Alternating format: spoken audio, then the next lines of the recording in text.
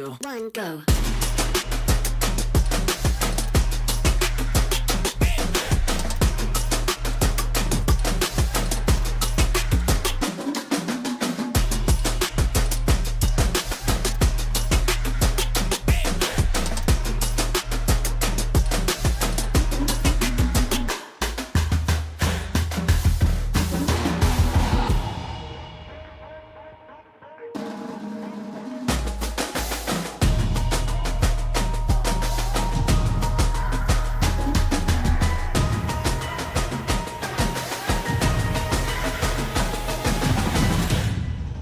Three, two, one, go.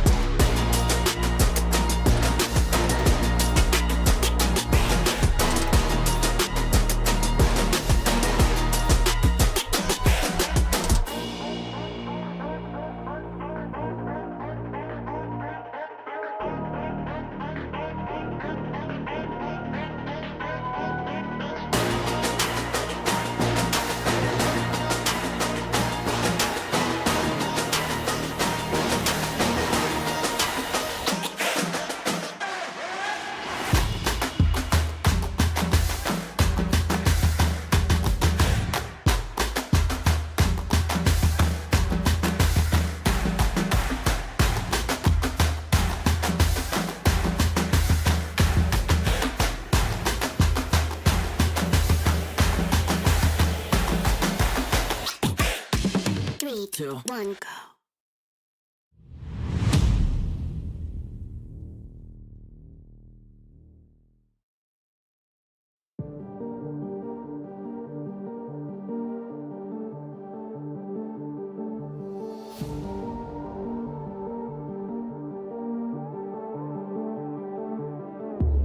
Come into my world if you wanna see some action. Enter my zone, shut down the competition. Stand out from the crowd, yeah, I'm the main attraction.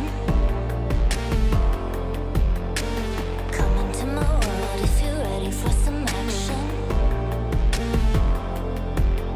Are you ready?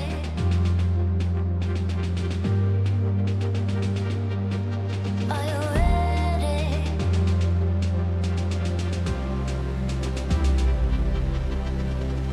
I came here to win.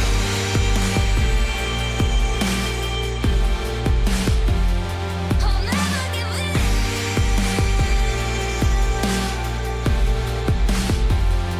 Make my one woman on me. Only one woman on me. Only one woman on me. Only one woman on me. One woman on me.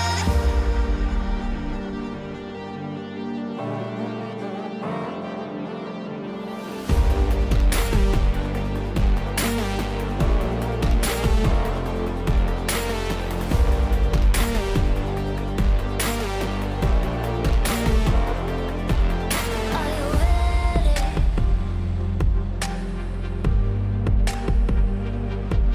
Are you ready?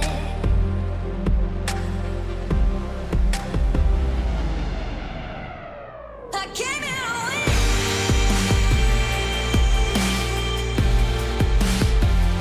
I'll never give in.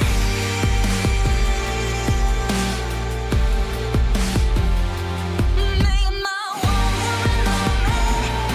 Only one woman on me. Only one woman on me. Only one woman on me. One woman on me.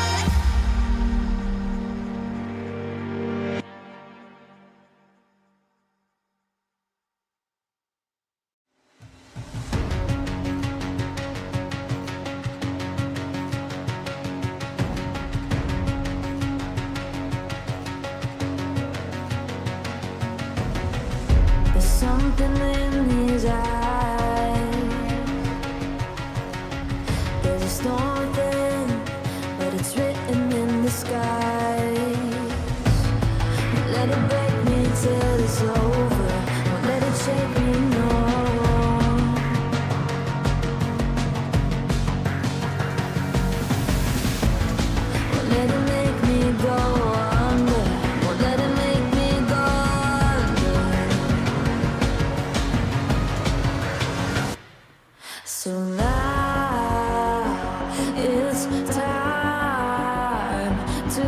fly.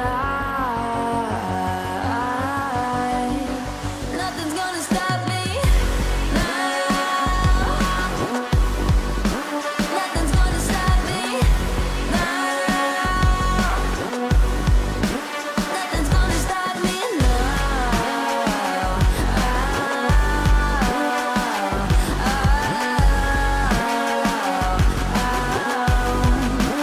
Nothing's gonna stop me. No one will ever get left behind. A million more before I've tried. Won't let it break me till it's over. Won't let it shake me, no.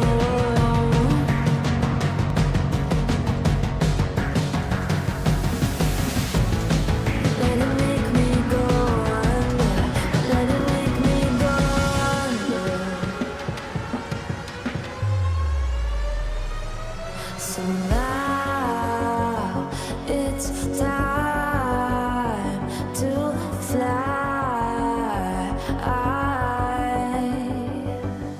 So now it's time to fly.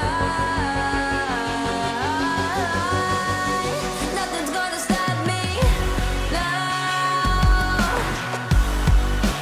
Nothing's gonna stop me now.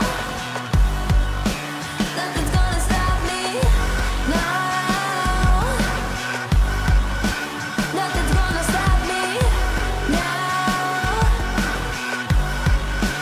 Nothing's gonna stop me now. Nothing's gonna stop me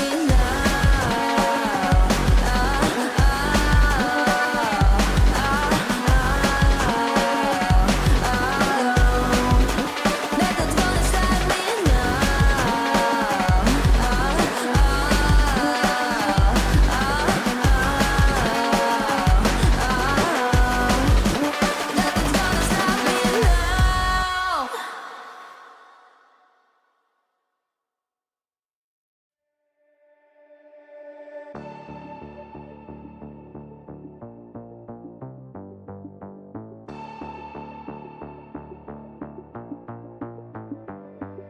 Why, one by one, you always come back like a curse? Lurking in the dark, your soul is blind. You lie, time and time again, and I am not your fool. Not this time, 'cause I'm the wiser of us two. I'm the one of light, the antithesis of you.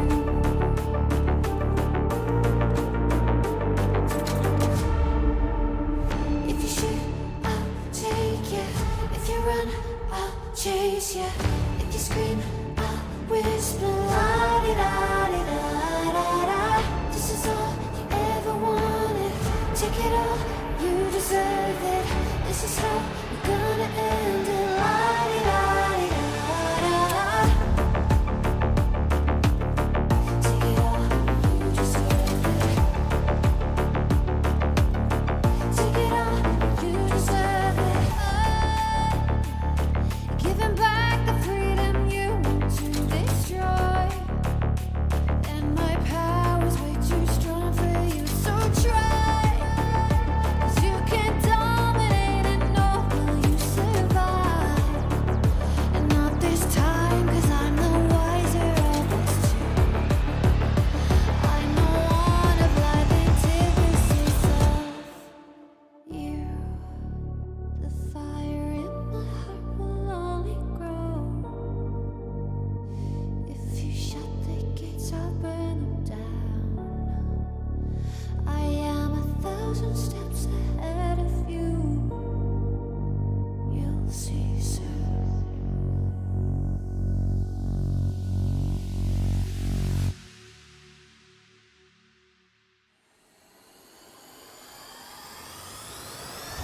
If you shoot, I'll take you. If you run, I'll chase you. If you scream, I'll whisper. La-di-da.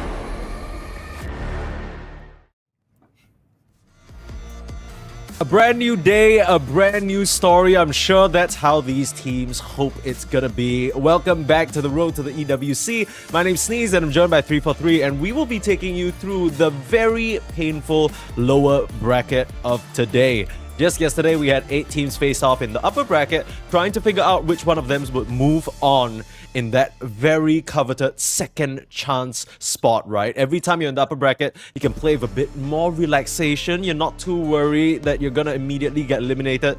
But this is the real deal, and for Castaway and Interactive Philippines, this is gonna be their last chance at qualifying to Riyadh in the summer. Man, I find it so ironic that Castaway games are both the first series. Yesterday, they unfortunately dropped in their first series as well. And today they're playing again. If you don't know, the origin of the team is because Castaway slept through one of his series and the team had to forfeit, hence the team name. Yikes. Okay, well, hopefully that's not the case. At least we see him in the lobby, of course. Before we get into the festivities of the match ahead of us, let's first recap what has gone on so far. Quick look at the brackets. Just like we were mentioning, yesterday was the first round of 8. Every single one of the teams starts in the upper bracket. Of course, we see Boom Esports and Execration, Ivory and Tech Free being the ones to continue. Unfortunately, Ivory and Tech Free both putting up pretty good fights against their opponent, but ending up in the lower bracket now, which we'll see in a bit. But of course, in the semi-finals, which will be played later today, that's going to be a very exciting one. Boom Esports up against Execration. Both teams have really spread their wings and look pretty solid. But we are focusing our eyes on the lower bracket. Let's have a look-see. Pukuis versus Yangon Galacticos. That's going to be the match on the mainstream. So if you want to catch that one, that's on EWC_Platinum. But for us, we'll be covering Castaway Esports versus Interactive Philippines. And later on, whoever wins this series will be taking them through to face off against Tech Free Gaming. And of course, for us, we'll just lower bracket all the way. So it's kind of crazy to think we have 6 teams here in the lower bracket. And by the end of today, between you and me, Adam, we'll have been saying goodbye to, 5 of them. Only 1 can remain. A little speed run through the qualifier, but nothing new. Teams, well, unfortunately for them, did not perform too well yesterday, but luckily they have their second life, right? The point of the lower bracket gives you a chance to improve, to fix the small little things that will hopefully pull you through. Yeah, a lot of those things to be fixed for a lot of these teams that we got the chance to watch. Speaking of watch, this is what we'll be keeping our eyes on for this stream. Now, I know the graphic might be a little bit confusing, but don't worry, let me talk you through it. So, match 1, Castaway versus IP. Like I mentioned, that's going to be starting very, very shortly. We already have the lobby ready. And following that, Tech Free Gaming will be fighting against the winner of this first bout. So basically, we're going in sequence here. From there, the winner of Tech Free Gaming versus whoever wins match 1 will be facing off against the winner who made it out of the other side of the bracket. So that's either going to be Kukuis, Yangon Galacticos, or Ivory. It's going to be a bloodbath up in here. Any expectations for who you expect to emerge victorious? Any thoughts on which one of the teams you think might have an advantage coming into this lower bracket? I feel like I favor Tech Free a little. Okay. I think Kukuis does pose a shot. I'm not 100% sure. I think they play well sometimes. But I feel like that's most SEA teams, right? Like when they get their draft, when they get a little nice laning phase, a little lead going, like suddenly they're the best team in SEA. But it feels like just a little inconsistent. So I want to see teams kind of capitalize that on a little more, you know? It's like, oh, we play well when we win lanes or when we have these certain style of play, you know, where we can dominate the early game, take towers. Maybe just try to draft around there a little more, and I think that we definitely do have potential contenders, right? I think Tech Free looked really, really good yesterday against Boom in particular. I actually thought they might have won the series, but Boom obviously favorites coming in. Yeah. We have the draft ready for you between Castaway Esports and Interactive Philippines. You talk about teams needing to basically, I guess put simply, identify what their win condition is, right? If you're always lacking consistency, you want to try and replicate the circumstances that can get you to success. Unfortunately for Interactive Philippines and Castaway, they barely had a chance to experience that win condition just yet. Yesterday, it was a pretty bad beatdown. Execration defeating Castaway 2-0. Same situation. We watched that Ivory and Interactive Philippines game. There were moments where it felt like Interactive Philippines might have been able to put up some sort of a fight, especially in that game number 1. It looked pretty decent. But then it all just fell apart. So hopefully they can fix up some of the issues here. Of course, we got the chance to watch Interactive Philippines, so let's start with them. What exactly are you hoping to see for them to put up a bit of a better performance this time around? I feel like Castaway yesterday, they drafted heavily for lanes. I think skill-wise, this team does not lack, right? These are pretty, I want to say, big names. DJ, Yeah. FBZ especially, names that have been around for a very, very long time. But when it came to team cohesion, I didn't really feel like Castaway had it together. So maybe draft heroes that are simpler to execute. You know, we see some things like this Tiny A, for example, is probably the most brain-off combo that I can think of. Just the ability to play together. Okay. And what about Interactive Philippines now? For them, obviously, up against Ivory, it felt like, at least for us, they were drafting some awkward supports, right? We're starting from the Naga in the first game and then the Mirana in the second. It kind of felt like they didn't really have a very solid plan. I feel like a problem with 5 what I had seconds was remaining. with IP's drafts yesterday was that both their supports did not offer damage. And I feel like most of the teams, at least from what we've seen so far, they've been pretty comfortable playing around their, like they play this like mid killer hero and then they play around mid, right? But when you have Shaman, Naga, Tiny, for example, like who's your Tiny gonna kill people with? Shaman? Hex into stun toss doesn't sound as nice as a arrow or a ice blast, you know? Sure, yeah. We'll see whether Interactive Philippines able to make that adjustment. Same for Castaway. Maybe put a draft together that has a bit more cohesion, but this is certainly a callback and a half. See the Shadow Shaman on the other side, counter pick with a Rubik. That is a DJ classic. Now, we did see Shanks from Execration put off what we felt like was a masterclass yesterday on Rubik. Didn't really have the best early game impact, but in these mid-game fights, like you were mentioning, Adam, this hero becomes a beast. I feel like the problem with this hero again is just his lane. He doesn't really contribute too much, but in this playstyle that a lot of teams are playing now, where they just stack, like we saw from Shanks yesterday, right? They're like, okay, I neutralize the lane, okay, stack rune, and eventually you get to his like mid game where you just feel so impactful as Rubik. There's so many good spells to steal in the meta right now. You have the Warlock Golems, the Dooms, the Rolls, Shaman, obviously one of the biggest and easiest hero to steal spells from, right? Like, everything's good. Snake, Ward, Shackles, Hex, everything. So Even if you get Ether Shock, you're doing quite a bit of nuke damage, as we saw yesterday. Quick Beastmaster pickup here, maybe just something FBC feels comfortable on. I don't think mid Beastmaster is real anymore, so I can't help but feel like this is likely the 10 offlane duo seconds coming out remaining. from Castaway. Hey, Heroic played it yesterday.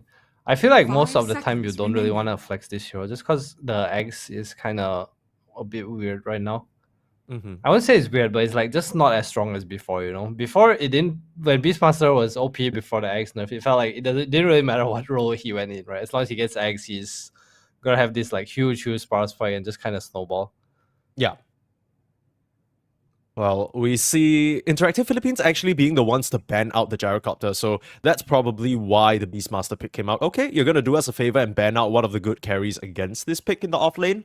We're just going to snatch it right up. The Kunkka, of course, taken out as well, so is the TA, the Doom. A lot of the premier carries, I want to say, of the patch, still have the Ursa, still have the Sven. We've also seen some interesting picks, like the Void Spirit carry, Drow Ranger in some specific circumstances. The Lina is still in the pool as well, but Terrorblade is what Interactive Philippines are going to opt for, along with a Chen. So, meeting the Beastmaster summons with summons of their own, you talked about how you wanted damage with a control support. Does this Chen really fill that gap? Well, I think it's more of a lane hero, right? Against the Okay. Beastmaster in particular, 10 counter pick, seconds because if remaining. Beast goes Helm, you just get the Helm with your shard away from him. 5 seconds remaining. So his Beast is probably going to be forced into the Aghanims build, right? Even though it's not the best at the moment. Can definitely see it working. Against TB and Chen in particular, the Beast Eggs is super strong. It's still slightly suboptimal though. I wonder whether we'll see Castaway try and move that Beastmaster pick away from the offlane. Do you think this Chen Terrorblade is scary enough that the Beastmaster can't actually lane, or do you think it's just an itemization thing? I think it's more of a conceptual counter, right? Radiant Like Beast is team just pick. forced to not play this Helm style. So Is that too much of a hamper to, you know, his overall game though? I'm not 100% sure. I've definitely seen some Beasts go eggs. I think it's just a team play style. Maybe it's just... I think the Helm Beast is really strong against certain picks. 10 So seconds countering it and remaining. making him go for eggs gives you like a timing where this Beast needs to play 5 to seconds farm remaining. ancients and to play a bit later, you know, in comparison to this Helm that comes out at like 8 to 10 minutes where he's able to pressure a tower, kind of take over a jungle. Dire team I feel like IP, if they double down on this and pick heroes that can kind of invade stacks, I would like to Dire team like ban. just go for some maybe voice spirit, or they go for a puck instead. I guess just no catch pick puck, very SCA-esque. Yeah, good control into the Morphling as well. Both the Void Spirit and the Puck can do that, but the Puck has that more online early on just because the Void Spirit needs that Aghanims to get the silence off. Puck just jumps in, 10 Waning Rifts. seconds Quite a bit of remaining. magic burst damage that can come through and catch Morphling off guard. 5 Now, they picked the seconds Morphling remaining. into the Terrorblade. Is that usually Radiant sort of the team way ban. that carry matchup goes? Because my understanding is that Terrorblade can usually fight into the Morph. You get reflection of the Morphling, that's going to be quite difficult for him to deal with. You naturally build the Skadi as well, you have high armor. Is this really the matchup the Castaway want? Okay, honestly, I think this matchup goes both ways. It's probably just a comfort pick as well for 10 Krish. seconds remaining. They have the ET on top of it as well, so already addressing the Terrorblade in 5 some way. seconds Whereas remaining. IP don't really have heroes that are great against the Morph other than the Shaman Insta Hex. Don't have a save yet on Castaway Esports. Maybe something they might want to look into, but I don't even Radiant know what team mid laner ban. would provide that, or off laner. Okay, that's with the OD. Yeah, bring it back. Actually, it's funny because I feel like OD is just such a great hero into both Morph and Terrorblade. Maybe not so much into the illusions, but maybe not so much into the Chen. Actually, you know what? Don't pick the OD. Don't do anything too crazy. Maybe we're 10 going too far seconds off the deep remaining. end here. Castaway, they are keeping things pretty 5 simple, seconds I would say. remaining. I think you were talking about how you were hoping that they picked heroes that fit a bit more together. I can definitely see this draft making sense in a team fight. You're just really empowering the Morphling, trying to get these single target pickoffs, get a lift, get a raw, get that team fight set up. I still need a last piece of the puzzle to tie everything together, though. It feels like Morphling and Beastmaster can be pretty greedy, and you want a mid hero that can probably get things started a bit earlier than that. Yeah, Castaway removing the off lanes, no surprise. Enigma, Doom, Tide are probably the top 3 heroes picked against Morph. Whereas for IP, what do they need to ban? I feel like Tiny could bring Castaway's drafts together really Dire nicely. team ban. Just a super from the mid tanky lane. hero. If you look at IP's heroes, they don't really have damage for the first half of the game. Like, it's not easy to kill this Tiny with an ET behind him. You also have this really big burst, right? Rubik, ET, Tiny. I think pretty much any hero on IP side will just die. Put a spirit on top, you drop the stun toss. Pretty much the 10 equivalent of the seconds Ice remaining. Vortex damage amp. Yeah, I mean, we were talking up that 5 spell so seconds much remaining. the previous day, right? About how the AA just enables so much. It's funny that it gets completely ignored in this draft, though. Not a single glance at AA, not even in the bans. Both teams opting to go a bit of a different direction. I feel like it's the first time I've seen the hero just not picked, but I think teams prioritizing comfort a little more, maybe. Mm-hmm. Last chance for them anyway. Might as well go out playing what you're comfortable on. Castaway did already run this Morphling with an AA yesterday and a Ricky. It didn't really pan out that well. IP just banning out for the puck. What else do they need to ban? Ember, I think Earthshaker is also a possible pick for Castaway. I know we've not seen the hero a lot, but Bob definitely enjoys the hero. Against TB Chen Puck, it's actually a really nice pick. A bit Hey, what bit happened slow. to the hero? Why is it not so favored in the meta anymore? I feel like it was just yesterday that we were seeing it slammed non-stop. Interactive Philippines, they're not a respect to that shaker, so okay, I guess there's not much to talk about, but I wonder why it's not quite as relevant. I feel like the whole purpose of the hero was to be annoying. I feel like the amidst this patch so far, at least how the game feels, is you kind of 10 want this hero that seconds remaining. moves around, enables your supports, because it's hard to do it from the off lane 5 or the seconds safe lane row. remaining. The Okay. carries are really strong, right, in the safe lane. So the off lane it's hard to play like this dagger off lane. Most of the off lanes are these blade mails or crimson pipe heroes that kind of clear stacks, you know, Kunkka, Darkseer, Radiant team Tide, picked. Timber. Mars, bit more team fight for them, a bit more control. That's definitely what they needed. And I think most importantly, this is arguably V or Fiend's best hero, without a doubt. They played this relentlessly throughout the open qualifiers for TI. 10 seconds You talk about remaining. comfort, this is about as comfortable as it's gonna get.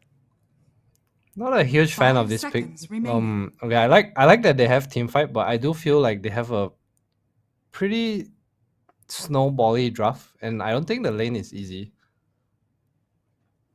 at all. This Mars into Morph. Morph is seen as a hero that's good against Mars simply because you don't care about arena too much, right? Like, you're able to wave out.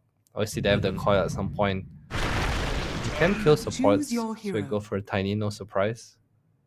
Beautiful call out there from top tier analyst and caster, former coach, former TI player, Adam343 Shah. Keep going. Astronaut, Um, doctor, teacher. should we start talking about your recent promotions? No, let's save that for the next qualifier. Okay. Well, it's got to be a DJ Rubik. Quite a few good spells to steal. If you can snag that spear, any one of the puck spells, that'd be very, very nice for him. Even the reflection, not too bad of a spell. Anything from the Shadow Shaman as well. But yeah, Bob, on that Tiny, you were saying it's going to tie their draft very nicely together, watching out for how he interacts with Castaway and DJ, how they move around the map. Does that mean to say that you are favoring the Castaway draft in this game, number one?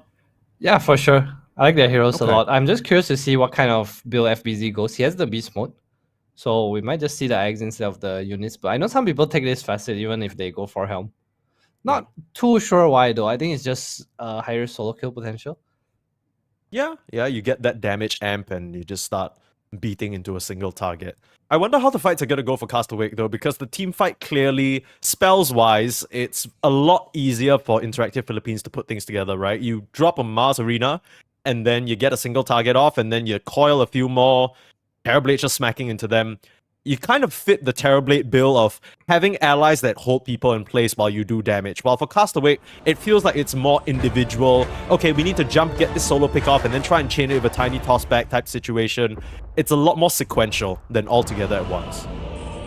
Yeah, I get you. I feel like for IP they have to do pretty okay in lanes.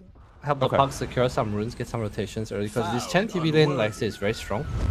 But they don't exactly have the ability to invade the triangle, right? Especially into this ET Tiny. It's not easy to Prepare run for in, but battle. with an early 6 on Mars or just a nice rune on Puck, they might be able to contest stacks.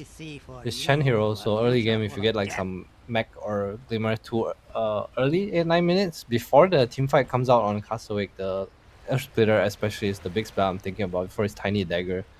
The fights might be pretty easy for IAP actually. Okay, we'll see.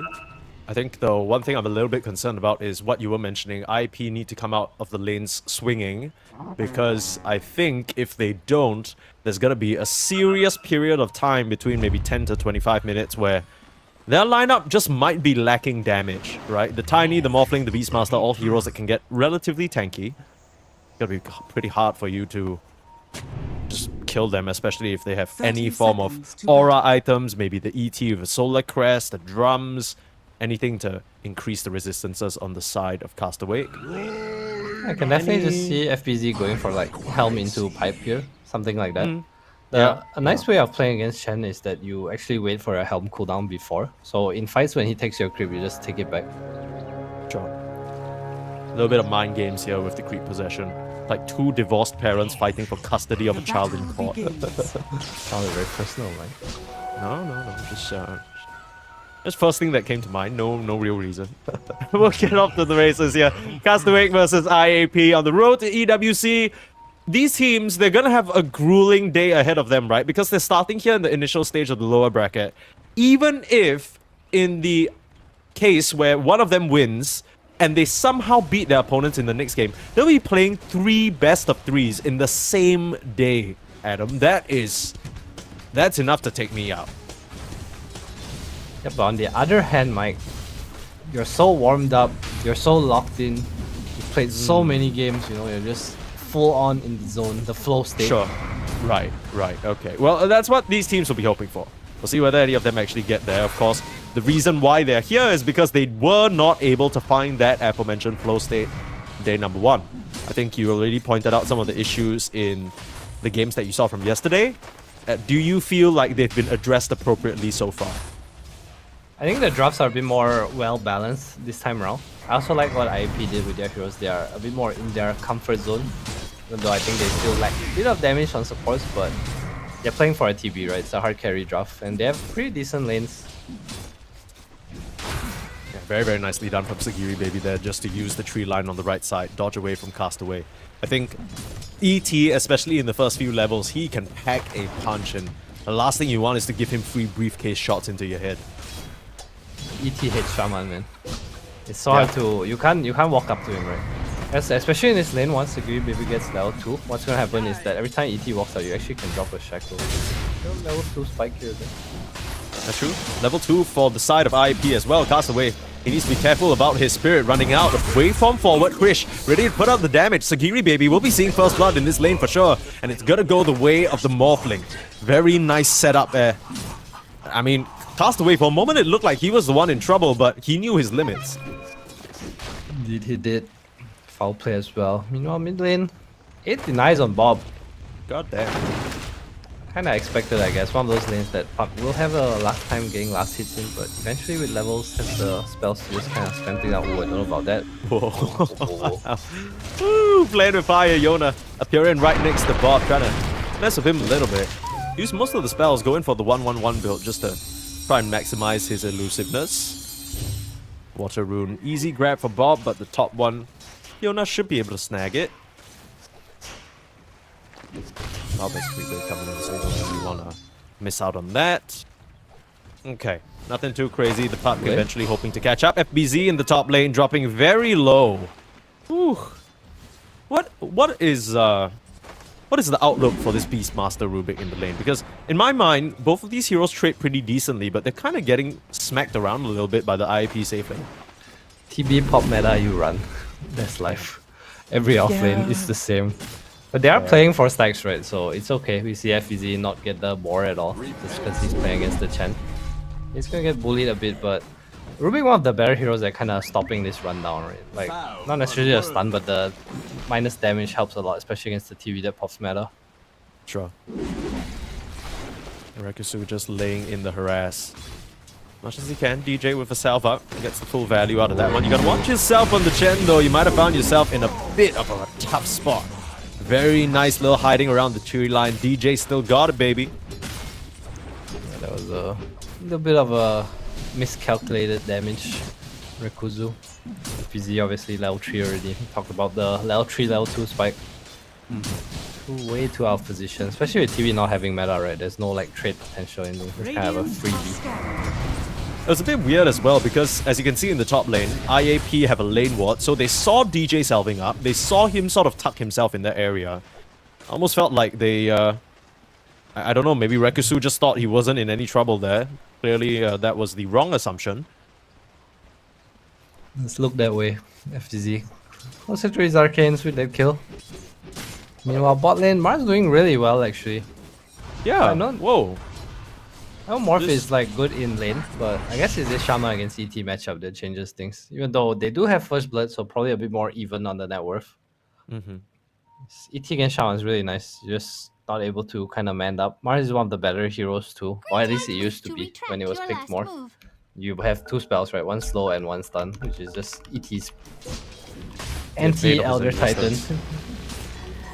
Yeah, every time you try and run up so much of the duration, it's gonna get wasted by that shackle. It's pretty annoying. He's still able to put out quite a bit of meaningful damage though. Castaway laying in the punches. I will say that as much as pro players are all experts at last hitting and this doesn't really matter to them, I want to say a factor of why the Mars has been doing pretty nice is he has a really nice auto attack animation. It feels a lot easier to last hit as the Mars, I will say that. That's why the, what do you call it? 2 bracers. Helps a lot. Yeah, for sure. He's also just doing a good job of keeping Castaway away. One thing that's nice about ET against the Shaman though, if you do shackle the ET, his deconstruction kind of goes on. Deconstruction. Starting to Rekusu, deconstruct this top lane right now. Rekusu pulled in. He is getting so deconstructed right now. One more axe. Can't find the touch though. And Jet popping the meta again means that Castaway need to retreat. Running the I'll throw my body at you strat for my carry. Very Worked nice. out this time. Usually, I think it's more common that it doesn't work out and you die together. Radiant are scanning. Then they dive your carry and then no one has a TP and then you start pinging them like, bros, how are we letting our carries get killed here? Rotation to the mid lane, Sagiri baby. Coming right in time for when Bob wanted to make an aggressive play onto Yona. Dodging away under the tree line, but DJ reaches him from the bottom of the river. Very nicely done, Bob. He's dropping very low, but the passive helping him out there. Craggy exterior, blocking way too much of the damage, and DJ will find himself a second. What a high-value rotation coming in from the supports of Castaway. Nicely done by DJs. Coming in for a rune. Very convenient opportunity. Gets the kill on the puck. Very nice EXP for him. Oh, Jed. Jed. DJ has a haste. DJ has a haste. He's gonna lift you back up into the axis, into death. Chase is there. DJ, he has all the move speed in the world to keep this one up. Surely the haste rune runs out sometime soon. Lotus gonna come out. One more axis. You need a little bit more from the Fate Bolt. Can you find him? Duking through the tree lines. DJ puts down a sentry for the vision and gets it done. Class Oh, is he Rubik gonna performances lose seem the to be shrine with the time of this qualifier, but Rekusu managing to sneak his way into the Shrine of Wisdom. This is a big grab.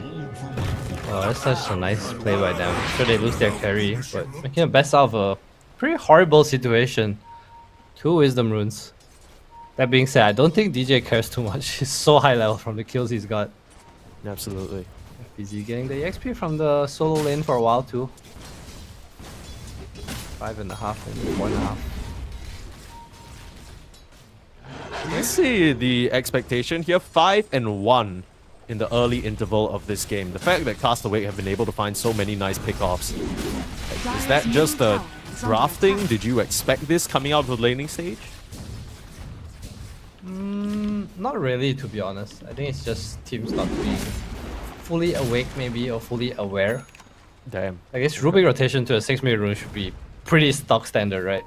He was just getting a little bit of a greedy with the kills. Like even Bob in mid lane, I'm sure he didn't need to die to the shaman there, but Yeah, just stick around Radiant's a little bottom bit. tower is 80 under rune for him attack. now. He finds one of these supports, they're as good as dead, but gonna chill for a bit, wait for his boots to come around before making a move, perhaps. Radiant's courier has been killed. team's kind of chilling. We see a line drawn top. They want to push in the wave. Dyer's BC6. middle tower Well, there's a bit of a battle going on. Arena comes out, get the kill onto Castaway. Krish forced to run. Nice twin gate rotation by Jed. Krish in a really Krish. bad spot now, but starting to strength bomb and mass TPs in. Looking to punish our Castaway. They'll at least get Sagiri, baby, so support for support.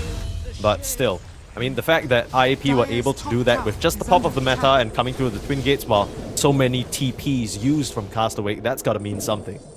Getting back to the top side, some space for FBZ. They only lose the ET instead of the Morphling and protect their tower. So I think very nice rotation from Castaway. Gives Bob an excuse to use his AD rune as well.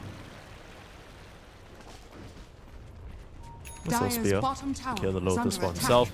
Halfway Halfway there to the Blink Dagger already. Very Dyer's nicely done from the courier Mars. has been killed. A solo smoke. They want FBZ, but there's no meta here. Gonna pick up his buddy in the puck. Might see a big fight here. They know there's no TP on Tiny. Boys. Dyer's middle grouping tower up. is under attack. My gratitude. Whether they spotted that. There's a ward giving the side of Castaway a bit of a false sense of security. They'll pop out onto DJ first. Good first target to finish off. And now Castaway need to make a decision. Do they stay around or do they fight? Krish starting to lay the damage out. You get a raw out on the park. Okay, a Storm coming through as well. Beautiful Sunder Jet saving Yona right in the nick of time, but Rekusu won't be quite as lucky. Yona, he is completely out of mana, and despite the save from the Terrorblade, it's not gonna be enough. Now Jet's the one in trouble, trying to TP away, look for an avalanche, can't find it. Didn't have the cooldown. But still, good try there from Jed. Still ends up with IAP losing 2 and probably this tower to boot. If he waited one more second on that TP, he would be dead. Very heads up play. Salvaging what looked like a possibly a good fight actually. They took so long to kill the Rubik. DJ being too tanky. Radiant structures are Holding off the fortified. coil too. They wanted more, but if you look at it here, DJ just survives with the stick. No meta playing a big part into that as well. Yeah, I think the weirdest part about that engagement for me is you look at the heroes that are here on IAP, there is one very important one curiously missing. I know that V wants his Blink Dagger, but I just can't help but feel like an Arena or Spear might have quickened things up by a very significant margin. Yeah, his arena was on cooldown, so probably didn't want a TP, but I do agree with you. I think with your supports, if it's a team fight, you kind of need to be there, right? You don't have damage, especially with Shaman not being 6. Yeah. No anti-damage from the Hand of God as well, so I don't know if it's a good read from Castaway, but probably not expecting that many heroes at that point. IP. Yeah. Pretty sharp of them to make the call just to turn around as well. I think Krish and FBZ tag teaming up to just raw the Yona puck and start going to town. Definitely made things difficult for them. We'll see what V wants to do now with the Blink Dagger waiting in the wings on the courier. He's not revealing it for now, but there is now an IAP presence gathering around the bot lane. They'd love to find a kill onto Krish. That would just be amazing for them. Not showing the dagger just yet. It's just hiding in the tree. Radiant's bottom tower is Don't really under see them attack. smoking up here though. Probably after the tower. Radiant's bottom tower has fallen. Already smoked up. See the Dyers smoke? are Boards. scanning. Oh, they're the ones who find the opposing carry instead in the top lane. Hand of God comes out. Terrorblade in big trouble, looking to try and find a Sunder. Should be able to get it off onto Bob. Took them a bit too long with the defensive spells coming out, especially DTPing into the arena. Now Yona gonna try and finish Bob off. A raw, forced out, beautiful coil on the backline, but Yona's found himself his own death again. DJ being shackled up, but they can just disengage cleanly, just lose the Rubik. That's a trade for your mid, that's not good. V still on the hunt, looking to try and chase with the Blink Dagger, but the Axis will stop him. whoa. And hey, they'll toss Castaway back in. He's looking for a storm, looking to kill Rekusu. You're trying to dodge between the Spirit and the Hero, but you got nowhere to go. Rekusu dies to that last avalanche, and V can offer nothing but a spear. Great fight there for Castaway again. That was a very ballsy toss. So Radiant's understanding there's no middle more tower fighting is power under on IAP. attack. TV was out. There was only the Dyer's Chen and bottom tower Shaman, is and under I'm sure attack. Castaway does not care about those heroes in any way. Dyer's bottom tower has Which been picks denied. up the bottom tower as well. So big Dyer's wins from top them. A tower bit, is under bit attack. going in a little too far by Yona there. Super greedy to kind of orb into 3 heroes, especially into a tiny with a combo, right? Yeah, we were Dyer's talking middle about there tower not is being a under lot of attack. lockdown for the puck, but you don't need lockdown if the puck's just gonna appear right next to you. Feels like the second or third time we've seen that happen to Yona at this point, not respecting the burst damage that can come out from Castaway. That's certainly something that they're not lacking in. Krish, nice TP to mid lane. Get the second tower as well. Look here, you want to kill Bob, but he has no spells anymore. Like, what are you doing?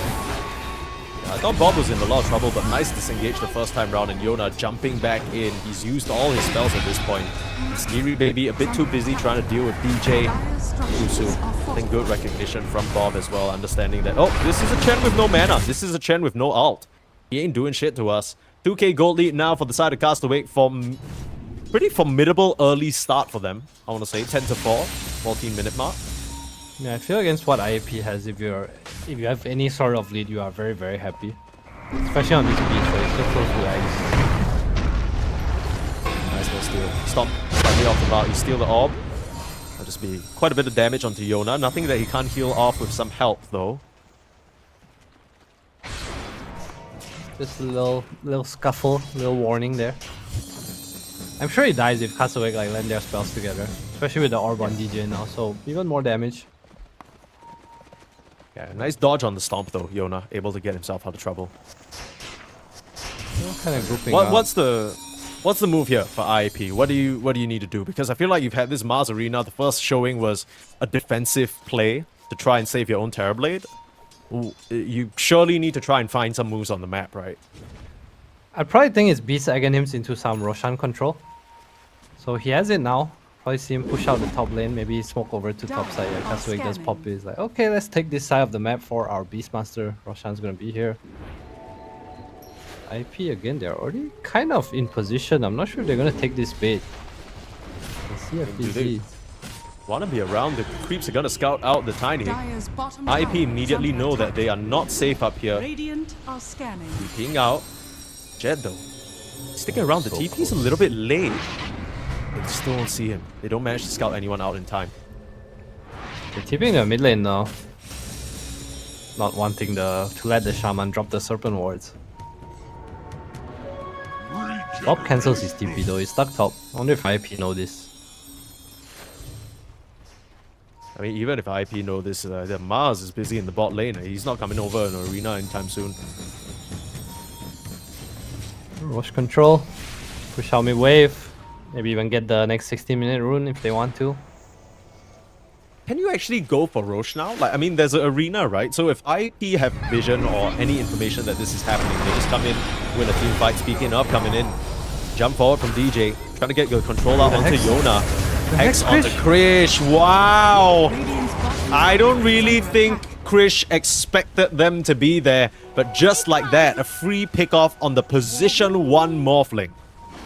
Yeah, he thought Yona was alone most likely. Wanted to become the puck, drop him a little silence, get the kill, but IEP already very good up.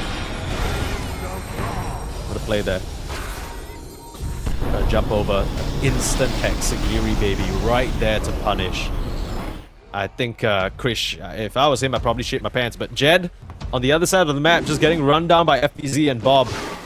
They've done a really good job at finding this Terrorblade, I must say.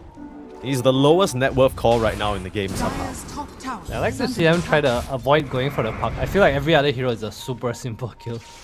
It's only really this puck that it can go wrong, right? Even though he's in the mid lane. Just kind of wrap around. But they choose to go for Jed instead. Caster is looking pretty good so far, walking the Roche pit now. Shield rune on Bob, thank you. Yeah, they saw the arena being used for the morphing, so they're just like, okay, we kill one more hero, we stroll into Roche. Second life for Krish, he's not going to get burst down anymore, but we're just going to give it to FBZ because he's our tower hitter right now. He's going to control the tempo. Let's play with him. Let's get this top tier 2 tower, sorry. Yes, Beast and I want to say TA are very similar, right? They usually go rush, not really with the sword, the axe, but closer to the dagger timing. Dire's middle tower So they is can under actually use the attack. Aegis. And now we'll probably see FBZ start to join a lot of these fights. I think we haven't seen too much the blast from the past, but I think still a very strong playstyle on Beastmaster. Especially with the ET Spirit, the damage amp that can come out from that. Radiant's bottom Cute little tower play there from is under Castaway. attack. He kept the spirit Dire's top intentionally tower is off under of the attack. Shadow Shaman so he could do that last bit of damage with the contact. Gets the kill through the passive. Something you always have to keep in Dire's mind. middle tower is under attack. FBZ has BKB Crimson Guard queued up.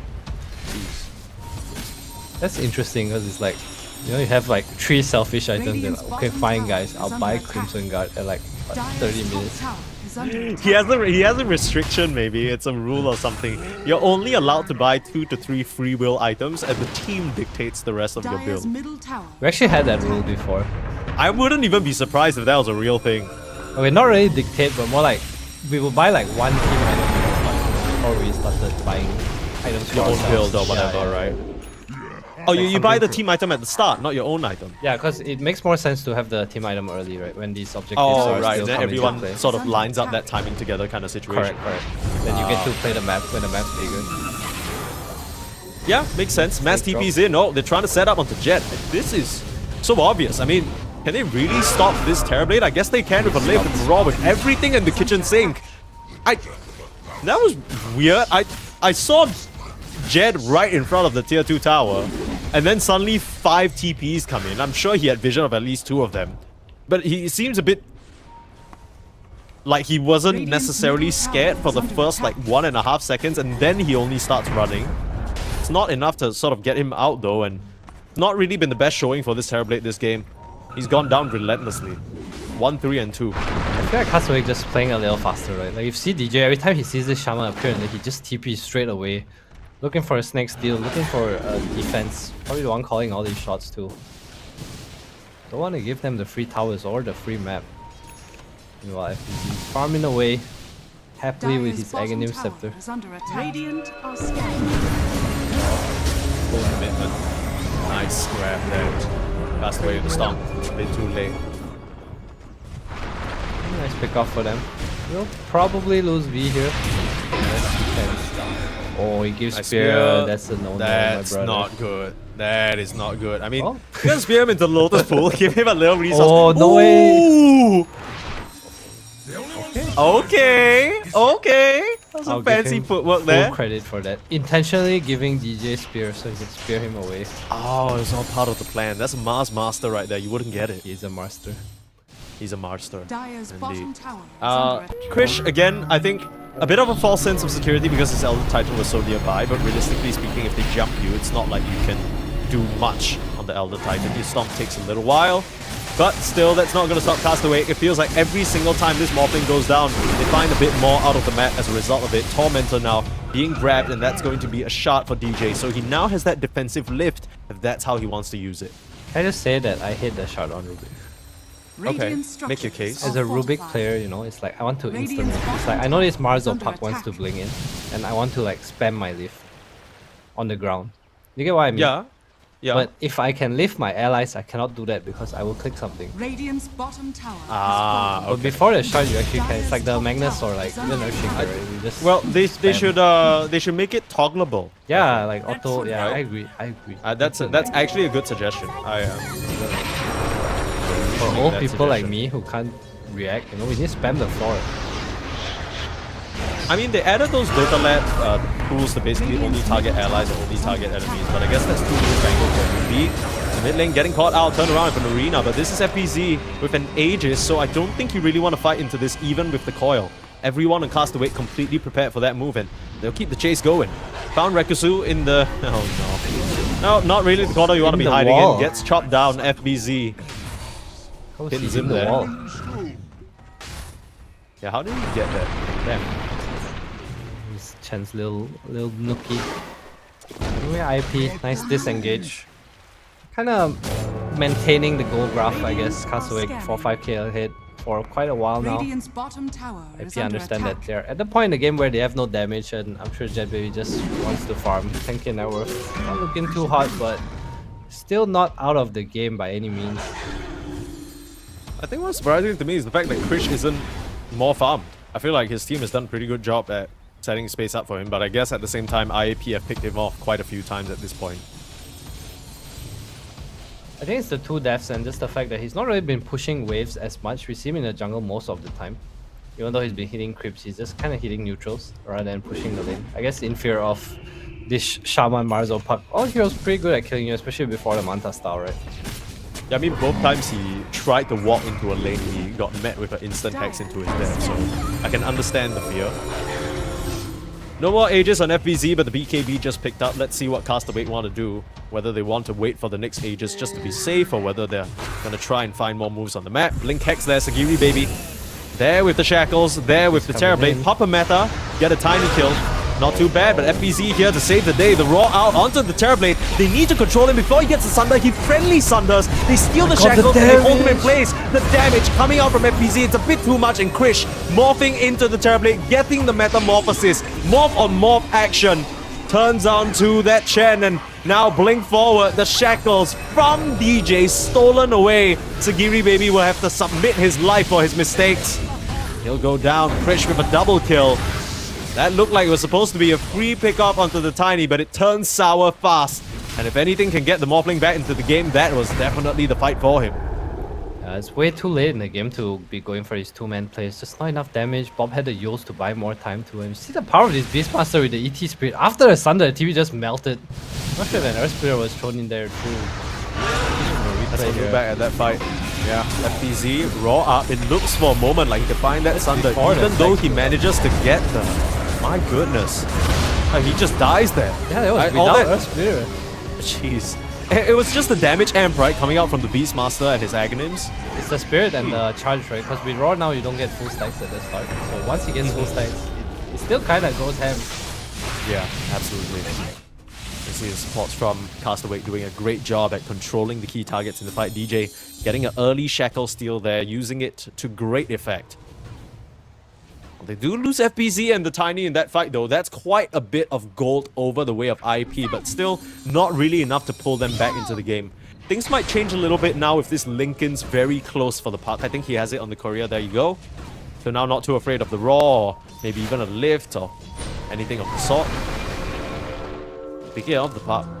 There's the Lincolns coming in clutch already. Value for money. I think the IP is doing a good job. This Mars, this puck, they're kind of keeping up, right? Not too far away. It's just really Jet Baby who's having trouble keeping up in networks. Also because he's kind of the only frontline in these fights, but with the pace of the game, you can't really stand in front against Castaway's heroes. This L-Titan Dire's pick middle tower coming in is under really, attack. really clutch. Just kind of needs FK farm, some space for his team. I would like to see IP try to sneakily push out waves a bit more. Maybe even go mid, drop the Serpent Wards. You know, try to get some map, drag the game out. Continuing to be a pest. Whoa, DJ! Still Found damage him. here though. You chase him down. Yules, you're looking for a lift before he jumps away. No way, right? Trying for the stomp, miss time. It's very, very hard to get your hands on this part, especially the Lincolns now, but they'll still keep going. Blink in with the avalanche, break the Lincolns, another shackle. Do you have the damage? Even No way, throwing out right? the Earth Splitter, another jaunt. He's just dancing around on them. This is not Oh, very he didn't easy to blink. manage, but the lift, he didn't blink in time. He's gonna get a silence off, has to jaunt away, even using the coil, but getting chased down. DJ again! There with the avalanche is Bob, and DJ gets the job done. It was a messy attempt, but Castaway still find the puck in the end. Honestly, I feel like there's no way he should have died there. He could have blinked out the face shift, but I guess it was a very well-timed toss from Is Bob. under attack. But space, mid tower down, bot tier 2. IP Okay. doing well not to react. Mars, he's also on his way to a Hex. This is a really big item this game, especially against the Morphling, right? Absolutely. You already saw how powerful the instant hex can be from the Shadow Shaman. Now you have two of those to worry about. Hell. Dire's top tower is under attack. Game is still kinda in... I don't know, is Castaway ahead enough to go for a Roshan now? Dire's top tower Maybe I don't is feel under that way because I feel like the Morph hasn't been having like these huge impacts in the fight, you know? Yeah, I completely agree. We were talking about how this Terrorblade Morphling matchup can go both ways, but I feel like both carries have not really done a whole lot this game. It's really just been Yona and V showing up in the fights when they need to, or in this particular case for Castaway, FBZ and Bob, and the DJ especially. This Rubik performance has been stellar from him. Aegis going to the Morphling, that's going to ensure him a little bit.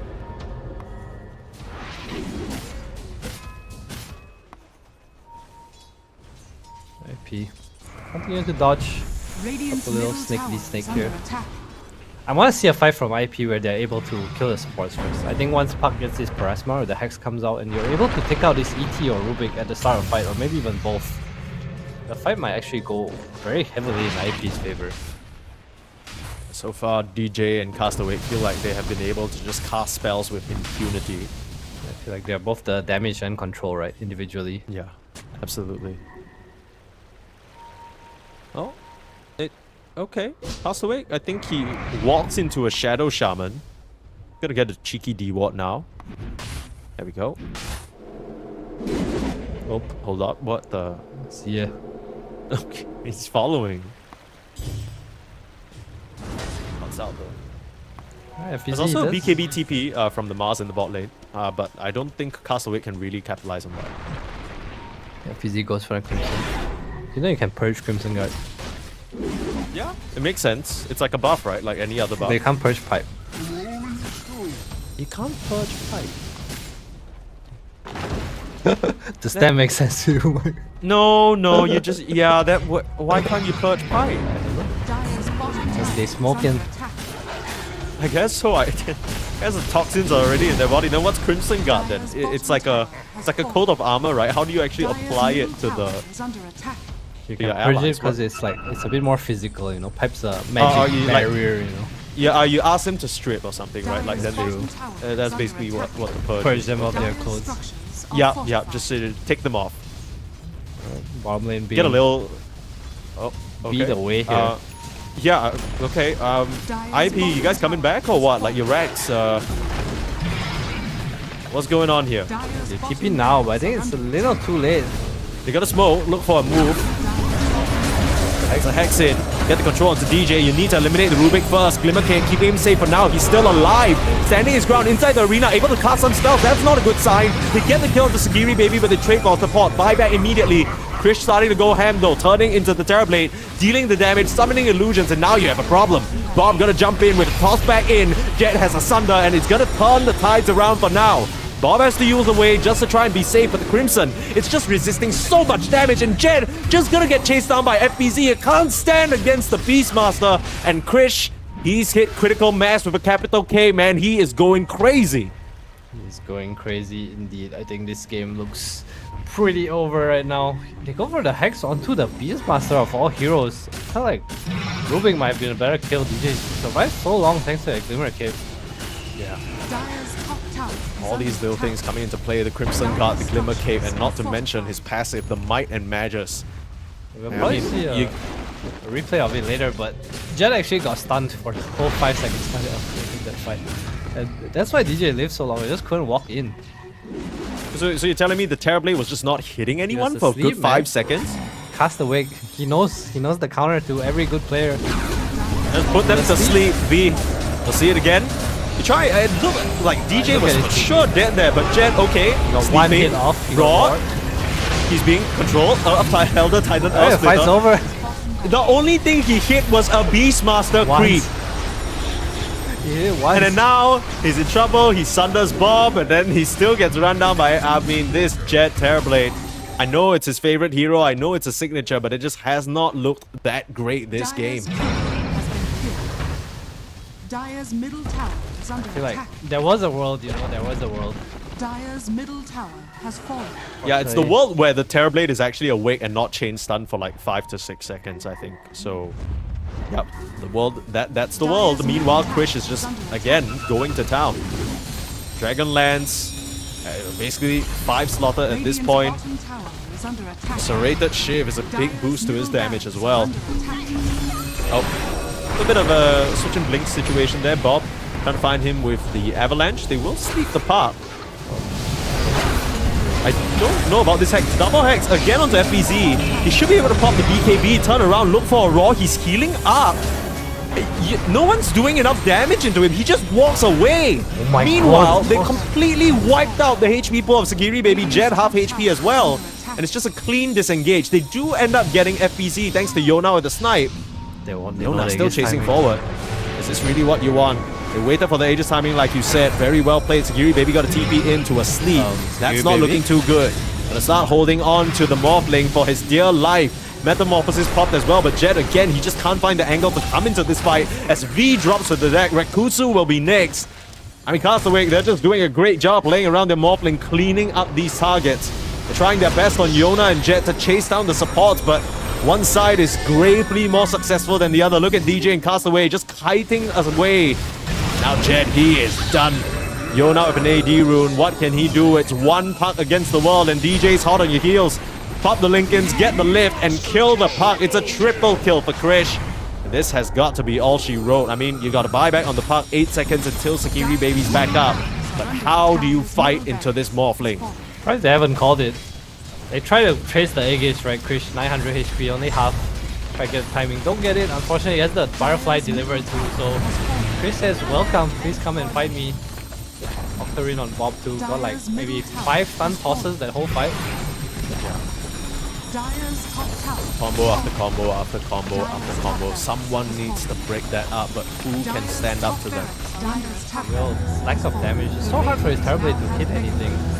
It was super hard to stick on. Sure, you get FBZ in the arena most of the time, but he feels like he outdamages everything with this Crimson and Eggs. This is a bit strange as well because you look at the heroes that IEP have. You have a Mars, you have a Shaman, and you have a Puck. If you're having trouble holding heroes down, I think the game's lost, man. You're probably right, but it's also really hard for his Shaman to do anything more than Hex, right? Like, it's impossible to cast Shackles against this ET Spirit and Rubik just waiting for you. Mars, sure, you get the combo down, you Hex your arena, but I think he needs to spear back, otherwise it just feels so hard for the TV to walk up. Take on Bob. Okay, I see you. He's going for the burst damage. He's going for the plays. Don't hate to see it. 24k gold lead again. Kind of surprising why IAP have yet to call GG, but maybe they think there's the chance for a potential comeback. Not too sure whether that's real. Jet. God. Rest in peace. Sagiri Baby comes too late for the Hex. They will start chasing him down. Spot him with the ET. Toss you back. Nice little Hex onto my Krish. God. Okay, hold on. Hold. Krish. He just... Okay, well, he just dies for free there. The tree toss slightly off the mark. Bob gonna get speared back now. Are they really gonna try and do this? Nice Elder Titan Storm. The Avalanche will finish off the Shadow Shaman. Now the 4-star back out to safety. Earth Splitter there. Quite a bit of damage onto Bob, but nothing further to chase. Okay, well, I guess the game's alive for a little bit more. Mega creeps, whatever, but your carry is dead, and that's your primary tower hitter, so... 1 minute of chill time for Castaway. Now you know why they didn't call it? They were transferring money to Bob. Bob, okay. send us a little something. Send Says, us- here, have my carry player. Even trade. Even trade. Transfer complete. Where's the pause at, guys? Unfortunately for them, both Bob and FBZ are kind of in carry territory as well. Not enough. IAP purchased the ticket with Tiny Airlines. It's a legitimate business, so no harm, no foul. Get that side hustle going. Yeah, for sure, for sure. Pressure for FBZ. I see a There it replay. is. I see a replay. onto a tossing spirit in too. the bridge. Yeah, that's tough. Okay. I thought he tossed it onto the Shadow Shaman, but I guess not. At least nobody else dies in this situation. I think they really have done a good job at answering the Shaman, like you said. It goes back to what we were saying about these drafts so far. There are very clearly support picks that are high value, but it seems like teams are getting pretty good at addressing it. Whether it's a Shaman, whether it's a Naga, just have the answers. Maybe it's time to look through the secondary list of support options. Maybe something like the Rubik proving to be so strong in the games that we've seen so far.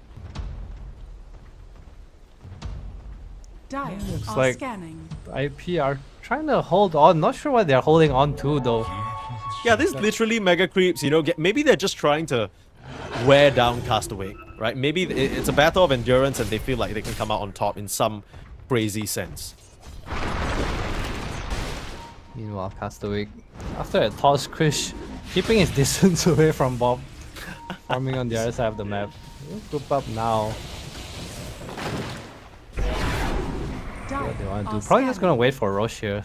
Not much to do regardless. We'll spawn pretty soon. 1 minute away.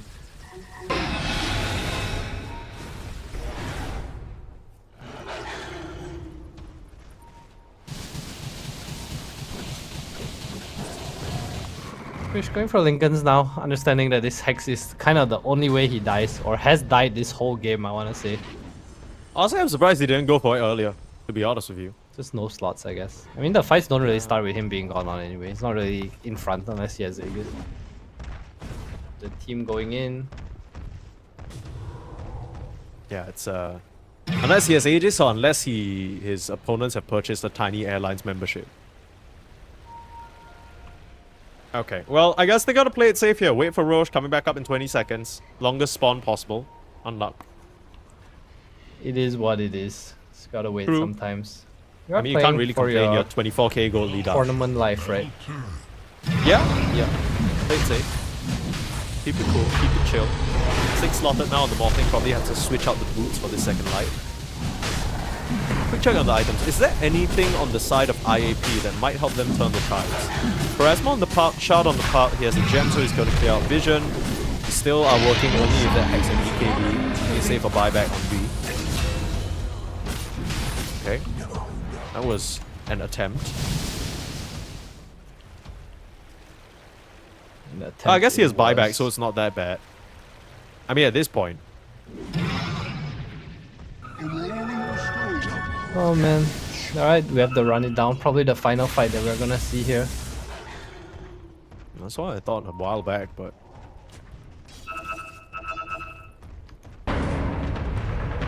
Need to end the game, looking to take a game 1 victory here against IAP. Put themselves in good position. B in with the spear and the Hex onto the Beastmaster again.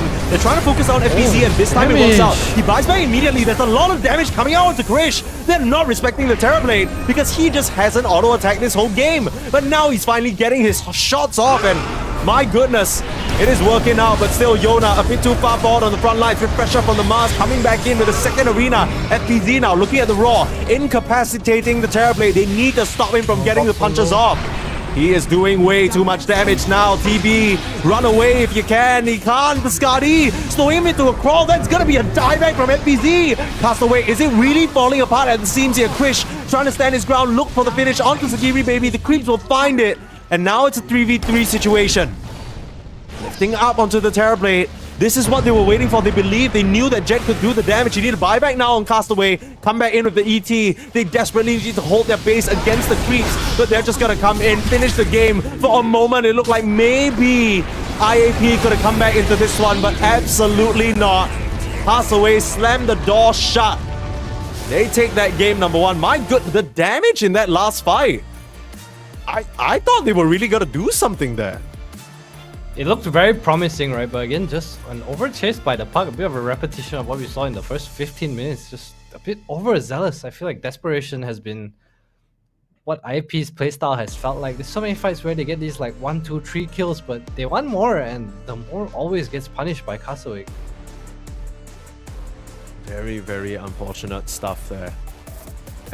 I completely agree with you. Every single time we're looking at Yona on this park, he's chasing, getting caught, and whatever semblance of a fight, it feels like IAP were looking to try and have, it just ends up falling apart. I do have to commend them though. I feel like that final team fight had no business being that solid, but it really started out with a killer initiation from Fiend of V on his Mars. I feel like that's why he's always been so comfortable on the hero. Even in a game where he's so far behind, he still finds these opportunities. He played really well, right? Super high net worth, had the refresher towards the end as well as the Hex. Pretty clutch arenas, but unfortunately it was just too late into the game. I think just a little bit of a lack of discipline. We finally saw a fight where Terrabit got to hit. Too bad for them, it was after they got Megat. It is what it is, like you say, Adam, and that means that this game number 1 of this first series, Castaway, are going to feel a lot more comfortable because they take the first game. Let's see whether Interactive Philippines can answer back or whether this is the last we'll hear from them here at the EWC Southeast Asia Close Qualifiers.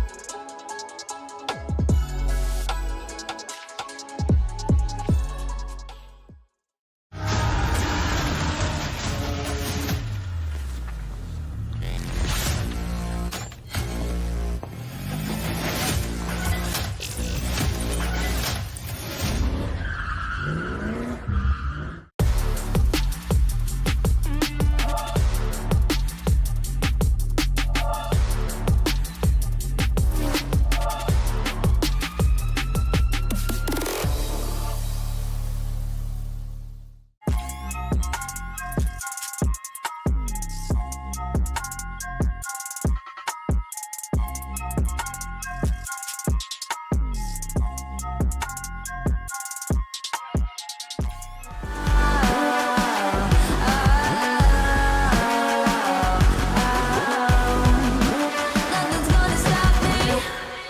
No one will ever get left behind. A million more before I've tried. Let it break me till it's over. Let it shake me, no.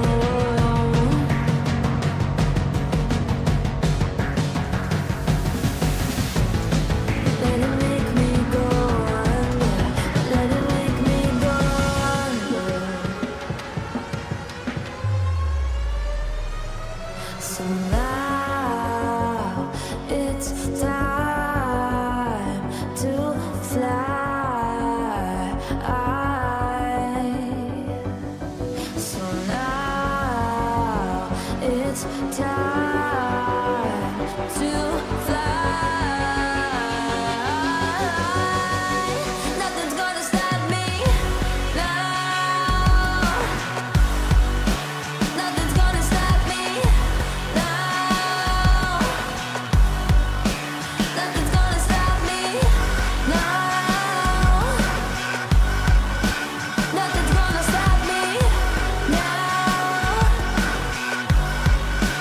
Nothing's gonna stop me now.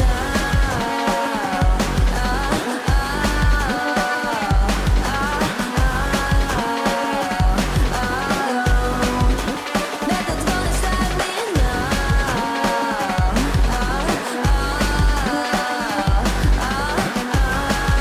Nothing's gonna stop me now.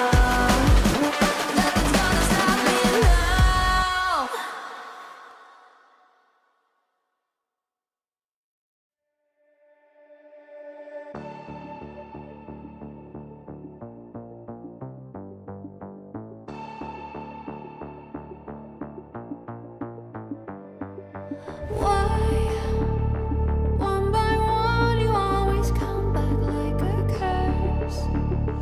Lurking in the dark, your soul is blind. You lie, time and time again, and I am not your fool. Not this time, 'cause I'm the wiser of us two. I'm the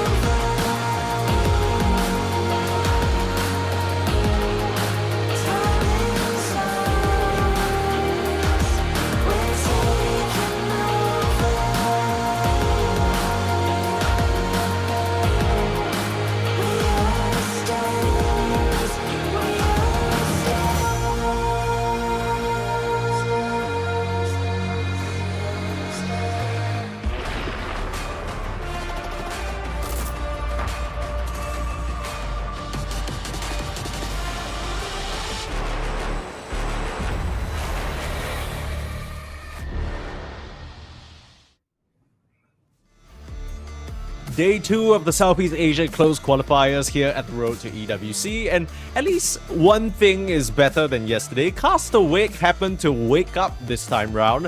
Seems like their first game up against Interactive Philippines went a lot better than what happened yesterday, so at least that's a good sign, but maybe not if you're an Interactive Philippines fan. Sneeze and 343 here bring you the action as we head on into game number 2.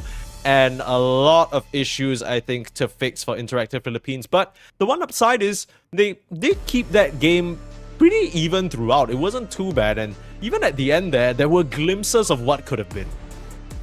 It's true. I mean, they just had a lineup that needed to play with a little more pace, but the early game didn't go too well for them, and we see the lack of damage, right? Like Puck until he has Witchblade, not a lot of damage. Mars, okay hero, but Shama and Chen obviously don't provide any damage as well. A very play the map kind of draft, and just not working out too well for them, put them heavily on the back foot. And we did see what could have been, right, towards the end. Terrorblade coming in, finally being able to do damage with all the buffs coming out, with all the lockdown coming in, but it was just way too late. Maybe just a harsh lesson to think about the support. You know, you've been talking about this entire time, Adam. Just pick supports that can do damage. Get someone in there that can enable you, like something like the AA, the Elder Titan. The AA was completely ignored in that previous game. Don't you feel like the ET made the game so easy for... Oh, for sure. Yeah, for sure. I mean, it was a brilliant ET pick. I think you were talking about it already. Pretty solid into the Terrorblade, and more than that, just the spirit made these heroes melt like butter. Yeah, just well put together draft. I think all their heroes kind of made sense together, even though we saw Krish dying a little too much, too often, but the game was still very secure for them, as JPP just couldn't find his place in the game. Yeah, Krish had some 1 or 2 head scratcher moments, I must say. I think can't really blame him just because the instant hex is always a threat, and you know he didn't go for that. Lincoln's into way later on, but we will see these two teams duke it out again. What kind of adjustments? Is it just the support pick that you didn't like? Because we did see how the draft ended up working out in the end. Is it like more that the execution in the early laning stage wasn't as good? Is there anything they could have done? I think it's an execution issue. I feel like even when they went for pickups, it was just kind of Sagiri Baby plus 1 core, you know? I think in these games where you don't have damage from your supports, you need to bring more cores. I think it's a very... a bit more of an old school playstyle, but it's definitely playable, right? Like we do see what their draft is trying to do. It's just a little hard for them. Maybe just execution, bring more heroes together, try to have this 3-man even later part in the game. That's gonna be what I want to see, the changes that they make from IP here. 10 seconds remaining. Let's see whether they do that. I do remember 1 or 2 moments where we were looking at 5 IEP seconds take a team remaining. fight, especially early on, and we were just wondering, oh, where is this hero? Radiant Where is this team, hero? Radiant team You know, if they ban. came together, used all their spells, they might have stood a better chance. Perhaps something to be explored team in this ban. game number 2. Let's see whether any bans switch up in this draft as well. Because last game, like we said, 10 AA seconds completely remaining. ignored. That was certainly curious. I wonder whether the Shaman will 5 still have the seconds same remaining. level of priority, given that Castaway have shown they aren't afraid to just slam a Rubik pick into it. This time round, things have switched up though. Interactive Philippines will be the one with second pick, while Castaway have themselves the first pick. So it'll be a decision for them to make. Radiant team ban. They get to decide what is and in. It's in and not in the pool. In and out. 10 Thank you, seconds English. remaining. I don't think they will change their draft though. It feels like IP, they 5 just want to seconds play this remaining. specific playstyle. We kind of saw it yesterday too. I think it's just Radiant really an team ban. execution Dire issue. team ban. It'd be a bit more chill. I did feel like they did kind of win some fights in the early game, but then they started to chase, and 10 Castaway just did a seconds really good job remaining. of turning things around as well. So maybe just a discipline issue there that they need to 5 address. seconds remaining. Shadow Shaman does get banned out by Interactive Philippines though, so respecting that pick and the power it can bring. Castaway have a decision to make. What support will they prioritize? Will this Oracle's be still in the something? pool as well. Dire team Yeah, ban. hey, Oracle. Radiant Good team go. pick. Oracle Ace man. first. Death Prophet. Okay. So a little flex here. I know FBZ likes this hero. Not too sure about Bob, but I'm sure Castaway plays it as well. We see this hero like being heavily popular in the, I think, CIS region mostly. You get the first item Aghanims or Atos into eggs. 10 seconds remaining. Remember most recently seeing GPK even go for something like a 5 Witchblade to seconds start just to remaining. amplify that farming speed. Yeah, I Get think that attack speed talent at level 10. I can see it. I think people just move to his second names because it does help you farm as well. Really nice scaling. I'm not sure Team why ban. it became popular. Admiral I'm not Tonka. sure if the innate has anything to do with it, but someone found this build and then I feel like DP is just it's been a hero, man. Absolutely.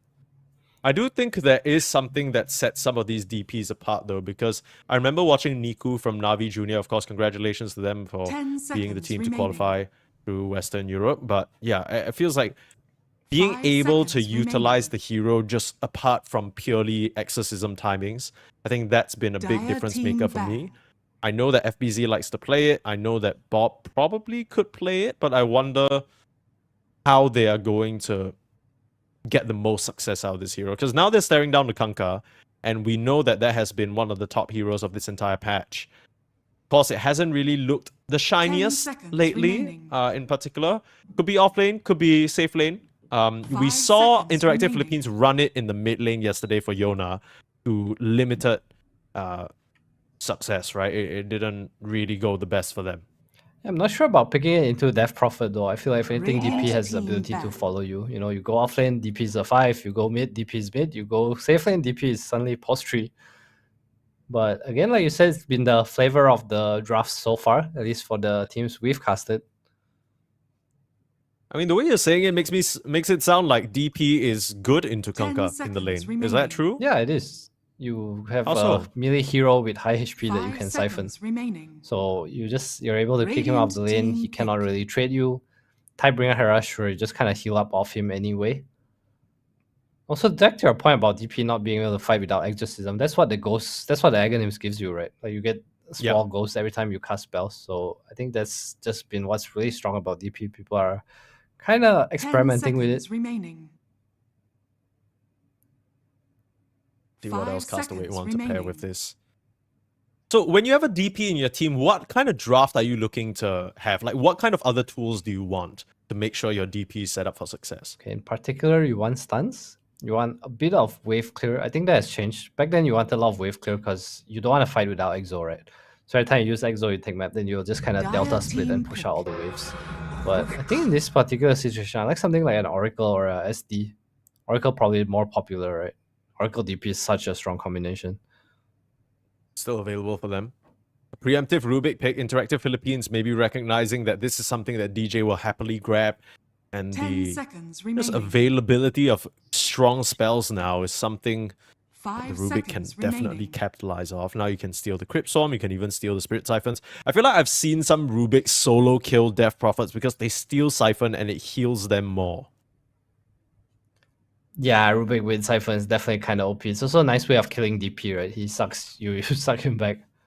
Therefore, is one of those heroes where his ability to get off Siphon is high. He is very strong. But if he gets stunned and he doesn't get the suck off, he's actually quite an easy hero to kill. Dire team Yeah, pick. I mean, you're trying to get Siphons off, trying to get in the middle of the fight and do damage. Rubik with the lift put you in a bad position. That could be something. Tusk comes out for some save. A good amount of stuns between the Snowball and the Walrus Punch, and just, I think, a handy way to get out of the Kunkka's combination without needing to buy a Yules for yourself. 10 seconds remaining. That's true. I think DPs don't like to buy Yules anymore. I mostly see the Kaya. 5 seconds Yeah, remaining. I like the no. Tuskar. It's obviously a DJ special. This is a very strong lane, this Tusk DP. DP, pretty high attack speed hero, actually. You see a lot of the power trades come out, right? So this lane is pretty nice for them. Obviously, Kunkka, one of those heroes that can't really get out of shards too. I like what Castaway is cooking so far. Now Castaway, what's he gonna pick for himself?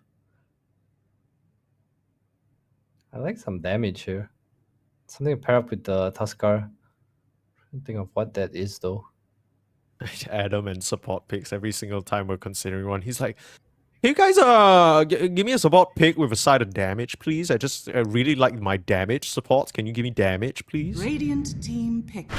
Ease of execution, man. You either have That's true. 10,000 stuns or 10,000 damage. Which do you want? You go for the tiny. Stuns don't sound too bad. Yeah, tiny is interesting. Okay, so it's just There's a still- flex pick, right? Like it goes carry mid. So to keep the DP open, 10 they still want the seconds ability for the DP to follow the Kunkka, I guess.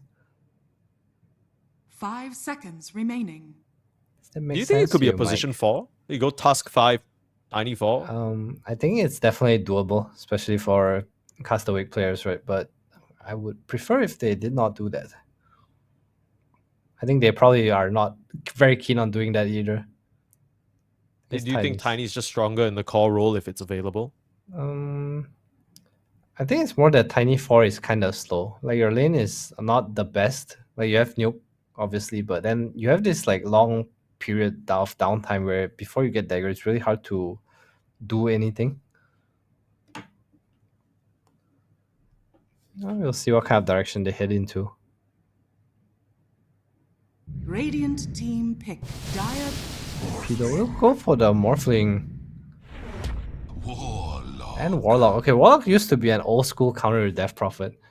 The answers to heroes like DP and Terrorblade before were to out teamfight them, right? Like Warlock, Phoenix, these kind of heroes. It's like, okay, you pop your Exo or you pop your meta, and 10 seconds. my spells remaining. outfight you. That's like DP's Sure. worst nightmare. So going for a 5 Warlock here, a bit seconds of a remaining. old school popular pick. I think the Warlock Kunkka is a nice combo as well. A lot of teamfight, a lot of damage. This Morphling pick's kind of interesting to me though. I'm not really sure. Maybe he just sees Tuskar, or maybe it's good against Death Prophet. Just become DP, it's kinda siphon him solid. back. It's not too bad into the Tiny as well, right? If it goes Tiny core and then you turn into him, you get the tree grab, you're doing a butt ton of damage. That's true. Morph Warlock ain't the strongest of lanes though. I wonder if Castaway just go like Enigma here. I mean, do you... Dire Is team it that back. bad though? Because the way that I see it is like, you get Morphling, you get Warlock, and then regardless of whatever happens, Warlock and Morphling will be fine just because you keep spamming Shadow Wave, you push out the wave with Fatal Bonds and everything. I think the problem with this lane is you can't secure the range creep, right? And it just kind of stacks up on you, the EXP gap. 10 seconds They go remaining. for Ursa here, so I assume it's Tiny Mid and DP offlane already. 5 seconds remaining. Yeah, you did say FBZ really likes this hero, so no surprise that he wants to snag that up for himself. Maybe you put the Tusk there with him, and then now you have a nice sort of Radiant bodyguard, team high physical back. damage burst situation for the Morphling and the Warlock. I can totally see it. I mean, I feel like their heroes would look weird otherwise. Like, you don't want this Tuskar Ursa lane, right? No way. So it's definitely Tiny Core. DP still can be 5, I guess. I also wouldn't be surprised for them to last pick FBZ. True. 10 This could be seconds a remaining. Castaway hero. Take a page out of Zhao's book. 5 seconds remaining. What kind of tools are you missing here though on Castaway? I feel like maybe you want a bit more control for this Morphling. I think just something lane and tower damage, maybe. I know DP is kind of tower damage, but if it's a pos 5, not likely, right? Sure. I think teamfight is nice. They have a good Roche lineup right now. IP is a bit stronger than teamfight just simply because of the Kunkka and the Warlock. Radiant team ban. Ban out the Night Stalker, so just kind of protecting Morph in any way. It's like, what else can Is they this pick? this is the type of game you think that Jed can just solo carry on the Morphling? Is he basically unstoppable if he reaches critical mass? Because there is a Ursa, he's always going to have damage for you, 10 but seconds I'm not really remaining. sure how that carry-to-carry matchup goes. It feels like it should be pretty Morphling favored. 5 it's very seconds. nice Dire against team ban. Morphling. I don't think it's one-sided by any means, but it's definitely one of the better heroes because he can kind of just full to 0 you, right? You can't man-fight Ursa, you know, he's satanic up, sure, but he builds into Basher by nature. Sure. So I mean, I like- when you get Butterfly, he doesn't really like to get his MKB though. That's 10 a little seconds bit awkward for him. remaining. Yeah, Morph definitely has the timing.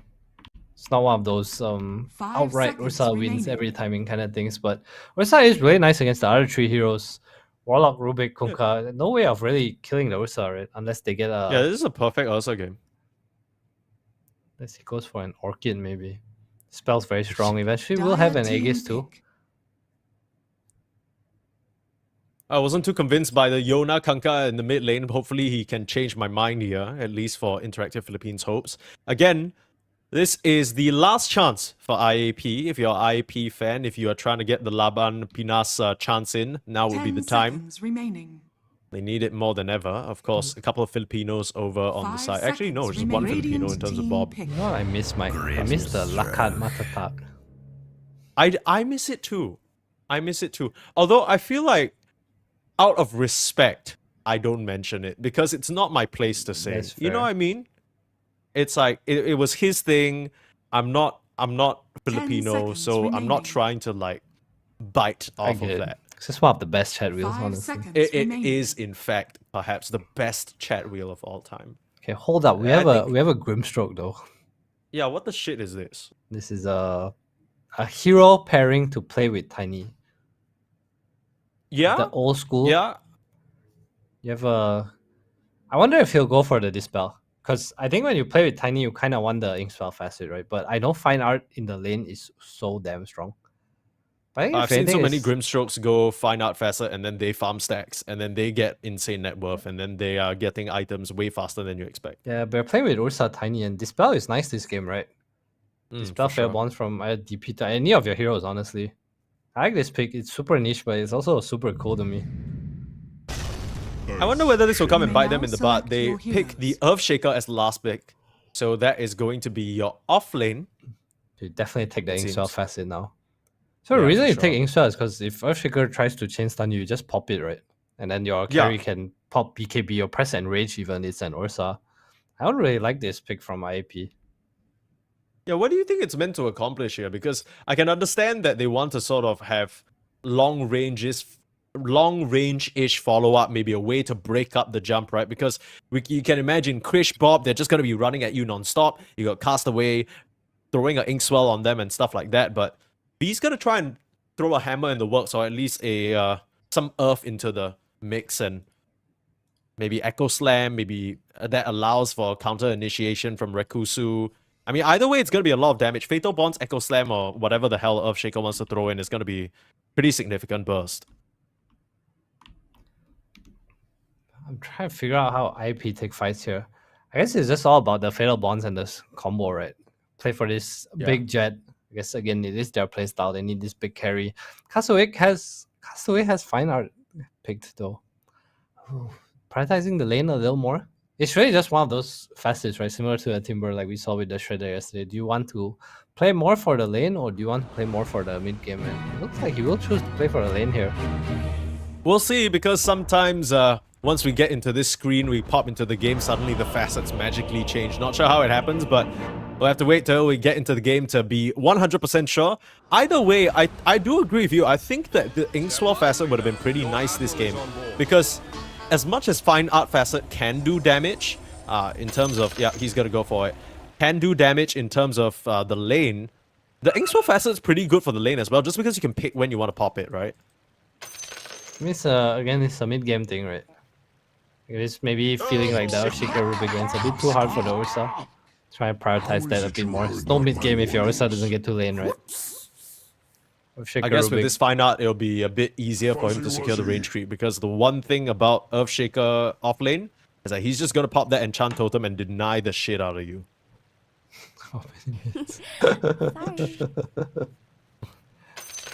It's not only that, right? Rubik also reduces your damage. You are able to kind of lift away. Rubik used to be a really good hero against Grimstroke. Still is, by the way. All his spells are super nice to steal. If anything, all eyes on Sagiri Baby for me. I feel like it's a pretty good Rubik game. You have 3 heroes to steal really nice spells from. Ursa goes on you with Earthshock spell. You just kind of throw him away. Yeah, Trade Ball helps the trade. And Shaker is obviously going to win the CS battle with the totem, like you mentioned. I think whenever we talk about Rubik as a hero, it's so easy to hyperfixate on what spells they are to steal, right? Because that's such a large part of the hero's identity. But I think so far in these Rubik games, we've seen a lot more value, honestly, than I expected coming out from the telekinesis. It's felt so impactful, just throwing away key targets, splitting up the fight, repositioning heroes like the Primal Beast that we saw yesterday, trying to trample, you toss him away. Same thing with some of these initiating heroes who want to stick on top of you, toss them away, toss them towards your team.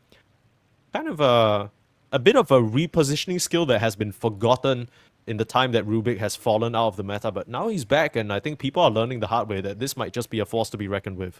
Yeah, I understand. The problem with the hero is that the telekinesis only comes into impact like much later, right? Unless, like you said, you can throw them away. Because we saw in the mid game, the previous in game 1, that every time the Rubik lifted the puck, he had time to kind of phase shift before chain stuns come in.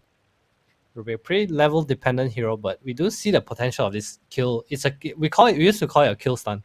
Like if you lift someone, you actually want to like chain stun and they die. You know, it's not one of those poking stuns, or it's not like this random spell that you throw out like before.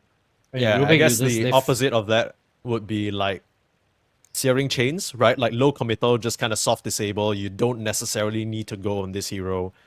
Yeah. Like a lift equals a murder sentence. It's like a lion throwing out an impale versus a lion hexing you, you know. When you hex the target, you probably want the target to die. Impale is like something you can cast from the side, like chill, you know, you look. Sure. It's funny you say that because it's not even like Rubik has to necessarily commit. The telekinesis cast range is not too bad, right? It's not like Rubik is putting himself in a bad spot. Yeah, it's But more I like get you what don't you're really saying. use the spell to poke people, you know. You hold on to the spell. Like you throw 5 Fate Balls before you use the lift. Yeah, that's fair. Get into game number 2 here. Hopefully for Sagiri, Baby, and the Interactive Philippines gang, they can fire back and show us something convincing. If not, they'll be exiting this close qualifiers with a whimper. Not a single win to their name. Sure, they'd like to change that. I'm sure they'd like to reverse sweep this series. But the side of Castaway looking pretty terrifying. Warlock's walking in here. 30 seconds. Warlock to is battle. fine because they weren't ready for someone to show their face there. DJ not prepared to level the shots just yet. Alright, Mike. What is Zen Korobos Koromond? Yeah, don't worry about it. What do you mean don't worry about it? What are you? Why does that concern What's you? the That's Warlock just his saying? own. I want to know. The language I of remember the there was this Grimoire. whole there was this whole breakdown post because there's a couple of demons, right, in the Dota 2 lore, and they all speak demonic, and apparently that's like a consistent language. So if you investigate, like, I don't know who else speaks the demon language, but I know Shadow Demon is like one of the big ones. I think there's some consistent words that are being used. Like it's Ishkafel. it's as no, wait, that's Darkseer, right? What? Do you know what's Ishkafel? No, I don't. What is it? I mean, Are you googling it right Yeah, now? I I'm- hear your keyboard. Ishkafel. Oh my god, it's Hey, your Darkseer. keyboard, brother. Yeah, what the hell? Why do you just randomly say that if you didn't know what it was? But you just Because I vocal knew that's, stimming? that's the only demonic thing that I remember. that's not even demonic. That's just some dude's name. How would you The feel if I said, demonic "Oh, name. Adam, that's demonic"? It's true. If your name was Radiant's courier has been your killed. name was Satanic, would you think it's a demonic name? No, I'd be like, that's the really successful young Dota 2 It's just player a on Dota Paravision item. who's yeah. Okay, Mike.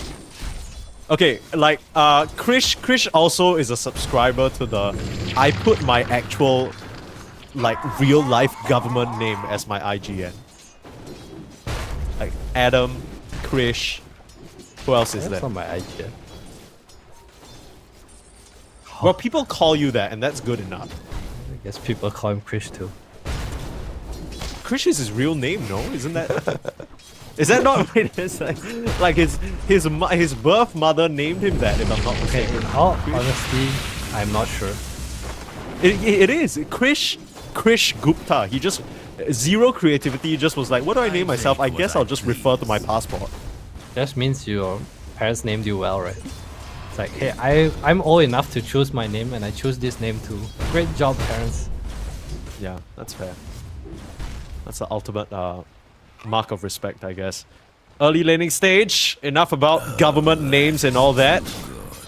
Got Jed and Rekusu in this bot lane up against DJ and FBZ. You did say you were a bit worried about this Morphling Warlock, but they seem to be cruising along just fine. I guess they're not really stopping FBZ though. Meanwhile, top lane, just an absolute brawl. V beating into this poor Ursa right now. It's not been the easiest time for him. Grimstroke with the Radiant's fine art. courier. Unfortunately, all he really does is harass and take CS. It's not a fun hero to play against Earthshaker in the lane. Later on, it's probably I'd say one of the better carries you want against Earthshaker. Once you get the eggs, especially Yeah, for sure. anti-chain I stun. mean, for now, V is putting out a lot of damage just from these Enchant Totem aftershock hits, right? They are bouncing non-stop and just slamming damage into Krish. He's done a good job making sure he's healthy enough though, but Castaway just trading relentlessly with Sagiri, baby. You gotta watch yourself. You get tagged by a stroke of fate and end up dropping there. The damage can ramp up real quick if he gets the bounce. Let's see. Rubik's gonna leave the lane. Head back. See if they can punish V here. He has the boots though. Okay, I do want to ask you a question though, because this is something I'm curious about. I have my own opinion, but I want to hear yours first.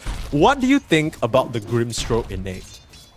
So the one where you auto attack or you get a stroke of fate on them, and then Trail. it basically leaves an ink trail. So you basically get like a vision trail, somewhat like the Spectre Q. What are your thoughts? I think it's cool. Is that it? That's my thought.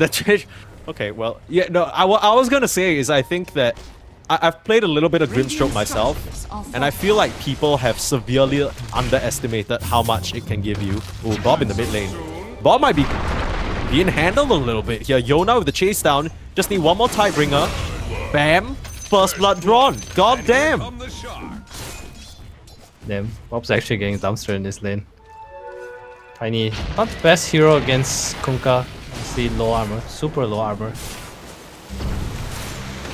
I can do this.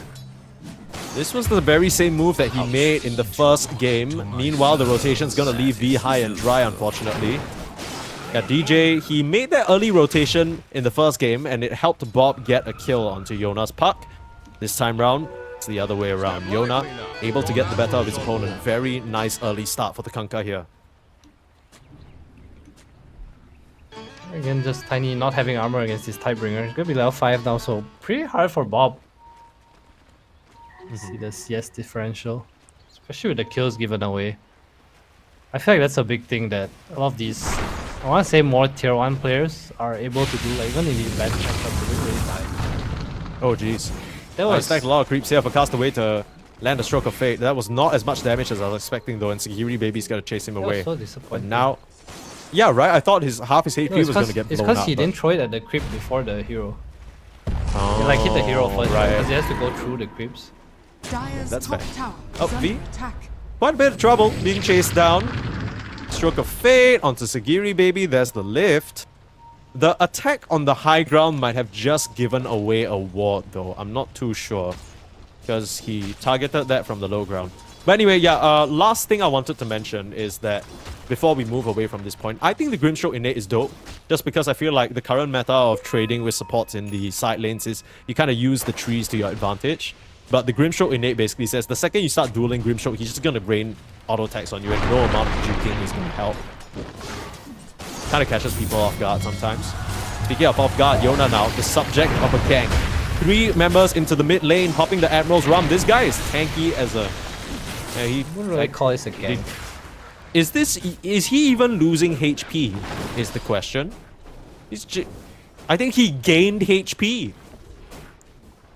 Emerald Rum did go off. Okay, I think that's just credits to DJ. He obviously came over for the 6-minute rune, but being aware that Kunkka is turning level 6 soon does prevent Bob from a death, I want to say.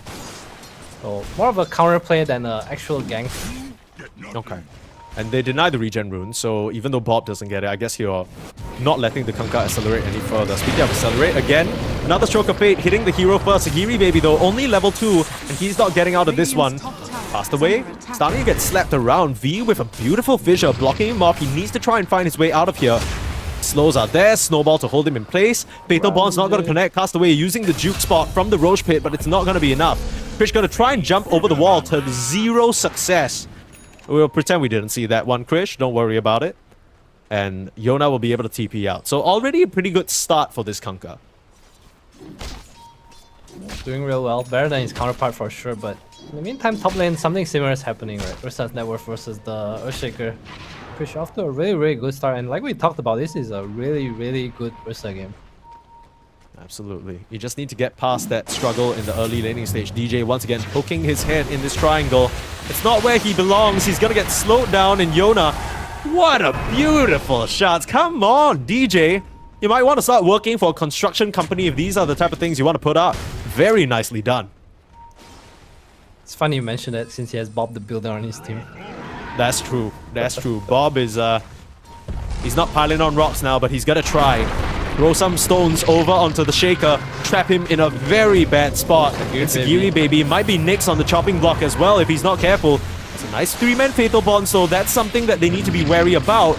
Krish has that Enrage, still holding on to it for now, and Bob is trying to body. They're not too sure which target to go on as the TP's coming in now from the Morphling. Jet understands that they can't let this go unpunished, but can they really find any further kills? FBZ, Further yeah. EXO coming in, FBZ from out of nowhere, coming in with the ghosts, and this has gotten troublesome now. Krish, his Enrage is gonna end, and now he's caught in a rough spot. FBZ wasn't able to connect, but he does kill Rekusu. Jet now morphing into the Death Prophet, sucking him back the other way. Just some mutual suckage going on, but Yona with the crash landing tossed back in. Very nicely done. Somehow, some way, it feels like Castaway have been able to get the better of this engagement. They bring all 5 heroes and kill off 4. FBZ has a spirit vessel now. Radiant structures That's are crazy. fortified. Bring over so many numbers, they understand that the fight here means the stack contention, and even before F-Shaker stack, it's super easy to go into the jungle, right? Especially since Krish won his top lane pretty Tower is under attack. handedly. This was so scary because at first we're looking at Krish alone here surrounded by 4 heroes, and then the audio for Exorcism comes in. You're like, uh-oh, DP's coming. We're running out of time, folks, and we see exactly why this hero is so terrifying. When you already use all your spells on everybody else, FBZ can just go to town, and you think about how impactful an Echo Slam might have been in this situation. But V, on this Earthshaker offlane, last pick overall, he just hasn't had much of a game. Look at his net worth, 2.5k. His entire life amounts to slightly more than a Blink Dagger, and he's nowhere close.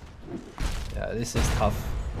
It all comes back to Rubik, like going to play towards mid, right? You get the ruin for Yona, you go stack, but at the same time, Earthshaker kind of needs you in lane, especially against Ursa. We talked about this lift away. When it doesn't exist, how do you actually protect yourself as Shaker against Ursa? Radiant are scanning. Especially with the phase boots, he's just relentless in chasing you down. Radiant's bottom This tower early game, is under attack. in Castaway's favor off of that very nice fight, and now they're surrounding Sagiri, baby. Find the Rubik. You got yourself a lift, but it ain't gonna save you from this situation. Nice snowball to try and dodge away from the landing stun. It doesn't matter. The trio getting it done here. Krish, we didn't really talk about this because you were mentioning the whole time, Adam, how you like to see these 2 supports running around with heroes. This Ursa can fit that bill as well. Just tag him with the overpower. Tower is under attack. Again, the little swipey swipe, so much damage. Krish being super active early on.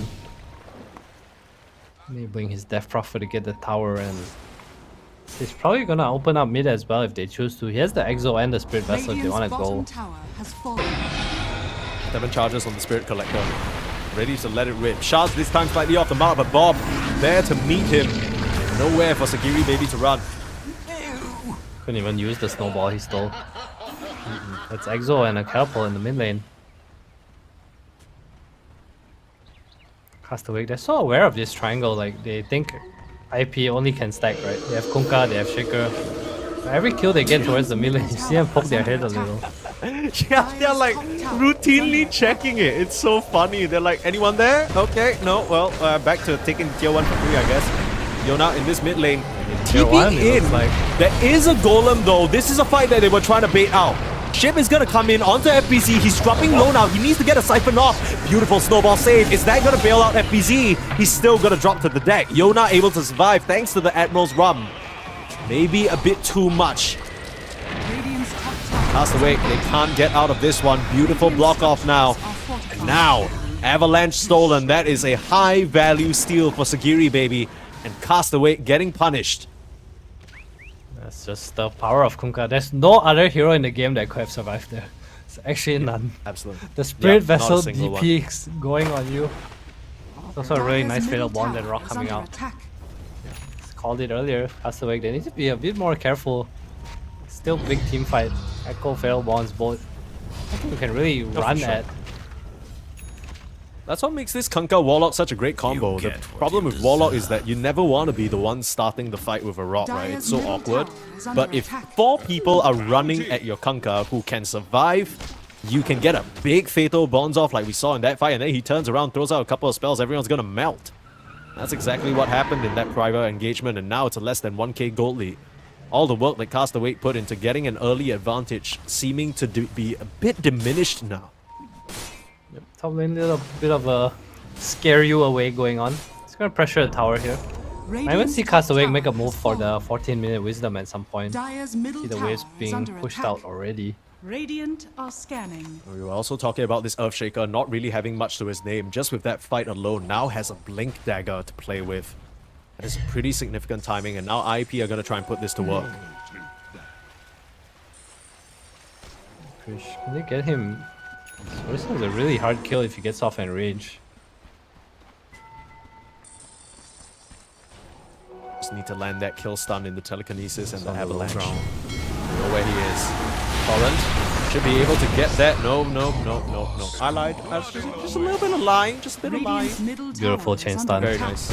Torrent Fisher ship. No time at all to pop the enrage. That's the way. Dire's We'll top just tower trade the mid is tower under for this. attack. Yeah, I guess it's not too bad, but honestly, the commitment Radiant's for middle tower IAP is wasn't under even that attack. high. You didn't need to use Echo Slam. Dire's top All you tower used was is the under boat. attack. Still have that golem coming off cooldown, but Castaway who want to meet them right in the top lane. Cutting through, they have the courier giving them vision. You gotta be able to trace this concussed location right into V, but the immediate blink away, he's way too quick. They're chasing though. IP, you want to stick around for this. FBZ leading the charge. They're just going to escape through the twin gates. The Rubik just gets out. Nida Castaway just doesn't care about his team fight. He goes to take the wisdom shrine. He's like, yeah, see ya. Yeah, No soul that's bind. pretty nice. Right, so does that end up being a trade? In fact, they get mid tower for Castaway. They defend top and they steal the Shrine of Wisdom. So overall, I want to say a win. Could have got the Earthshaker kill too, but nice blink away from V. Yeah, the Shrine of Wisdom stolen back the other way, though. Sagiri Baby knows where his opponents are and just sneaks back into that corner of the map. Does get viewed by a Watcher that was taken there, so both teams are aware of their opponents' locations. Now that the Golem is back up, though, you got Blink Echo, you got Boat coming off cooldown. Surely IEP want to look for a brawl, and there you have it. Smoke move out, look in bot lane. Look at DJ's positioning though. He's already in place to break this. Has the phase boots patrolling up and down. But That's to stay in front of pull the FBZ, wave though. back. I mean, FBZ, if he's the one in the front, that's going to be tough. Nice Torrent's silence up, first. stopping the Torrent, guessing it in the wrong location. FBZ moved to the right, but they thought that he would run up to the north. V now didn't catch vision of FBZ, and just like that, cast away. Have they really been able to dodge this gank? he's hella out of there. He's bodying DJ. Oh, Sagiri Baby. Very smart movement from DJ, using the tree line to his advantage. Morphling. In they go. Bob, Morphling, he's just gonna get busted down. The Echo was far too late. Bob now gonna get controlled by Patoran, but Snowball. look at that snowball. Do you want to build a snowman? FBZ coming forward. It's still a very nice Fatal Bonds onto multiple heroes though, but they've ripped apart the Golem for now. B, he has to blink out of trouble. Castaway ain't gonna tag anyone with the strokes, but Bob gonna come through with the avalanche and the finish. Nice little fissure there, getting Bob low, but they can't afford to commit for more. I feel like that fight should have gone so much better for IAP. They used every ultimate in their book, but they just couldn't find anything. He's just hitting tower against Tiny, and this Death Prophet is pretty vessel, right? He had no business using his body like that. This game's about who gets the start, and Bob will find the start again on this Earthshaker. Oh, that's easy. Bob using that Arcane Rune and AD Rune, glowing with multiple colors there on the Radiant's Tiny. middle tower is Looking under attack. great. Real aura. Now FBZ back on top in terms of the net worth along with the Ursa. Valkyrie dagger flying out now, and we will see this Grimstroke Ursa come into play. Oh, Jet. 700 HP. Jet. You gotta be What careful. are you doing, Jet? You gotta watch yourself, Bob. He's waiting for an opportunity with a snowball stun. And Jet goes down again. Dire's top tower has Yeah, fallen. that's not it, man. This is the start. Same as Yona chasing in game 1. You can feel a little bit of the desperation. Going I for mean, these there was no solo reason to plays. try and make that play, right? Like, why? Even if that does pay off, you get what? DJ? Like, the pause for Tusk? Is that worth all that risk? Dire are scanning. I don't know, man. You're playing carry as this pause 4 in your lane. You get a little angsty. Like, Radiant why are can I not scanning. kill this guy? Then you realize it's DJ. DJ Tusk. Don't kill DJ Tusk. Yeah, absolutely don't. And DJ and Rubik in game number 1, DJ Tusk in game number 2. We're getting a flashback to some of the classics there. Not too sad about it. If Castaway are gonna make a good run, it'll be off the back of sick individual performances just like this one. Talk about the star power of this team. Certainly not lacking in terms of experience and just the skills, right? They just need to come together and figure out how to combine those powers, and it seems like at least in this matchup against IAP, they've found some pieces of that puzzle. FBZ close to the eggs. 100 gold away. Big power spike for him as well. Doing a really good job keeping up in the net worth. Are scanning. Participating in every team fight too. DJ? Is there a thing coming have a out? read? He knows the Lotus was taken. Gonna run up to the high ground now. Yep. Oh, think away. V! V! I guess he's gonna try and TP out. Oh, no my ink swell God, the facet. No ink facet. swell facet. That's the problem, baby. Is he a little That's too the problem. far? Oh my god, is there a problem? Lol. Ah, Krish. He's right there to meet him. Gets up to the high ground this time round. No issues there. Meanwhile, the chase is on for more. Bob, he's looking forward, looking at more. He knows that help might have been coming to try and bail out that Earthshaker. Stolen Avalanche now. Sagiri Baby's gonna be very happy about that stun, but look at DJ. Coming through to the mid lane, Rekusu in a very bad spot. They need to punch him. Snowball finds the connection. That is another dead hero on the side of IAP. They just don't stop, and now, without the Warlock, they can just head into Roche. It's quite a good TP attempt actually, using the one corner. Level 2 Exorcism. Don't think they have any way to contest this on IP. They are spawning soon though. Castaway will probably decide not to do this anymore. I think it's safer Yeah, a bit for you cautious. to make space while Ursa rushes rather than be in the pit altogether against this Echo or Yeah. this Skull on the boat. It's still kind of scary That's to true. team fight. Just want to avoid giving over any opportunities for IAP to potentially come back. Sure enough, there's a smoke. Trying to wrap around, get the jump onto Castaway, but all of the members of Castaway just going through the twin gates now. I say that. I mean, they might be trying to get the Tormentor. This is very nice Radiant timing. are And scanning. Rage is used, FBZ at half HP. You might be able to get a surprise pickup onto the Ursa. Instant Echo Slam. That's going to be Quish forfeit. Fate Bolt being used. Cancel some of their moves. Jumping forward, dodging away from the Kunkka. That's not the target that they want. But this has gotten awkward now. Exorcism X-Back. being used. Sakiri baby, Bob is there to stop him. They want to find more, but IAP, they're not going to give it to them. The full retreat is sounded. DJ is gonna get this snowball Dire's off middle here. tower is under attack. Fiona, where you going, buddy? Nice little fissure to break things up. Look at the aftershock holding him in place, but that's the toss in. FBZ right next to him. Sapping away, losing a lot of HP because of that blade mail, but narrowly managing to survive. That was a little bit of a scare where they needed not to be, but still get a couple of pickoffs. Punish them for looking for the Ursa. Yeah, seems to be the series template. Kill Krish and die. Going down once again. Not really reading the moves, but still top of the net worth on this Ursa. Jet though, doing a much better job of keeping up this game. Very close in net worth. Dragon Knight's complete Manta offering. Going for the Butterfly next. Yeah, for sure. I mean, to be honest, I think IAP, both of these games in the series so far, they've done a good job not letting the Gold League get away from them. I'm not sure whether that's past the wake not really farming as much as they could be, or whether that's just IAP doing a good job. I can't really tell. A little bit of both maybe. Dire's I'll middle say that his tower deaths have is been under a bit attack. it's like I think dying to these like 4 or 5 man folks are kinda illegal. On the Ursa? On anyone, man. That's true. I mean, it's just Krish that's been dying like these 2 series, right? I feel like even in the Is previous it- game, it's kind of happened. Is it that it's illegal because if heroes are off the map for that long period of time, you should be playing safe, and that's like a mistake that you can't make? Is that what you're saying? I think the reaction to it should be to force your own reaction, right? Like you still read map, like even though you don't see heroes, like you should kind of know what's happening, right? That's kind of the trait of good players. Pages now, Krish. BKB complete, looking at that Basher now. Very standard Ursa build-up. Can't really complain about it. Meanwhile, BKB one component away from Mr. FBZO.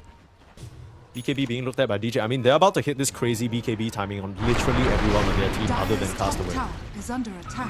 It's super necessary, right? Against the well, against Shaker Wall Kunkka. Feels like the only thing I've been talking about. Poor Mr. Rubik being left out. Obviously, BKB does nothing against this Morphling who's Dire's top tower is under catching up, attack. man. Jet.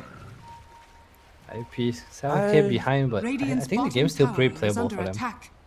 It feels like another one of these games where Jed, it's a bit difficult for him to find the opportunities to pick any heroes, right? Because everywhere we look, we're seeing pickoffs happen. Castaway are doing a great job sweeping the map. And they found V. King Dagger not available for now. He's going to try TP around the tree line. DJ, instant snowball. Instant snowball. Every single time, he just finds him. DJ's on the prowl, man. He is not slowing down at all. He wants to move on here and he wants to make it snappy. Doing a real good job of just sweeping the map, getting these kills. Everything is... See their network fleet continue to grow with all these deaths on IAP cores especially. Another sweep. DJ and Krish switching to the bot lane now. The lines are drawn. Sagiri draws a line in the triangle actually, so I'm just going to give Jed a false sense of security. Yeah, Jed is being swiped down right now. Still should be able to get the waveform out. Snowball buying some time. Oh, he came out Waveform too. down to the low ground. He came out, but he's being silenced now. Needs to turn around and hit Grimstroke's dead wife Krish on the wrong side of that part of the trees, but it doesn't matter. TP out. That's the BKB shown from IAP's Kunkka, and they still lose their carry for it. Radiant's bottom tower is under attack. Man. Radiant I'm not sure if he was baited by the Rubik there, because Sagiri drew a circle in the triangle. He's like, they're here guys, and then Jed's like, okay, I found. Really nice. So sleep. honestly, I feel like Jed could have just gotten out of that if he just waveformed, right? He kind of got a bit too fancy, a bit morphed into the task, tried to buy some time with the snowball. Maybe not thinking that he could survive one or two more swipes from the Ursa, but he did have that HP available. He snowballed for That's 1 gonna- second. Yeah, I don't really... I mean, maybe just a bit of panic setting in. That's definitely been a theme of the series, between the desperation and the panic. Clear that IAP, they're not playing their A game right now. Speaking of A game, FBZ, BKB complete. Radiant's middle tower is under attack. Doing real well so far on this first pick Death Prophet. Get another It looks smoke like the towards hero the looks top so right. fun with Dire are scanning. the eggs. Does it not? You just have Yeah, it ghosts does. all You the see- time. Little ghost non-stop. Bob. Straight onto the shaker. Top tower is under attack. That is no counter. There's nothing you can do. Tree man.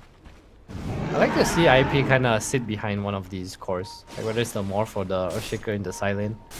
Yeah, just try and respond, right? Because I think Castawake's showing Radiant's FBZ, middle constantly tower pushing is under waves. attack. Krish is pushing waves with his Aegis too, so it's technically only 3 heroes. Come in with maybe a... Maybe try and punish or at least force a BKB out, something like that. I mean, it's better than just kind of running around in these lanes solo and dying solo over and over and over with nothing else. Radiant's middle tower agree. is under attack. Get that. Radiant's middle tower has fallen. You should have known. I wonder what changed, because this Axe has existed for the longest time. I have to look back at the... Krish, you saw Jed, but you can't get in No, no. there.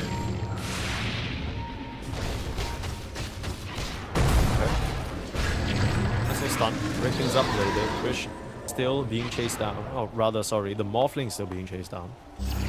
Krish not going to overcommit though. Not make the same mistakes that he's seen his opponents fall prey to. Jed. I say that. Immediately Radiant's losing, top my tower goodness. is under attack. Jed opts for the Radiant pike structures instead of are falling. saving up for the butterfly. Feels like he needs an item to create even more distance. Kind of getting chased down, which I kind of agree with.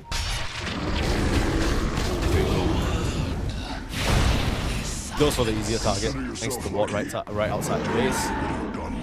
Get themselves the Warlock, might have to force a buyback if they start to roll onto the high ground. That's certainly what Castawake seem to want to do.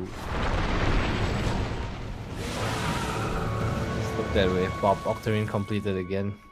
Saw what he did in the last game. So annoying, these stun tosses that constantly come out. Radiant's top tower. It's not like you is can under focus attack. him down, especially when they're this far ahead. Radiant are scanning. Immediately Echo Slam, try and burst down FBC, look for the snowball for the save. FBC doesn't even need it. Turn around, the BKB punks the Morphling up into the sky, and you win for that fight without the Warlock trying to get the burst. They're talking about having vision. No, their reactions were just way faster. They're also 17k gold ahead. You just don't have the damage to get it done. You needed the Fatal Bonds or something, but the Warlock was still Dire's dead. bottom tower is under attack. Radiant's top tower Well. is under attack. When you have team fight Radiant's spells top tower has and you're fallen. this far behind, you kind of need to click them together, Mike. Sure. Radiant's top It goes back to what you were saying about wanting to see maybe some of the IAP heroes or maybe even the entire team position around one of the cores on these side lanes. You try and get an Echo Slam, it hits 3 creeps, 1 DP and 1 Ursa slightly off to the right. And meanwhile, with the quick reactions from Castaway, he knew this was coming. As soon as the Earthshaker jumps in, Soulbind Silence, they ain't doing anything. They just couldn't connect on the finishing damage for FBZ even though they managed to interrupt the snowball. And he just pops his BKB and goes to town. Just more prepared. Absolutely.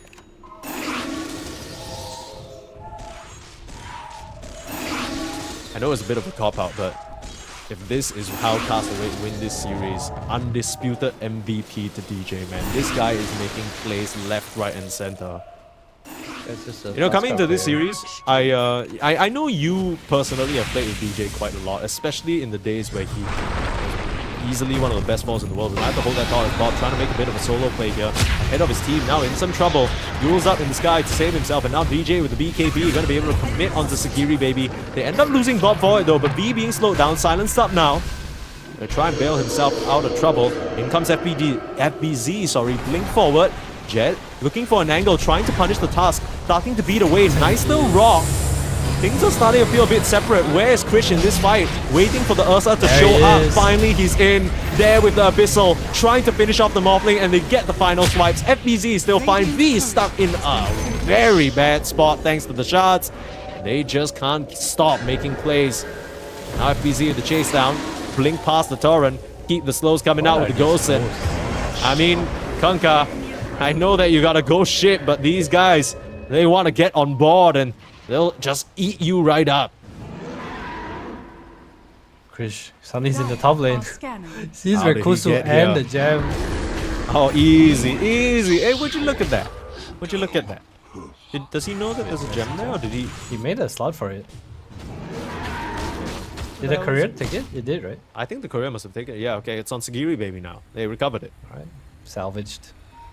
Unfortunately, they didn't do much more than that to salvage the game. Did you see Gray just try to... Gray's our observer, by the way. Radiant's middle He tower just is went under through attack. every courier. Like, what the hell is the gem, bro? I just say it's just lucky I can't type right. Yesterday he hit you with a bit of a brutal one, not gonna lie. Alright. 22k gold lead, all fun and games if you're on the side of Castaway, all pain and suffering Radiant if you're part of are scanning. IAP. Hasn't really looked the best for them. This Earthshaker last pick, you didn't like it, and we're kind of seeing why. The lane into Ursa was nice, but it feels like it hasn't been easy for him to really connect on moves around the map. I mean, I feel like the Rubik just couldn't leave his lane, like ever. Like, you know, you get your Warlock to go for a rune, you don't go. I think it's a bit more of a less common playstyle, but with these heroes that need to stand in lane and can't lane without their pulse for you, actually need to play this way. Yeah, for sure. I mean, this is the type of thing that you see in your pubs where you're playing off lane and then your support just goes off by himself. You're like, bro, if you just stayed in the lane, we could have really screwed this guy up. Leona there with the tidal wave pushing back the DP, but where are you gonna go? BKB still available. That's not gonna help you out against a Tusk, who has a BKB of his own, and the Warriors punch onto Jed. Where you going, little Morphling? DJ gonna kite him out again. Silent start in the tree line. Beautiful Hurricane Pike though. Jed's gonna try and make a run for it. Waveform should be available, but he eats rocks. Meanwhile, mid lane, Krish still hunting down these supports, feeling very confident without the Morphling and the Kunkka in the game, not scared of a thing. There's no real way of killing him. It's Morphling. At this point, he needs some Daedalus Rapier. No damage over and over again. Even with the stuns coming out, the Fatal Bonds, the echoes in these team fights, Morph does not do enough. No one's really holding the heroes down for him to hit, right? I feel like DJ, Castaway, all these guys just kiting with the Yules, kiting with all their spells, and what can you really do? You might just have to expend the buyback on the Morphling if you want to Radiant's defend middle this part of your tower is base. under attack. Then he goes. FBZ, he's starting to go down for sure. Radiant's middle barracks are under attack. One of the weaknesses of a Ursa is that he's not really the best at hitting towers, but you got a DP to shore up that part of your draft. It'll be a very easy Racks being taken. Radiant's middle barracks Agree are maybe if the under lift just messing around a little bit with FBZ. Not so much a kill stun, more like a please stop hitting my rack stun, and of course FBZ pretends he can't hear him. I mean, this is easy, right? Just literally there's an AD room for them to grab as well if they want, but they can just go into the Roche, grab the second life, finish off some of these other racks. Like, what is the play here for what is the play here for IAP? I feel like you need to contest this, but you're in no position to do so. You need... Yeah, what do you need? You need Daedalus on morphing. I feel like this morph has to... You have to find a way to get him out. Maybe get him to the triangle on the right side. He needs this... He's so far away, my god. This butterfly ain't gonna change anything. He needs crits, for sure. He needs damage and he needs to be able to get some RNG with his crits and burst the DP. I don't really see any other way they take fights. You can try and burst the DP, but there's the save always coming out from DJ, has the BKB now, so the only thing that's stopping him is really this Warlock Golem that has helped them out in one or two of the fights, but really it's just been so very quickly ignored and killed off by Krish on his Ursa. Almost feels like just a bigger creep for them to get the gold from. So the one upside is that with this Earthshaker and the Aftershock, very annoying for them to push waves, but Bob gonna go in immediately onto Yona. They don't really need to push waves if they can just get heroes. One punch up into the sky and Yona is gone. 52 seconds, and that's your Warlock Golem used. They might just look for more here if any faces present themselves, but okay. Kanka dead. Straight onto the... God. Wow. Come on, Bob. The all chat. What was that about? I'm not sure whether there's some beef or anything like that. I mean, I'm sure he's friends. They're gonna come in. Krish now. Getting Echo slammed up, but he's completely fine. Has the axe, like you mentioned, and now trying to save him with the toss. Sagiri baby, that's a cute play, but it's not gonna be cute enough. FBZ right outside your doorstep. Gonna finish off the Earthshaker. Nice try indeed. GG is called. They are done. Interactive Philippines. Nothing left to give in this close qualifiers. Passed away will be the team moving on 2-0 in very dominant fashion. Radiant's middle tower is under Looks like a attack. bit of a skill gap here between IAP. Oh, for sure. Go back to the drawing board. So we take a very, very convincing series. Looking good compared to their games yesterday. Actually, pretty clean. Their moves. DJ especially looks like he's back to peak form, if I must say. Oh yeah, absolutely. I mean, I was gonna make this point a bit earlier on, but I feel like DJ, you know, there were moments throughout history where he was regarded as the best position 4 player in that period. He's top 5 in And the world since for then- sure. Yeah, for sure, right? But, you know, then there was this past 4 or 5 Then he years played with maybe me. where he's just been struggling, right? Like started with the whole bleed setup, and then he tried a few different stacks, trying to switch with position 5, trying to go here and there, and it never really worked out. People were saying DJ washed ? I mean, I didn't want to believe it, but the lack of results definitely spoke for themselves. But I mean, if he can play at this form throughout all their games, I think he might just make a case for starting to climb back up there for sure. I mean, I feel like he's always played pretty well when he gets his heroes. I think DJ has always been at least in my experience, every time he plays tournaments, somehow he always ends up playing the same 2 or 3 heroes. But I think he plays those 2 or 3 heroes like super duper well. You know, every tournament he has different heroes. sure. I think the Rubik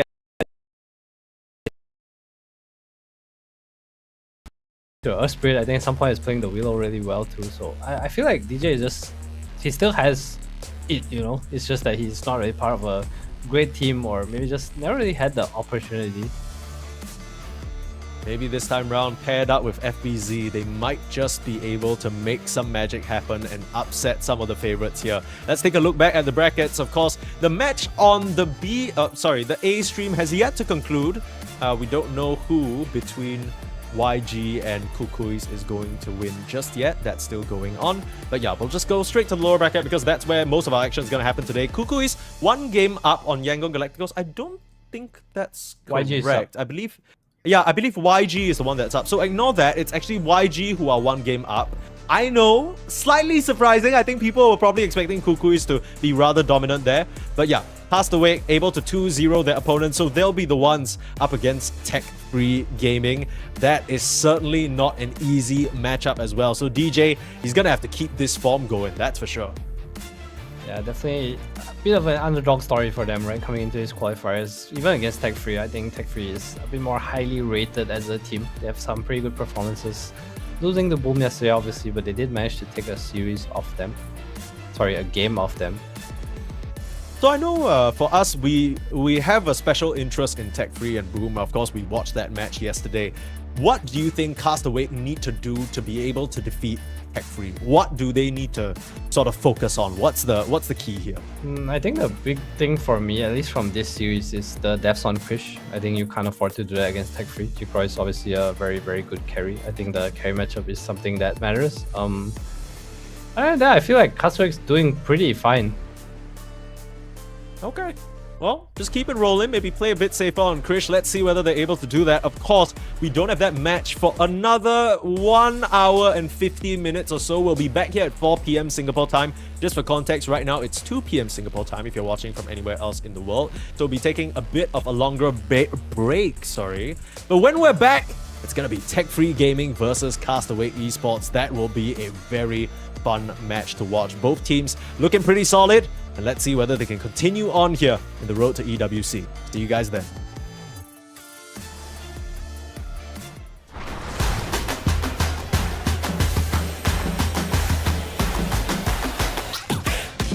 Three, two, one, go.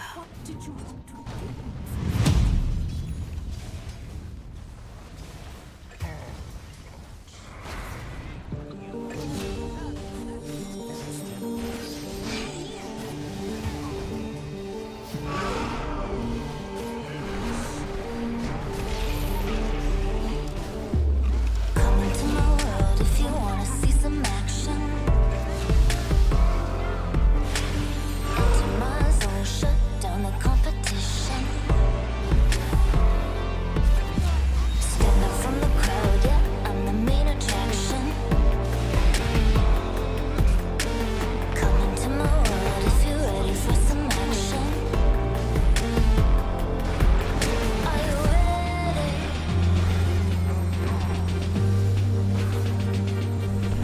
Are you ready?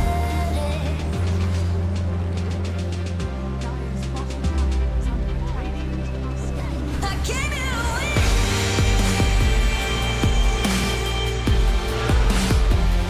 I'll never give in.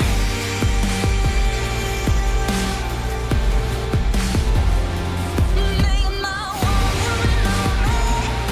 Only one woman on me. Only one woman on me. Only one woman on me. One woman on me.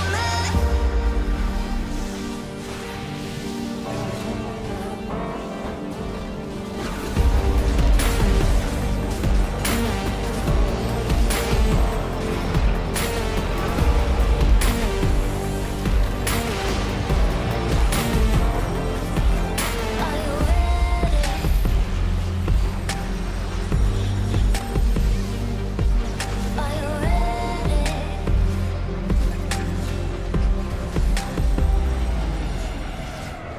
I came here to win.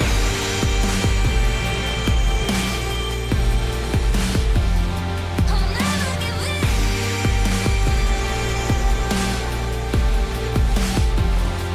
Make my one woman on me.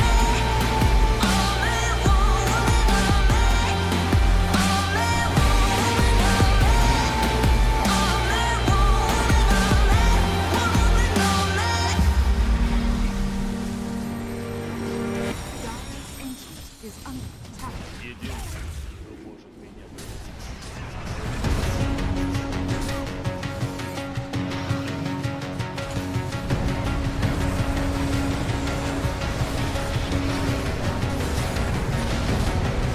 There's something in these eyes that is stolen, but it's written in the sky. Let it break me till it's over. Won't let it shape me, no.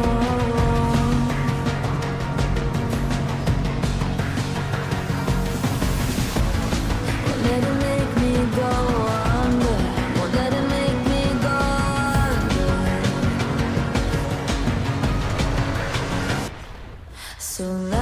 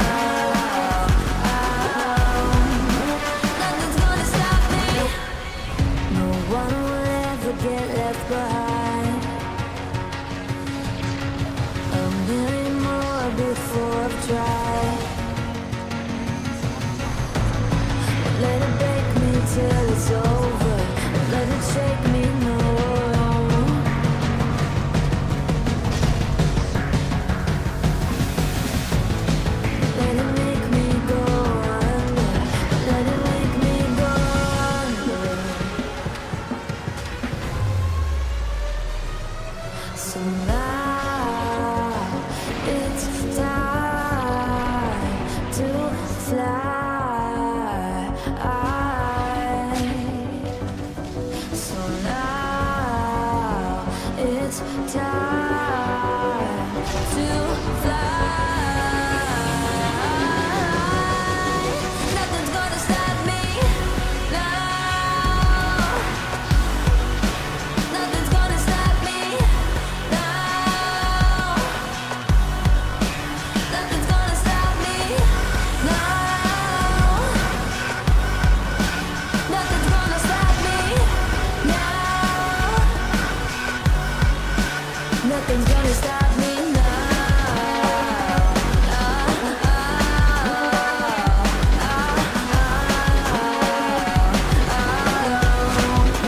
Nothing's gonna stop me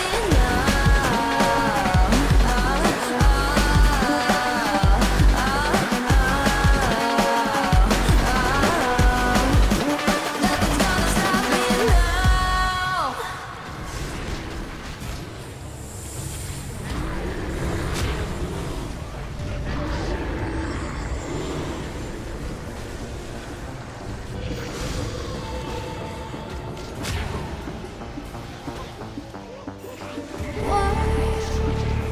One by one, you always come back like a curse.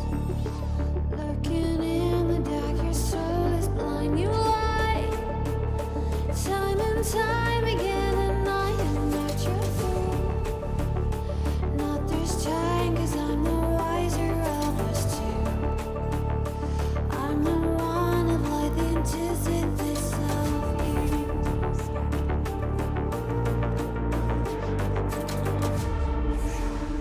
If you shoot, I'll take you. If you run, I'll chase you. If you scream, I'll whisper la-di-da-di-da-da-da. This is all you ever wanted. Take it all, you deserve it. This is how we're gonna end it. La-di-da-di-da-da-da. Take it all, you deserve it. Take it all, you deserve it. Giving back the freedom you want to destroy. And my power's way too strong for you, so try. 'Cause you can dominate and know will you survive.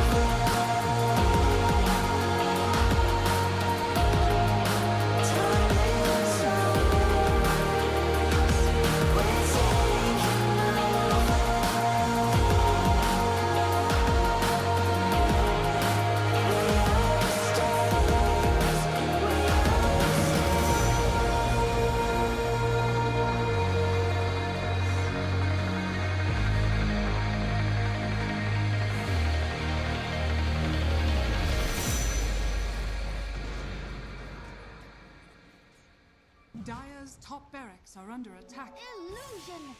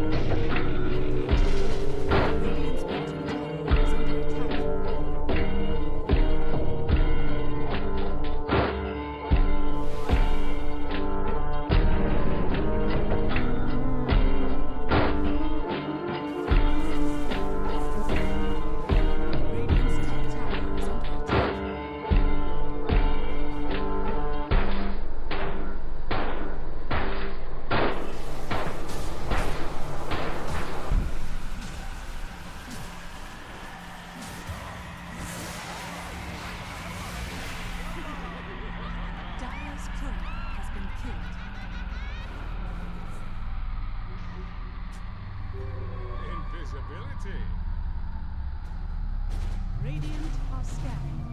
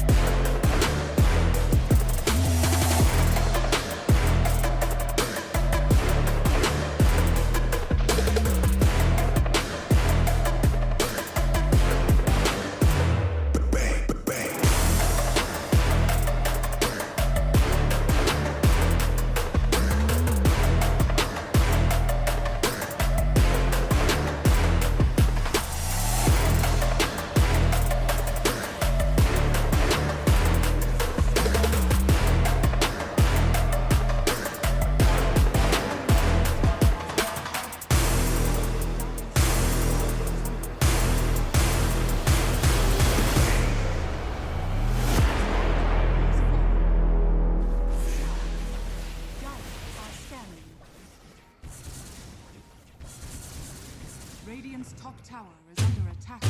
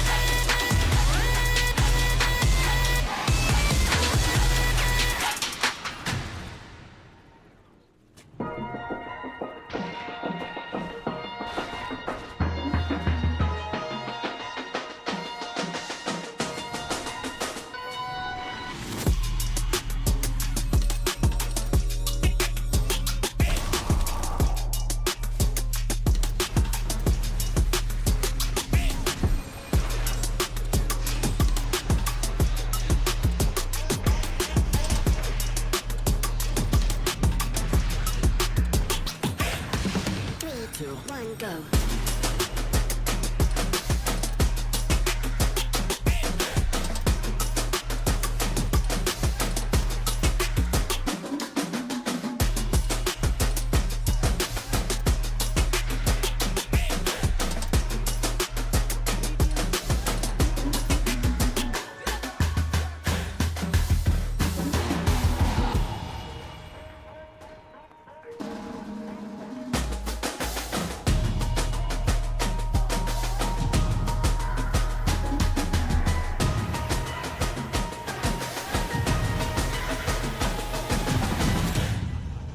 3, 2, 1, go.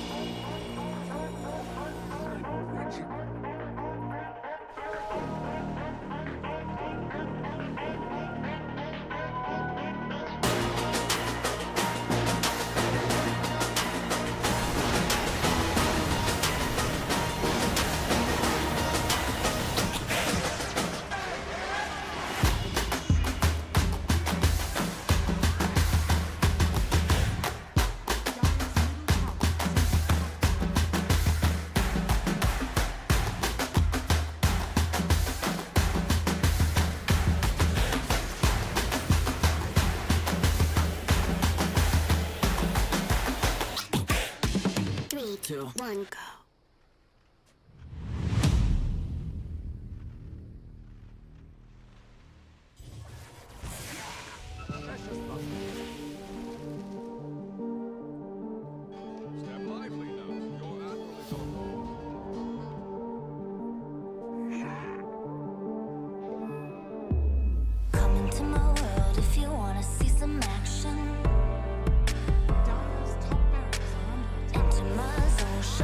the competition.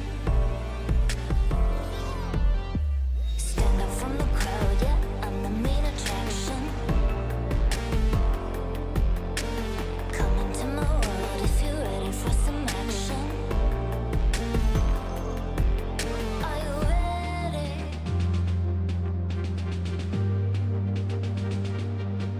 Are you ready?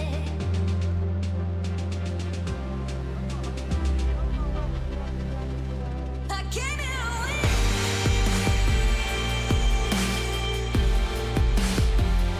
I'll never give in.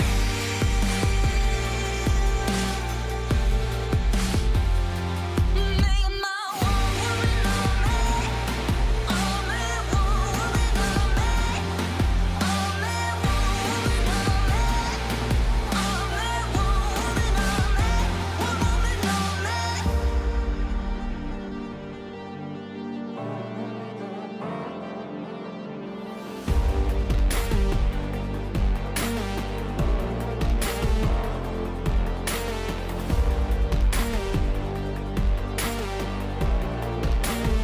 Are you ready?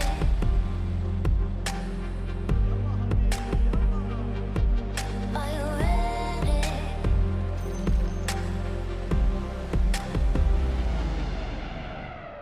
I came here to win.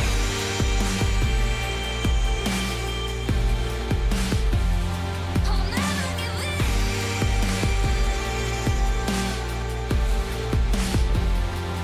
Make my one woman on me. Only one woman on me. Only one woman on me. Only one woman on me. One woman on me.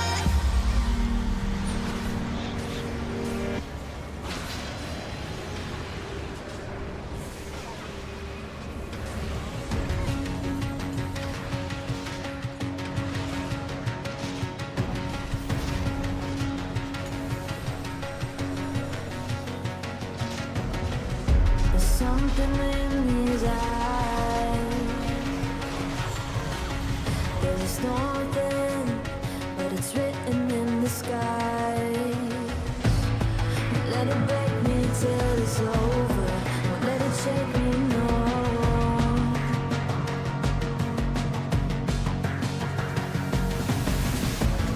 Won't let it make me go under. Won't let it make me go under. So now it's time to fly. Nothing's gonna stop me now. Nothing's gonna stop me now. Nothing's gonna stop me now.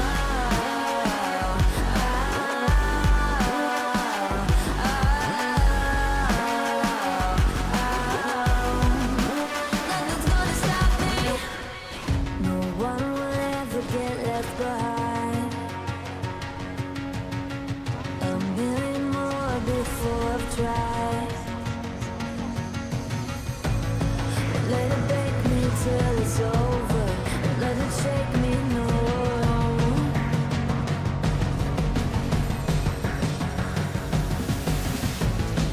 Let it make me go under. Let it make me go under. So now it's time to fly.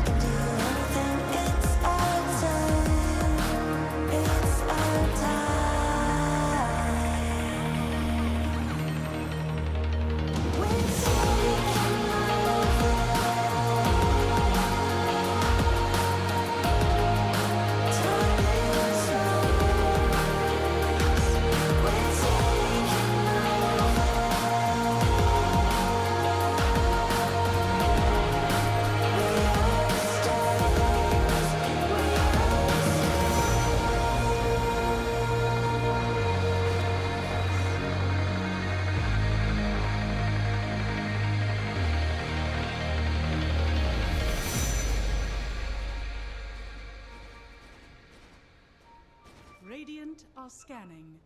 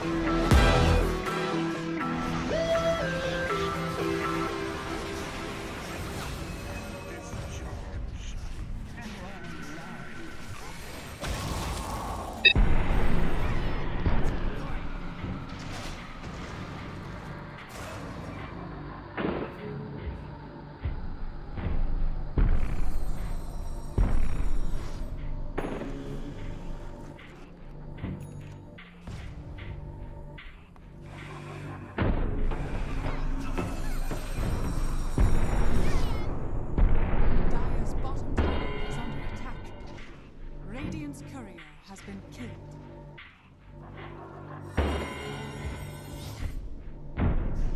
Dire's middle tower is under attack. Dire's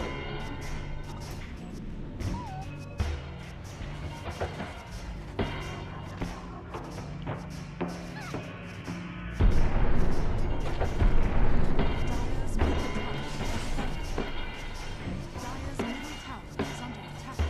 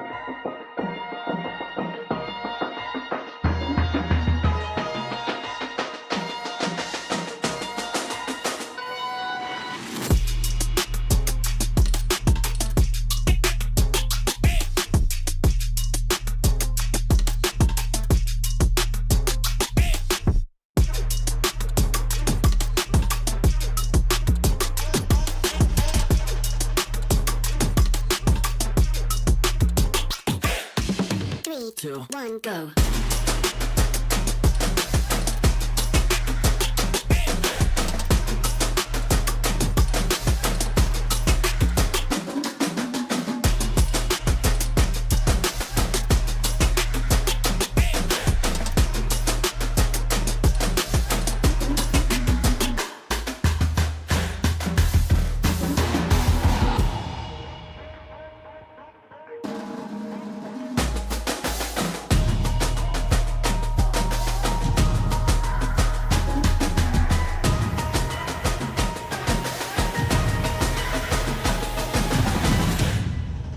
3, 2, 1, go.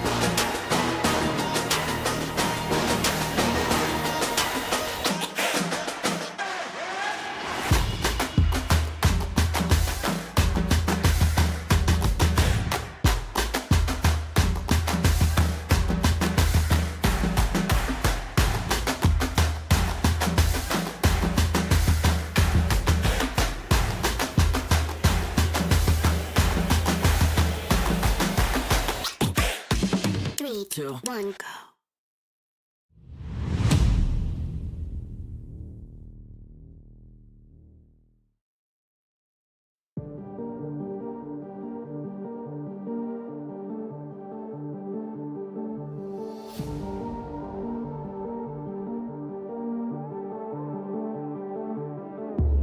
Come into my world if you wanna see some action. Enter my zone, shut down the competition. Stand out from the crowd, yeah, I'm the main attraction. Come into my world if you're ready for some action. Are you ready?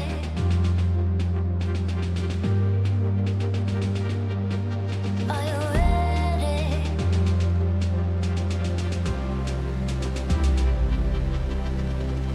I came here to win.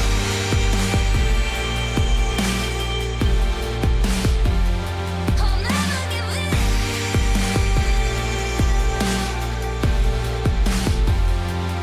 Make my one woman on me. Only one woman on me. Only one woman on me. Only one woman on me. One woman on me.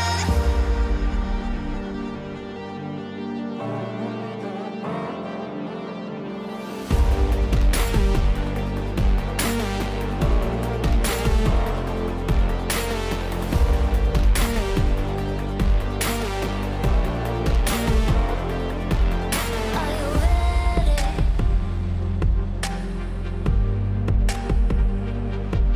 Are you ready?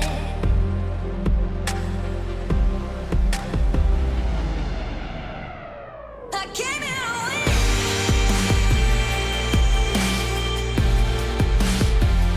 I'll never give in.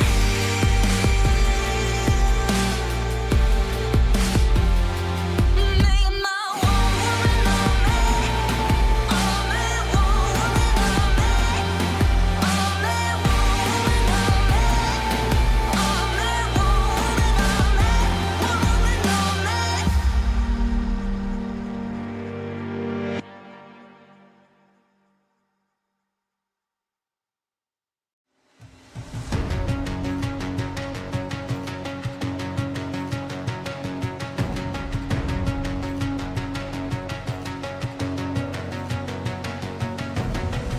There's something in his eyes.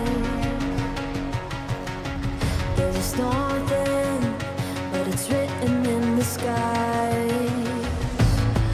Let it break me till it's over.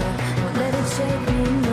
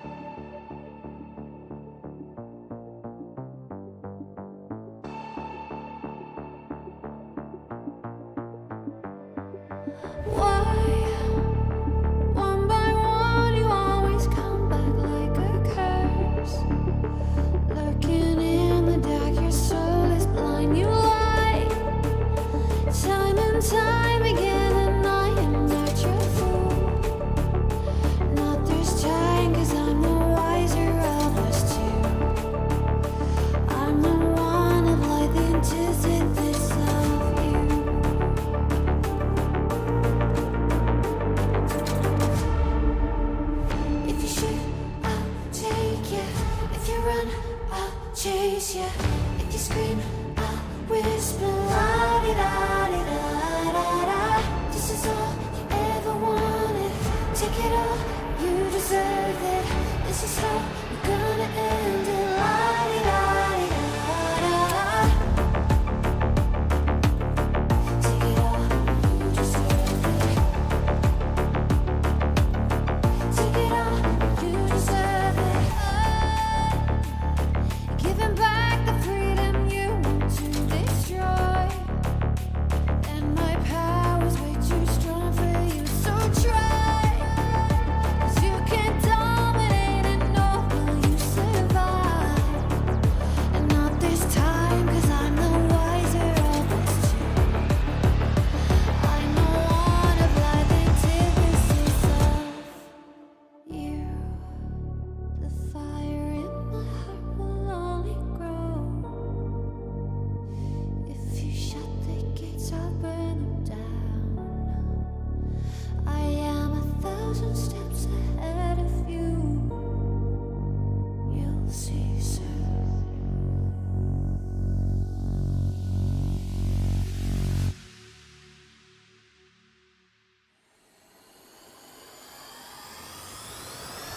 If you shoot, I'll take it. If you run, I'll chase you. If you scream, I'll whisper. La di da di da da da.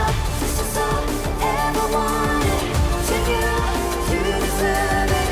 This is how we're gonna end it. La di da di da da da. If you shoot, I'll take it. If you run, I'll chase you. If you scream, I'll whisper. La di da di da da da.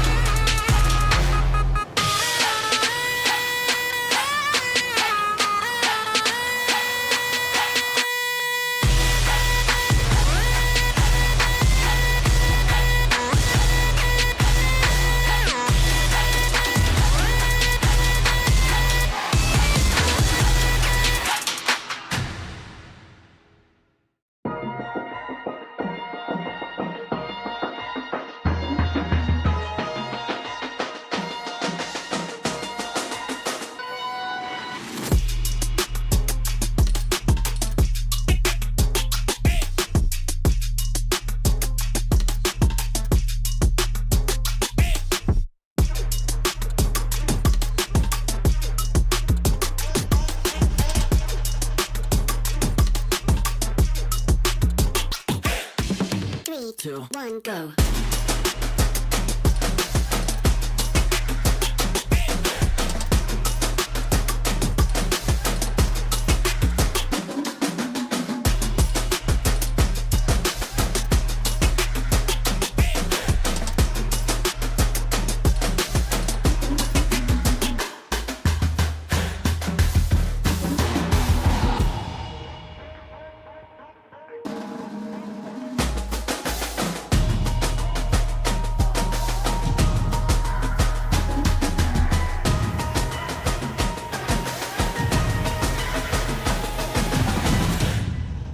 Three, two, one, go.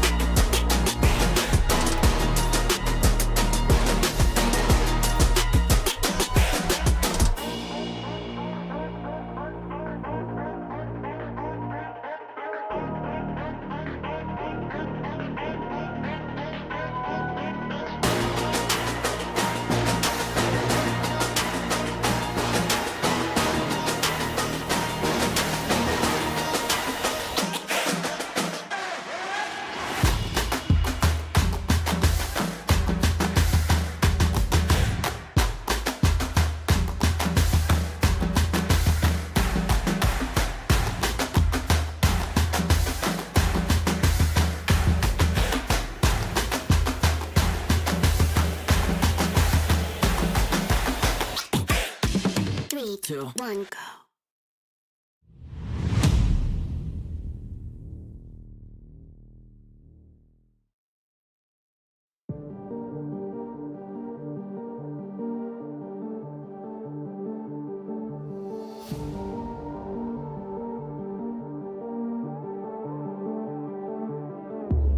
Come into my world if you wanna see some action. Enter my zone, shut down the competition. Stand out from the crowd, yeah, I'm the main attraction.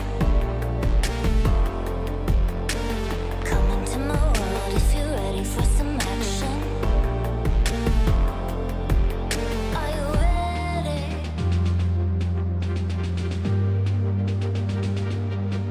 Are you ready?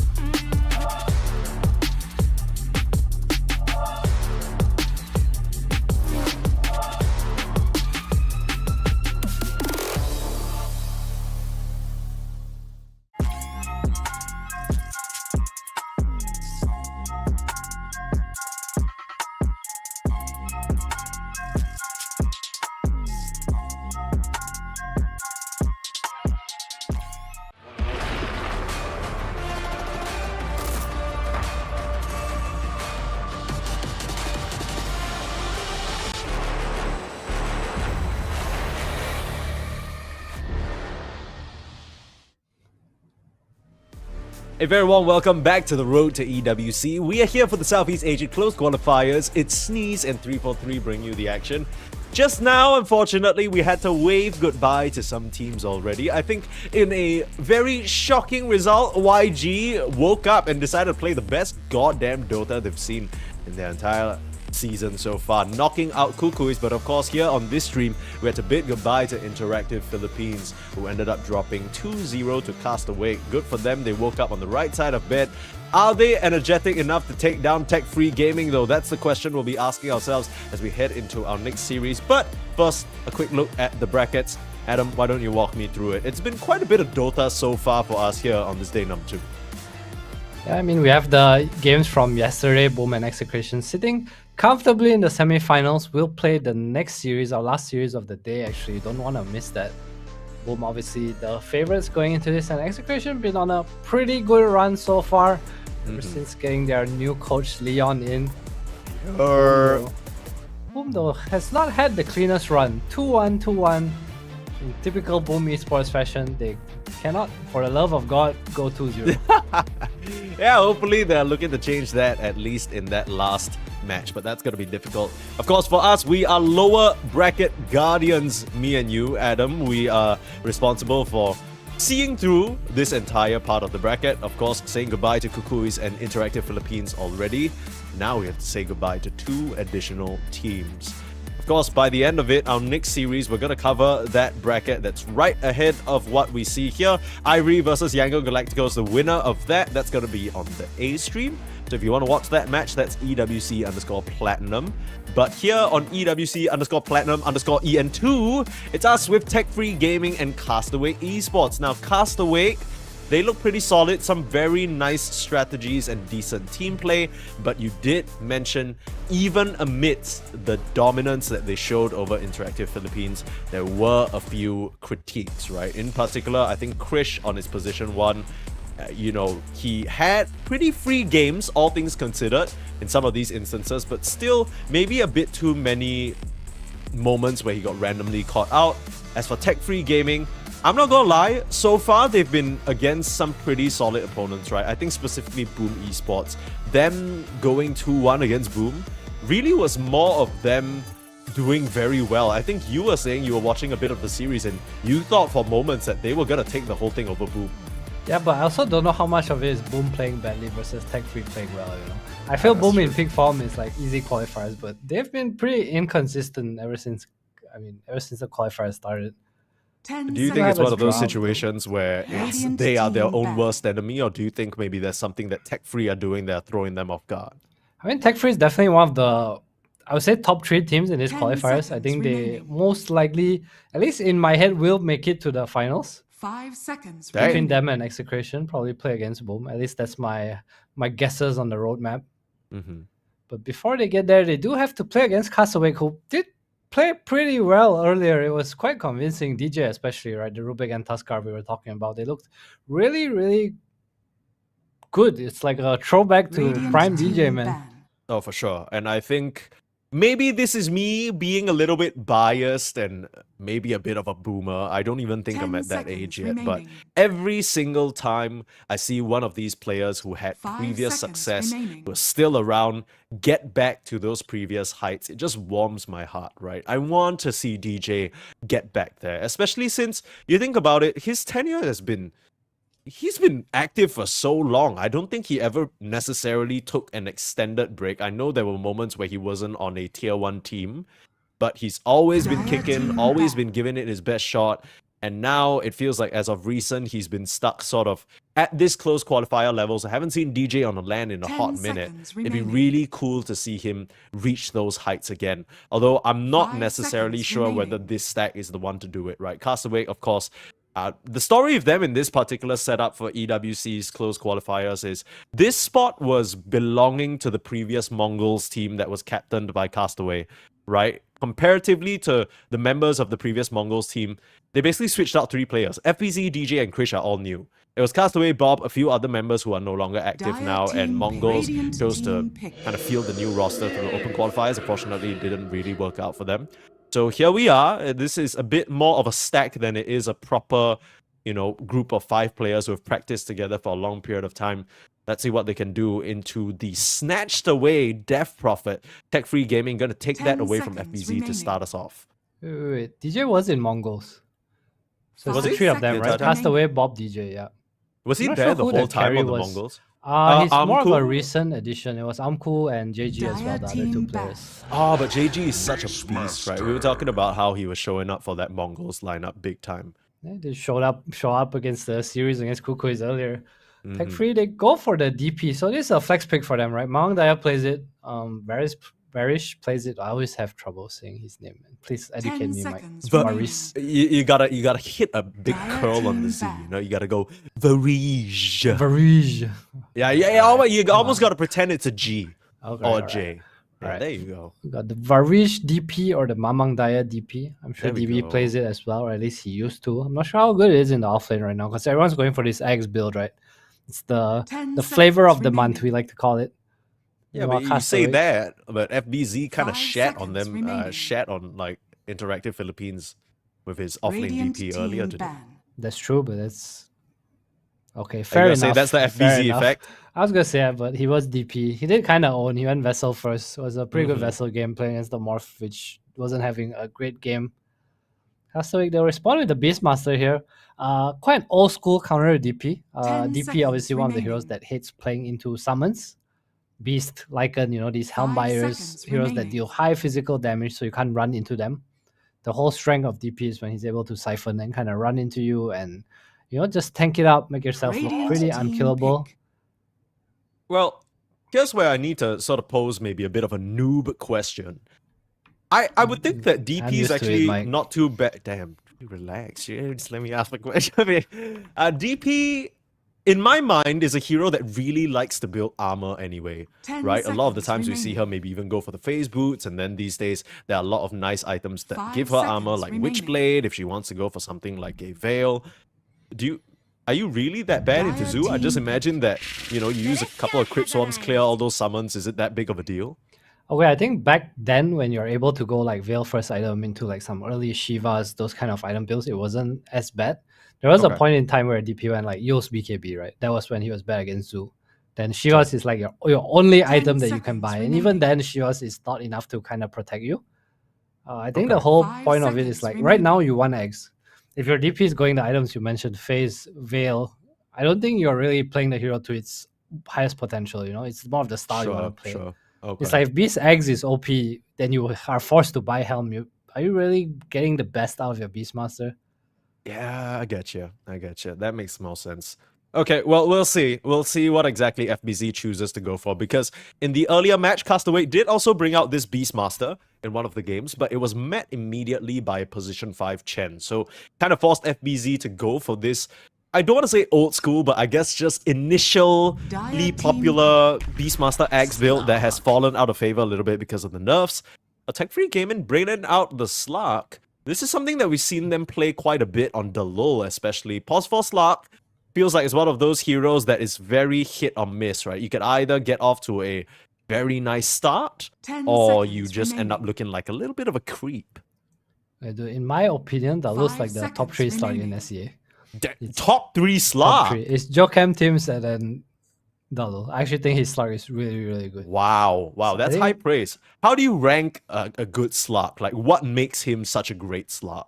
I feel it's your what's the word? Your slipperiness, You go Oh. in, you eat spells, you're able to always scout out vision, you get to see what you want, you play around the map. I feel like Dalo, at least in the games we casted, impressed me a lot. I feel like every game he went in for a D-ward or he's Radiant just team out of nowhere he gets jumped and he lives on very, very low HP. Yeah, we did see a lot of that happening, and I think especially in the matches that we were watching, in Tech Free's first just kind of excursion with this Dalul Slark, there were some moments where he came in clutch with the Depth Shroud, with 10 those Wind Waker seconds saves. remaining. He just understood what he needed to do. Pairing that up with a CM though, that 5 is seconds remaining. support hero with some damage. That's what you wanted this entire time. A lot of good control for them. So ways to deal with the Beastmaster balls, disincentivizing the summons build. A hero that can give you a bit of physical resistance as well with that Glacial Guard facet on the Crystal Novas. I don't mind it too much. I thought they would have gone for a Warlock here, but I guess Warlock DP is like too long cooldown without wave clear. CM's nice against both Beast and Dark Willow. Obviously, Frostbite against the Helm Creeps are really nice against the Boar in the lane. Also, CM pairings are usually really good against Beast in the lane, just the ability to run them down. Next hero against Dark Willow, you do AoE damage, AoE slow. Freezing Field really good at killing Dark Willow in particular, and it is a Varij hero. True. Varij CM. I mean, the CM coming out here basically solidifies the Death Prophet into a core role, right? I don't think that CM ever has the potential of just kind of coming out on the mid or off lane. That's just not a thing. It's So a Slark carry though, Mike. true. Not a Maybe chance. Jikroy Slark. Not a Probably chance. not into Beastmaster Dark Willow though. That sounds a bit tricky to navigate. I don't even know how you're gonna hit a hero on this slot if that's the case, but Radiant team let's see what Castaway choose to go for. Snap themselves up the puck very early. Bob feeling confident into this matchup despite the roots coming out from the CM and the silence from the DP. He thinks he can dance around them, and honestly, I think he's probably right. It's just the support snow stun, right? Hashtag SCA Dota. But I don't think you do too well against the DP lane. It's okay. Silence is obviously annoying at some point, but you don't really have a 5 setup for the seconds silence right remaining. now. Oh, they also enable themselves with this Puck Willow combo. You have the Terrorize into Puck Coil, which is pretty nasty in the early game. Okay, so correct me if I'm wrong here. Are you not scared at all if the DP just goes mid? Isn't Dire DP team mid kind of nasty into puck? You're always able to clear the wave. You can out-sustain. You can push the puck back. You can even maybe bring in CM eventually and just bully this puck. In my mind, DP versus puck is a pretty DP favored matchup. Is there a chance where Mawang Daya just pilots this in the mid lane and just completely snowballs? 10 It's slightly seconds DP remaining. favored, but at the same time, you don't really post threat to the puck to have silence later on. I think it's mainly the 5 threat from the seconds supports, right? remaining. And Castaway, they saved their last pick for carry, so they're probably gonna win that lane. And then Beast, you play with stack. You have an angle where you can play towards the safe lane. They also pick the NP here, which gives some sort of global presence. Like you can always TP in the mid lane if it's like too much trading going on. Yeah. We saw yesterday a couple of NPs pop out, like really just one. But the way that it was dealt with was a Dawnbreaker and a Bat Rider in the off lane as a duo. I think Execration were the ones to pilot that. The Nature's Prophet can bring a lot to the table in terms of the lane and sustain, but you can also overwhelm him over and over with if you have that Dire damage. So team banned. maybe something Tech Free Gaming might look to do. They just snap up the Morphling though. Not afraid of the puck, not afraid of the beast, not afraid of anything. That's kind That's of such ballsy. an interesting pick to me. I know this is probably Jikroy's best hero. Like by far, I think his Morphling is better than his other heroes. Okay. Gyro's obviously banned out already, and he has been Radiant favoring the team Doom. banned.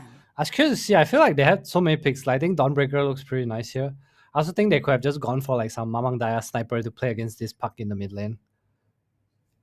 I guess they're a bit too worried about the collapse, right? Because the Depth Shroud comes a bit later on. And They're not weak I- though on the supports. Like if you look at the damage 10 for Castlewake's seconds heroes, like remaining. they don't really imagine a sniper with like Tread's Wraith Band at like 5 6-7 seconds minutes. Like how do you actually kill him with your 3 heroes right now? Sure.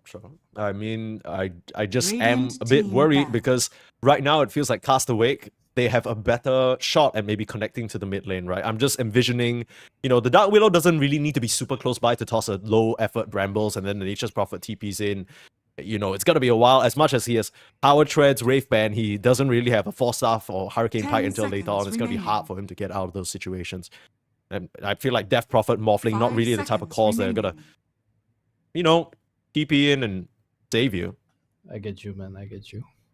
I don't know. I got insane sniper fear syndrome because I like playing sniper. I feel like I always try and keep my eye out for when a Dire sniper team game would be banned. relevant. This is it's a little bit spooky. Is it so important to defeat the puck in the lane that you go for a sniper, you think? I think it's just nice with that draft. Like you have this shrapnel behind the Death Prophet as well. You see Crystal Sure. Node. They have so much damage. Like how does Castawake reach anything on Tech Free Gaming? DP is already kind of a frontline hero as well. 10 You have the seconds Slark remaining. to save you with Death Shroud. Maybe later in the mid lane game it's not so much, especially not with this 5 seconds Morphling remaining. possibly, but they choose to go. Otherwise, we'll see what they end up picking for Mamang Dire Daya here. I team do pick. think it will be a offlane Death Prophet. I guess that's why they picked the Morphling as well, right? Because number one, they want to protect it with the bans, and number two, they want to leave it open. Still could be Mamang Daya, still could be DB, we're not entirely sure. Regardless, it feels like the DP and the Slark matchup, it's going to be pretty 10 neutral. It should seconds be fine remaining. into most of the carries that Radiant remain in the team pool, pick. unless there's some big gotcha pick. Still keeping it, I want to say flexible, although with this Dragon Knight last pick, I'm inclined to believe that's Mamang Daya's hero in the mid lane. Yeah, for sure, right? Unless he plays Borf and they do something funky. But well, I will say I am seconds not a remaining. huge fan of DK as a hero. I feel like Okay. he dumpsters his lane, he takes your 5 tower, and seconds remaining. about 5 minutes later, it feels like he has no place in the game. At least I've not seen a item build where I feel like this DK mid is wow. It's like you have Blink Mage Slayer, but there's nothing beyond that, you know. You may now Oh, select new your heroes. Okay, Chris so Troll.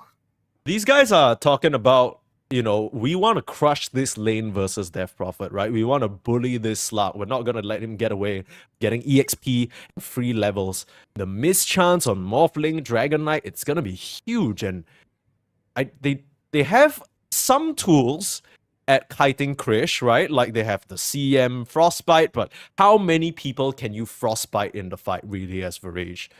I kind of like this Troll Warlord pick, but what's replaying in my mind non-stop, and this is no flame to him, of course, but Castaway, in their previous series, felt like we watched Krish die a few times unnecessarily.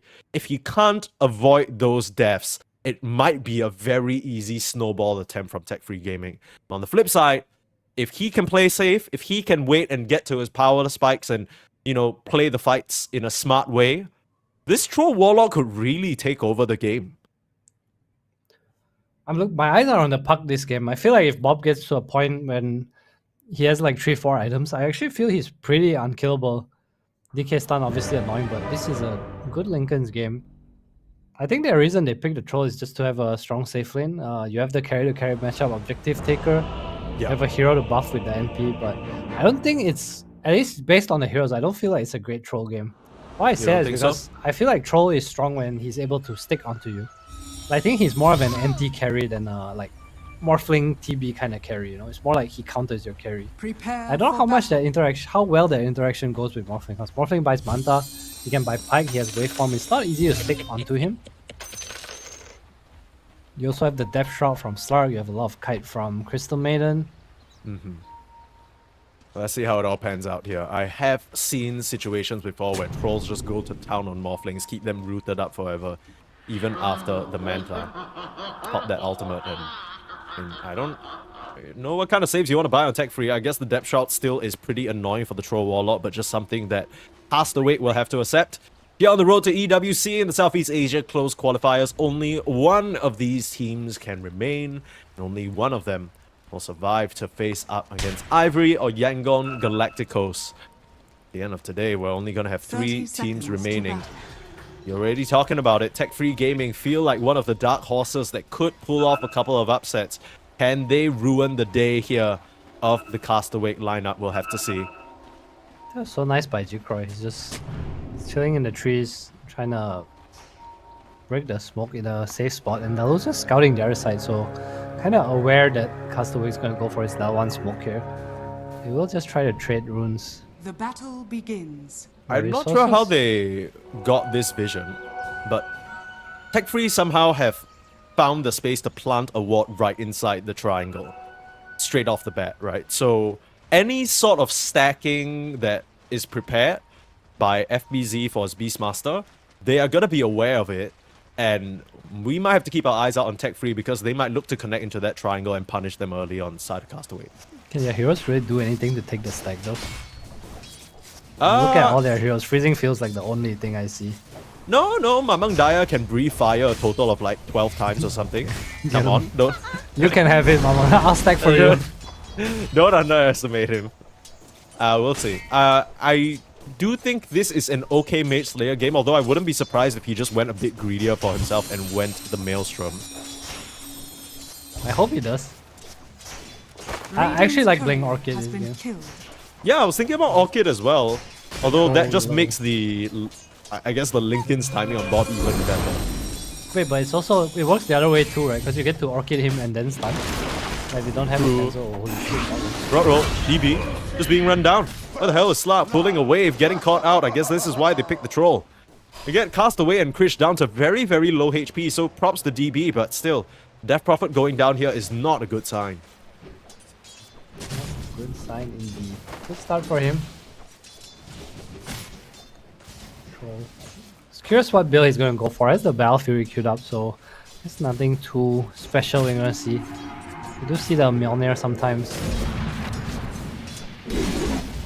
How important is it that this Death Prophet gets off to a good start in the lane? Is it the type of hero that can probably just come back and recover, or do you need to sort of maybe start thinking about ways to make sure that she doesn't die a few more times? Okay, I think DP with a good start is a monster, and DP with a medium start is like playable, you know? Especially into heroes of Castaway. They don't have like, I'm gonna kill you, I'm gonna own you kind of heroes really. Not that much high physical burst, you know? If they're like some Slara Clinks, for example, I think even a medium lane is like tough. Okay. See where I'm coming from? I Like kind of see Castaway it. has slow pace as well.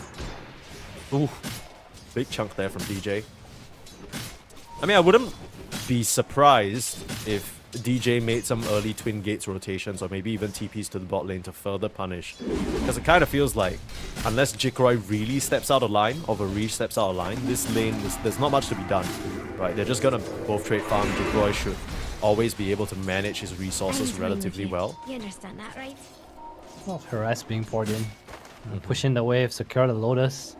Rewarding the big cam as well, so 3 minutes is gonna be open. Nothing Varys can do about this. FBZ will block the small cam by himself and kind of zone Varys away from doing anything about the big cam. Nice thing for Varys is he is Crystal Maiden, but no Frostbite yet. Yeah, they wanted to get that Q for the physical resistance, like we said, the Glacial Guard.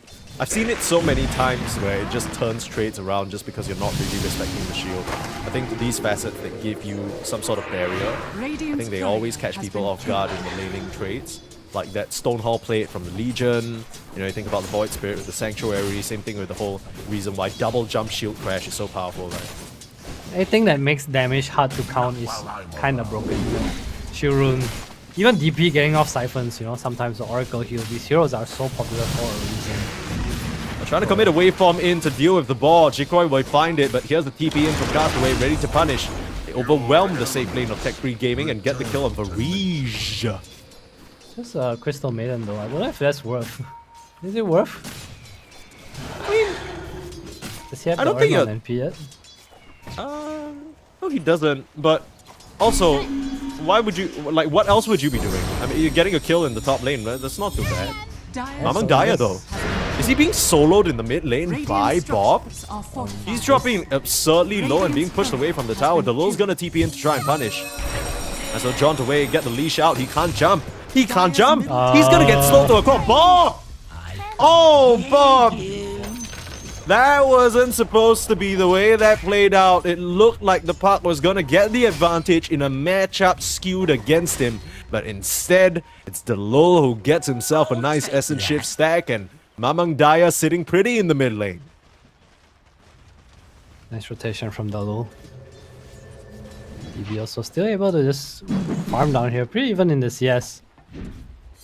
Which constantly getting gone on, and Castaway leaves the lane again. So this is something that I've experienced in my scrims.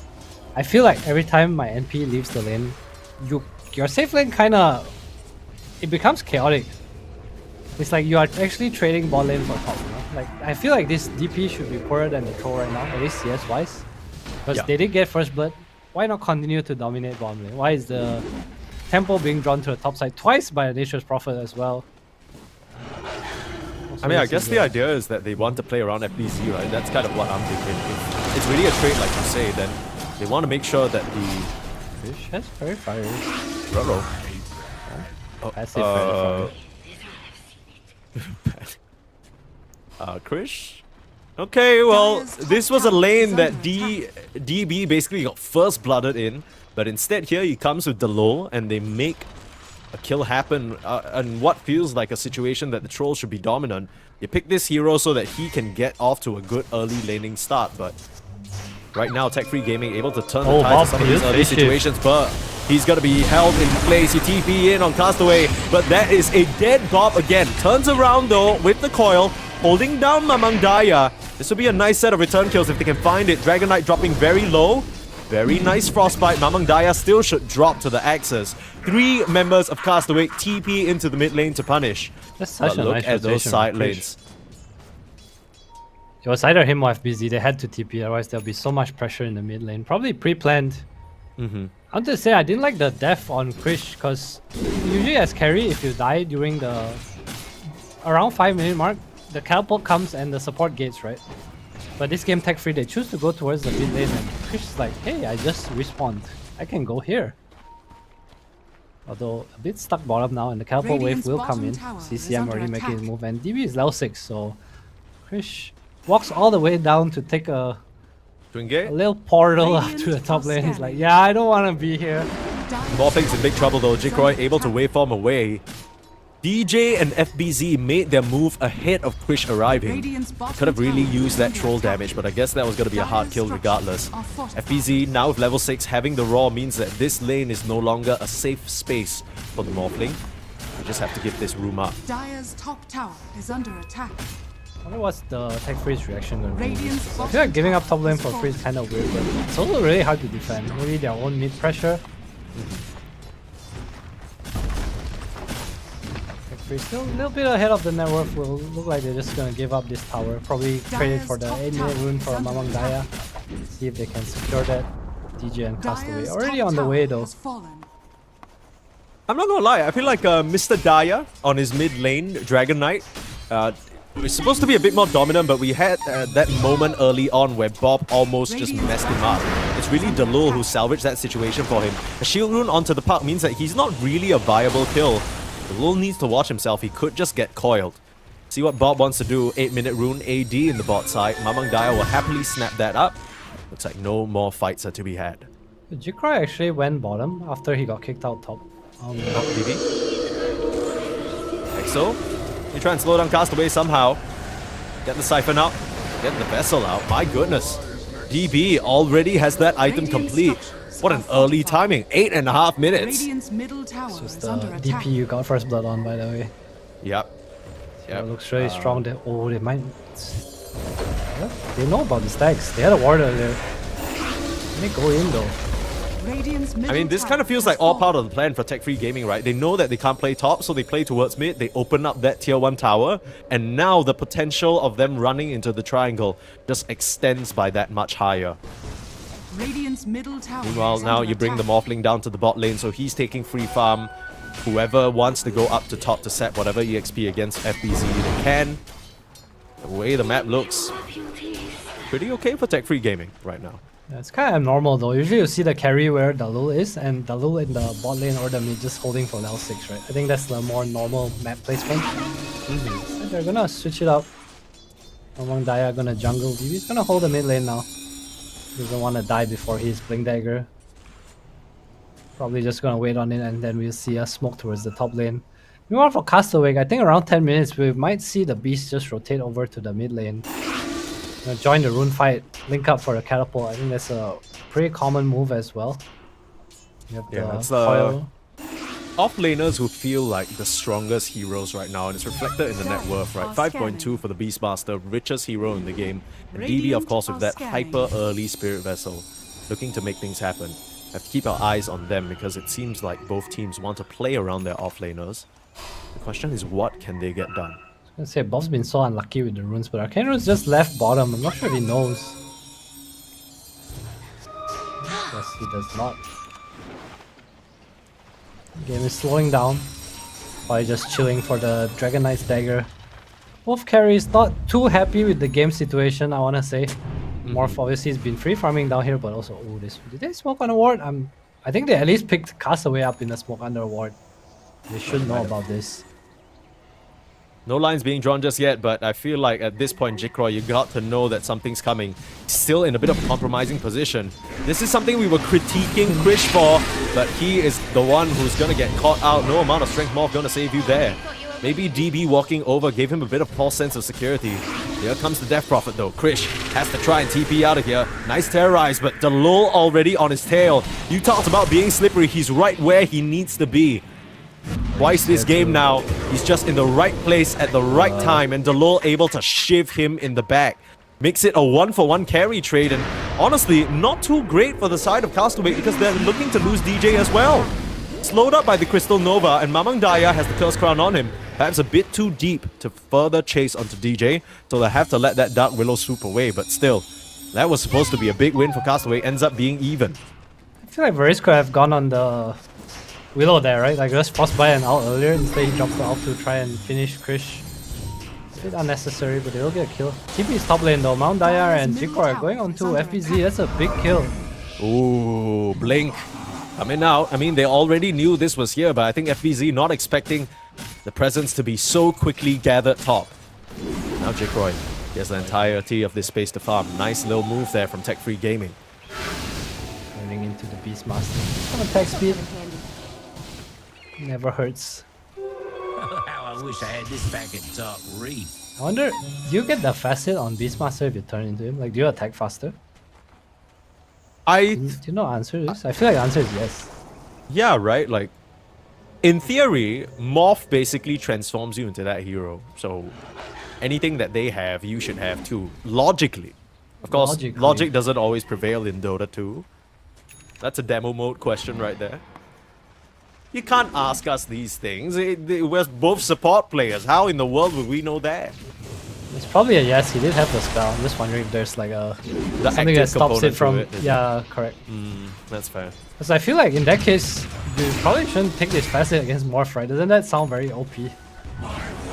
I guess so. attack Although I feel like Morphling's one of those heroes that you can't really afford to think, yeah, let me just screw my own game up so that he gets less when he morphs into me, right? I It's a don't bad think. helm game though. Radiant are scanning. You think Think so? about it. Is it a bad think helm it- game? I think it's a pretty good helm game. Other than the CM. Maybe FBZ just used to playing that Aghanims build. Low on the front lines, breaking a smoke, jumping away. Slippery, like you said. Nice Not slide. gonna fall prey to their move. It's so annoying. Top They 3 can't even slot. do anything about it. You can't coil him. You can't bramble him. You can't curse crown. What can you do? You need to get the science off before he sees you, but that's tough. Yeah, you gotta be very sad. And they tried to make that move happen during the daytime as well, where the Slark vision is not quite as powerful. Right now, it's Tech Free Gaming's turn to smoke. They want to keep going with Mamang Daya. Scanning. Yule's just freshly picked up for the Death Prophet, looking to find a few more Spirit Vessel charges.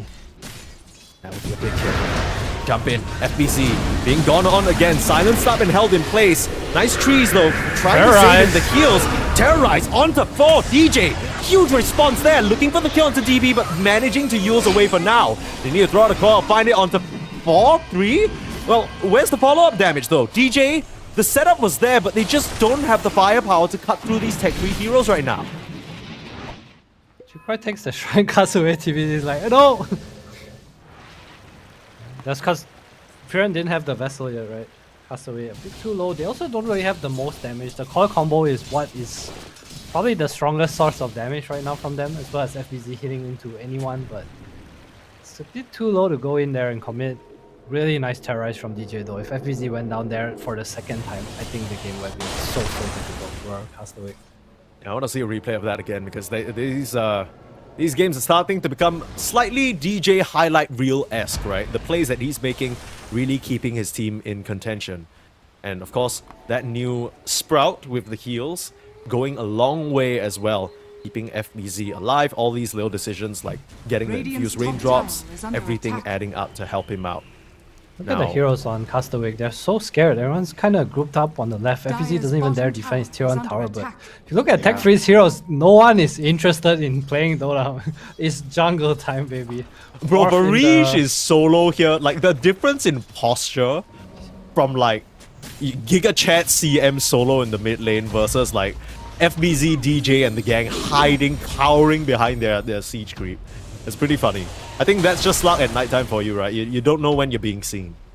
It's not only that, it's also they don't have an ability to go on the start, right? Like I was talking about, how do you go? You need like TP the MP behind after he leaps and get a Sprout off or something. Even then he has the Cutting Blade. Looking too promising. Taya being looked at by DB now. Quick look at the items. Mage Slayer still being invested into by Mamang Daya, so getting that after the Blink Dagger.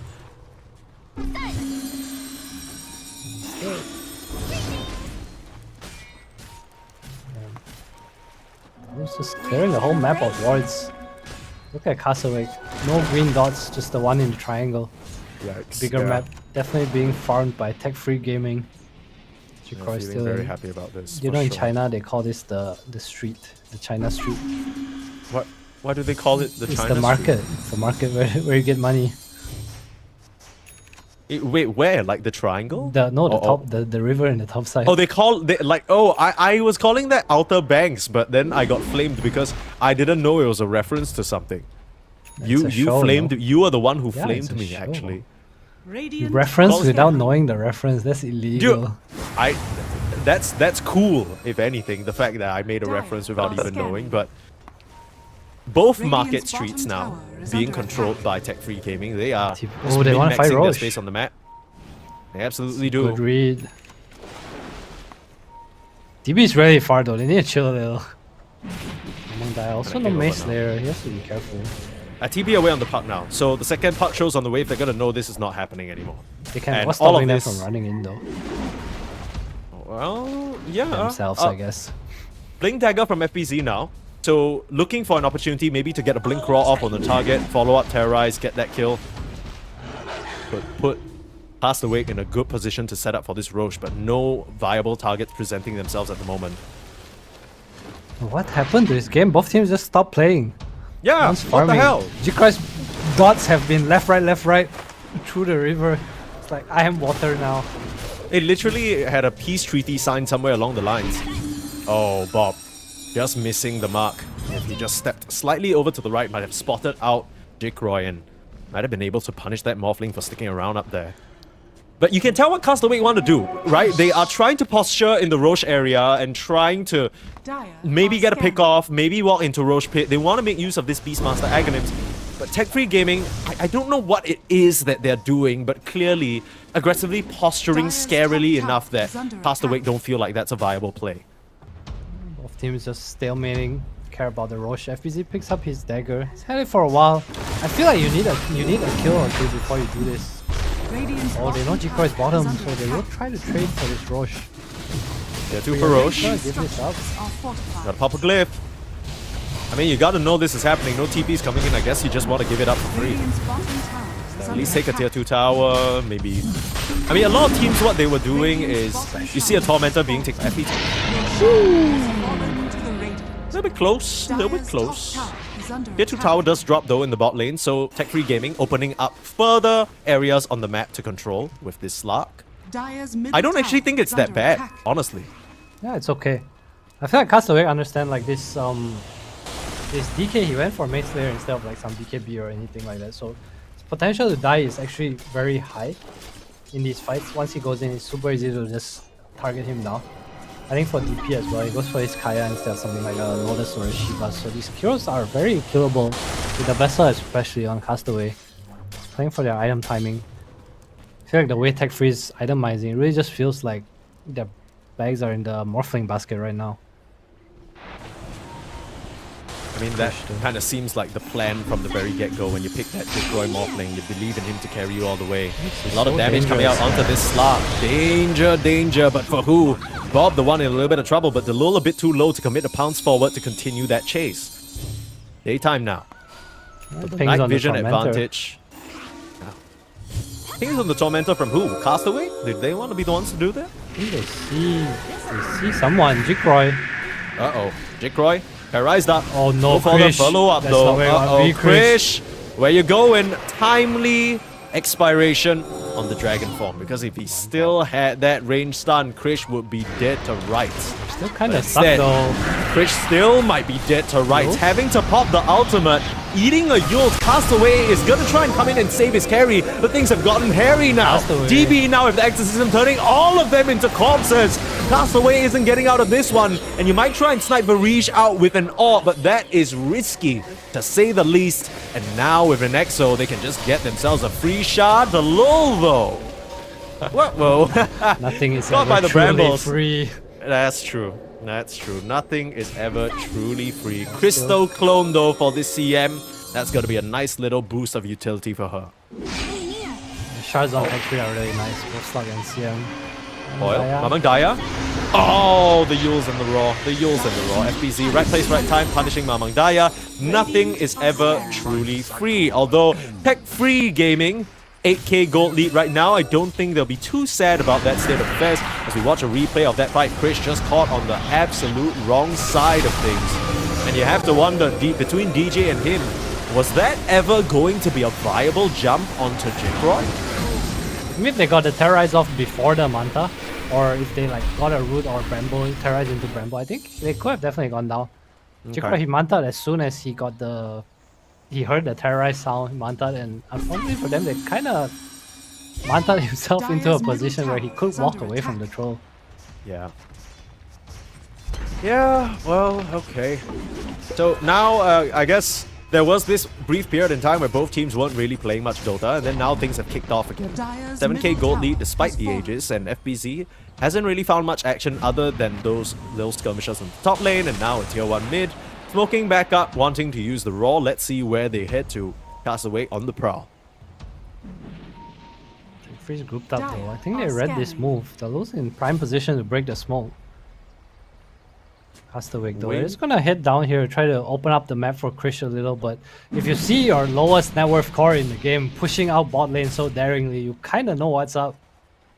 There's gotta be a cavalry behind him, that's for sure, but Tech Free Gaming, they were the ones playing with pretty, you know, unrestricted freedom so far. Now they're the ones to cower together and hold hands. Maybe it's just because it's daytime that they're not feeling the most confident. Krish has disappeared off the map. They're the ones to smoke up and maybe try and wrap around instead, looking for heroes that are not there. But if they can find that troll, that would be huge. Krish, no, not like this. Krish again and again. He just continues to be found by Tech Free Gaming. They have a heat-seeking missile on him, and his name is Delul. Another kill for DB. Bob. I do see Bob. That is the fastest attack. Yeah, I have not seen Park attack that fast in a long time. It has to be like those crazy 60-minute games where Puck goes full DPS mode. Jikro just seems to be the winner of this stalemate, right? Krish, at the same time, it doesn't feel like he's gaining any net worth. There are stacks being made, but I don't know if you can actually farm these free days. Seems like they can come in any time, and that's odd to say, right? Because Castaway's the one with Aegis. The Castaway has been the one with the ages, but it feels like they're the ones with very limited map plays. They tried one smoke up with 5 members in the most obvious fashion in the bot lane, found nothing other than a death on their own carry. And meanwhile, the gold lead still being maintained and even minutely extended, right? Jikroy is 16k net worth, DB is still on top of just about everybody. You're getting your key items here on the Tech Free Gaming heroes. Shard already picked up by Delul. You see his quick buy, he wants to buy 20 more shards, actually. He knows. His item bill is done for the game. It's pretty much all you want. We'll see, you do want Hex at some point. Jikroy has the Firefly complete now. Probably just gonna wait for the 25-minute nighttime so Slark and Tech Free, he can lead the charge Delul the top side, but that's the wake. They wanna use the Foil KB here. onto DB with a Glimmer Cape. Nice save there from Varij. So that is the Puck ultimate out of the equation. Trying to stream forward, well cast away, but just couldn't find the angle to connect. Now Krish does have his BKB finally complete. Battle Fury BKB on your troll at 25 minutes is not a good timing, but that at least means that he can participate in these fights and not be too worried about insta-die. Okay, I think the weird thing about heroes like Troll right now is that if you hit these timings too late, it becomes very hard. Like there's Jules on Dalo, there's Jules on DB. Yeah. Eventually someone can get a Ghost Scepter if they want to. There's Yeah, also there's a a Glimmer Shard on on Varish. Dalo, right? Yeah, so who are you actually gonna hit with this BKB? The Butterfly Morphling? I don't think so. He really just has to go on someone with the Roar, and Bob has to stop Dalo somehow. That's the only way they fight, right? Otherwise, you take a lost fight with this BKB and the game's just gonna snowball out of control for you. is under To attack. be very, very careful with how you Radiant's approach fighting. Ooh, Bob! No, not your courier, my friend. Lincoln Sphere. I mean, he still had quite a bit of ways to go Dire's until that bottom ultimate tower orb, now that is I'm looking under at his goal, attack. but still. Radiant's There's a little top bit of tower spice is on under top of attack. the already painful pie that you have to swallow now that Tech Free Gaming are just streaming ahead. 7k gold lead has been high ground here. maintained. I mean, why not? Jikroy, this is the butterfly timing. They have a Mamang glyph for Daya, the glyph. Radiant's top tower is under you gotta attack. force it. Dire's Counter structures glyph. are Pop the fortified. Exo, guys. Let's go. Corrosive Dragon, Ghost, and Butterfly morphing. Look at the tower go down. It's not even popping Exo. Hello? Radiant's top Anyone tower home? One here. is falling. FBZ. Marish even hitting the frags like, yeah, the one here, guys.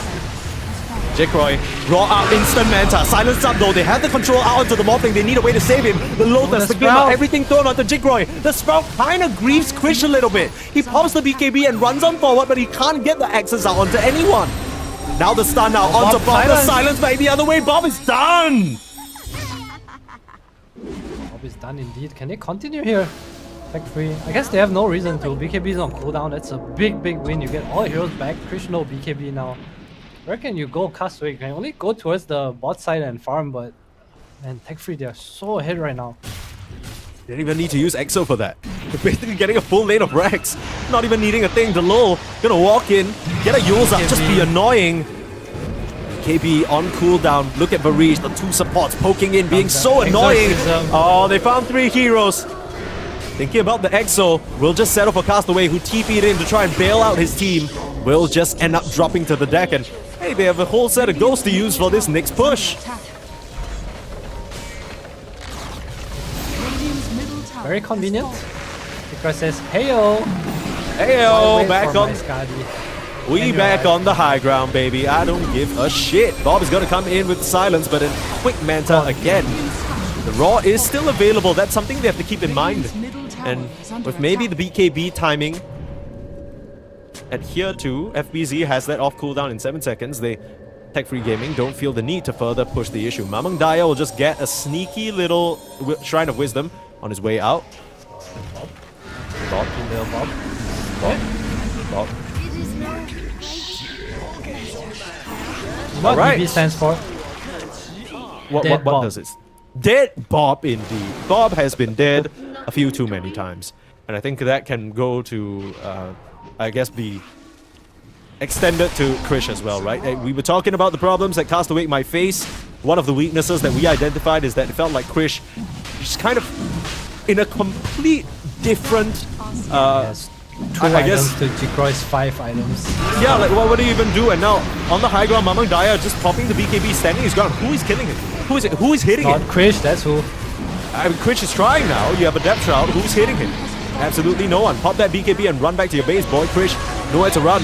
Yules up into the sky. He is not getting out of this one. Just has to pop the ult, but there's no way. Nice little terrorize to try and buy him some time, but it won't do a thing. And now Castaway frozen up. It's just too easy for Tech Free.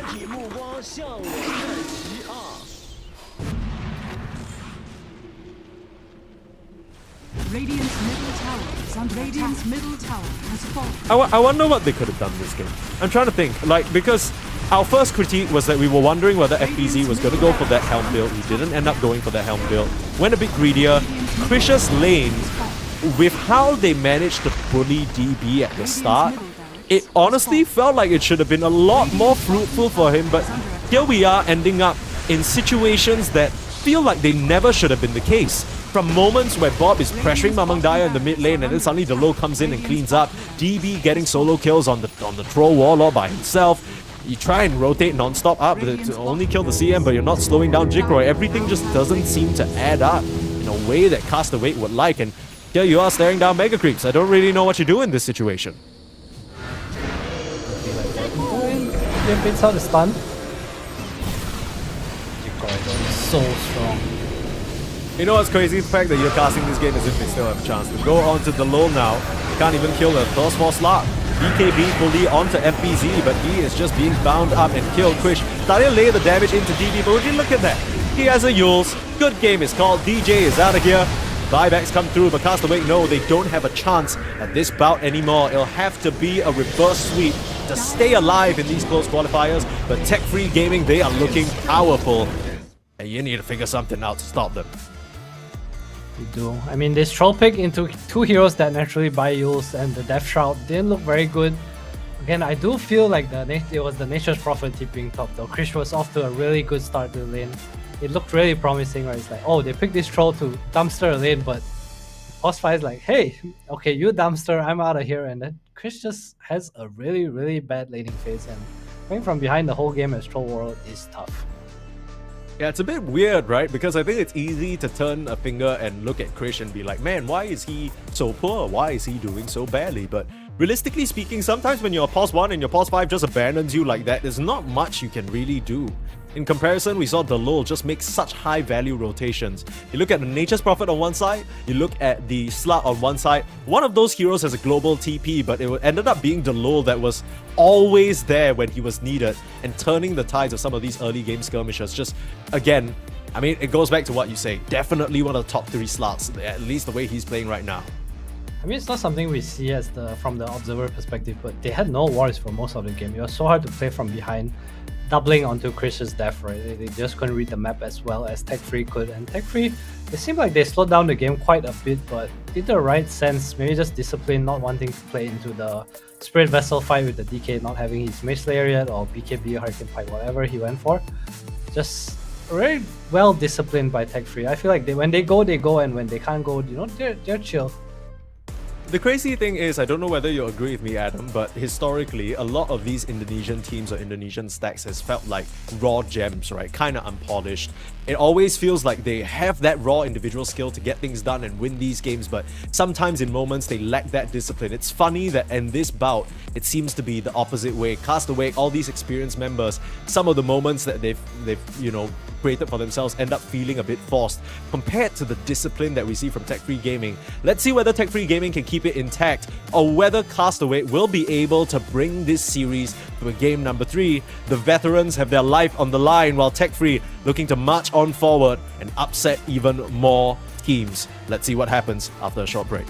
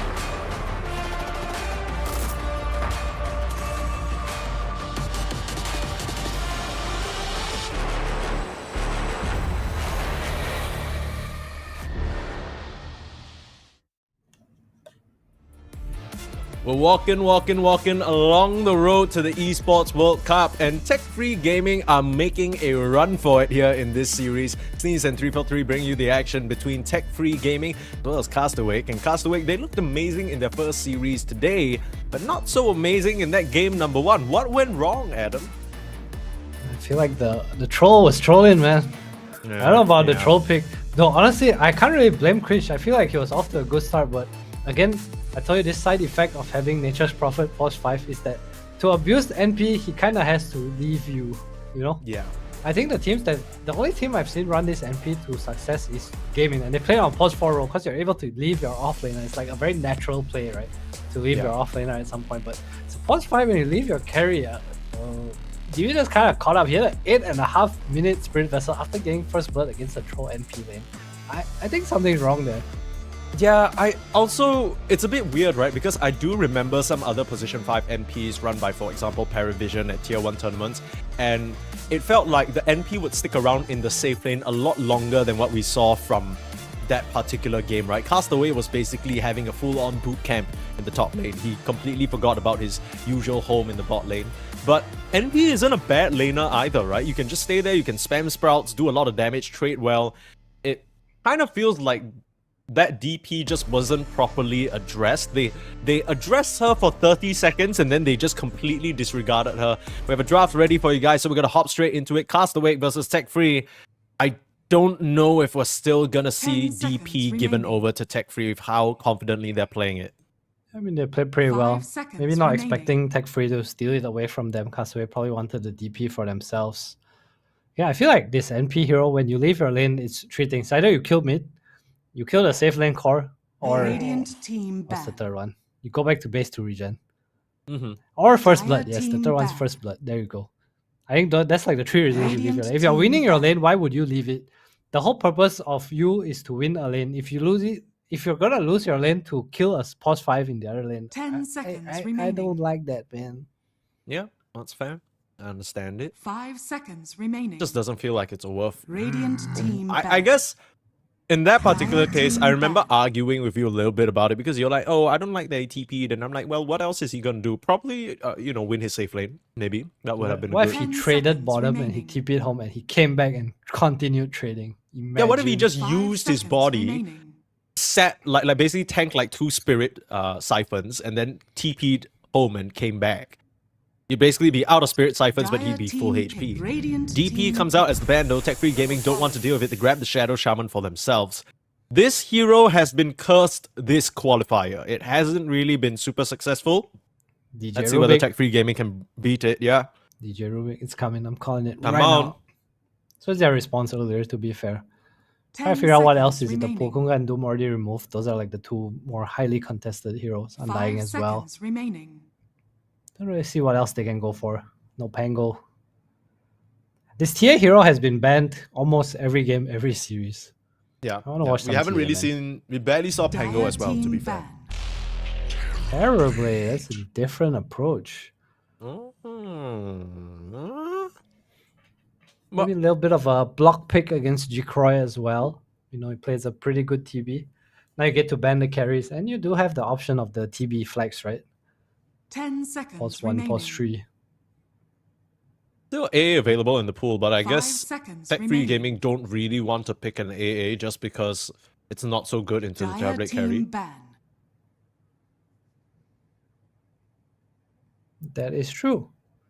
We probably see something like I want to think, what kind of Varish hero is there?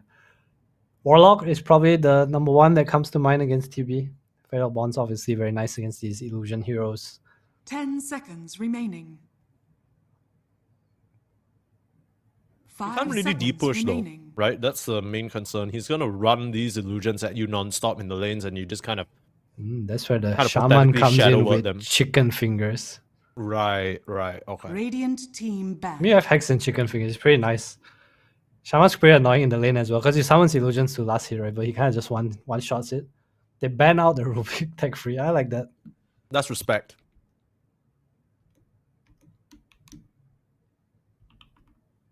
So, you were 10 talking about how seconds every remaining. tournament that DJ plays, it feels like he has a bunch of heroes. Shadow Shaman was picked by the opponents. 5 Rubik is banned out. seconds Tusk remaining. is the one that's still available. That will make the Terrorblade lane pretty decent. Pretty good save as well for whatever Shadow Shaman is holding down. I think a nice pick we see against Shaman quite often is the Muerta. I like that one. Easy, you put calling down. He can't really hold anyone in shackles. Hard for him to cast spells. Obviously, he doesn't buy BKB by nature. Radiant team Some pick. games you do, sure. And if he does shackle someone, this shot is pretty easy to land. So we take the That's a hero. Oracle. I feel like it's one of the, I want to say one of the stronger pos 5s. Probably the strongest pos 5 in the meta, other than A. Top What 2, exactly right? A changed to make Oracle. him so strong, though? I think it's just the style of play now. It's also a heroes in 10 the pool, right? seconds Like remaining. TB, DP, in particular, love Oracle, 5 Monkey King seconds even. Not a hero we remaining. see too much in SEA, but in Europe there is a lot of this hero. You also get to see the rune, and I feel if anything that SEA teams are good at is they come for runes. Supports 4 minutes, 6 minutes, they're always at mid lane, always. And Bob's certainly going to need a bit more help in that regard. Just last game, because Tech Free rotated the lull at a very timely Dire manner, team pick. they were able to smoke out Bob. Speaking of smoke, Radiant ooh, team pick. would you look at that? That's a Ricky. That is a Dark Seer. This is a very purple draft. And this is a Dark Seer that was picked into an Oracle. Yeah, but Ricky is the Oracle counter. Also, if you see Terrorblade, you can actually just first pick Darkseer. If you see TV, you have purpose as 10 Darkseer. It's such a seconds big remaining. counter, in my opinion. Unless you have pace, TB just 5 always gets seconds outscaled by his remaining. hero. The wall, the Aghanim's, he just does so much. TB can't really itemize against it as well. Even if you manage to force staff your way out of it, by that time you've already summoned quite a few Terrorblade illusions that are just ripping into your Radiant opponent. team So, pick. whoa! Sven, so showing the carry. Like, okay, TB is either gonna be on FBZ or possibly even DJ. More likely, I think it's gonna be an FBZ hero. Doesn't this 10 Ricky kind of ruin his seconds day, though? remaining. Yeah, it's okay. 5 I guess he's seconds always playing for remaining. the BKB timing as Sven anyway. Yeah, we've seen how Krish plays. It's gonna farm. I mean, the nice thing about Darkseer is you don't care about wall. Warcry is nice for your team, obviously. You kind of protect Oracle. If you look at Tech Freeze Gamings, they have like a nice response, but I don't see their damage yet. It has to come from the next 2 or 3 heroes. They also have to be aware of this Ursa in the pool, because if Tech Free gets Ursa, their heroes look pretty damn scary. Yeah, this Probably Ursa one of pick's the- looking really powerful, especially backed up by a Dark Seer. One of the Dire team bigger pick. counters against Sven. Hero that Sven can't man find. There's the DJ hero, Rubik Tuskar, all according to Kekaku. True. Heavy on the physical damage, so Castaway want to fill in the gap on the magic damage, I think, in the last pick of the draft. If not, it's going to be very easy for Darkseer to 10 itemize. You just seconds completely remaining. skip that pipe. Just go for, you know, Crimson Guard, Greaves, 5 Chivas, seconds and remaining. no one's touching your team. But you can purge Crimson Guard. Yeah, get a Halberd, maybe. You can't purge that. Yeah, Halberd's a nice one against this one. Seen it sometimes. Halberd into Greaves sounds pretty good. So much physical damage, right, on Castaway. Tag team, Sven, Terrorblade. You probably just buy a Crimson anyway. How many Crimsons can Oracle purge? Let's be True. real. True, Dire that's pretty team true. Maybe we see something like an Ember come out. Oh, Nope, Gyro. that's the Jicroid Gyrocopter. It's a specialty, I want to say. I think Tech Free as a whole, they play really well with this hero as well. It's also a nice What? hero against Sven. For some reason, I don't understand why, Gyro actually does well against Sven. 'Cause 10 Yeah, I- seconds remaining. Let's try and solve that puzzle. Alright, Gyro is a very active 5 seconds hero who remaining. likes to fight. He has a good bit of magic damage. On paper, though, if you put him next to a Sven with a BKB, he dies every single time, right? So, how does that even work? That's untrue though, because Radiant's Gyro has this team butterfly back. timing. And he naturally is very tanky as a hero. He has like 2.8 to 3k HP with the items he generally builds up by himself. Sure. Eggs, BKB, whatever comes next Satanic. He's a natural Satanic buyer. Sometimes Dragonlance, I guess. Yeah, it's a lot of stats, right? So I've seen a lot, especially when 10 seconds in remaining. dribbling when YB was Flyfly was playing the gyro a lot. I feel like I'll carry the Sven pretty 5 much. seconds He also remaining. has this Darkseer behind him, so I don't hate the pick. I think Ursa would have been nice too, but maybe Jikoi Radiant just prefers team this back. comfort pick of gyro. I will say that as simple of a hero as Gyro is, it really does feel like it takes a master to make it work. Because I feel like Gyro, his game is never easy, right? It's never 10 a seconds type of remaining. game where you can be like, oh, this is the freest Gyro game ever, and then you run in, you prop BKB, 5 and seconds remaining. and then you kill everybody with no repercussions. They're always going to be able to try and look to burst you. You need to sort of hit your item timings in a timely fashion. You need to make the most use out of the Black Cannon in the early laning stage. The best Gyro performance I've Dire ever seen. team I always feel back. this hero is like, there's good, there's great, you know. And then I watched this Team Spirit Yatoro game where he played Gyro in what I thought was a really hard Gyro game. He carries so hard. I was so like, wow. What was this game? What happened? Basically, his whole team was not doing too well, and he had a pretty bad matchup. I 10 don't remember what it seconds was. I think it was against remaining. Terrorblade.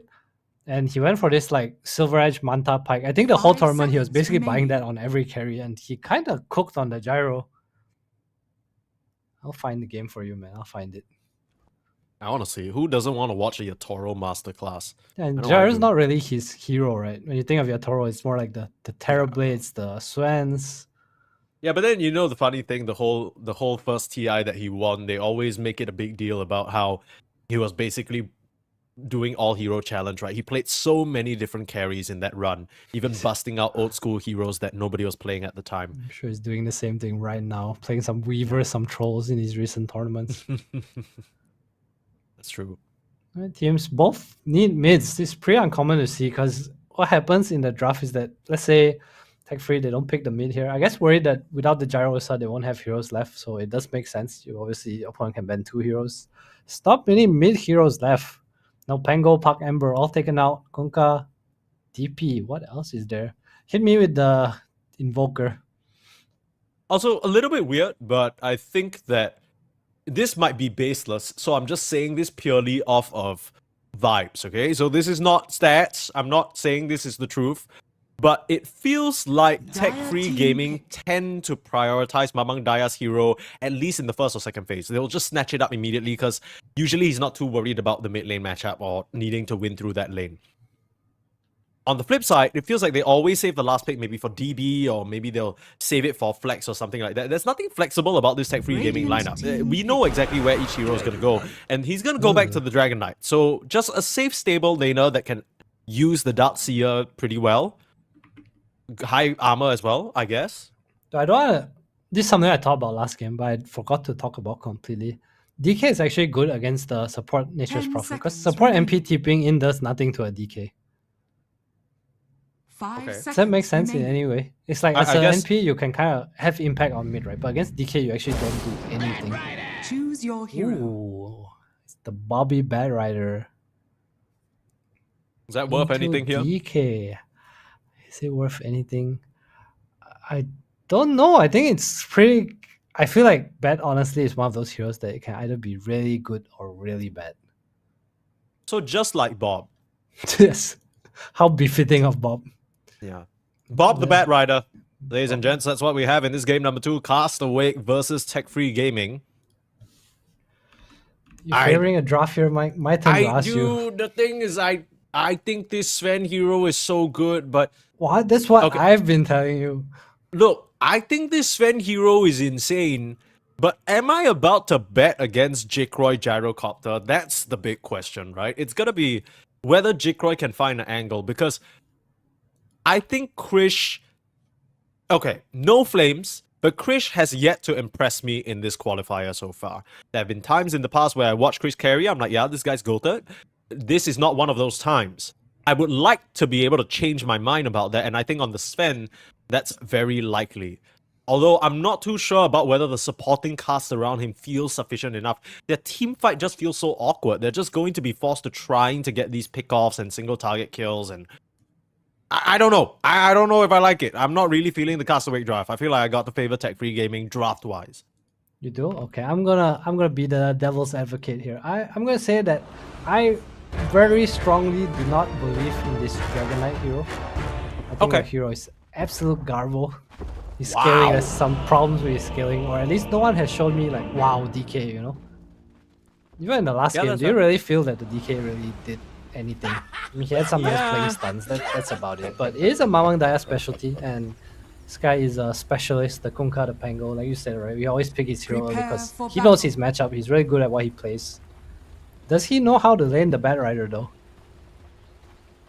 I don't know what you can actually do into the Bat Rider. Like, what do you mean? How do you lane a Bat Rider? You're literally Dragon Knight. You only have stun, breathe fire. The most high skill play you could make is probably breathe firing, secure the range creep, and hit the enemy hero at the same time. So do you learn That's Dragon's literally Blood it. in this lane?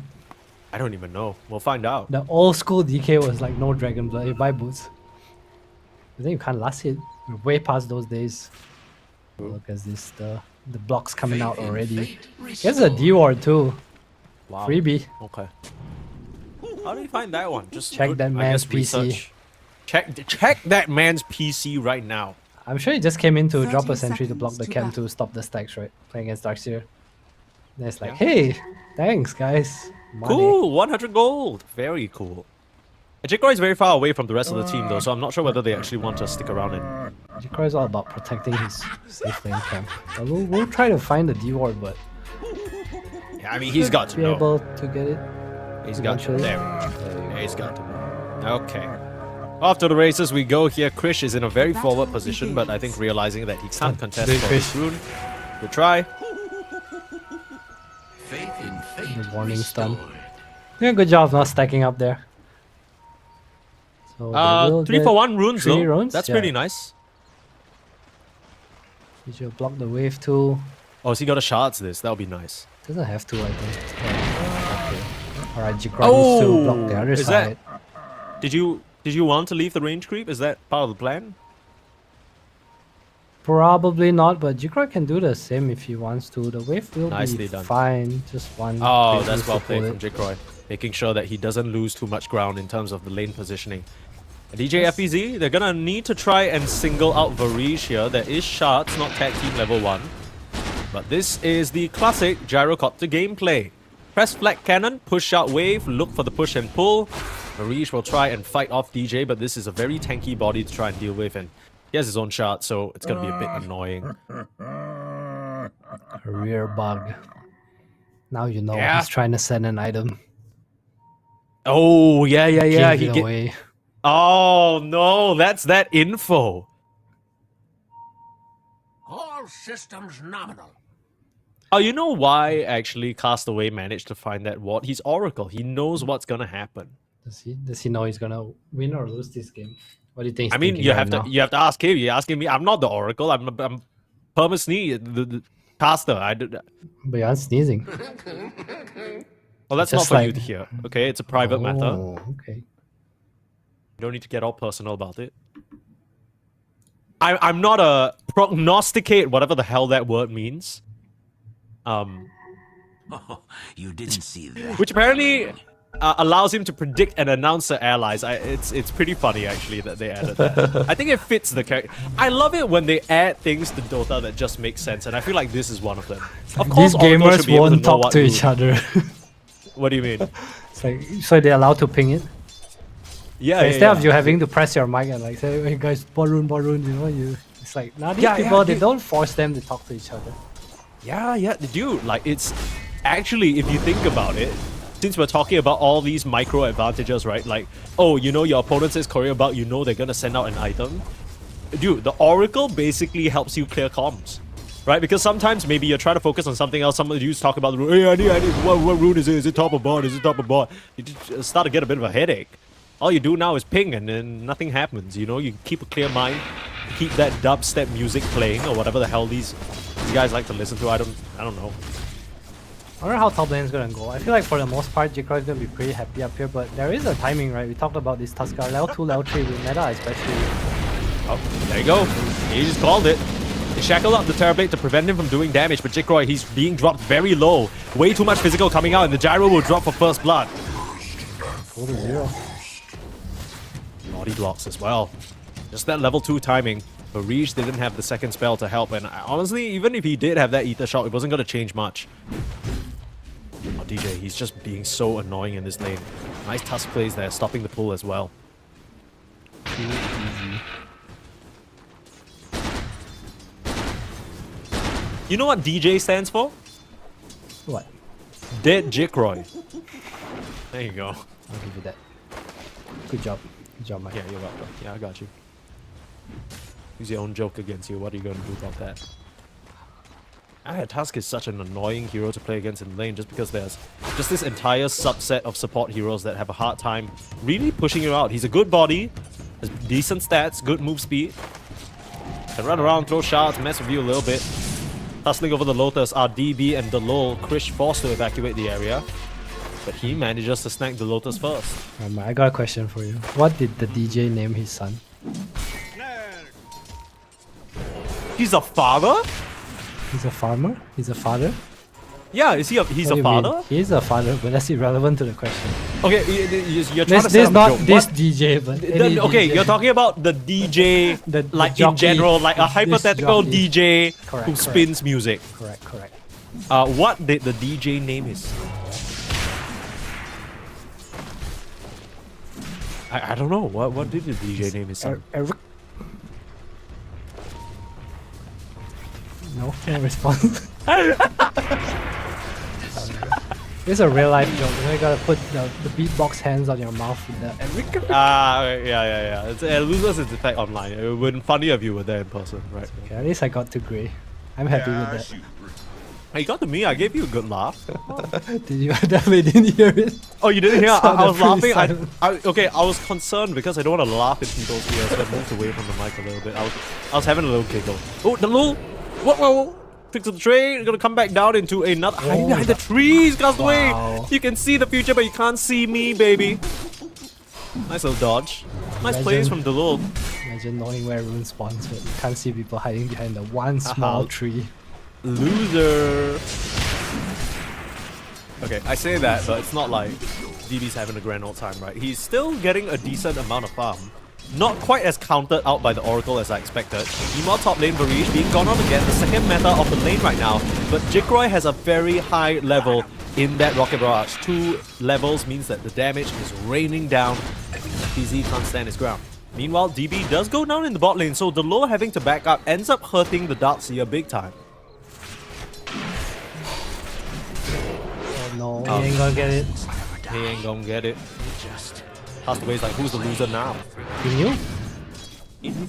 He knew. It was all set up. That earlier play where he missed the kill, it was to send the Riki back to base. So they had that time to bully the Darkseer. Now they end the lane with 2.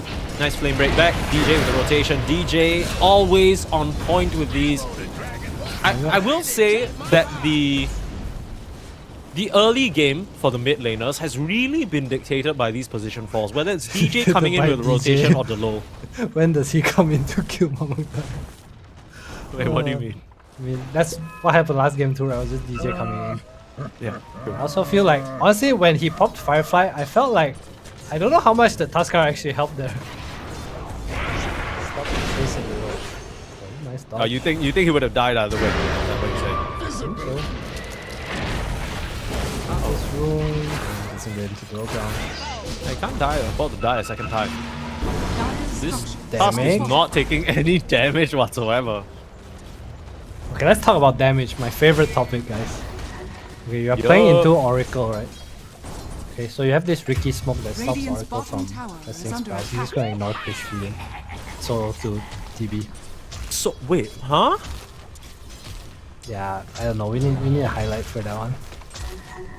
I don't think we can because the replays are off of what we see on our screen, brother.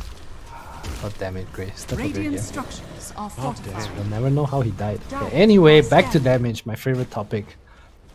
Tech Freeze damage is pretty much all in on this gyrocopter and Radiant's shells, no? middle tower But also under shells attack. are magic damage against Oracle. Against this TB, you probably will go for a pipe. At some point, this is one of those games where I can see Tech Freeze just having damage issues and Jikroy, he has to play against a Lasso and Swan God Strength. There's also no save for this Lasso, right? Yeah, that's fair. Radiant's I will middle say, tower is under I attack. think if there was any game for Mamang Daya to switch up his build to be a bit Radiant's greedier, bottom I think it tower would be this has one. been denied. Gyro, of course, can be that be-all, end-all carry, but you'd love to have a secondary call to try and help you out. I think that was a mid-TP from the Dragon Knight to get away from the Bat Rider, surviving on a sliver of HP there, so mid-lane vacated. Meanwhile, DB goes down. Okay, so this time round, they don't manage to run down Krish. The Lul ends up healing that Fortune's End. Nice smoke screen. Trying to save him a little bit. Trying to find an angle out of the tree line. That's a bit of a stun. The Lul juking. Jiving. Oh, Krish. Get some revenge. Lost his tower though. Not something you see commonly. Darkseer against Sven is usually Sven favorite. I mean, he's up in net worth. Just that death really costly. Yeah, I mean, who the hell is punching that tower? Certainly not the Darkseer. That's Darkseer. kind It of was the crazy that he Darkseer. died. Yeah, but I mean, how much damage does a Darkseer really do to a tower? I can't believe it's dead. You just go behind the wave and there's no hero in the lane. You pull the creeps away. It's Darkseer and the 4 boys. Dude, this is Or- literally Darkseer versus Oracle, and DD still having an insane time. I think all things considered, the fact that he's been able to find some kills, and sure, he died once or twice, but I think it's a lot more successful than Castaway would like. Oh, Harish being spotted out by a ward. He might know now that there's vision, but this is awkward because they don't have the lasso, so they can't actually stop this. They try and stop him by killing him. That ends up working out, burning away. The last auto attack from the Bat Rider should be able to find Miss. invade. Huh? What was that? Smoke screen. Did he have a neutral or something? screen. Smoke screen. Yeah, you're right. But Mamang Daya still ends up going down. The trio off the side of Castaway a bit too strong compared to what we have on Tech Free How Gaming. do you fight Yeah, this? should be able to put some damage onto the tower. You need Here Darkseer comes to FPZ. TP with the wall. You need Jikroy to participate actually. I feel it's so hard to fight into this. Oh my god. Uh-oh. Dire's Oracle middle BZ tower with is under attack. Falcon Blade. You know what FBZ stands for? Tell me. Falcon Blade Z. Dire's middle tower has There's a fallen. DBZ enjoyer. So it's like, this Yeah. is mine now. I love this item. Yeah, look at him. Radiant's top Falconing his tower blade is and under everything. attack. You know Very what cool. Bob stands for? What?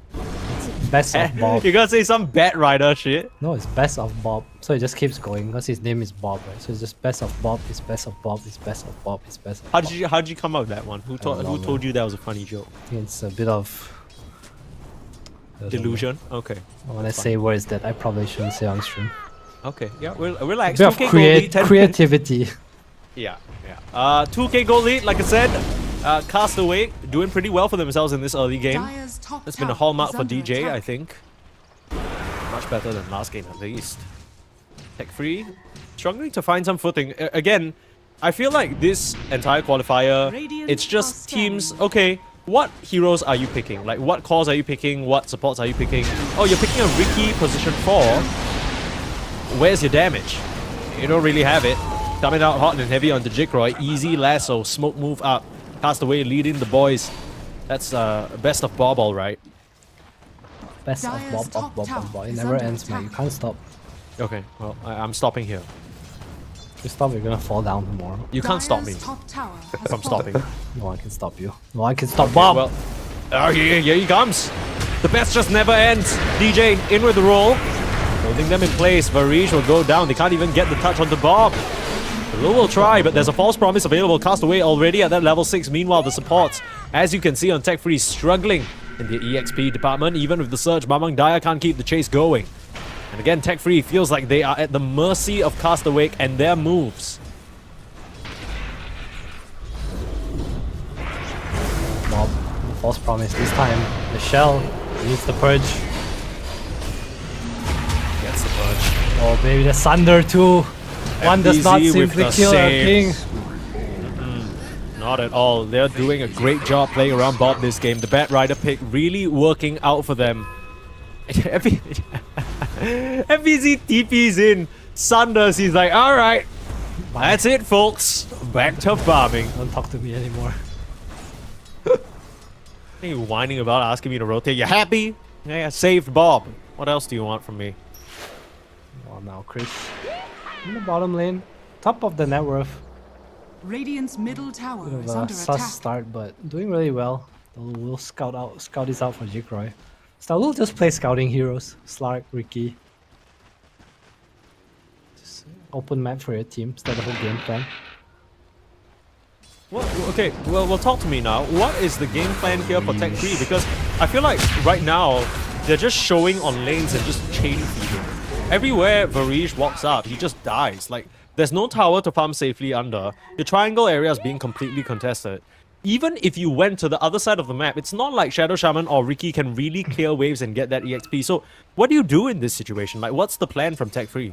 Okay, I think step one is if you can't farm the wave, you don't farm the wave and die. You just hide in the trees and get EXP.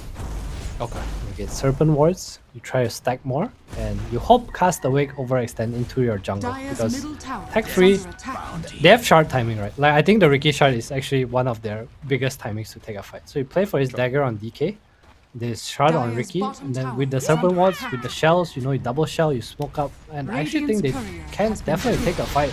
They probably even kill the Sven 4-0, no Sunder, no Oracle, with the smoke screen. I think until then they are a little too far behind. Radiant's courier has Like, been feel that way. is so strong. Right? It just removes so much of your damage. Oh, Ricky finally hitting that level 6 tricks of the trades to try and escape. Run away from the vision. Sentry will find him in the snowball to chase. Bringing Krish along for the ride, not even. The Lowell still revealing himself though. He's leading them on a bit of a wild goose chase. Oh, they don't see him. He manages to get out, wasting a lot of their time. Well, this is a good start, right? If you can get them to chase the Lowell around the map like a little goose, not too bad. Space for team. So Croy going for the eggs, halfway done. Doing a really good job of keeping up in network. Darkseer as well. Is definitely something that's probably Tech Free's strongest point is their silence. Both their cores are really good at keeping up net worth. DB has the... What does he have flying out? Goes for a Crimson. Okay, so a lot of damage block. Has to be careful of the Purge though. Castaway can have huge impacts in this fight. I also don't really know how much it stops Bad Rider's damage. Yeah, Dire's middle tower a lot of it under is attack. mixed damage, right? I saw a Sven chasing down Varij in the bot lane. There we go. Radiant are scanning. Just freebie. Speaking of chase, Chico. There's a no. Can't afford to No lose one this dies one nearby here. though. It's really deep. They need to try and bail him out of here. They can't afford to lose him for free. They need to at doesn't least try and wanna punish. lasso. Oh, the tentacles! He doesn't want to lasso, but he manages to get away with it. And the rest of Tech Free can't respond in time. Look at the immediate TP out. They understand the danger they could potentially be in, but realistically speaking, Tech Free Gaming, they weren't on the way. DB didn't TP, and the Shadow Shaman was still dead from getting caught out earlier in the bot lane. Yeah, in all honesty, if everyone TPs there, I don't even know if they can take a fight into the two heroes. Dire's All bottom with the tower Arcane Rune is under super attack. scary. Absolutely. Pumping out those little napalms like nobody's business. Game's looking a little hopeless, not gonna lie. Tech Free Gaming, they have that shot timing, but it feels so far away.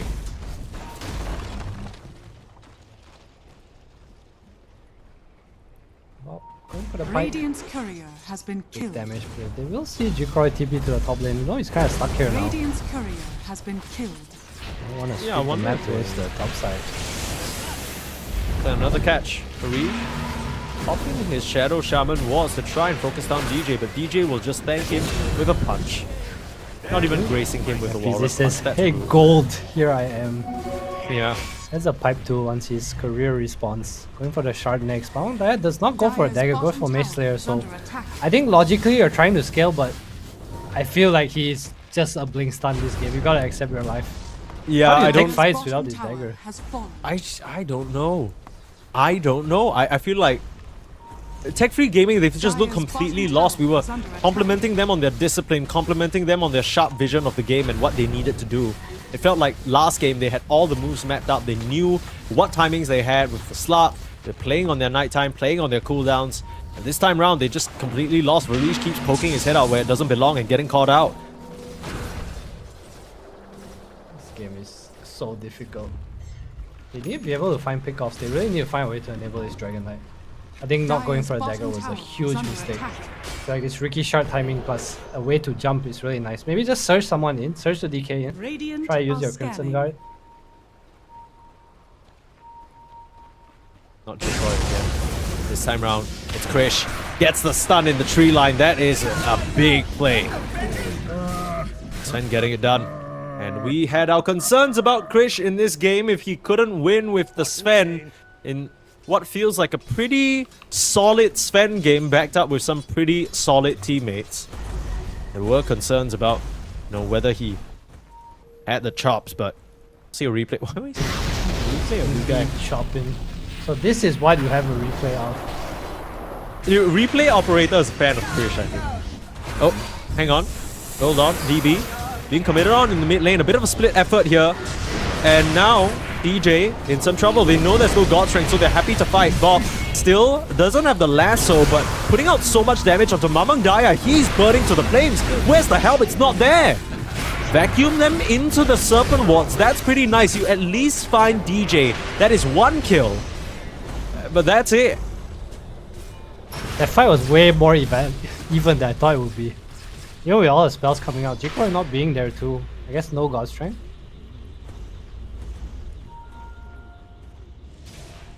So what are you talking about? Jikroy, you mean Krish? Jikroy wasn't there, right? Yeah, Jikroy wasn't there. I mean, they Krish all comes TP in. He in had no after God killing. Strength, right? Otherwise this would have been such a fast kill. Use it top to kill Jikroy. Yeah, literally. So, I mean, I think that's why Tech Free Gaming bothered to try and fight in the first place. But again, without Jikroy, there's no damage. They aren't doing anything. Ooh, Tricks of the Trade, the 2 couriers. That's value. Kill a couple of dusts. That's annoying. Can't catch me. Farm time, DB has a shard too. It's a dodge and scale game. Still, again, doing quite a good job of keeping up in net worth. Just every time his Darkseer, or I want to say every time the gyro goes down, the game just feels really bad. Radiant's courier Again, has Jikroy, been he has to killed. get to the point of the game where he's able to stand in front, right? You want some Satanic, you want some like Lotus on you. Otherwise, he just dies to kind of lasso with anything hitting you. You want some Also, Aghanim's something that and we PJ. didn't really mention just yet, as much as the Darkseer quote-unquote counters this Terrorblade, he is, you know, he has the potential to kind of scale up himself as well, right? He has a pipe, so he's buying a team item, but he's also looking at the manta for himself. Pipe breaking out in the jungle. They have the touch onto FPZ, but no way of keeping him in place. He even still has a Sunder available. Now DB in a bad spot. nice Beautiful vacuum. vacuum into the pit, keeping them away from him, and that should just be it. They still have a lasso, but Bob just really doesn't want to use that spell this game. Mamang Daya. And that's a good spot to steal that. Mamang live. I know you live, but is that good enough? I just feel like his Jikroy game lives. That's fine. Jikroy's fine. That's what matters.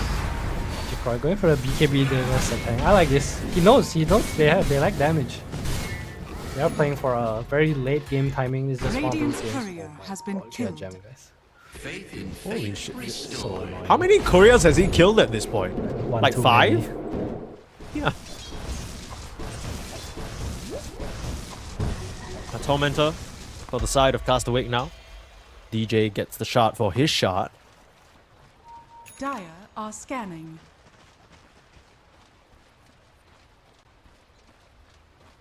Link up now for the Dragon Knight. You might see Jikroy start to participate once he gets his BKB. This is kind of a miserable game for this Mamang Daya Dragon Knight, I'm not gonna lie. I feel like I'm used to Mamang Daya having some pretty stable performances coming out of the mid lane, but this is just tough. It's a very hard lane, right? Not only that, but even the side lanes, like who do you play towards? Realistically, it's only his gyro, but his lane wasn't the easiest too. Tuskar TB, so much Radiant's physical middle damage. tower is under Had a attack. Shaman pause 5, no real protection. Dire's top tower is under attack. On the bright side, the Ricky has had the shot for a little bit Dire's now. top tower has fallen. Haven't really felt the impact of it necessarily in these fights just yet. It's just gonna come down to this one fight where they try to blow Radiant's someone up with the bottom smoke screen tower on is top, under right? attack. Like, will they get a BKB off on maybe Krish or something? Will Jikroy actually do enough Dire's damage middle to kill tower heroes? is under attack. Yeah, that's the question, right? Because with this Ricky smokescreen and the catch, you always assume that there's gonna be some sort of burst damage, but Tech Free Gaming, instead of going for something like a Queen of Pain with high magic burst damage to even out their lineup, they went for a Dragon Knight, which is a Dire's lot middle slower, tower is under attack. a lot less efficient against a Bat Rider, and honestly at this point, poor as all hell. It's also one of those games where, let's say you do kill the Swan, okay, but you use everything. Can you actually survive against the Bat and Terrorblade? They are not weak heroes. All these heroes do Absolutely. damage. You kill the Bat, same. Can you survive against Swan TV? I'm not 100% sure if they can kite out the fights. No high ground poke just to bring heroes down, but Ricky, the best high ground defender. Because you can't hit the non-moving building when you can't see. What do you think Well, of this in any World case- Cup animation, Mike? I like it. You like it? It kind of feels like they just Giants splashed are the scamming. contents of the cup all around, and everyone's like, get me away from this sticky liquid, and they're all running faster. I want people to cheers when they both press Kobo's Cup at the same time. Oh, that'll be cute. That'll be cute, yeah. They need to add Yeah, that. get double move speed. Dire's top Okay, tower. a little bit of smoke wrap around Yeah, here. This could be grouping out. risky. Mamang Daya, the smoke breaks. He blinks to the wrong side. There's Sven popping the BKB onto Jikroy. This is the worst possible target you could get initiated on, but Jikroy, he's just using his They're body. down here. Is that really the right move? Who's gonna save him? There's a wall in the vacuum, but false promise on Bob gets him out of trouble. And Jikroy, he's dropping so low. DJ finishes the job onto the gyro, and without him, do you have the damage? DB with his illusions, getting it done for now. They managed to trade 3 for 2, but Bob with an AD rune, you can't get out of the bat's range. One last swipe, Krish and Bob will get it done, as Varish will extend his life by just 1 precious second, but that is all he has, and now he can head into Roche Castaway and get that Aegis. That's just one of those fights. It looked like it went so well. FPZ gets a nice thunder off onto Mamang Daya. They try to burst down the gyro, but his BKB Crimson is so tanky. Take a look here. Krish a bit quick on the jump. Just to chill here. No damage being done, and the fight looks so good for Tech 3. But if you look at Krish now, as soon as he goes back in, well, that's kind of it. Takes down the low, takes down Mamang Daya in 2 seconds, and then suddenly the gyro's dead on top of that. All about the cleanup. Mentioned the disables coming up from Varish a little bit late on the Terrorblade. I think in the mess of the fight, it's hard to know who exactly needs to be locked down. But the fact that FBZ was able to get, what, a 30% HP Sunder out onto Mamang Daya, turning the tides of that fight, he does end up going down anyway. But the fact that Mamang Daya then gets swiped up by 2 hits from Krish, that's a big deal. And imagine it would be very different if Mamang Daya was still at full HP. His positioning in the fight wasn't too bad, but just getting caught off guard there. You need to be a bit more aware about these abilities. Tech-free gaming just seemingly unprepared, because, I mean, you're dangling your gyro in the front line. Is that really who you want to give up for free at the start? That's really the only person that can be in the front, I think. Either that, you try to start the fight with Mamang Daya, just throw in all in together. But that's so hard against the Sven Dire's Cleave. bottom tower has fallen. Against these Tusk Ice Shards that can kind of pull you in. Also, again, if you don't get the kill during smoke screen, the Oracle saves come out. The Tuskar save, the Sunder, it's also a pipe. Warcry Radiant's too. middle tower is under There's attack. so much defensive tools, and That's all. Bob not BKB. going in, just using the Aegis. oh, look at that Ice Shard. That is juicy. Krish in the Oh, right Krish! He's going to town! The damage coming in, the setup! We thought Bob was just griefing a little bit. He set up the perfect shots for DJ. And Krish, oh, anyone doubting this guy? Hashtag Sven, Still? baby. Come on. You just can't lose on Sven. I feel like this hero is busted. But what a play from DJ, locking everybody in jail. And tech-free after a fight like that, you're moral. You gotta be demoralized. I don't know how you pick yourself back up after that one. You'll try though. DB, I thought he was gonna come in with a vacuum or something, but he just comes in, pops the surge out, puts some purple smoke on the ground, and has to resign to his fate of losing this Rex. What? Dude, okay, give me a replay of that, because that was sick. That was pretty nice. Just the 3-man shards, and I was like, why is Krish taking his time here? Isn't this like prime Sven time? He goes in and the fight's just pretty much over off that. No turning capacity. Again, no save against the Sven jump against his lasso. His last pick Bad Rider. Coming in really clutch. Not the way you expected it though. Bob is kind of giving his life away, but he makes Mamang Daya and Varish jump there. Here it comes. My goodness. Only other bats will know we're still here. You wanna know something about Sven, man? Yeah? The less hits you take to kill heroes, the more satisfying the gameplay is. Yeah? Yeah, I can see what you're saying.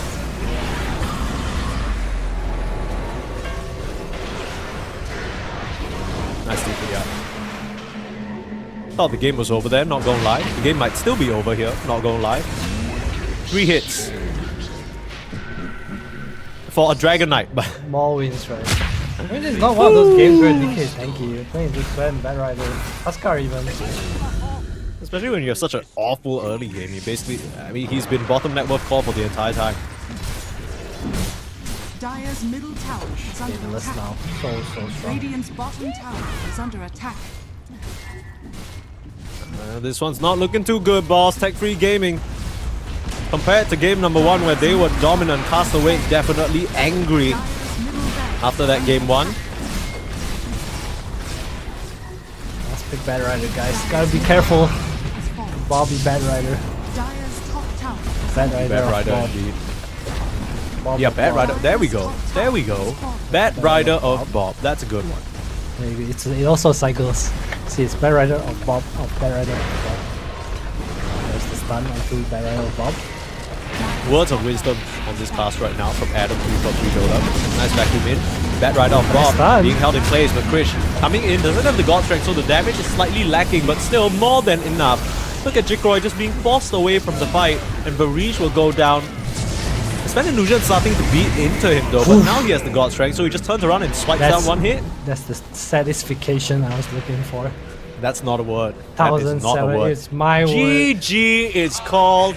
Regardless of Adam's horrendous vocabulary, Castaway will be able to take this game number 2 and force us to a game 3. Tech-free gaming and Castaway, 2 very formidable teams, not wanting to go out without a fight here in the road to EWC. And yeah, we've seen the strengths from both lineups. That was a pretty clean game, but I want to say a bit of an outdraft though. I feel like this Battle Rider mid against the DK was just way too easy. I think something they could have done there is maybe just dual lane, kind of sack your Darkseer down there, stack it out. I feel like they had no choice, right? Like, do you really have any other play? I mean, this goes back to one of the moments in the draft I think you called out as well, because most of the time we see that Mamang Daya hero picked up very early on, and then they give either Jikroy or DB a bit more options in the later part of the game. This time round, they picked that gyro pretty early, all things considered. I know they first picked it before, but I just kind of feel like it was quite difficult for Jikroy to get anything done, especially the pace they were setting around the map, right? As soon as that Tusk and FBZ Terrorblade hit level 2, they were already punishing him, got the kill on the gyro for the first blood, continued to be able to find him all across the map. And, you know, if you watch this game, you showed anybody else this game and you said, hey, you know, by the way, guys, Gyrocopter is Jikroy's signature hero. Dragon Knight is one of the Mamang Daya signatures. They'd be like, what the hell are you talking about? Don't you try and lie to me. It just didn't really feel very convincing. Maybe Tech-free gaming needs to switch up their gears a bit. I mean, it's just one of those 20-minute players, right? Usually they play around Mamang Daya a lot more. I think the mid matchup was super important in this series. Both teams kind of focus heavily on the mid matchup we saw in the last series as well. They went mid, but they couldn't do anything with their heroes. This game is the same, which is also in particular why I want to talk about this Shadow Shaman. I feel like it does not contribute as much towards this mid-rotation playstyle that teams are playing with right now. Like, I want to see other heroes. Like, I feel like Oracle did so much this game. So much healing, so much anti-damage. I feel these are the heroes that you want on your team when both teams are constantly fighting for this mid control. Supremacy? Supremacy. Satisfaction. Yeah, I can't even say satisfaction. the word. Hopefully you are satisfactified because we have ourselves a game number 3, Tech-free gaming up against Castaway Esports. That is going to be one to watch. We're going the distance here, Adam. No more 2-0 storms. I mean, I'm not too sad about it being a bit more competitive, but one of these teams will have to say goodbye to by the end of it. Game number 3 after a short break. Don't go anywhere.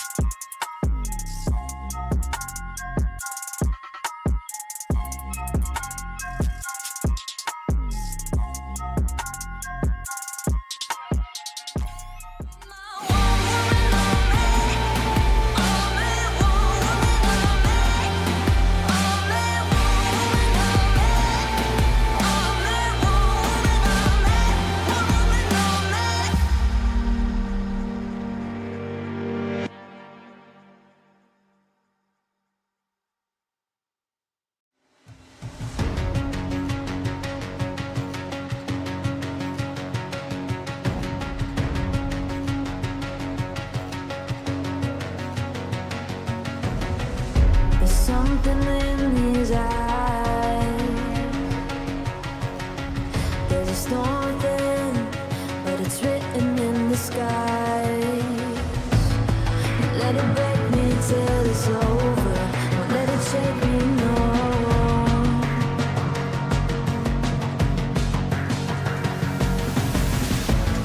Won't let it make me go under. Won't let it make me go under.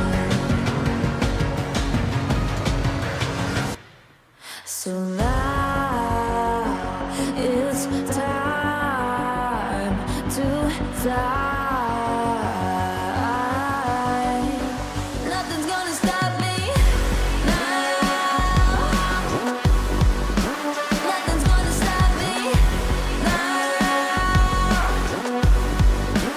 Nothing's gonna stop me now.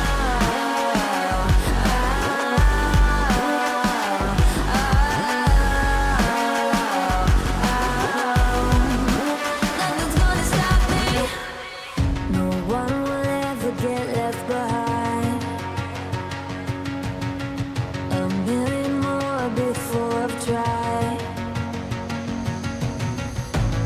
Won't let it break me till it's over. Won't let it shake me, no.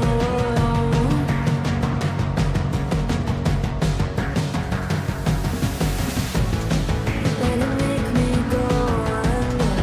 Let it make me go under.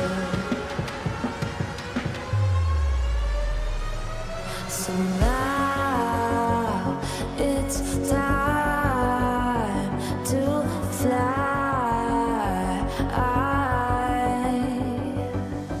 So now it's time to fly.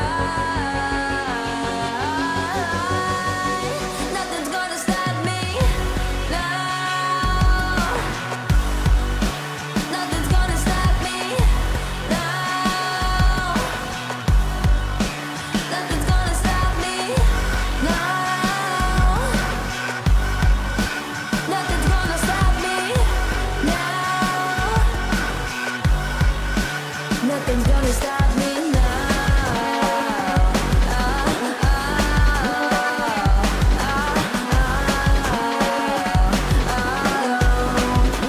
Nothing's gonna stop me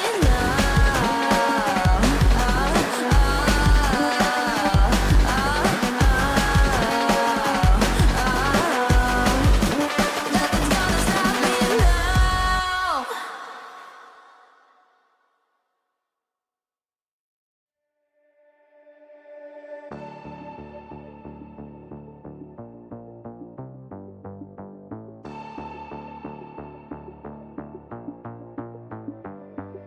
Why, one by one, you always come back like a curse? Looking in the dark, your soul is blind. You lie, time and time again, and I am not your fool. Not this time, 'cause I'm the wiser of us two. I'm the one of light, the antithesis of you.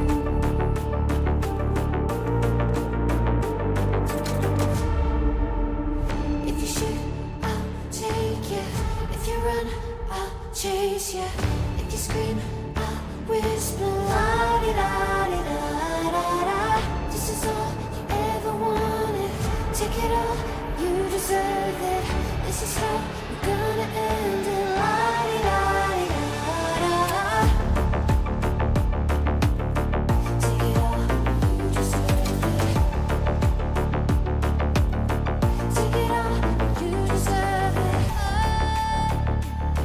Giving back the freedom you want to destroy. And my power's way too strong for you, so try. 'Cause you can't dominate and know will you survive.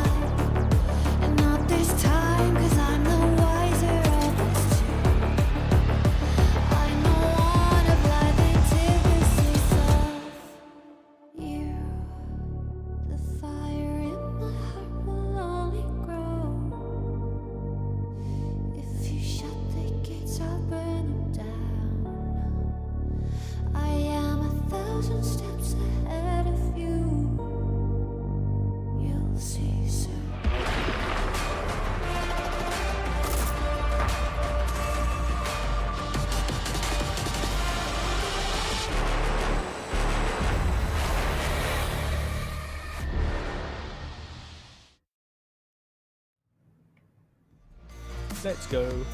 Let's go.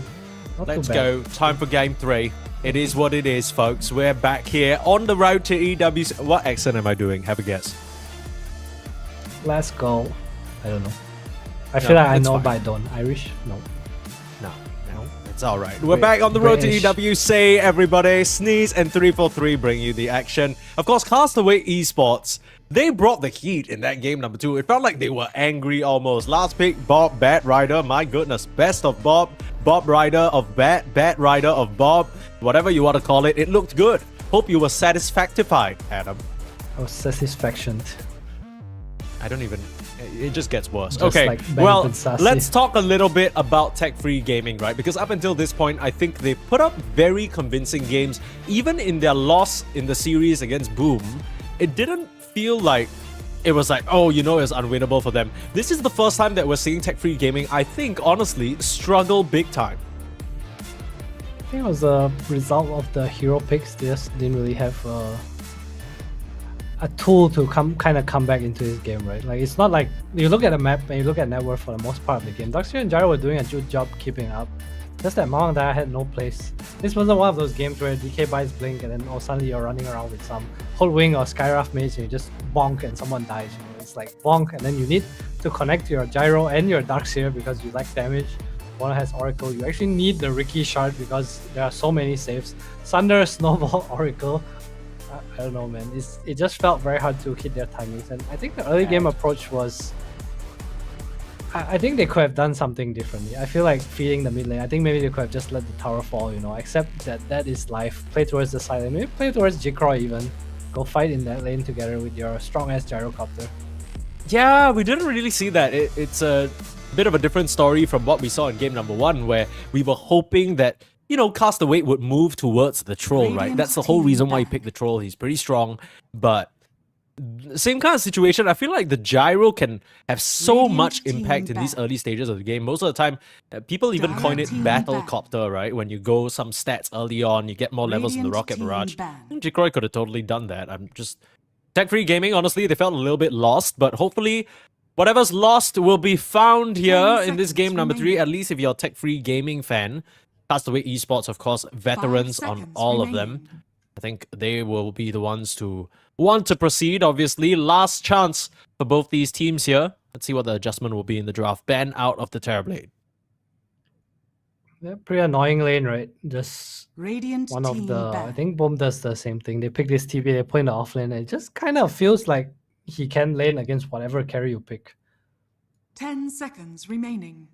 But the pipe early had some really strong timings. Also deal with waves. 5 seconds I mean, it also remaining. seems like the way this team likes to play is they play away from FBZ, right? So when FBZ is on this beast, on this TB, he's just able to kind of play on his own.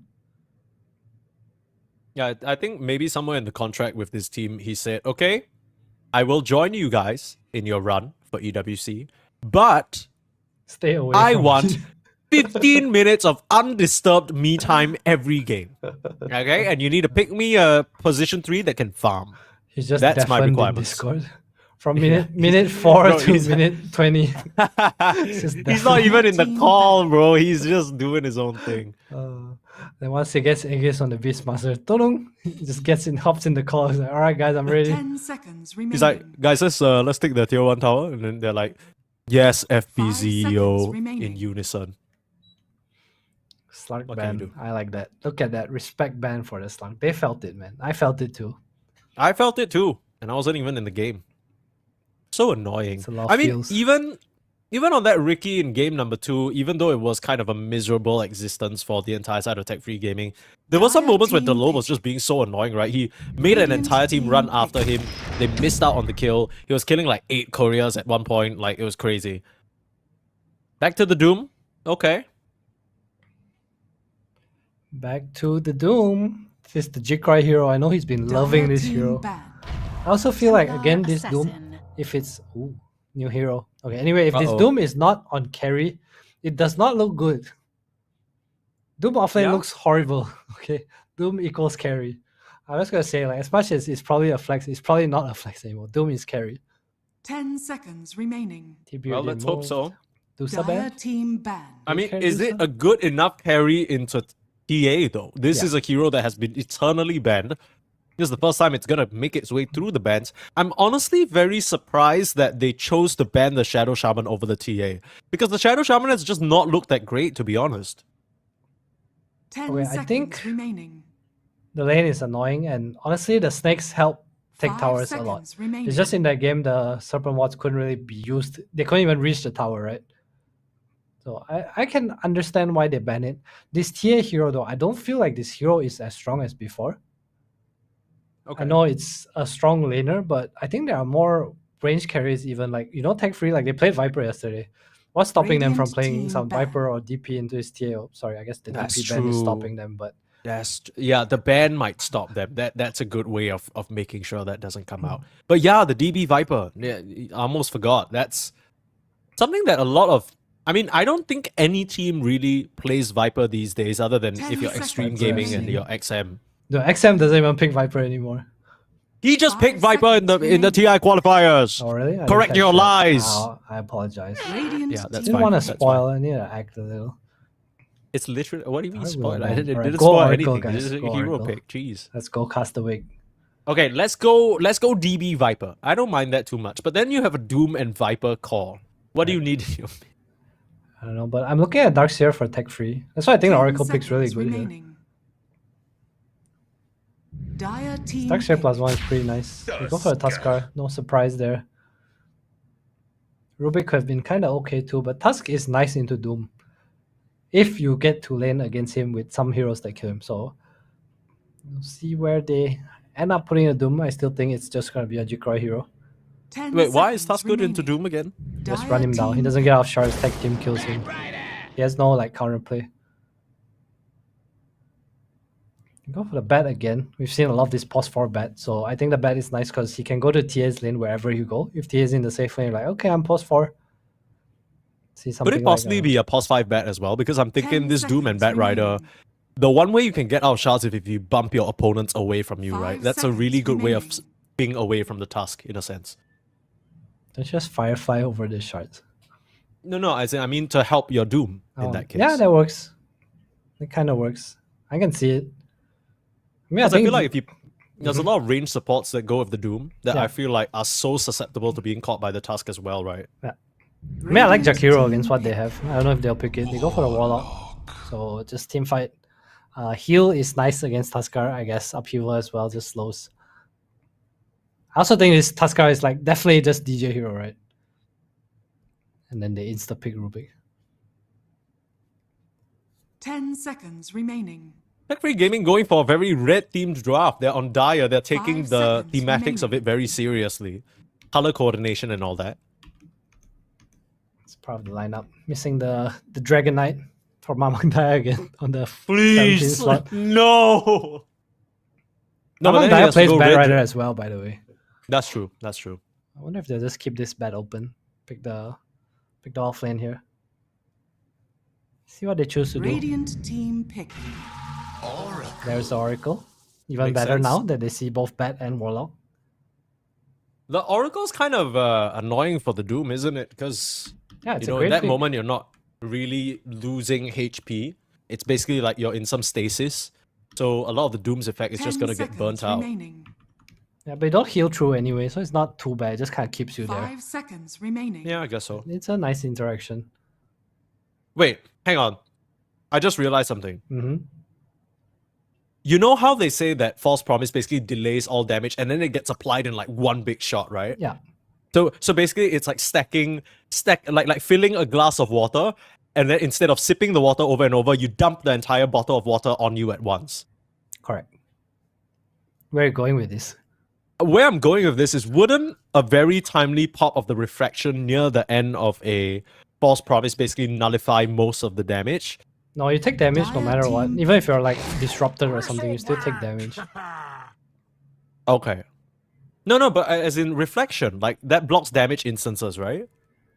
Yeah, but it's the same, right? Like if you die in... Oh, I get what you mean. Okay, I don't know how that works. I don't think it's possible, but who knows? Maybe you're onto 10 something. seconds remaining. Maybe Okay, you're wait. the Let me meta center look. right now. Let me look this up because. Okay, 5 seconds remaining. they changed it so that it's not damage instances, but it's a flat barrier.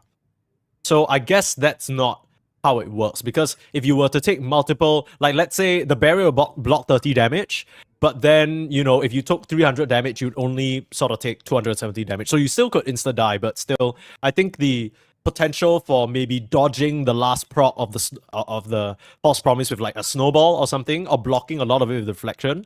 Castaway, they already have a draft that's pretty scary, and they go for the bristleback. So fulfilling the quota of being a hero that can farm from the off lane, be undisturbed for 20 minutes, and joins the team once he gets his Aghanim's. That's the FBZ hero. Yeah, it's also a pretty strong lane. You have the ghoul minus armor with the tag team if you choose to learn it. Run Warlock down. Don't really care about any heroes on tech free. Doom obviously pretty good against you. I kind of like a Baden for Jikroy here. I don't know if he plays it. I also don't know if they're willing to move the Doom around. What else is nice? Dire team think. ban. Not the hero I was thinking, but cool concept. So the reason Razor is cool here against Oracle is because if you false promise and you turn, you still don't have damage. You're also good at killing Bristle. You have a lot of 10 single seconds target knife now, remaining. but I don't particularly like Razor into Tuskar and TA. 5 seconds. I think it's only nice remaining. against the Bristle and Oracle. Simply because TA buys Pike by nature. It's easy to blink out. I guess you have Golem and Batrider, so maybe not. Tusk shards you away. It's a BKB Pierce. Razor hates playing against BKB Pierce and distant creators. Anything that breaks your link. Also, one thing that I do want to mention is, yes, you can go on the bristleback and like sap all his damage, and that's all cute and all. But I feel like with Razor, the link of his static Radiant link, team and like ban. the range of it, it's like very near to the bristleback's striking range, right? So you still might amount a lot of goo stacks and minus armor quills, and then, you know, Templar Assassin can just blink in and one-shot you, right? You don't really have any saves on tech free. That's a little bit concerning for me right now. I wonder whether this Razor is going to go into the position 10 1, or whether there's seconds any remaining. flexibility with it, either being offlane or being mid. I know these days it's a 5 lot of seconds Maelstrom remaining. Razor coming in, and you just kind of try and scale into a Radiant hyper team carry. ban. But I don't know whether this is the game where he can do it. I'm not sure either. I feel like this is just one of those heroes where it always looks so good when you can just BKB link someone and then full to 0 them. You refresh her and you do it again, and then suddenly there are no more cores and you just have 300 damage. I feel like that's peak Razor 10 gameplay. seconds I remaining. feel like That's it's nice true. this game because you have Lasso, you're gonna link the Lasso target, and there's no 5 real escape seconds from you, right? remaining. If Oracle comes Isn't in with a there- save, sure, but do you have turning potential? I think you still need to run away. A snowball, maybe? I mean, it depends on which target they go on first, I guess. That's Dire true too. team ban. I mean, there's a lot of like what ifs, right? There's a Golem, there's Scorched Earth. There's also Doom that can come out. The mid's being banned out. Nothing too surprising. Castaway don't really deal with Puck or Ember. I mean, they just made this a way more value Lotus Orc game than it already was for Team Bristleback, pick. right? Yeah, Lincoln's Lotus looks really nice. I wouldn't be surprised if you just went Lotus first item on Bristle. You can see it Yeah, pretty same. commonly from Amar. But it depends on what kind of Radiant's playstyle team FBZ wants to go pick. for, right? Because so far, regardless Strong of the spirit. meta build on whatever offlaner he picks, he ends up going Aghanim's anyway. Around the draft with a Storm. Not surprising at all. It's a very neutral hero. Something to finally kill the Oracle as well. I think that's nice, or at least find him. So they have a lot of jump this game. It is an offlane 10 Doom though. I seconds don't know how his remaining. lane's gonna go. I'm not sure if Bat is good enough to kind of 5 zone out the seconds TA or secure remaining. the Doom, because Oracle kind of negates the Batrider, right? What if this is a Razor offlane? Wait, It could wait. be. It could be, No, right? that's Doom the thing, Warlock right? lane? So that makes sense. yeah, that's what I'm saying, because I feel like you don't even necessarily need to play the Razor into the Bristleback. It's fine, right? You can still survive with the Doom. With the backup of the Warlock, you shouldn't be that much in trouble, even if the task goes on you, because you got the heals and everything. The Batrider Razor is going to be very troublesome for Templar Assassin Oracle, because yes, you purge the stickies, whatever, but you're not really getting away from the Razor. That's kind of the main concern right now. Choose They're your going to round their hero. draft out with the Tiny, so Bob going to bring a bit of action in the mid lane. We saw Castaway do pretty well with this pick. Very high tempo, crazy combos over and over with that Octarine build, buying time with the Yules. And that's kind of what they needed, because Castaway, their heroes right now, it's completely on DJ to make plays. FBZ doesn't really have anything he can offer other than a couple of snots. The way that they take the fight feels a bit more limited compared to what Tech Free can do. They can run in with Jikroy, they can jump in with Mamang Daya, they can jump in with the Bat, and then if anything goes wrong, they still have Doom, they still have Warlock. It just feels like they have so many more tools in this game number 3. I kind of like Castaway's draft a little more here. Oh, So okay. I Is feel it just like- because they have the most OP carry hero of the patch? Okay, so not only that, I mean, I don't know if Tier's I think Swen's a big contender on that. Okay, anyway, I feel like this Doom offlane, I have not been convinced by this hero in any way at all in the offlane. I think the bat's pretty strong. But I do think, like, looking at the draft, what's going to happen is the lanes are going to go pretty even, and then DJ is going to move to the safe lane and bully his Doom, and there's no counterplay. I think also, like, what has been happening this series is, like, it's been all about the rune fights, right? And this Oracle Tuskar are really, really strong at the rune fights with the Tiny as well. So I think at least for the first 10 to 15 minutes, I favor Castaway. I'm not sure if Jikroy can get to a point where he can kind of carry this game or run people down. I feel like they have no stack invade. They have this Storm Sure with lack of catch, but again, this Doom Razor course, it just sounds, it looks so to me. Another situation where we are crossing our fingers if you're a tech-free gaming fan that Mamang Daya can deliver. This will be his first bout off of that Dragon Knight that hasn't really looked the most inspiring, but this will be the last chance for both these teams for a summer in Riyadh. It will be such a big opportunity for these players just because for one side, Castaway, so many notable names who have been out of the limelight for so long, getting the chance to prove themselves. Of course, even tougher opponents await. After this, they still have to face off against the winner of a YG that looks pretty powerful, or Ivory. Just to even, you know, nice career kill. Okay. Well, yeah, but Castaway, of course, it'll be such an amazing story for them to be able to get back to those heights. And meanwhile, tech-free gaming, just a bunch of younger Indonesian players. Some of them have been around longer than others, but they had their moments, right? When Southeast Asia DPC was still a thing, this was one of the stacks to look out for. They had that explosiveness, but as the DPC faded and support for some of these sort of tier 2, tier 3 scenes decreased, There's so many it's very pings hard on for the them TA. to... No Sorry? noise, Melted. They keep pinging the TA in the top lane. So Sorry, it's talking kind about of... TA, okay. He's already set up Krish. And look at DJ. I don't know if Krish is even going to get a wave here, because if you look at where DJ is standing, he's kind of just going to start blocking away from the start. The battle begins. Just preparing for this early game. Both teams not wanting to take any risks. Understandable though. Tech-free gaming, the one thing that stood out to us for them in that game number 1 was their discipline. And hopefully that's something that they can carry with themselves. Jikroy. Level getting 1 a very fat static link. link. Yeah, I don't know about that. I don't that like doesn't that. really... Yeah, neither, no. It's not going to stop the wave from being pushed in. DJ's already done his job, right? He has boots. Gonna outrun you. All He has the part river of move the- speed. The setup for the... But if you block the wave in, then Jikroy... Okay, so the wave's going to go down now. Oh dear. TA, Oh dear. okay, TA already gave up. That's okay.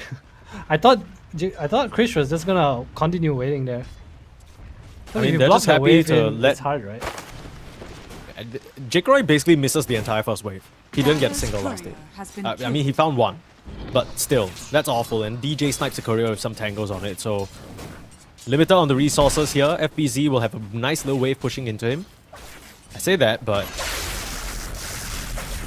Okay. I guess. I guess. Yeah, I mean... Like what now, right? The Lul dropping very low in the bot lane, trying to commit onto Castaway. Worth noting that the Lul went for the Arsonist facet this game to help his team out in terms of the damage hitting department. Sorry, tower hitting department. This gives you a lot of solo kill potential as well as scaling, I think, is the main thing. Stops a bit more if you can run people down. Krish having that great of a time down here, but is out CSing DB. It's the refractor So, facet. Adam, you said, and I quote, off-lane Doom is so bad, if you pick off-lane Doom, you will lose. I don't know if it's bad to a point that you will lose, but I don't think it's a very good offlane at the moment. Okay, I so feel why like have if they you pick picked it Doom, it's here? scary. I don't know. Jikroy wanted to play Razor. Put DB in a bit of a rough spot. Ask me again in 10 minutes when DB is not having a good game. If he's having a good game, don't ask me. Okay, I'll pretend it never happened. It's going pretty okay here. Going on to DB here. And now, one to turn. I don't know about that one. Good try. Big stake. Hiding around in the my tree line, still at the fairy fire. The healing's gonna come through. Uh-oh. This is where the Oracle spells can backfire against him. DB able to juke, and Krish coming out of the melt. Ooh, that was close.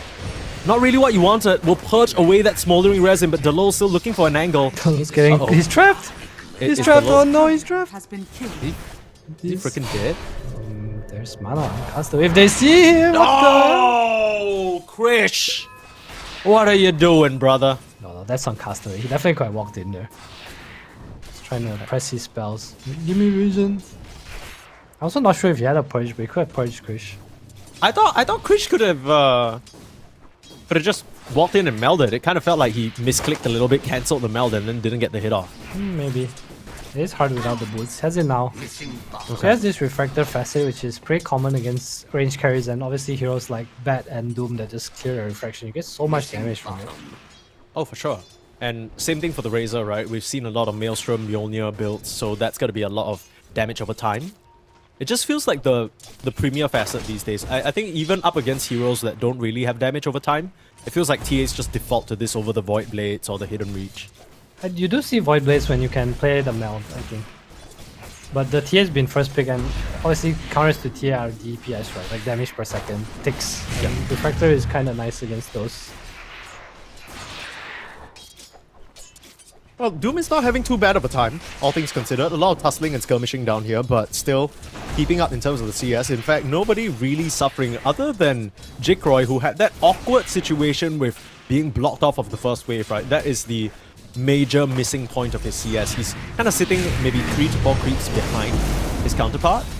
I still frame break back. They use the purge onto DB. Krish gonna take a lot of damage as a result. Yes, they can Meanwhile, bonus. Bob in the mid lane able to bottle up a water rune despite dropping very, very low.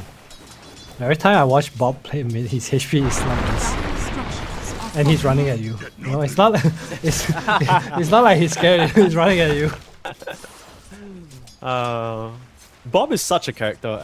I mean, was it the last game up against Interactive Philippines that they were playing that he was all chatting? Yep. Yeah, what was that about? I don't know, hope that but was just friendly banter He only all because it chat felt a after bit. he won, so I'm not a fan of that again. That's a little cringe. A little cringe. What losers. Okay. Speaking of losers, Mamang Daya gonna lose his life. Again, a rotation from DJ seals the fate of this mid lane. Maybe tech-free gaming supporters hoping that it will be a different story now that Mamang Daya is not on the DK, but still, DJ, he's been on point with these rotations. And the Warlock can't do anything. Everything going pretty well for Castaway so far. Bot lane. I think the reason Doom's doing well is because Dalu's been doing a really good job of just kind of using his body, right? Oh, Like, sure. I think almost twice he was like almost one hit away. This lane does get harder though. Level 4, level 5. Especially if you get more levels on the TA. DB is a level ahead right now. Which will just catch up. Dire's top tower is under attack. This is something that I think is so important that most people in their own games don't realize. It's so important for you to just buy your own region. Dire are Because a scared. lot of the times you get harassed back in the lane and then you just kind of stand around at 300 HP. You're not really... What kind of quality of life is that, right? We saw DB just salve up there so he can actually stand his ground and contest a little bit into Krish. He's able to safely take this wave under the tower. Need a bit more harass. Oh, he might be dead still though. That's a stick. DJ's here, not even needed. He's gonna roll up onto below. Again, another situation where the Warlock can't do anything to respond because it's a Warlock. You're not gonna TP the Storm in because he's hit level 6 but he's not ready to rumble. And more wins being grabbed across the map by Radiant's Castaway. middle tower is Nice under rotation attack. now. They have to compete for a Shrine of Wisdom. Who is gonna come here? It's a line drawn by Castaway. He says, Bob, come here right the fuck now. Dire's bottom Bob says, okay, sir. We're gonna see a replay of this, but I think action's gonna be happening on live. Take a look at your screen. Got a in the live bottom replay right. of this as DB's getting gone on. Yeah, DB is in fact getting gone on. It's a Jikroy nice TP. 3-man. Jikroy? Okay. He's gonna come here, but Bob is here too. Needs to watch himself. Trying to TP out the physical damage. It's barely gonna. Oh my god.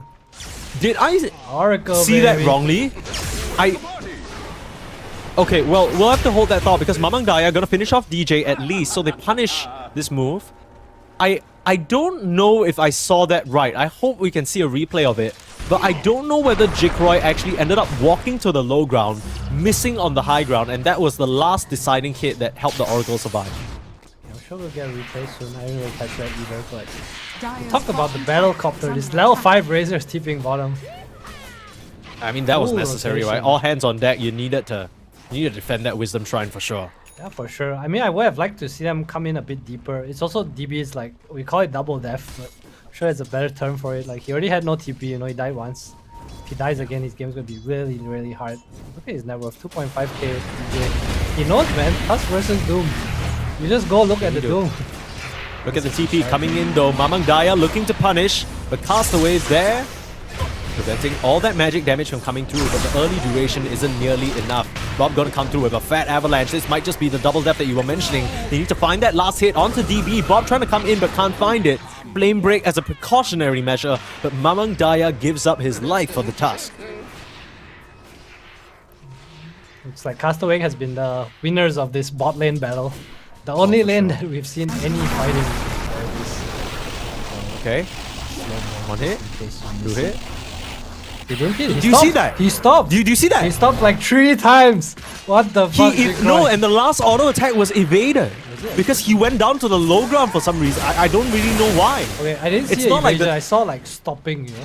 No, yeah, he did stop it, and there was Dire's also an middle evade. tower is under Jikroy attack. was showing mercy there, but clearly the Oracle didn't deserve it. No, I think it's because he thought he only had time for one more hit, right? So he Yeah. wanted to get a bit more damage on the link because he felt like it might not have been enough. So Yeah, he but like then he held went to back. the low ground and Yeah, missed, that's brother. That's a fuck up or It has a self-grief. He grieved himself on the kill. He's trying to min-max a bit too hard. Some of these stacks now being thrown rocks at by Bob. Speaking of throw rocks, Warlock is still not level 6, 9 minutes. And FPZ doing really well in the top lane for himself. Again, Castaway, their strategy is plain and simple. FPZ on the left, we go right. Looking out so far. 2k net worth And at 10 minutes. anytime you have any doubts about what Castaway are going to do in their game plan, you just look at where FBZ is and they're going to be playing on the opposite side of the map. As long as it's before 20 minutes, FBZ is not ready to party. Nice rock dropped onto the rock himself. BOB. We'll be able to get out. Okay. That's a test for the room. Oh, Mamang Daya wins that quick wall, but they just don't have the damage to Oracle. Will just here. sit on the back line instead. That's what you want the Storm for. Doom gonna come through, DB with the nice rotation, and they are gonna wrap around and find 3. These are very important kills, and meanwhile, Jikroy, was that a solo kill on the Razor? Yeah, I wonder how. Wow. Alright. Suddenly, Okay. the 4 They're so back. 4-0 swing. That's just the goal of it. I think that was just Bob running in, and I think DJ tried to turn around. That was kind of interesting too. It's just no real turn potential. They don't really have heroes that use tag team other than the TM and Whistle. So I think a bit overconfident there. Maybe not expecting the Warlock Golem. So I feel like he got flame breaked onto the hill, right? Yeah, that fight was kind of over. Radiant Bob runs in structures are anyway. fortified. Yeah. And even then, like, Bob gets chased, sure. But why do you need die on 3 heroes? That's kind of weird. I mean, I'm pretty sure that Bob's thought is that, you know, I'm a tiny, I have 1.5k HP, I'm so strong right now, I can kill these heroes.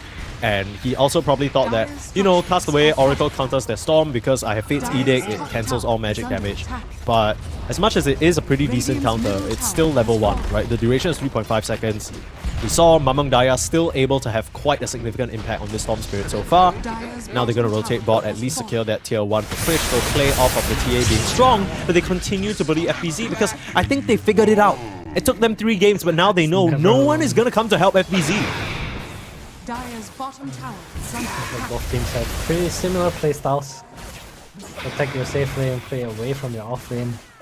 DB on recovery mode, not doing too bad honestly, overtakes FBZ now. And it's ahead of Bob, who's kind of poor. They do get to the top lane. Radiant's Try to look top for tower something here, is but under attack. Tech Free is out of there. Down for fallen rocks. Radiant Bob would are love to be scared. involved in a bit more action than he's currently found for Dire's himself here. top Despite tower some is of the under nice early attack. game plays from DJ, still less than 1k gold lead for Tech Free. Very even in the early game thanks to that immediate skirmish happening mid. You gotta expect Tech Free, they're probably gonna look for the next golem to be near as impactful as the first.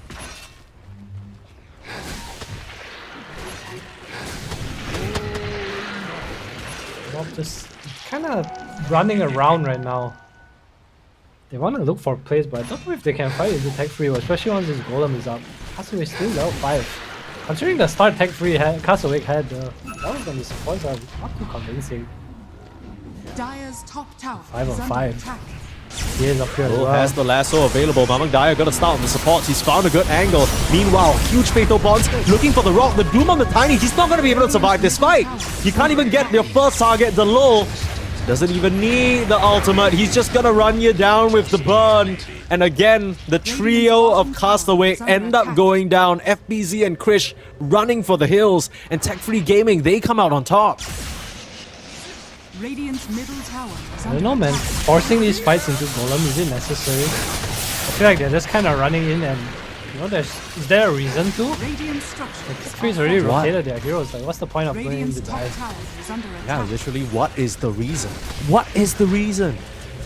I mean, now if you fight, it makes a bit more sense because the ultimates of Tech Free are down. That one I can understand.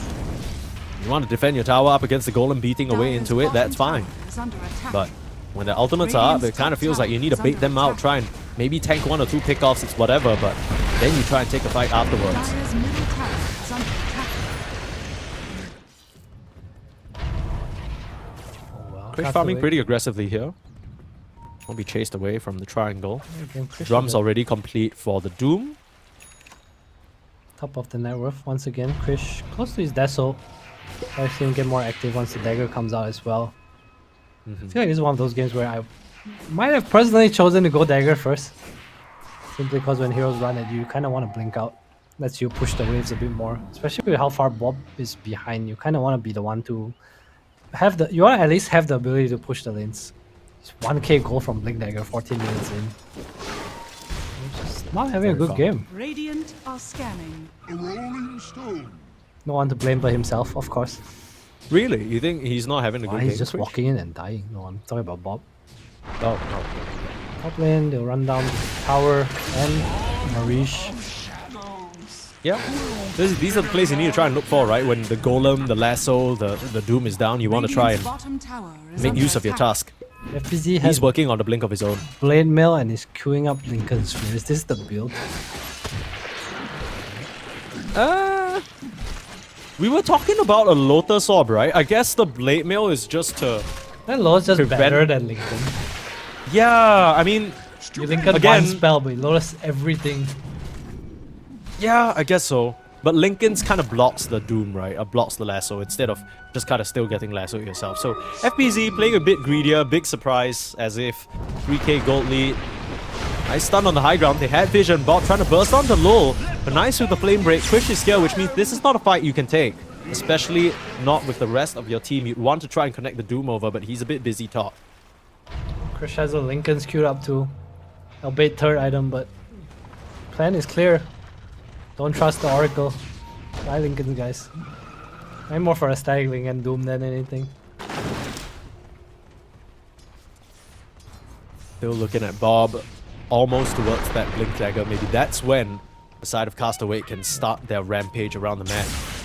Make it a bit more convincing to try and find these pickoffs. Mamang Daya with a very aggressive zip in. Maybe thought that there was a support hiding behind that tree line. When your opponent has Oracle, wherever they go for the rune, you follow. That is the rule. That's kind of a bit of a mind game, right? Because you know they're going to try and set up around it because they know. So you just fake the rune.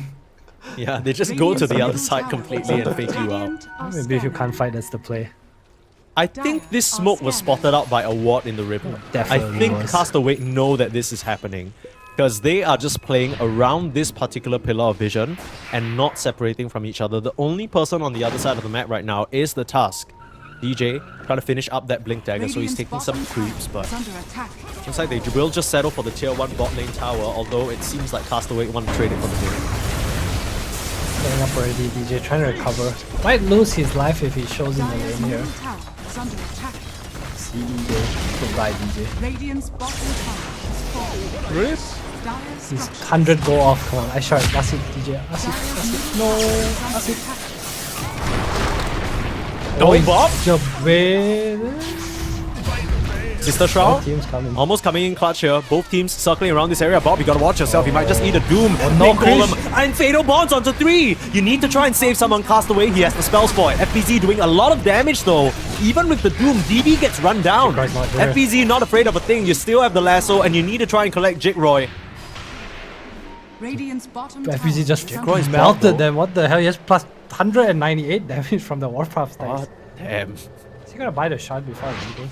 I would hate to see a shard first. I feel like the shard on Bristle is so strong. Is under attack. Especially before these BKBs come out, right? Like, it's just insane the amount of mass armor you do.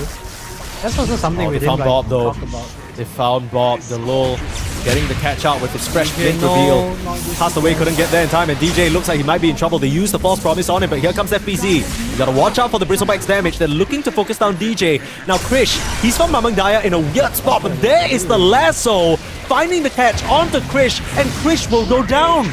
A double damage rune now for Mamang Daya. He can reset this fight, but it's a triple kill for Jiggroy. And this Razor is electric right now. I don't understand what they're doing.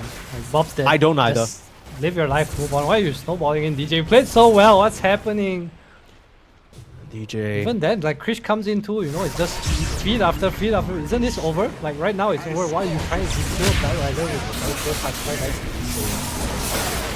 Yeah, I don't really know what this was about. Maybe he was trying to keep him in place for FBZ to wrap around, but Hero's not dead, expecting the Krish. rest of Tech Free to come by. And look at Jiggroy doing so much damage in the middle of both.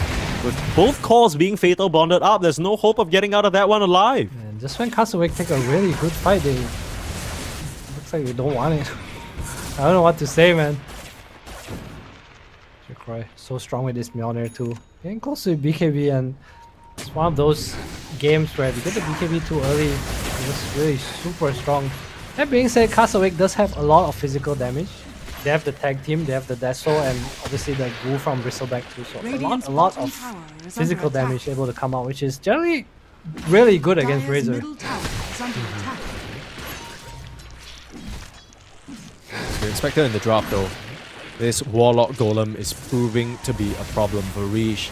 Right place, right time, and these fatal bonds are having so much impact in these fights. You can purge away one, but you can only purge away one. That's the issue right now. Especially if FBZ going for Lincolns. What are we... Oh, okay, I guess we missed a kill onto DB. Oh, no, we didn't miss a kill onto DB because he tossed across. Dire's middle tower has fallen. Unlucky. Mamang Tormentor Daya smoke. looking for a target. So close to BKB. Ooh. Oh, on the ward too. Smoke break, so they do wanna know that fight there's vision this. here. DJ, he's in a really nice spot. Tucked away on the tree line. Zip in the Whoa. right spot. Mamang Daya finds him. Very nicely done. And now they can get this Tormentor if they'd like. It looks like they want to run in on Castaway though. Tech free. Little bit of a Kinda bait. Baiting. Who's baiting who though? Oh, they Oh, see the Lord's Storm. in a good spot. In comes Bob. 3-man avalanche. That's huge, but the rock dropped on top. Mamang Daya. They get the Tormentor for the reach. But Oh, now Jiggroy's Jiggroy down. running in. He needs to watch himself. Takes way too much physical damage, but out comes the Doom, and out comes the lasso. Krish, you're not getting out of this one, and Castaway. He's gonna get caught out. Mamang Daya has his sights set. But here comes Bob, looking for an angle. The toss back, but it misses. It doesn't get the connection onto Mamang Daya, and the teams come through. Bob knows that he is done, and Mamang Daya knows it as well. FBZ. He should be the survivor in this fight. The Blade Mail makes him too difficult of a target. But that should not have gone as bad as it did for Castaway. I don't like the way they're taking these fights. Like, can you jump together? Tia has a dagger, you know. It's just everything's so... It's so rushed. Like, they run in. Radiant's top I mean, tower is FBZ under has no attack. hairball too, so... They try to burst Mamang Daya. I mean, if they went on a different target, I can kind of understand, but try and burst Storm without your damage being there is just rough. You can use the Oracle Purge as well. Just, Radiant's top everything's tower just has kind of... fallen. I don't want to say it again, but look at this. Where is team? Look at his Tia and Oracle on the mid, and they're so far away. Mamang Daya should be dead here. I did like this Jiggroy false already- promise on Bob too. Like, save your TA or save it for a lasso, man. What the hell are you telling Bob? Bob was completely fine. I mean, even if Bob dies, like literally, no offense, but who cares? Who cares? Because, I mean, he's gonna come back in and die anyway, as we see here in this fight. I mean, that was just weird, right? The fact that Radiant's Jikroy middle runs in tower and kind is of under does a attack. little bit of charity, ends up dying to the overwhelming physical damage as well. It's what you talked about, the weakness of this hero. He just can't stand up into that. Jikroy, I think, not really expecting the sheer amount of burst that can come out. And that should be a free carry kill, and then you disengage, right? Whoever gets lassoed or doomed, you just pop a false promise, you can run away. And then you try and take a fight after the golem has been used, but no such luck. I'm actually so More losses. surprised he goes for BKB here. This is like the perfect Manta style game. You're playing against TA, especially you want to get rid of the Mel. That's kind of what's killing you, right? The Miles armor from the Mel, from the boost stacks. Manta's such a nice item on Razor too. Radiant are scanning. Especially with the Mjolnir, you get to free push-out waves. That's the wig though, I don't know if they feel pressured or they think they have a timing here. Smoke move up. Kill the Warlock first, that's a good start, but damage raining through. Mamang Daya with the BKB just ripping up into Castaway. He has to use his spells on himself, but that's opening up the gates for Mamang Daya to go crazy. This is the performance that we've been waiting for from him, and Bob waiting for a tossback with DB hot on his heels. Will be able to blink away though. Tiny surviving for now. The low caught in the Roche Pit will get taken down by FBZ as Jikroy can't keep his hands on that Bristleback. Ends up being a lot more even than we initially expected, but again, another initiation where this TA is gone. That was I don't know if that was a close fight actually. I feel like for the net worth lead, these fights are going pretty even. I think it's because of FBZ, his Blade Mail, his Lincoln, his Hairball that just came out. They can't really kill this Bristleback without Doom, I think. He has to be like the last one alive. But if you look at how these fights, when he's the last alive, no one really has HP to fight anymore. I mean, also not to mention that was a fight where they had trap vision of Barrage, right? So no fatal bonds, no spells whatsoever coming out from the Warlock. That has been a major difference maker in a lot of these fights, and that wasn't in the equation. Not to mention that's also a fight without the Warlock Golem. So Tech Free Gaming, I don't think they were somewhat prepared for that. Not exactly though. Didn't really expect the burst damage to come out onto the Warlock. And FBZ starting to get into dangerous territory of being a carry by himself. Sure, he doesn't have the Seeing Red facet, but he's pumping out a lot of damage. He's changing his SN. He's changing his hard to SN1. I like this more. I think he gets to play around 5. He's also level 18. It's mid 24 by the way. I know he doesn't have the Seeing Red, but his Warfast stacks add up. Look at his damage right now, 400. Doesn't even need the Sage. He has Yasha. It's like, okay, my only problem is I can't kill them, guys. That's true. I mean, he's in there, he's doing a lot of damage, and he is very difficult to deal with. You don't really have any break on your team other than the Doom right now. And nobody can really build into it. The Silver Edge feels so awkward for the Razor. I can't does the dead item too. I don't know, they're 10k behind, but I don't feel like Castaway is in a bad spot. It's just fights are a little complicated right now because they don't have the damage to remove a hero. Supports net worth on Tech Free as well. All his single targets. Lasso doing a really good job just controlling Krish, but the Lincolns and stuff come out. Castaway are doing okay. They basically have a carry Bristle, a mid tier, and an offlane Tiny right now. Right? No harm Let's go done. that way, yeah. Just a little bit of switch around. Not a big deal. Bob likes to play a bit more of that utility mid laner anyway. At least for this particular hero. He's been going the Yules, the Blink, the Octarine in some cases, but I think realizing this game that he needs that BKB. They're going for Lotus as well. They do have a bit of a storm problem, especially with the net worth. Bob Radiant's has top tower is no under real attack. threat on the storm among that. He has the Radiant BKB too, so structures are understands fortified. that it's a bit scared of the TA shard, I guess. You didn't really see this, but Mamang Daya has 20 galvanized stacks right now. He is a real problem in these fights. As long as he keeps himself safe away from any silencers or any BKB piercing disables, he should be fine to just run rampant on the engagement. A smoke move up, a big wraparound being set up now by Castaway. They're trying to attempt this Roche, but they're Roche in a is bit so of an slow. awkward spot. Mamang Daya on the high ground, they're taking forever though. This could be scary. Varish needs to make sure he keeps his position. Chad gonna scout it out. Mamang Daya jumping forward, looking for a pullback into Bob. There's a static user link. now, Jikroy, trying to find a static link onto Bob, stealing a lot of damage, and that is a very, very dead Tiny. False Promise comes in to try and bail him out. The rock dropped on top, and this is troublesome. They'll Jikroy's even in trouble. lasso up the Tiny. The hate onto the Tiny is real, but Jikroy, he still has his BKB, he's completely fine. They're cleaning up the fight right now. Buyback onto Bob. DB starting to drop low. FPZ cooking. starting to run a rampage. And this is what you want from your Bristleback. Use all the spells, use all the BKBs, and go to town. gonna be Roche Jikroy though. now. I mean, the Roche, it's been kited away. It is very low, and that means that Krish, FBZ, and the gang will be able to clean this up. With the buyback on both DJ and Bob and Castaway, they will get the second life it's for not either over. Krish or FBZ, but the fight's not over. Trying to zip through Mamang Daya, getting cheeky with it. The Lul blinks in, but the Lul will die. And the Radiant secure the Roche and the Aegis for the TA. I don't know who favors that, but Aegis for Krish, they don't lose the Bristle or a TA. Krish actually survives the fight for once. He was so careful. DJ punched Jikroy with the BKB. He hit Jikroy twice and he blinked out. I think that's Dire's unfortunately middle for him tower how is he under has to attack. play the fights, because once he gets Lasso, he's just kind of Dire's dead. structures are fortified. Survive 1 or 2 fights and suddenly you're gonna snowball. Once he gets this crit or even the Lincolns, he's gonna be able Dire's to do middle so much tower more is damage. under attack. Just a matter of time for Krish. TA, once thought to be the type of hero that only has a 25-minute power spike. Well, bad news for you, it's 25 minutes and this is not the TA of old. This is a hero now that can scale into absurd amounts of late-game damage. A lot of more tools in her toolbox. And Krish, it wasn't really the best start for him. 3, 3, and 6. It's been a tough series for him, it's been a tough tournament for him so far, but if there's any sort of comeback out he can make, it's gonna start from here. Starting with the strength from last game, finding his footing, and now on this TA. DJ after the buyback. This is up going for a 4-star instead of the Lotus. FPG now going for a Satanic. I like Satanic. I would have preferred to see the AC a bit more, but he knows what he's doing. Level 20 now. A real carry. Yeah, absolutely. I mean, he's just trusted his gut, gone full on for the carry-centric build on this Bristleback, and that's kind of what's kept them in the game. Where Bob and Krish have faltered, FBZ has prevailed. It's also This really Bristleback nice is to have looking a monstrous. dispel against the Fatal Bond and the... I actually don't think this Razor can fight him. Like, you have to BKB because of Blade Mail, and after that, if FBZ is not there, I think it kills you. So how do you deal with this Bristleback at this point? Not sure, man. Who buys Silver Edge? Like you said, Warlock? the thing is, it Warlock, feels Silver like Edge? you can't go all in on him because this Oracle exists. I feel like every Oracle out, every fight has been thrown onto Bob so far.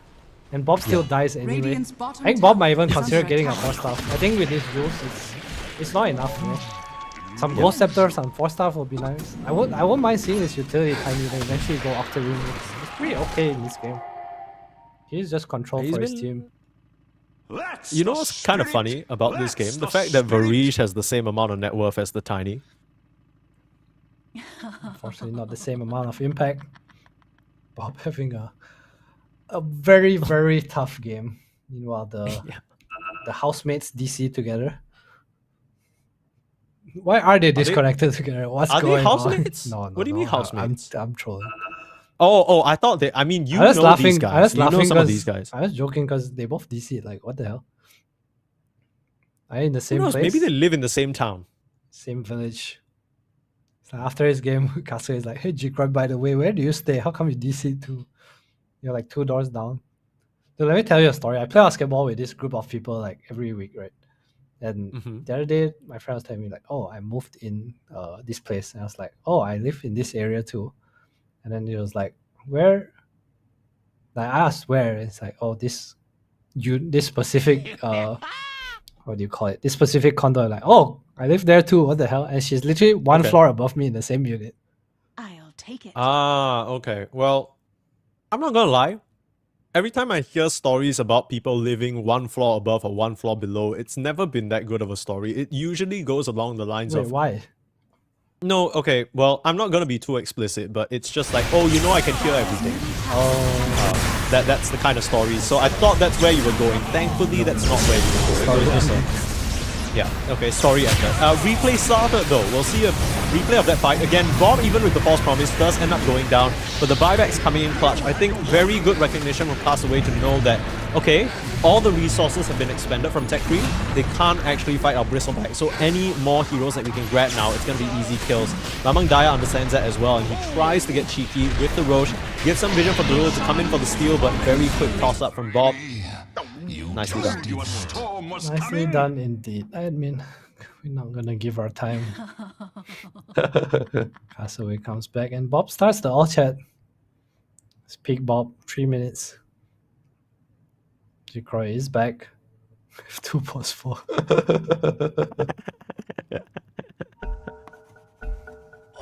You know, the thing about Bob is you can never really tell if he's being serious because It's sometimes the- he's just so... He's just a bit cold with it, you know what I mean? Yeah, banter is a bit too real, you know. It's a bit too real. Yeah. It's like...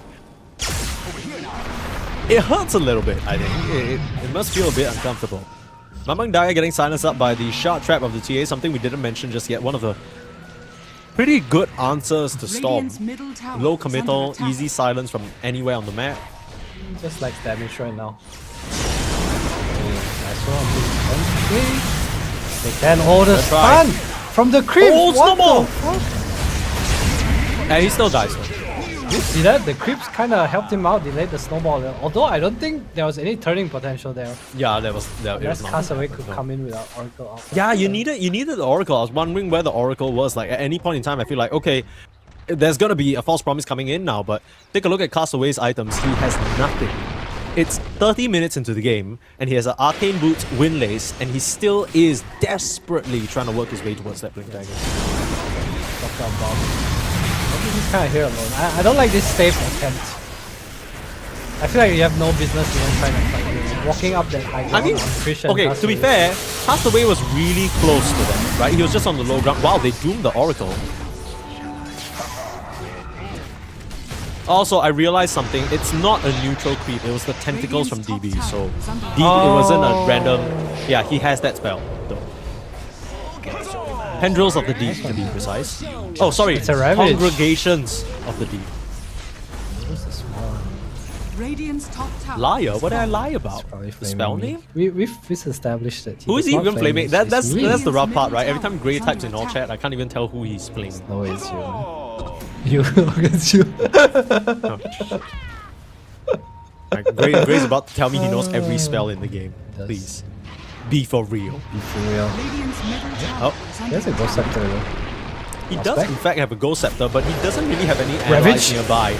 Congregations of the Deep, Mamang Daya in onto DJ, Lasso onto Bob. This fight's getting messy, but FBZ 's FBZ, angry though. he's laying the punches out. FBZ is in fact angry. Drop the rock on top of him to try and stop him from killing DB. It's not gonna be enough. But now Jikroy, he's in the fray, getting the static link out onto Bob. He's trying to run, but the damage already stolen. First life down for Christian. FBZ, he's gonna try and stand his ground and fight, but I don't know whether he can stand up into the Razor anymore. Jikroy is just a bit too strong, and he's gonna whip you down to size. Castaway coming back into the fray. Is this where you wanna be? Yeah, another fight with our Oracle. Could have really used the false promise there. So Krish playing with his Lincolns and no BKB. I mean, I don't know if I'm a big fan of this skill build, this item build. I feel like he should have BKB and he should play for Oracle to out the bat right less. Because he's not able to hit because these stickies from the rules, the upheaval too. No damage being poured in. It feels like it's all FBZ. We're getting to the point where he does not really care about his Radiant's Bristlebag middle tower has anymore. fallen. Radiant's middle tower is under There was a attack. period of time where we were a bit worried about Tech Free Gaming, whether Jikroy could stand up into the Bristleback. Radiant's But I think this Razor has hit peak Razor gameplay, right? When you pop that BKB, pop your ultimate, just run in and not a single care in the world. Big concern now for the side of Castaway. How do they deal with Jikroy? He just lost half his health to minions exploding. Trying to fund Radiant's line here. I bottom don't know if they can tower actually is fight. under They seem to attack. have no ability to kill this storm. So his TA just not doing enough damage right now. I think that's not really gonna change that. All he needs to play for the Daedalus.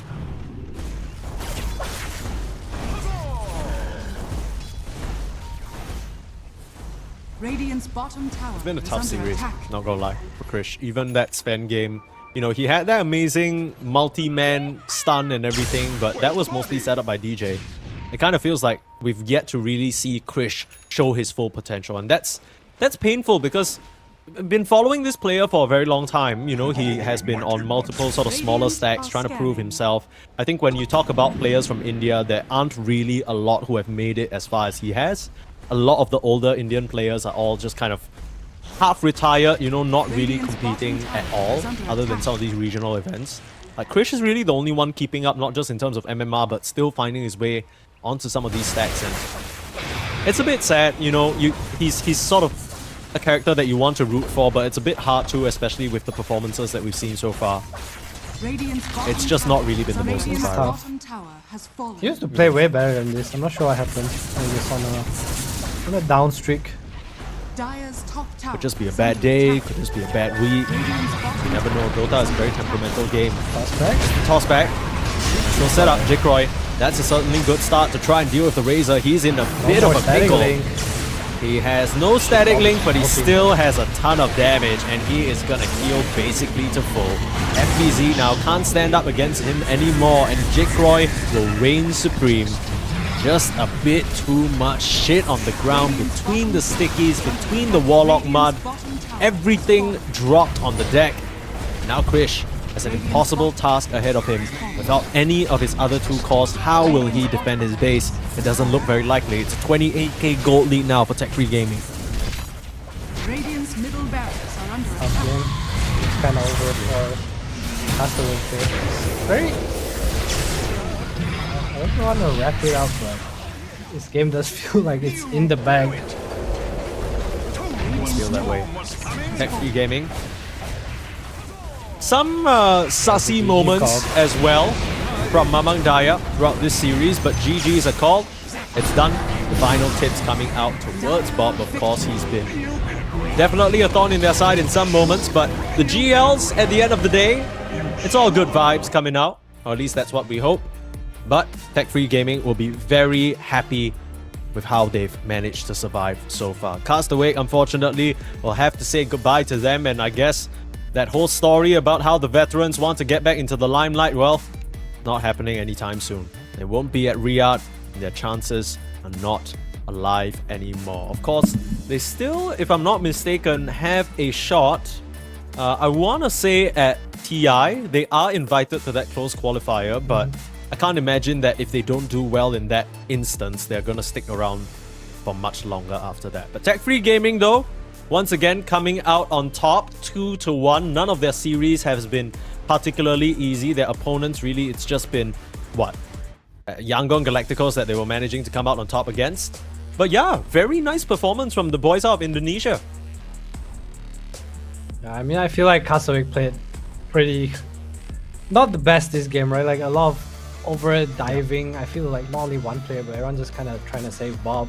DJ went in a few times, and I feel like it just wasn't their timing. FPZ was like, and the game was still even, you know, even after all these things happened. 10k behind, but the game felt like Tech Free could still lose. Like Castaway had a chance at least. FPZ was super fun. Krish never really seemed to have high impacts in the fight. I think going back to the item build, maybe even the way they start fights, just kind of running into Warlock, running into this bad Rayla, so it just looked really hard. And Mawang Dai on the Storm as well, unkillable, no real threat with the early game Bob had. And again, I feel like it was their own mistakes that cost them the game. And I think that's the type of game that you, Tech Free Gaming, you know, going into the next series, this is something that we talked about at the start as well. It was going to be an uphill climb for Castaway. Let's take a look at the brackets to see just what they had to go through to get up to this point. I believe we'll just take a look at the lower bracket immediately after this. Upper bracket, of course, things have stayed the same because Boom Esports Execration, they're still waiting for their game after this series. A quick look at the lower bracket. Of course, it was always going to be an uphill climb, right? Castaway, they gave it their best shot. Even if they beat Tech Free Gaming here, they would have to play another best of 3 series. But I guess Tech Free Gaming, this will be their second series. It's already their 4th game of Dota. And for Ivory and Yangon Galacticos, it doesn't get easier either. It's an even 1-to-1 series, so both series going the distance. Any expectations for who you think will be Tech Free's opponents coming up? I honestly have no clue. I think YG impressed me with the earlier series against Kukuis. I caught some of it. They looked pretty good. Like I said, I think this is the best Dota they played all year. But Ivory, obviously, no walkover. Pretty much a rematch for them. See how game 3 goes. I'm not sure if it started yet. Oh, it has absolutely started. We are into 10 minutes of that game. So if you want to catch that, you want to hop over to EWC_Platinum. Of course, apart from that, I believe the Miswa qualifiers are happening as well. So that's happening on EWC_Platinum_EN3. That's Nigma Galaxy versus Virtus Pro. So that'll be a fun one to watch. But at least for us here on this stream, we're going to be wrapping things up. Before we go, any MVP for you for this series, Adam? Who did you think really stood out on the side of Tech Free? Hello, Marish. I think Mapandaya had a really good game 3. I think DJ was MVP in one of the games. No real overall for me. Okay.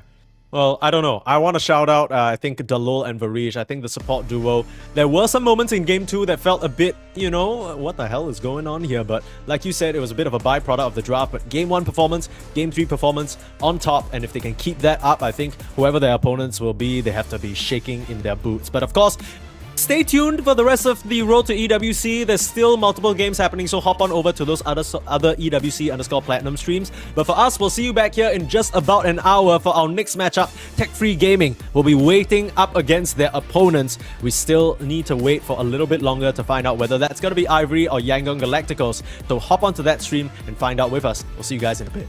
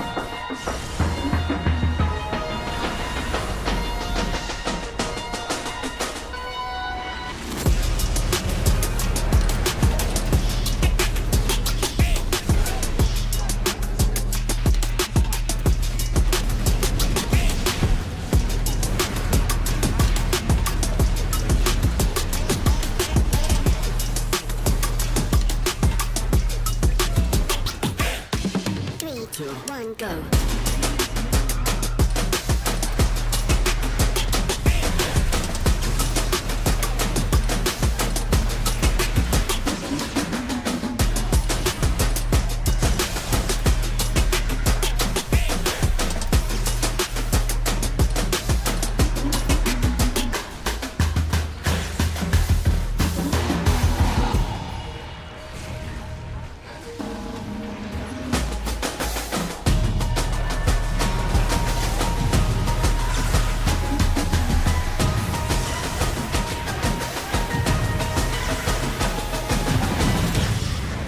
Three, two, one, go.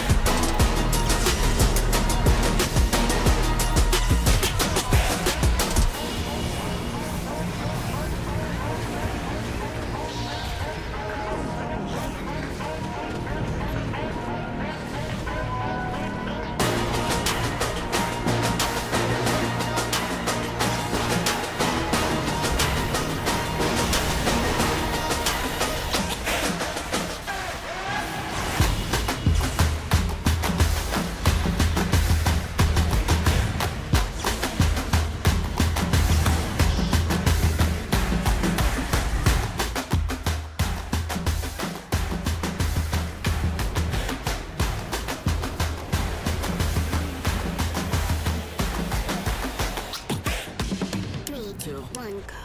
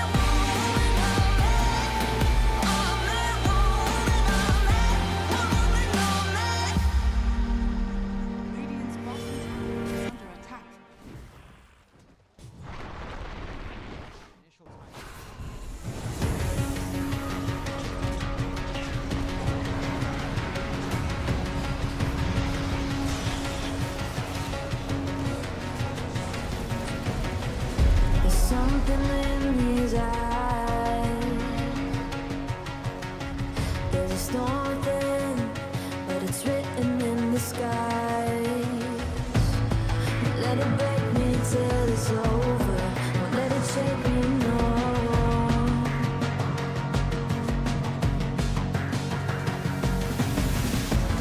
Won't let it make me go under. Won't let it make me go under. Radiant's middle tower So now it's time to fly. Nothing's gonna stop me now. Nothing's gonna stop me now. Nothing's gonna stop me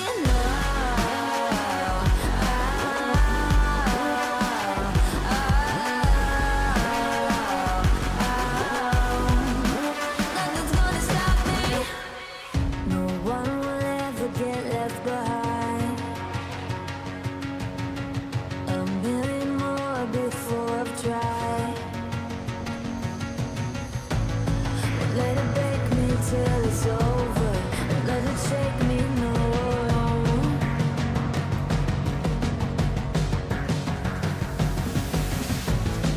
Let it make me go under. Let it make me go under. So now it's time to fly.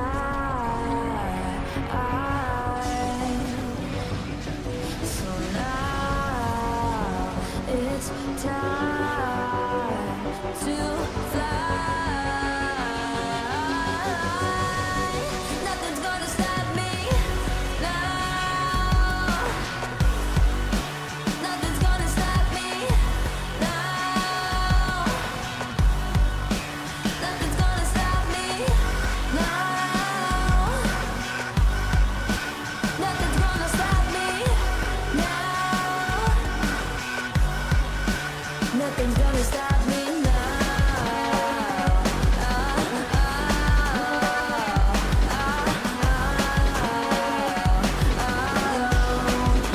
Nothing's gonna stop me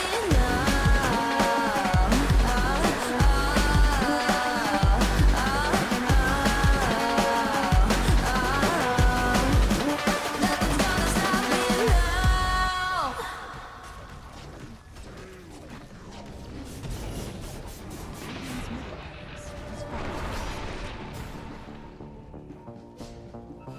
Radiant's bottom tower is under attack. Why, one by one, you always come back like a curse? Looking in the dark, your soul is blind. You lie, time and time again, and I am not your fear. Not this time, 'cause I'm a riser of us two. I'm the one of light, the antithesis of you.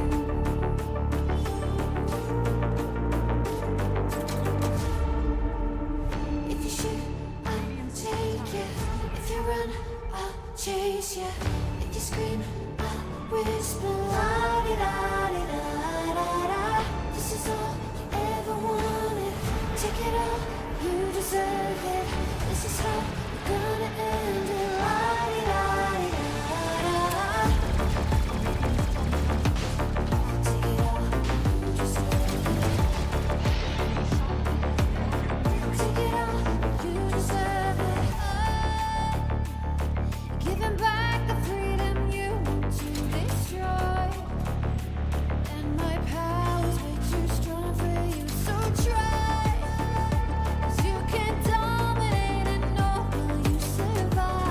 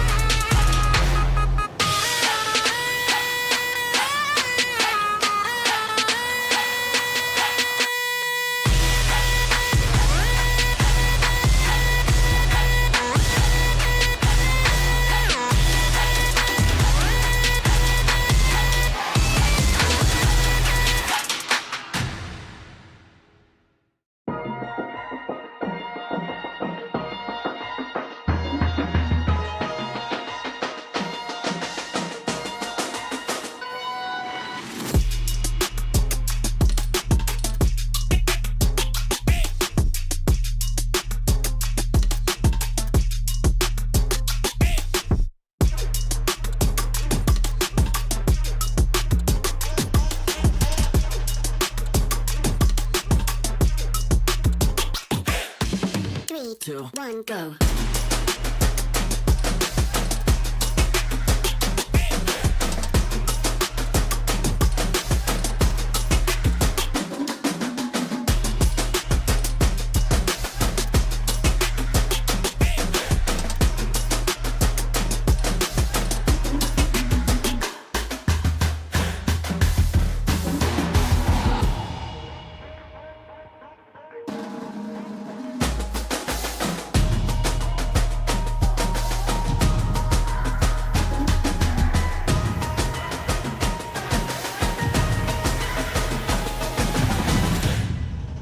Three, two, one, go.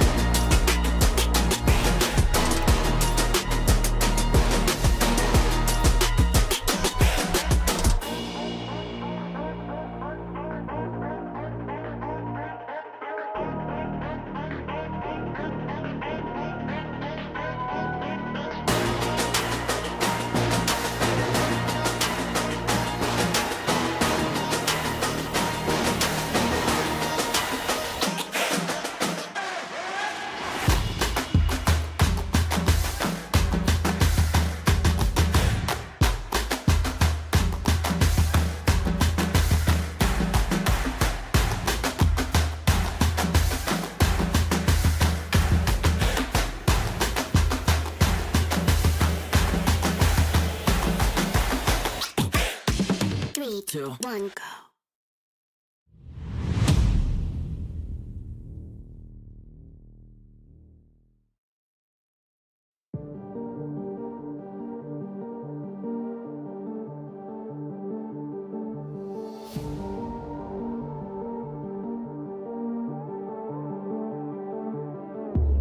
Come into my world if you wanna see some action.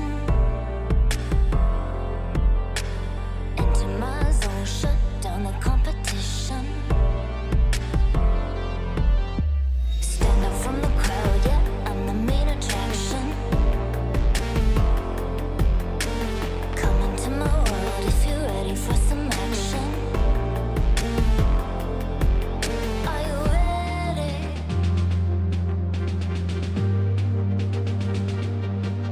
Are you ready?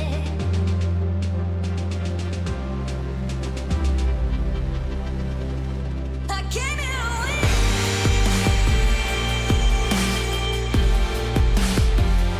I'll never give in.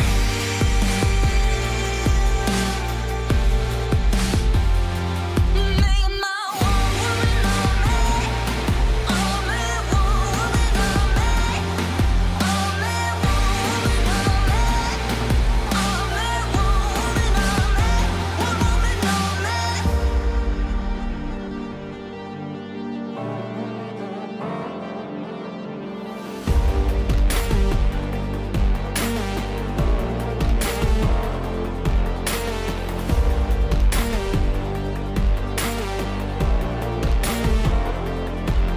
Are you ready?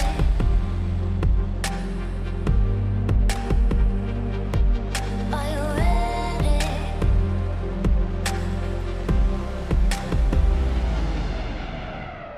I came here to win.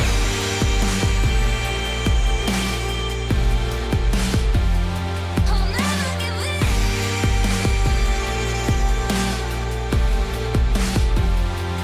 Make my one woman on me.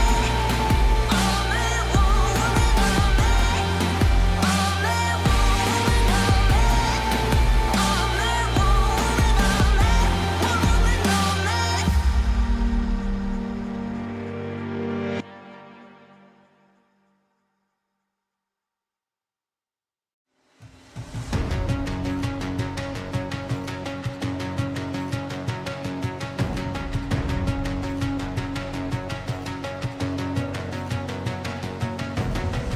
There's something in his eyes. There's a storm within, but it's written in the skies.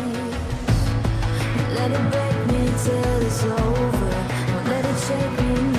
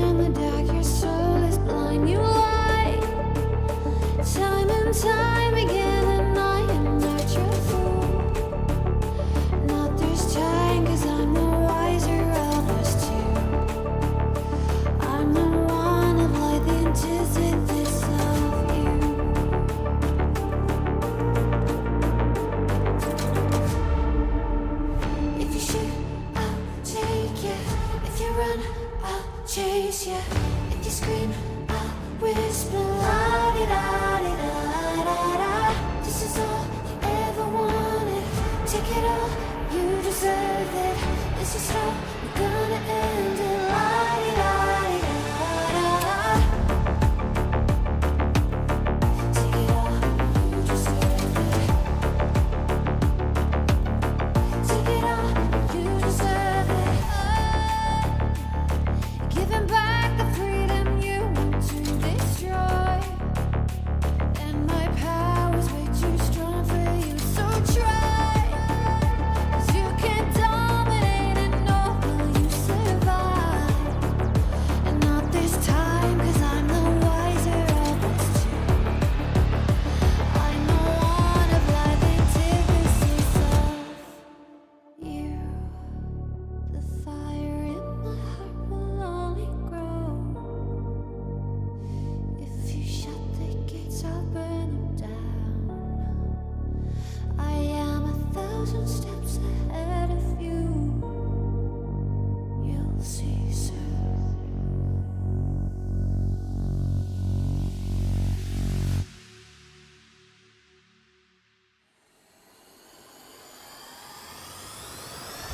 If you shoot, I'll take it. If you run, I'll chase you. If you scream, I'll whisper. La di da di da da da. This is all you ever wanted. Take it all, you deserve it. This is how we're gonna end it. La di da di da da da. If you shoot, I'll take it. I'll chase you. If you scream, I'll whisper. La di da di da da da.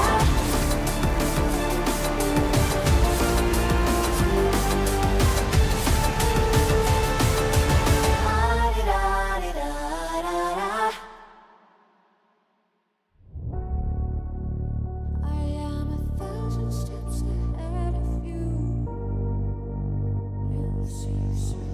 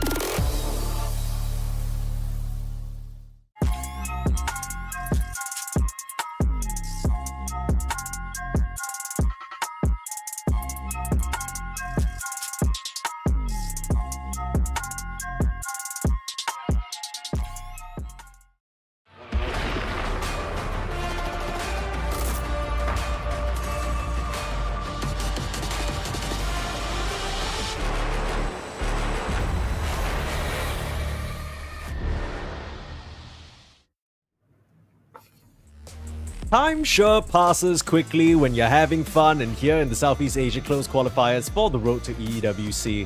I think Adam and myself, we've been having a blast. There have been some pretty funny games. I think some tight series, some series not so tight, but what matters is that we're here now, had to say goodbye to a whole bunch of teams, and only 4 remain at this juncture. It's been 2 days of qualifiers so far. There's still one last day tomorrow, but it's been, I guess, pretty much as we expected. The final 4 teams, Execration, Boom, Ivory, as well as Tech Free Gaming. I think these are probably the 4 that we would have thought at the start would end up in these positions.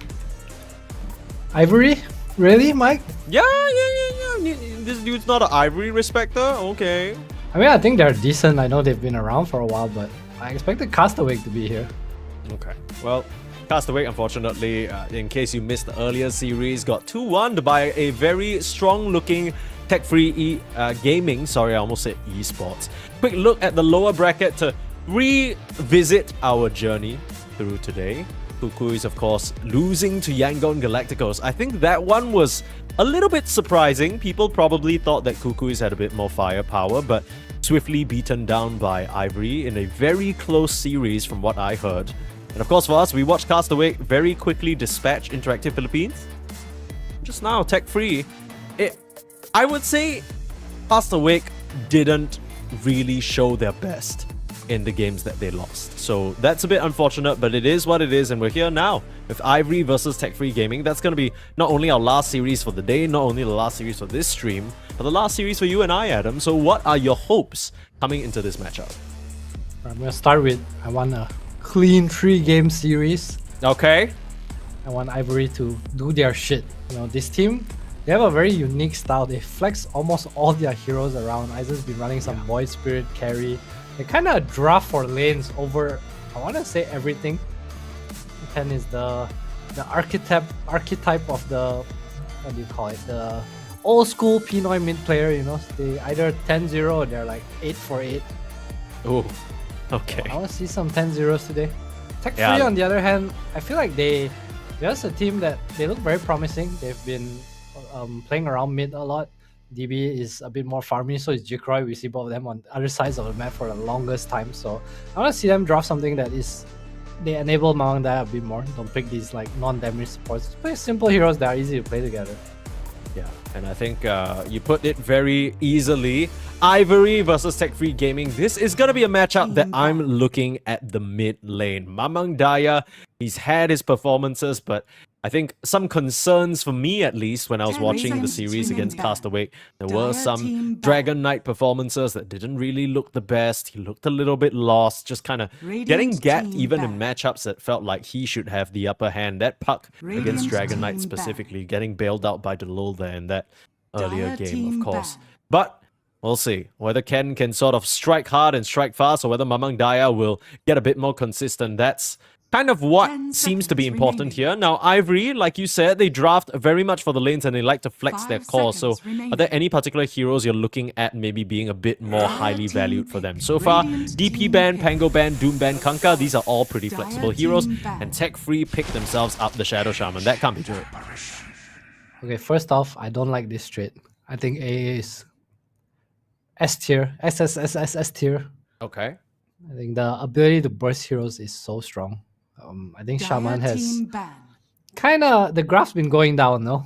Yeah, that's kind of what I think we both agree on. Shaman, when we first started our cast of this entire close qualifiers yesterday, we were talking about how Shaman was the top tier position 4/position 5, and over the course of a lot of these series, he's really dropped out of favor. At least for us, not for these teams though.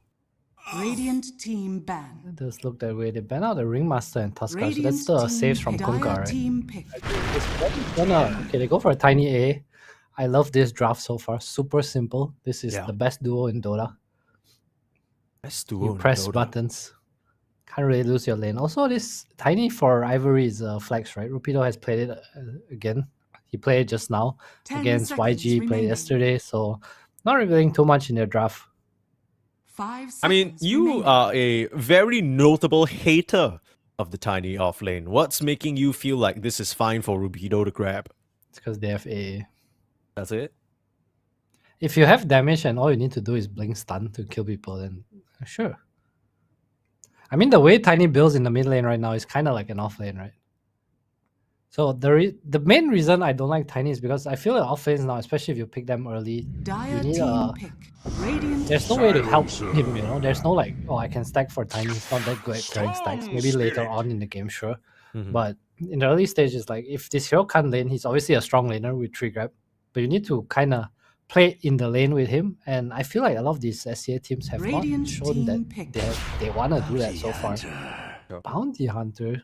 Ooh, new hero. Pretty good against the 2 supports of Silencer and Shadow Shaman, just because it's kind of hard to hold you in place. The Dire tracks come out team for pick. free.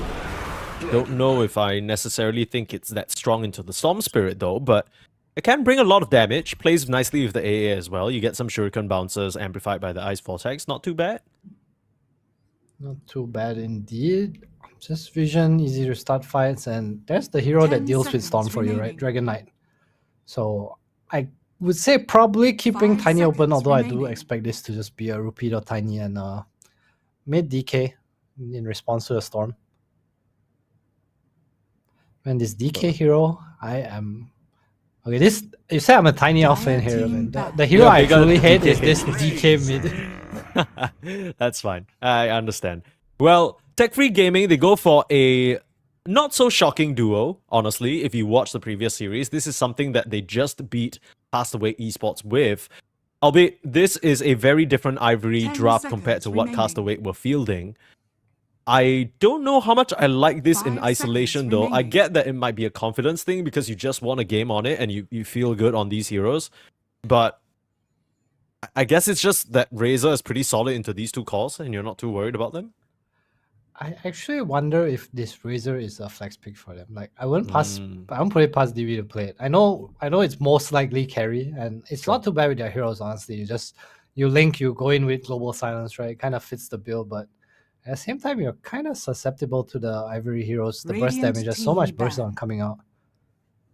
Yeah, I guess the upside is that there's not a lot of physical burst later down the line, right? A lot of it is magical, so I assume that once this Razor does hit the BKB timing, Jikroy is going to have a good 8 seconds of being just an absolute golden electric god running in, and you got the Silencer on top of the Storm Spirit as well just to help you out, 10 so no seconds potential remaining. blink in, tiny Avatos, Ice Blast Radiant counterplay. team Once the back. Storm goes in, you Global Silence. I mean, these heroes aren't really the type of heroes that like to build Dispel for themselves, right? You're not really going to see Greaves coming out from any of the supports. Duels is a bit awkward. You get it on the Tiny if you're playing off lane eventually, but Dragon Knight forced into a Manta, that's kind of awkward. No, you definitely 10 don't want to do seconds that. remaining. I was gonna say Tech Free. They need probably a pipe hero. I 5 think that would be seconds super nice to remaining. enable this Storm and Razor a bit more, even the supports. Underlord would have been super nice, especially against Tiny DK, right? Oh, My hero I yeah. think of is Timber, but I guess that doesn't really fit the pipe build. I think they want a bit more of a utility hero. Something to pair up with the Shaman. Not too sure what that is that's left in the pool. Enigma, maybe? Could be pretty nice. Pretty interesting that the Bristleback going ignored this game entirely, not in the bans at all. I feel like that's been a hero that has been very highly prized. I Didn't feel like work out these for heroes FBC though. where they're like perma banned, they just kind of disappear sometimes, you know. It's like we have Yeah. series where this AA is just ignored, or I mean, Shaman and Kunga are like the only 2 heroes that seem to be always banned or picked.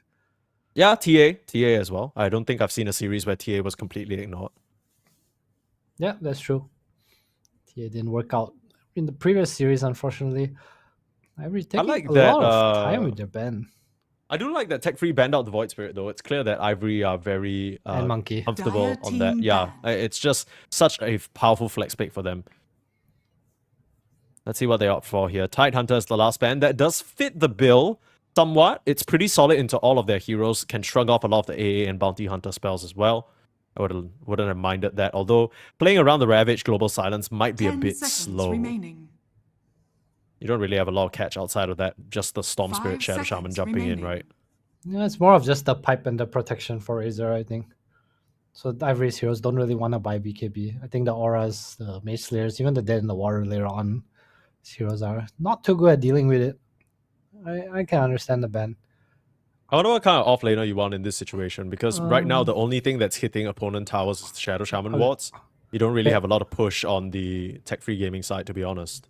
Let me cook a little here. They ban Tide, which is good against Morph, and technically Ivory can still go Morphling. Super nice into a Razor. Did you say Just a- Morphling? Yeah, it's just a super good 1-to-1 matchup, right? Dire And I team feel Sure, that's the way yeah. Ivory play. Oh, never mind. Nice, Morphling. nice. Tech-free gaming says no cooking in this kitchen. Radiant Shuts that team idea down immediately. They pick themselves the bristleback. There we go. Ivory. What's the response here?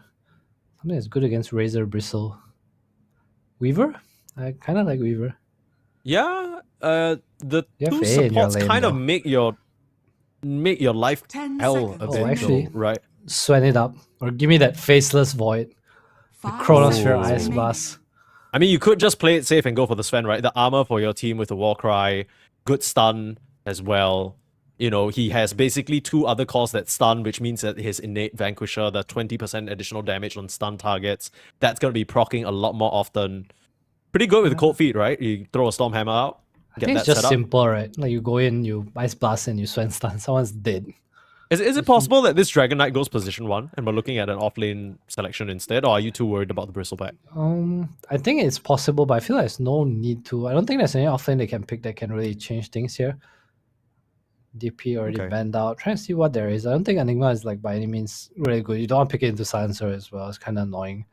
Yeah, I need Other you than to the answer Helm the Heroes. Mm-hmm. a question that everybody's probably has on their minds right now. Who's winning this draft? I can't really tell. I feel like both teams have a good mix of team fight balance and individual catch. It's not too bad on either side, but tech-free gaming definitely feel like if they fall behind on the Storm, the playmaking potential is going to be a lot lower. Yeah, Ivory can pick something like a Beast here. They go for the You may Abba, now so that's their select your carry. heroes. Favoring the matchup, they have Rapido offlane. I kind of like Ivory's heroes right now. Yeah, it feels like they managed to get their bread and butter, which it feels like just making sure that their lanes are solid, right? The Ancient Apparition, I think there's always the fear that he gets run over, but that's not going to happen with the Abaddon on position 1. But how does the Abaddon work into Jikroy? Because I feel like Abaddon wants to be in the middle of the fight, and Static Link doesn't really get perched or stopped, right? So Jikroy is just going to be king of the fight, no? Okay, I think that is true to a certain extent, but Aizen, he's going to build Radiance, he's going to build Manta. So at some point, you're the one who can go in. I think their heroes are all about going in together, right? Like, look at Ivory, they have no defensive spells. Other than their heroes being tanky, they kind of just want to be the one to go at you. I think pairing up this Abba together with the DK and Tiny as well, it's so easy to save his heroes. The one thing that I am worried about for Ivory is this Shaman Hex at level 15. I've seen it played against this Abaddon. Like, you can't pop out because you are a pig, obviously.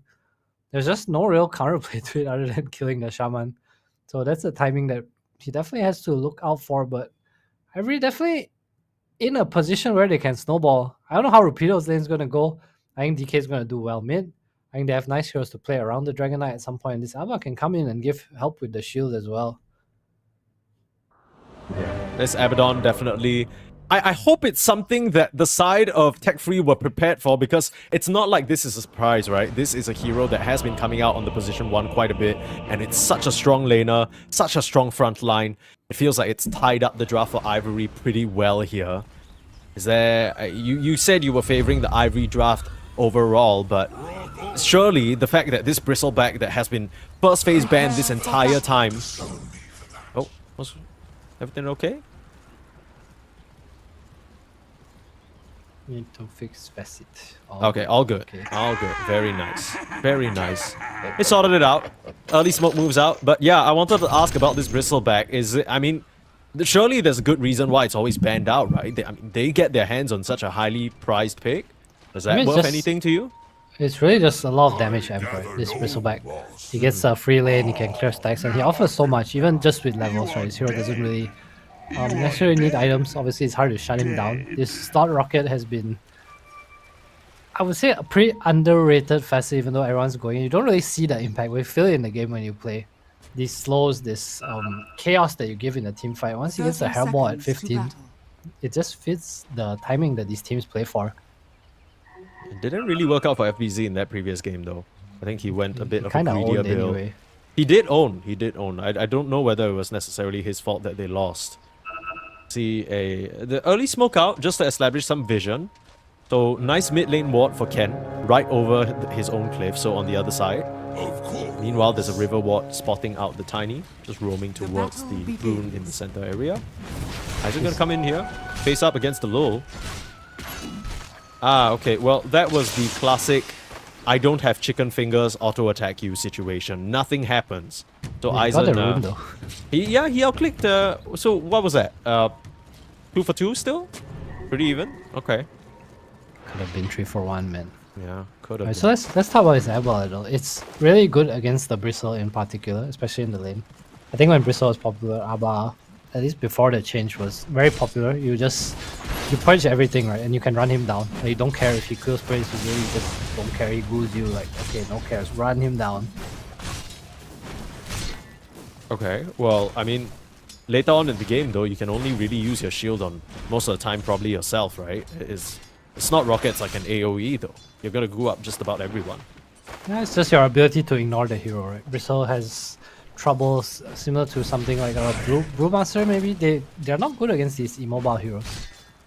If you want to stick onto targets, you want to be able to do damage, or you want to be the front line where people have to go on you and they can't really kill you. But Eba does not care about either one. Okay. Maybe we'll see Aizen just run straight past him in some of these fights and go for the back line. That certainly will be something. Quick as lightning. On the bright side, I guess this Bristleback is a pretty convincing pipe buyer, right? It's something that he can tech into and help his team out. I think you said it was going to be very useful for the Storm and the Razor this game. I think so. When I think of this AA Tiny, I feel like if you don't have any sort of damage reduction, it's just gonna get really hard. I guess another way to stop this combo is that you shut down this Tiny in lane, right? So tech free, they have this Silencer Razor, which is pretty strong against Tiny's melee hero. There's a bounty hunter too, so just gonna pull away the rule. I don't think you're winning this trade. That's not really a trade you can win. AA already one of the stronger heroes in lane to just beat you back, as we've seen over the course of the past few days. And Abaddon, not really the easiest hero to run into either. A double for the bot lane of the side of Ivory. Also has this ability to turn, right? Like even if A is out of position, once shield comes in and he's just manning up, he gets to use his body a lot more. Not only dispel goos and stacks from yourself, but from your teammates too. You're looking for a tossback here. That's a very deep tossback. Nikroy is in a bit of trouble. He's gonna get lot right of click trouble. down. Very nice setup there from the Ivory duo. Again, both side lanes going pretty nice at the start.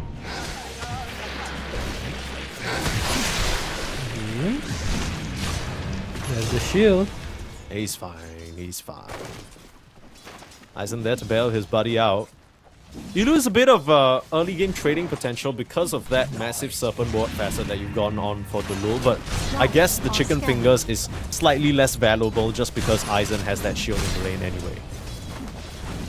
I think so. It's really just a laning facet, right? Beyond that, maybe you do some cute things like one-shot illusions, but the Snake does have pretty high value, especially in this draft where they one map. So a Storm Silencer is enabled later. Storm obviously is a global catcher to a certain extent, so having more map means more space to look for kills. Nice little sentry there, do you see that? The one in the sort of north of that camp. Yeah, The little... cutesy one.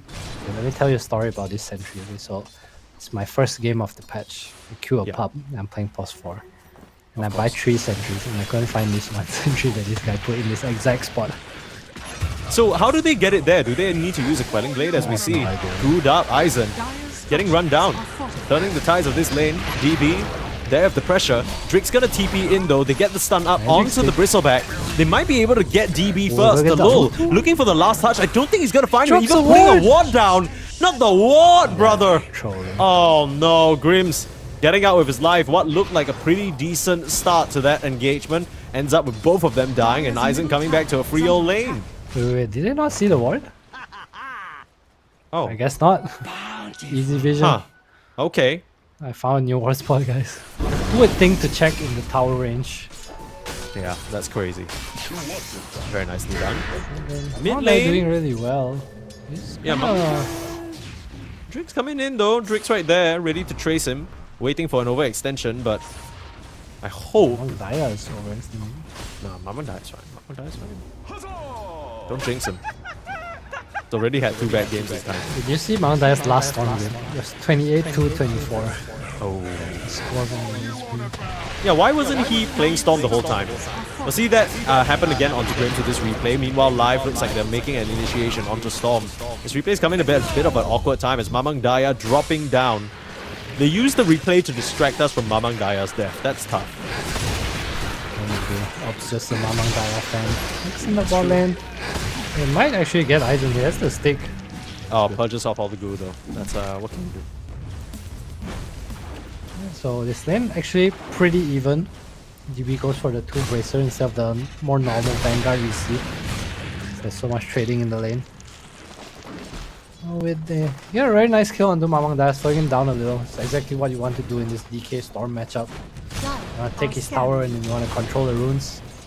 So we see Tech Free making a move already, trying to protect the Storm. DB might need some protecting too, though. He turns around, DB! Huh? What? Radiant structures are fortified. Maybe he just thought he was gonna get run down, so he just wanted that creep. That's the only thing I can think of. It's the classic sort of RTZ or Eternal Emily play where you're dying and then you just try and farm as many creeps as possible.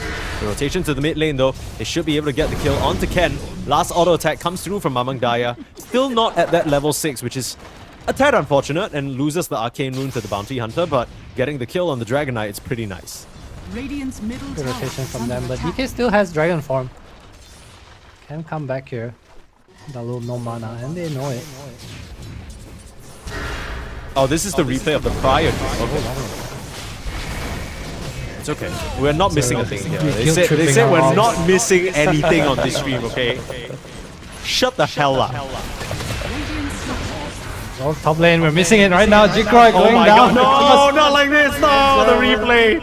Oh my goodness. It's not even our observer's fault. I don't think he could just a I just want to play. Now we need a replay of that Jikroy kill, brothers. Oh my goodness. Radiant are scanning. Okay. That was weird. Alright, Jikroy goes down again, so very nice toss back. You see the power of tiny. Oh, that's true. What can you do? Aizen? No, down here. Okay. Nice little chain disable. It's been a very quiet game from this silencer so far, but I like the rotations that he's been making. Very high impact on Varish. Mid lane. Mamang Daya. Silencer is a pretty quiet hero. How about this gang, guys? They don't have stuns. Well, I think if Grim came through with a spell or two, I think he was just in a bit of an awkward spot in the bottom of the river. They are putting quite a bit of pressure out onto this tier 1 tower though. Need to bring numbers to scare Ken away, but thankfully for them, that's the end of the dragon form, so at least the pressure is suspended for now. Yep, just more damage being put in. Mount Daya still doing pretty well. Has to walk back to base thanks to the kick out, so Ivory will secure a rune here. So regen away from the storm here, another rune denied. I can't believe top lane's equal. No static link too. Dude, Jikroy dying twice there is kind of... I mean, the first horseback, that one was just, you know, he's playing over aggressive, but the fact that Rupido is getting an okay amount out of this lane is kind of criminal. I feel like this tiny off lane should be punished a bit more. I think the main thing is that he's alone, right? Because Strick has been walking around and he's level 7. I think when you play his offlane, tiny, a big concern is you don't have EXP. So your spells don't do as much. But you look at how... Is Jikroy deceased again? Jikroy! Base boots on Rapido, stunning 1, goodbye. It's not a Razor game you want to play, man. Bro, is this the same Jikroy that we saw the previous game or what? Like this guy was looking real impressive on his carry Razor. This time round he just dies 3 times casually in the early game. Very random. I don't know, man. Is this the same tech free? I was feeling a bit confused right now. You're tired, you know, post dinner. Had a long day, to be fair. Yeah, and that was like a 3-game Dire's series top to tower start them is off, right? under We were attack. already talking about the fatigue coming out for some of these teams. There was the potential for Cast Awake or maybe Yangon to have had to play 3 series in a row. So both Tech Free and Ivory, of course, coming in from just 1 prior series. Not that bad, but yeah, maybe the post-dinner vibes kicking in. Not really the most awake. Hang on for good here. We see that roll. Oh my, this Forward. case. Rest in peace. -1. Dire's That mid middle tower, tower no? is under attack. Nice spoken. Oh, Rapido with the wrap around. Can they find anything here? Here's level 6. Finally don't get think to they're see gonna the expect combo, this my move. friend. Here we go. Trying for a move on the Giant Ken stacks instead. Oh, they're a bit too far away from the Dragon Knight. They are on the wrong side of this lane, and Ken is gonna go down. Get themselves an illusion onto Grims. Mamang Daya, nice soul Oh ring, my dodge God. away from the stun. Rupido completely airballs that stun. Snake. Snake beating away the snake. They're still running past it. It's doing so much damage. They need Guys, to what the eliminate it. fuck? Dude, it is beating the shit out of them. Rupido's They should trying be his able to best. get the bounty though. Yeah, there we go. Okay, my goodness, that was scary for a moment there. I thought they were gonna just kind of feed over a few more kills. Nice little bounce. Rupido's looking for an angle for the stun toss. Maybe just the crash landing toss would have been enough on these supports. But now TPing back in. Finally, Ken can get this tower for sure this time, now that Mamang Daya has had to reset on both support side. Bit of a pickle. They will glyph. Are they really gonna try and come and defend this? Just buying some time, maybe? Buying time, I think. There's a line already drawn to the bot side. Radiant's bottom tower is So under not the attack. cleanest of Dire's rotations. middle tower Unfortunately, does not get the kill that they want on the Storm Spirit, but Radiant's top tower is under attack. we'll get the mid tower at least. Meanwhile, Chikroy has time to farm it up top of the network. Oh. DD must have been able to pop Aizen's borrowed time because he doesn't have it available. And that makes it a very easy pickup for Mamang Daya. 7 galvanized stacks already at this early stage of the game. That's pretty scary. Playing really well on this Storm. Radiant's bottom tower is under Pretty attack. free lane, enabled by his Dire's supports. top tower is under attack. So it's Abba into Bristle isn't. Oh, hold up. Oh, he messed up the toss. Okay, well, he's still dead. Drake is fine. It's spooky. Radiant's bottom I don't know if you tower noticed, has but fallen. if you track him and you throw the Shuriken to the creep, it actually Dire's hits him top tower twice. is under attack. Yeah, Yeah, because yeah. it goes through. Yeah, it bounces. Global Silence coming out. Nice little initiation here. They can't really decide on who they want to go on here. Split Holy targets. shit. A lot of damage onto the low and Mamang Daya, but not enough to finish them off. The Bounty Hunter not being there means that no track coming out, no bounces. And that looked pretty good for Tech Free Gaming with the Global Silence at the start, but still way too much burst coming out from Rupido on this off-lane Tiny. Level 9. Jeez. Once these double blinks come Radiant out, are scanning. they definitely can kill almost anyone on the map. I'm actually not sure if they should go double blink. Don't you just go on one? And you go more greedier build. So one hero's gonna move around and one hero's not. I guess so. Or they could just hold hands and move together. A little bit of leapfrog blink action. You need to though. Are scanning. It's fun. You know, jumping together, die together, slay together, as OG said. Teamwork make the dream work, That's what I'm saying. as some Disney movie said. Dire's top tower That, has fallen. there's no way that originated from a What is Disney this movie. That's scouting like, Ice Blast? No, he's shooting DB, dude. Look at this. ooh, Oh, what? Oh, He tried that? No way! no, he How thought, can okay, you press it there? No, no, there's no, way. okay, Is he's, under attack. that's, I get what you're saying because it's not like you don't have vision, but bot lane, seriously, Mamang Daya, another kill to Aizen? Dude, what? Now top Yeah. lane, Rupido. What's going on with Ivory right now? They're just being found on the map. Both the supports getting it done against this core Tiny. The Hex as well, evade, but Glaive should be able to finish him off. Toss back, one last Glaive. Craggy exterior, it's not going to be good enough. Harish gets the kill. Rupido just maybe expecting, okay, Mamang dies in the bot lane. This is pretty free in the top side. It just ends up going down both side lane calls. Too easy, man. Show bottom, show top. Okay, wait. I need to talk about this Ice Blast. There's Okay. no way to press the Ice Blast if you don't see the hero, right? Scanning. Because if he's not walking back there, he's at the neutral camp. There's only 2 places he can be. True or false? No, that's fine, sure, but Middle tower Global is under Silence to attack. save Mamang Daya. Now Ice Blast, he doesn't see a hero, but he presses it anyway. How did he release Ice Blast? Did he press it before? I think he... Must I think have, right? Global already ended, because technically it's Global Silence for like 4.5 seconds. I think he was able to press. Maybe to counter smoke. Still on Mamang Daya. Linking onto him. Where's the follow-up burst damage? They don't have Global Silence, but they don't have the control because the low's right there. Very nice intercept. The Shadow Shaman might end up going down, but the fact that you kept Mamang Daya alive is more than worth it. Ends up being a 1-for-1 trade, but again, more galvanized sacks going Mamang Daya's way, up to 9 now. And every moment that you're not bursting this storm down, he's just getting more and more items, more and more stats, and he might just be able to survive the next jump. Feels like Tech Free just playing the map better. They're always in the right position to break smokes.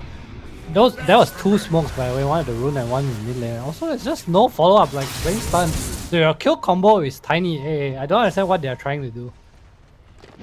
They're trying to mix the This is Dragon so Knight into the simple. picture. Yeah, I feel like you've been saying the same thing this entire qualifier, right? Once you get AA, never you pick listens like to a me, Void man. Spirit or a Tiny or maybe any sort of burst. Even a Storm Spirit would have been nice. I mean, they're starting to run together now. Maybe they just realized or maybe they heard you, but it's not looking as simple as we initially thought. And I think another aspect that I want to talk about is the fact that this Abba, in the bot lane, we thought it was going to be a positive matchup. He had some moments where he killed DB as well. But now DB's at the point where he's just out farming the Abba. There were many times where he was able to pop the borrowed time by himself and call the storm down to get a free kill. Aizen, look at where he's farming. He's just hiding away in his corner of the jungle. Let's get down to the laning phase, right? This Abba had no way to Dire's really top run down tower DB. is under attack. Try to get the rune, it will spawn top.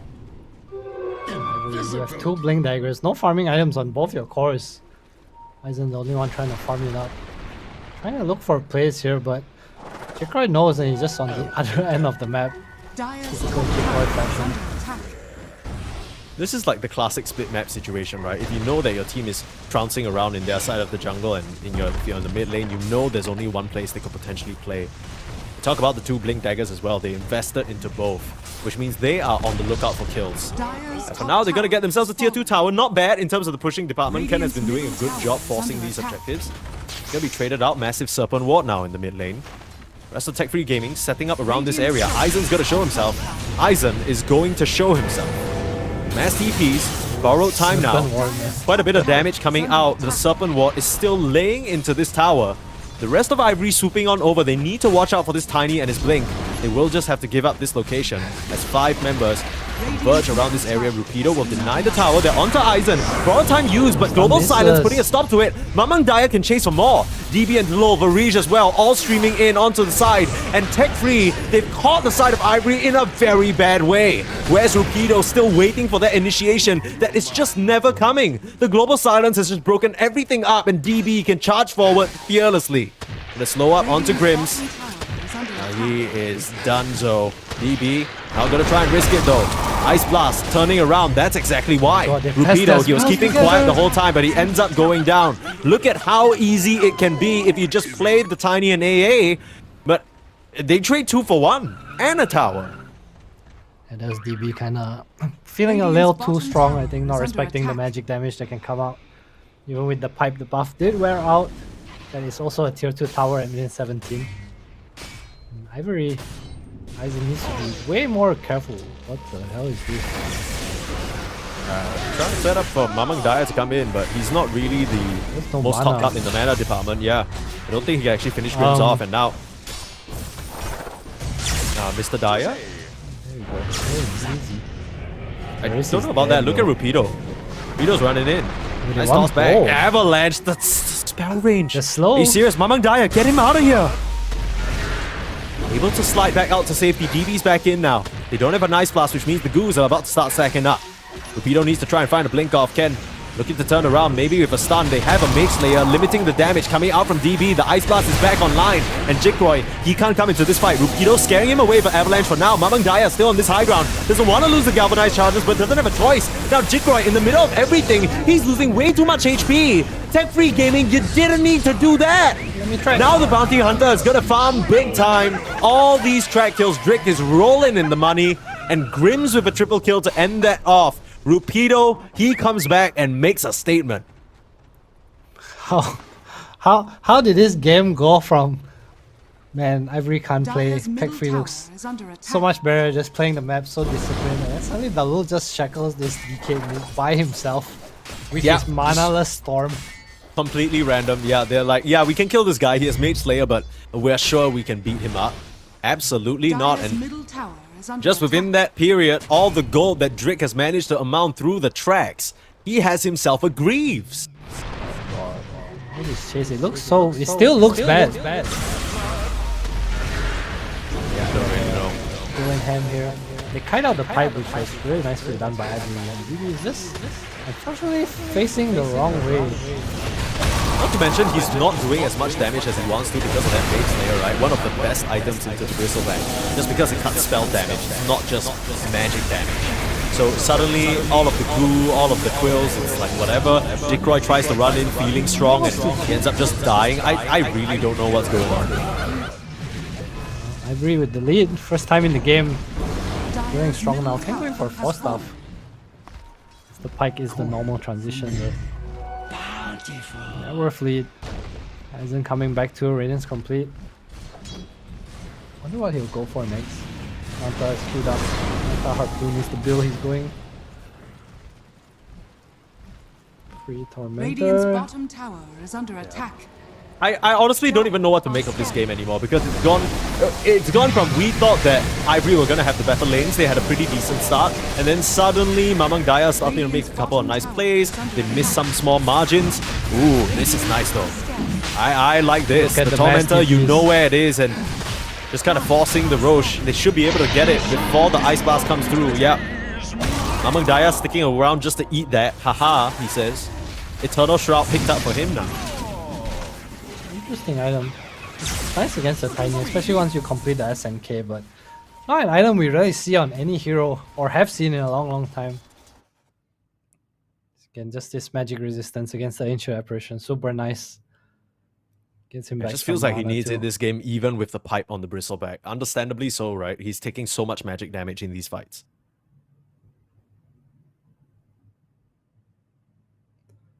Yeah. Ken will disconnect. Tech free. Don't forget, they still have this Shaman 15 timing. 5k down. No means out of the game though. Jikroy still will be a very strong force to reckon with at some point. Just needs his BKB. Kind of hard to find this tiny AA. Even the DK stun's super annoying for Razor. The shields, Yeah. the radiance.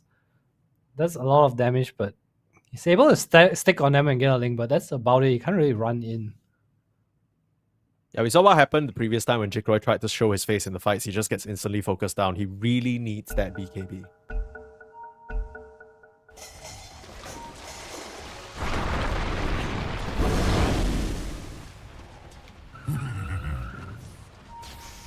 Okay, so now they're against Storm, Aegis.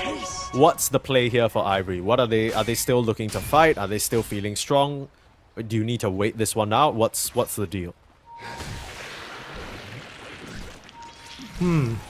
I think they have the ability to remove the Aegis without really doing anything. They have a lot of jump. They're gonna jump top here, waiting for the Ice Blast to come in. DB. Not sure whether he knows he's being tracked. Where's the Ice Blast? There it is. Comes right in time. Global Silence, immediate TP out. He realizes that there's a Yules and he's not getting out of here. DB dropping very low, but the Goose Stun is back up, bouncing on the Shuriken, looking for the second blink forward. DB is donezo. Meanwhile, Aizen on the other side of the map, borrowed time was popped. Being chased down now by Jikroy. They're trying to mass TP in to save him, but that's way too much physical. He is done as well. Dude, Jikroy, I don't know if you want to stay here. Jikroy needs to get the Oh, hell what the out. heck? Instant Hex, the lul, seriously! Oh, he was so ready for that. Where's the Tiny? He needs to come in with the stun, but Ken is in trouble, but able to turn around and kill off the Razor. This fight is getting messy now. Mamang Daya needs to come up big for the team, but he is getting his damage Mana. reduced. Drick holding him in the place, and Windwalk. he is low on mana, still managing to kill off Ken. Meanwhile, the lul trying to do his level best to hold on to Rapido. Avalanche gonna make him eat a lot of damage. Turn around with the Hex. That passive is gonna pop him now. Mamang Daya left high and dry. Has a second life available, but surrounded by 3 heroes. His best option is to escape towards the Serpent Ward and try and get it to help him. Trying to go on to Grims here. There's the slow, but it's not gonna amount to much. 3 members of this team sticking around. Ice Blast still available. Pop it right onto Mamang Daya. And the toss up, the stuns are there, but Mamang Daya are still trying to fight. Drake now dropping very low. Is there any way that Mamang Daya can play his way out of this one? Zipping left, zipping right, up to the high ground. Rapido, he needs to find a stun, but the Queen is gonna assist him. Are you serious? Oh man. Ivory Croaker, the new signing of this roster, comes up big and punishes Mamang Daya for trying to get fancy with it. I've seen that happen one too many times. Gotta respect that creep, man. That was an Aegis fight too, and starting off by killing the Abba for free, sticking around a bit too long. I think Chikor, he has to be way more careful. I feel like after the Hex of the Low, he could have just ran, right? No point in trying to turn around there. You're trying to kill a DK right? Without break, without staggering, without I have the Storm Pop. I mean, also, that entire fight, you talk about it being an Aegis fight, sure, but the Bristleback wasn't there the whole time. He died in the top lane, he wasn't connecting to the bot lane. By the time he respawned, the fight was already lost and Mamang Daya was on his second life. So, honestly, we were praising Tech Free Gaming about the discipline that we saw. It was a very different, fresh face compared to what we're used to from the Indonesian stacks, but it's starting to get a bit chaotic here in our first game of our last series of the day. Maybe both teams getting a little tired. Maybe it's a bit of that post-dinner effect like you mentioned, but clearly the focus is not 100% there. Drake being pulled in, saved by the shield now. Rupido, huge initiation, getting the Ice Blast onto Mamang Daya, putting him in a rough spot, but look at Delo and how he's approached the fight. Coming around the rear, holding down Grims. They eliminate the AA and take down Rupido as well.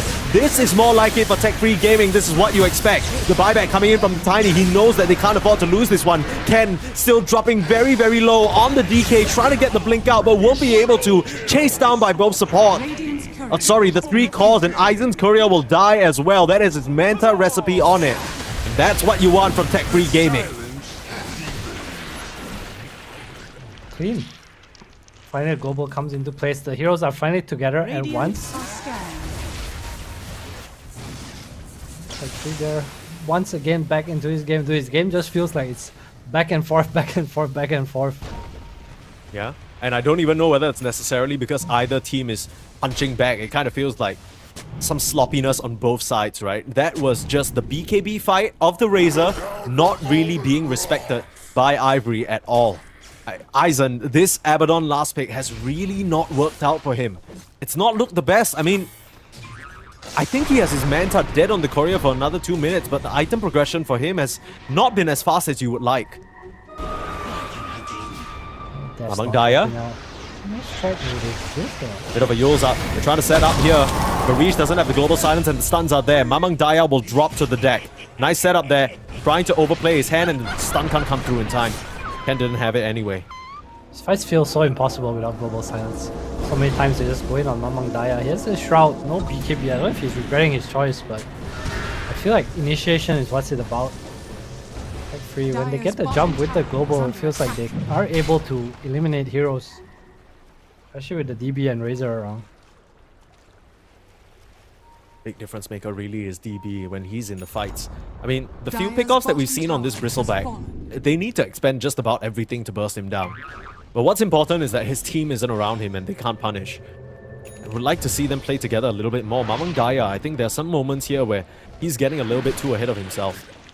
Back down to 10 galvanized charges. Are scanning. DB, ever since this pipe, it feels like we keep mentioning with this pipe, but that's all he has. Yeah. Going for the BKB next. Pretty poor on the Bristle, honestly. I feel like he's not really participating in much. I guess he's been the brunt of the ganks and the deaths in the fights, if anything. Yukoi though, 17k net worth. But if this guy knows how to do anything, it's farm. Absolutely. And that's what you want from your position 1, regardless of how the game's going. If he can keep up in net worth, that's always going to be a good feeling. You always feel like you're still in this, you still might be able to mount a comeback. And this does feel like the type of game where the Razor can go crazy, right? You're up against 3 melee cores, all very susceptible to having their damage stolen. You pop the BKB, you run in, you can get these kills. You say that, but how easy is it to actually get the link off? Lotus on Rupido now, super good against their heroes. Shaman, Razor, Storm even. What's going on here? Mamang Daya fishing for an angle. 28-minute rune regen in the top. Drake will snatch it away right from under their noses. Gem now picked up by the Storm Spirit, and they know about this because Drake has a track on him, so has to be a lot more careful on the Bounty Hunter. I think he's done a really good job so far on Drake not being caught off guard, not being picked off. You see a answer. Oh, beautiful 3-man avalanche for Reach. He has a global silence. He needs to pop it soon. He doesn't get the chance to. They just blow them up. Mamang Daya trying to get onto the supports of Ivory, but the fight is split in a very awkward way now. Look at how tanky Drake is. You might have the gem, but you just don't have the damage when you're all alone. I don't think that Tech Free can stick around for this fight. I was going to turn around, deal with the massive Serpent Ward.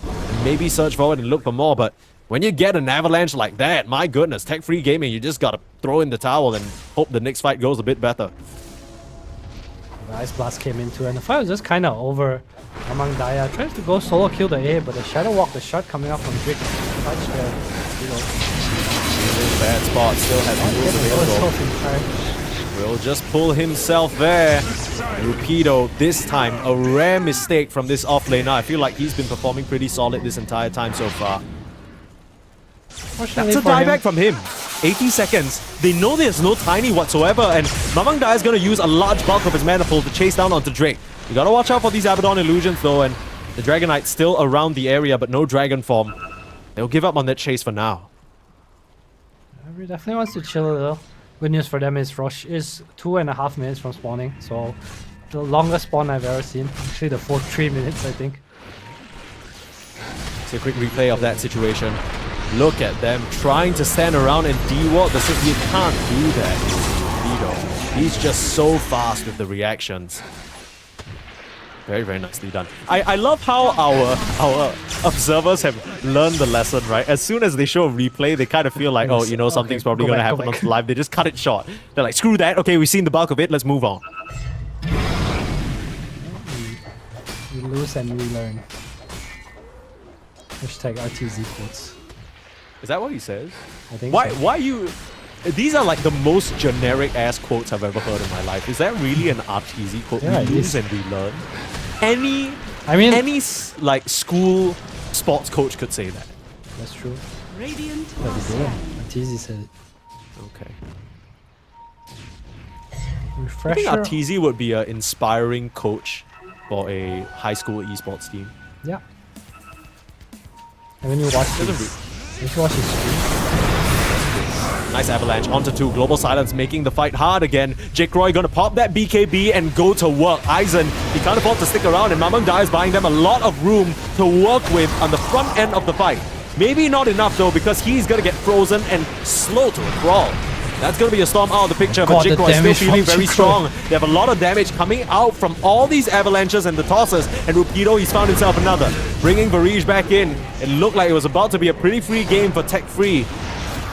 Rupido again, a thorn in their side, and Aizen, similarly to Mamang Daya, was in the front line tanking a lot of the damage. The difference is he has a borrowed time, Mamang Daya does not. and once more, Looking for a toss. Won't find a target, and they'll be the ones that head into Roche themselves. I thought for sure that Tech Free Gaming were going to be coming out on top of that engagement, but not to be. so Jikroy got a full link onto this Abaddon, and it was not enough to win the fight. Because he walks away, he almost dies. The 4-star comes out from, I think it was Drake or Rupido there. And that's it. The fight's kind of over after a link that is gone. Just walk into this pit to try and contest. It's dropping low. The disarm comes pretty timely. They still don't have Storm for another 8 seconds. Even with that global silence, Radiant still can't win the fights, and things only get harder for Tech Free Gaming, it feels like. Not exactly sure if it does though, because Jikroy has this big refresher timing coming out. I think as the game goes on, Tech Free's heroes have an easier time. I think this DK think so? scaling is not the best. Rupido's also going for this like full utility build, right? So I think if you can get off a double link, at some point when you have these nullifiers and heroes can't run away from you, you also have the attack speed steal at level 25 on Razor. Good scaling, Storm, Bristle, Razor, all very strong cores. I mean, I know what you're saying, but I just kind of shake the previous fight out of my head. Right? Like, the whole thing with Aizen being on the front lines and he's tanking the full brunt of the entirety of Tech Free Gaming's damage. And the Razor just can't get past him because he's too focused killing Aizen. He's not hitting anyone on the backline. Meanwhile, Mamang Daya is just dying. You also have the hex breaks, don't forget that. It's a really Okay. good interaction in this game. I mean, we haven't really seen it come to fruition. Just get Ice Blast from DB. He's broken, that's for sure. Of least resistance. Ivory, they're looking pretty They solid. smoke hub. Yep. Free, What? they wanna fight? What? What are Is they? this a get the fuck out smoke? It looks like it. Okay. Get back up to the high ground. Aizen's gonna be on the front lines. Ken immediately pulled in. Maybe that's why they smoke. Varij just instantly dead. Can buyback in Global Silence has to do so. Jake Roy with the Ken's dead. pressure. A lot of Oh, damage shit. coming out onto Ken. And that Dragon Knight's gonna go down. That's a way more important target to take out of the picture. And now Aizen, his broad time is popped. They're trying to look for other targets. Rupido will toss the Storm back onto his own Razor. But now the Yule's up, trying to Oh buy my more God, time. the damage. Rupido. Oh, the damage onto this Abaddon. He might just be left all alone here. The rest of the team can't afford to help him, but they'll try. Rupido coming in the Lotus Orb. That's not going to be enough. As Mamang Daya and Jikroy able to take the fight. Somehow, someway, even with TB going down, Mamang Daya and Jikroy reign supreme. And it's this refresher timing that you talked about. I was completely wrong. Here I was thinking that it was only going to get harder for Jikroy. It looks easy. He is walking them like dogs right now. But Rupido still able to blink out the low with the chase, holding him in place. Nowhere left to run. Drake can't get him out. And Drake might just be going down. Haste Rune thanking his lucky stars. The slow ain't gonna stop on him. But the Gem of True Sight picked up now by Barish, meaning that they're gonna have the advantage when it comes to the vision, and they might just have a shackle. They might just have themselves a team wipe, and that is going to be the case. Jikroy with a double kill, and what a turnaround fight from Tech Free. Radiant's Shaman top 15 tower coming is in under clutch. attack. Gets a Hex on the Dragon Knight, removes Dragon Blood. Jikroy with the link. So much damage. I think he got off 2 full stag links to fight. One on Aizen Radiant's and one top on tower has fallen. Ken.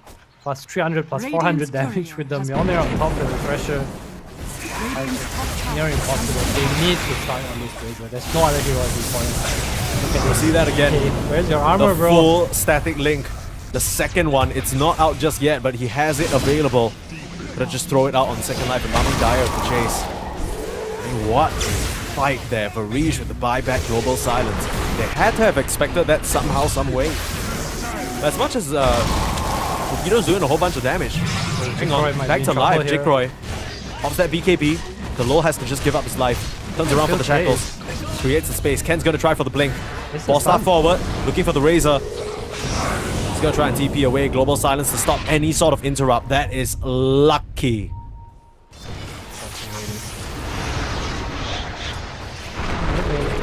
Daya. Might be a stun from Ken here. Oh no, the Oh. first staff, no!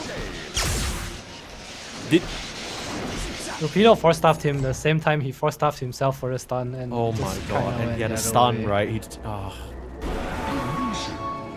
Dude, if they actually killed Mamang Daya there, I think they can just take a Rex. I mean, he has buyback just by 100 gold, but still. Making a buyback would be nice, right? They already got silencer. Do you need to buy a BKB on this storm? I feel like there's been so many Yes. times that Mamang Daya has just been like, he's so close to death just because he doesn't have magic immunity. Playing around with the global silence a lot. Going for the eggs instead. I don't hate it. More HP. More value to your magic resistance. Has the Gale Guard too. But yeah, like you said, I feel like... Okay, so I feel like for Ivory, they need to go on Razor. Once they go on Razor, the fight gets much simpler. Because Jikroy should not be allowed to do what he's doing in fights. He goes for the Aghanim's just because he has the refresher, which I completely disagree. I would like to see a Satanic instead. Even into the AA? Even into the AA, yes. Because yes, S and Y, right? S status resist. Like it's very likely you survive through the Ice Blast. They don't have burst on the left side zero. Not enough to full to zero the Razor during Ice Blast, though, at least.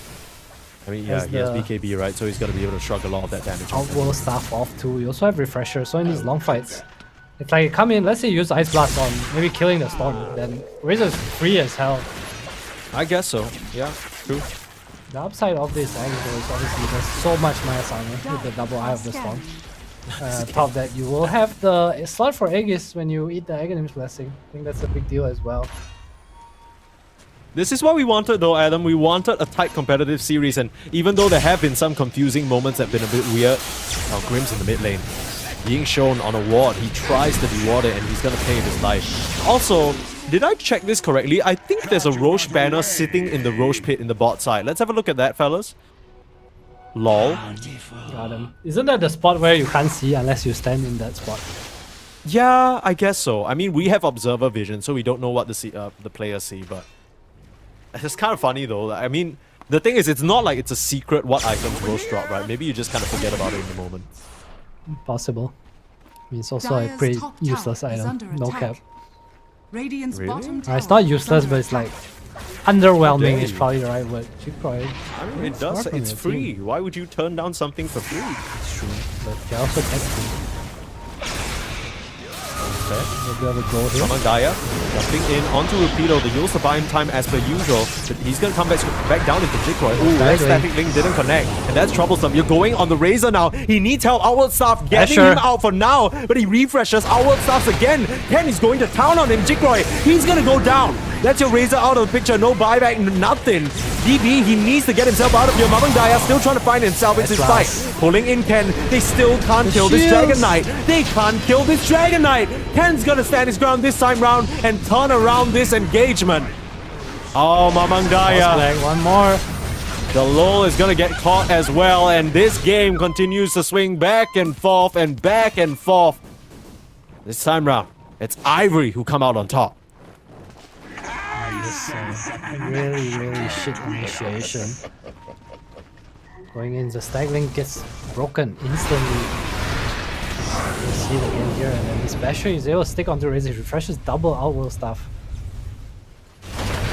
Keep in mind as well that outworld stuff does cost a percentage of your head HP, which as much as it gives you a brief moment of respite, it's gonna bring you further to that Ice Blast Shatter range as well. Of course, I don't think that was necessarily relevant in that case. I think it was gonna die regardless. Just no saves on the side of Tech Free Gaming, unfortunately for them. And meanwhile, back to life, the Rex, they are just going down. Crazy team wipe. They don't get to kill DB though, so just 4 heroes, sorry, not team wipe, but buildings dropping very quickly. The Solar Crest, the Glimmer Kicks, all these defensive items from the supports of Ivory doing the work here. Every fight you lose, what, 4k, 5k. AC almost done for Aizen. He just finished his basher a few minutes ago. Goddamn. Oh, he needs to be able to stand. This is one of the fights where Satanic would have been so nice there. I think we didn't mention it as well, but I think Drake must have gotten off a Hex in that fight onto the Razor as well. He's picked it up with the money that he's earned through all that tracking. And Grims, I mean, he's rich on the AA as well. Every single one of these heroes on the side of Ivory, net worth, they are keeping up big time. They are finding very impactful items in this game. Yeah, they're playing really well. I mean, I think this Abba pick a bit underrated, and what he's doing is he's actually protecting his cores really well. Like every time they go on the DK, I feel like these shields have been super clutch. And Tech Free, we see that Jikroy is kind of their only damage source. It feels like if he's the one who gets gone on, the fight is just kind of over. No real turning potential without the Satanic. I understand not wanting to build it into the AA, but I feel like you need it anyway. Yeah, it's a little bit tough. See them slowly all start to reconnect here. Hopefully the issues are resolved. There's new patch things, folks. Every time the new patch comes up. I mean, Tech Free Gaming are not out of it just yet, right? They just really need to stop dangling their Razor in the front. If you can just bait out the side of Ivory to go on somebody else, maybe the Bristleback, that'd be a good start. I mean, that's kind of why you pick it, I assume. If only they Then had a Razor hero can that come could in. stand in front, Mike. Yeah, if only... who could that be? I just don't know. Can't quite put my finger on it. Anyway, on a more serious note, I feel like this is probably Tech Free's biggest timing. I think the next one is maybe the Storm Agonyms, but other than that, I'm really scaling into this game. Yes, you have the 25 Bristle, but not much net worth on EB. Everything's been not having a good Dire's game. bottom tower is under attack. I agree. They are peaking right now. Look at the tower now for Aizen.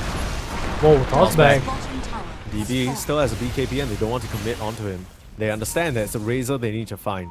The Rapido, even though he's done a good job fishing them out, he can just keep it going here. Level 26 hit on Razor. We didn't mention that just yet. The static link stealing attack speed just needs to be able to get it off without going down first. That's the important part. You also need to be super careful of this Lotus Orb. One wrong static link and it feels like the whole fight is over. It's the position Tech Free are in right now. They need to see the DK or the Abba. Hex breaks into pour your damage, pop the global. Hopefully reach a refresher on Varys too. Oh, nice smoke. Yeah, they smoke on the low ground, immediately gets Radiant's popped by top Ken, tower who's is sitting under there on the high attack. ground, looking very easy. Radiant are scared. BB now, running up, he's facing the wrong way though, Global Silence coming out. They've got the Hex out onto the Razor, but not a lot of damage to put into him at the moment. Jikroy getting the static link off, that's significant. Eisen, he goes into the second borrowed time, Jikroy. but outward stuff, dodging away from the Ice Blast, it's not going to be enough. Jikroy, he's The trying to damage, survive and the he's doing the damage, it's going to be enough, but Jikroy still does go down. Mamang Daya now chasing forward onto Ken, he's controlled up, he's dropping so low because of the Ice Blast, but the debuff wears off. Mamang Daya now, maybe he can try and play the fight, but Ken jumping forward with the overwhelming ping, the pull in, the low still controlling. Trick. DB trying to find an angle, but Trick there with the last touch. The Bounty Hunter finds his mark. And an AD rune stolen away. Still, it's a pretty successful fight for Tech Free Gaming. Look at mid lane though. Spend the buyback on Drick in that situation. Dire's Base middle creeps tower are is pounding under into attack. Radiant's top tower has Region fallen. DB, they need to be so careful. They're being spotted out now by a nice track from Drake. And the low, he's in a very awkward position on this Shadow Shaman. Do they know he's here? The ping comes out. This man does not fear death. Walker, I guess no Storm, no Razor. Do you really care? Buyback's available. That fight, again, going to show just how important something like a Satanic might have been there. The Ice Blast debuff duration ran out on him already, but he was just sitting at like, what, 1k HP for so much of the latter part of that fight. There's no way he can come back from that. He's going for a Wind Waker. I can kind of see his angle, but maybe just feeling like you said, right? You see, you don't want to buy Satanic, but I feel like it would be enough. I also really want to see Varish go for a refresher. I feel the double global sounds would be so nice. Going for eggs instead. Do they really need the damage? If anything, they need ways to keep Jikroy alive. That's true, I'm not really liking this Silencer's item build. At least for what he has up ahead of him. I don't mind the 4-star Glimmer, those are mandatory, but at this point, even a Solar Crest might be more useful for your Razor in this case. 25 on Ken. Me go for it. 50% The Worm's Worm's Wrath, right? So more poison. It's a bit more damage, bit more damage. Bit more armor reduction. There you go. Yeah. Where's the heart? Which is more damage, actually, if you think about it, so you're right on both Are fronts. scanning. True. Should have stopped myself halfway. AC complete on DB. No buyback. A bit scary, but Smoke move Might out as well. in the mid lane. This could be the last fight for the side of Tech Free Gaming if they're not careful. They need to be sure to get Jikroy off to a good link and a good situation. boys. But Bobby he's coming out to put a Mjolnir. They have an idea that he's here. He's got to show himself on the wave. Scary business. Getting tracked up now. Instant Hex. Jumping forward. He's in trouble. There's the dead. Life Blast right on top of him. Jikroy. He has a BKB but no more life. Second buyback available. He has to come back into this immediately. But can they slow the rest of the heroes down on Ivory? Trying to run away now. Borrow time still available. Jumping forward now onto Ken. Instant Hex below. He's found himself a nice spot, but the Lotus Orb denying him of the shackle. Mamang Daya still trying to chase with the remaining duration of his BKB. But that was just basically a free fight. Ivory didn't need to expend anything. And that was a Jikroy buyback. just fully disengaged. Though I can't believe Eba and Tiny are not 25 yet. He's so close. The 8 seconds away from him. Can't just get double avalanche. Mamang Daya coming back in, but DB, he's dropping so low on the bristleback, getting cold feet up and killed off. Meanwhile, Jikroy, he's in the middle of the fight and he's getting it done. That is the static link that you wanted for a long, long time. And Roche gonna come in with the assist for the top. They but want Lupido Jikroy, no flying buyback. back. They want Jikroy. They know he doesn't have a buyback. He needs to be bailed out, but he doesn't have the help. Mamang Daya's busy running away, and Drake, he's gonna cash in big time. Rupido with the buyback one more. catches them completely off guard, and Rupido slightly misses the mark on the Shadow Shaman, but still, 2 minutes without your Razor. What are you gonna do now? 25's now complete too. Avalanche cooldown and attack speed for Aizen. This is probably your troll. There is a storm zip, but the catapults are here. You can't clear those catapults, and would you look at that? That free item, the Roche banner, previously called useless by an analyst, showing its power. You can't clear this creep wave.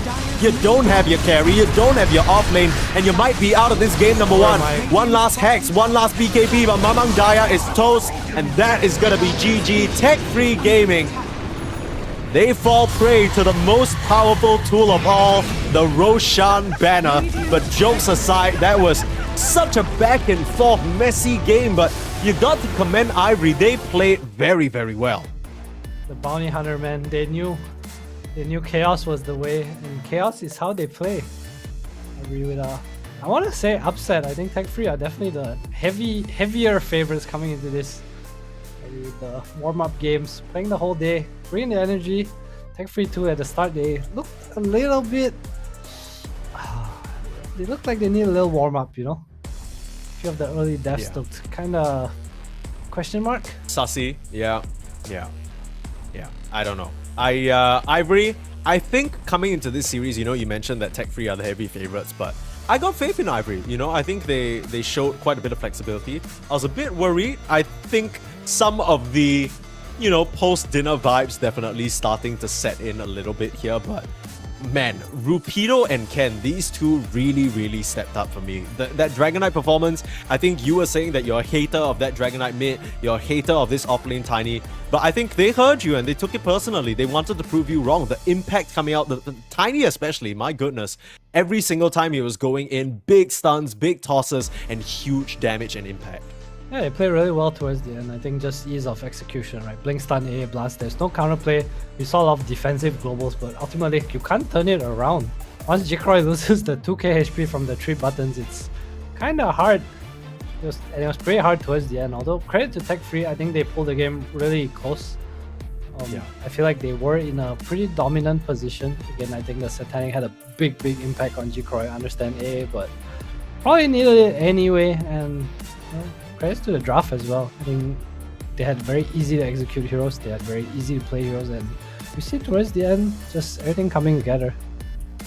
Yeah, it didn't really come together for Tech Free Gaming though. I wish you guys could see this post-game Team EXP and net worth graph, because it looks like if you dropped a piece of wet spaghetti on the floor, it's just in the weirdest shape possible. Makes no sense. But hopefully our game number 2 is going to make a lot more sense between Ivory and Tech Free Gaming. We'll see whether the side of Tech Free can come back and kind of live up to our expectations of being the favorites coming in, or whether Ivory can continue their lower bracket run here at the road to EWC.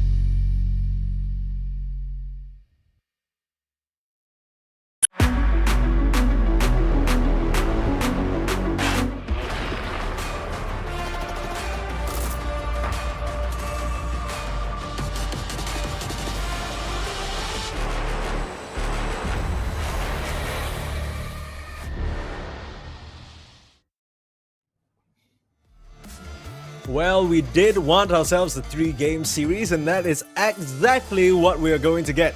Tech Free Gaming versus Ivory taking us the distance here for not only the final series for today's stream, but the final series for me and Adam. So I don't mind this. It's a pretty nice send-off, although that it was a weird one.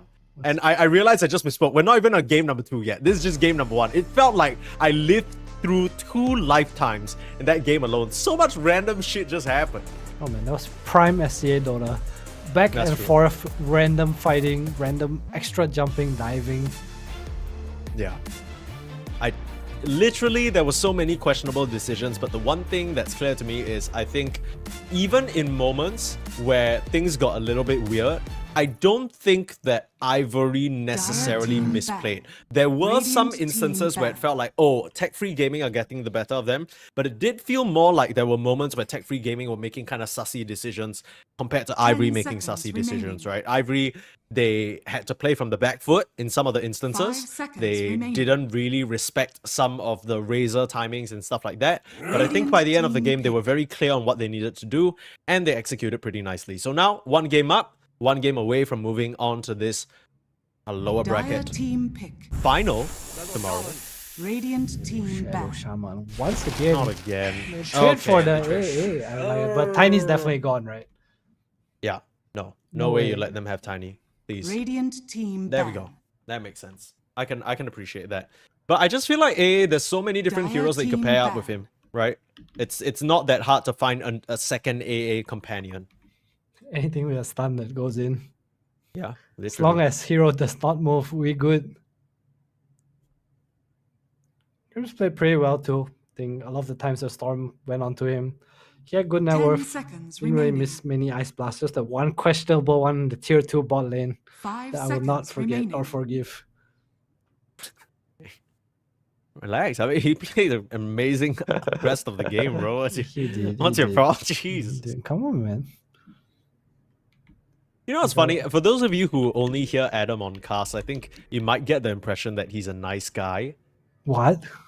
Is that the vibe I give off? I'm not a Dire nice guy. team pick. Radiant team pick. See, I Who was just told you gonna I'm a leave it nice at. See, I was just gonna leave it at that and let the audience interpret it. But you know, if you're gonna sort of fess up yourself, then by all Dare means. you call me nice? Okay, Mars coming out. This is Interesting. pretty early Mars pick. It is quite a stock standard 10 Rupido seconds hero. I remaining. guess it follows the trend of the way they've been drafting so far, and Rupido 5 seems to be the one who's seconds drafting. remaining. So it's like, okay, we pick AA first, we secure this high value support, and then I snap out my off lane. There isn't really as much flex potential compared to the Tiny with this Mars. You're probably wanting to run it Radiant in the team position pick. 3. Dragon Knight. No, not such. I think this DK could be a safe lane pick for Jikroy. It's nice against the Mars as you have minus armor, which is especially good against Mars in lane. Mhm. So I don't hate it as much. They pick it here. It's a bit of a flex. 10 I think the times I seconds don't like is when remaining. it's clearly Mamang Daya playing it. You know, that's when I really hate this DK. 5 seconds remaining. So I want to talk about the Mars a little. I feel like they just wanted a hero that, I can pick your hero a stun that you'll be kind of okay. So they picked the Mars, not the most popular of heroes, but can be enabled by his post 4, I guess. It's also in a way helping Aizen get his counter pick against Jikroy's hero, right?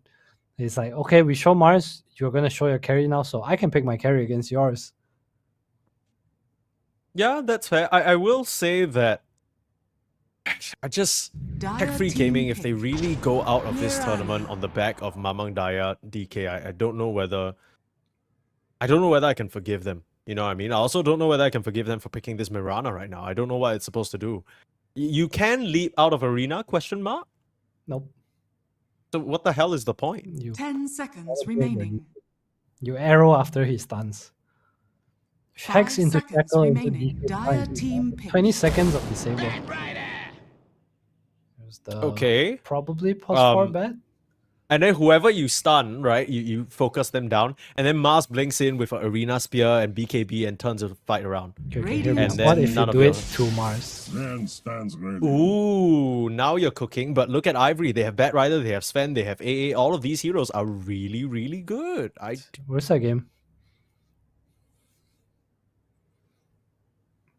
Does Jikroy play Osa? I actually don't know. Let me check. 10 Let me check. seconds I can tell you. remaining. I think gyro works for them too. I don't know if you want gyro Mirana. If anything, you probably want the DK 5 with the seconds Mirana. remaining. Can kind of see what else is there. Okay, pretty funny situation. I just looked through literally his entire carry pool, and Ursa doesn't seem to be on that list. Okay. In some weird way. Out of all his competitive games, and I'm saying, I mean like all his competitive games, he's even played Dazzle in competitive, but not. But not Rusa, the carry player. He has not played Ursa. What the hell? Alright, we'll see. We'll find out soon. They're talking Okay, about it good now. news. Slight good news for them. He has played quite a bit of Dragon Knight. So it's his second most played hero, right after Morphling, and it was a pretty good showing. I think, in fact, if I'm not mistaken, he did play it yesterday. So this might just be a carry DK, although I'm not sure how well it fares up into the Sven. Radiant team ban. Okay, so based on picks so far, I feel like this is 90% carry DK. Yeah, yeah.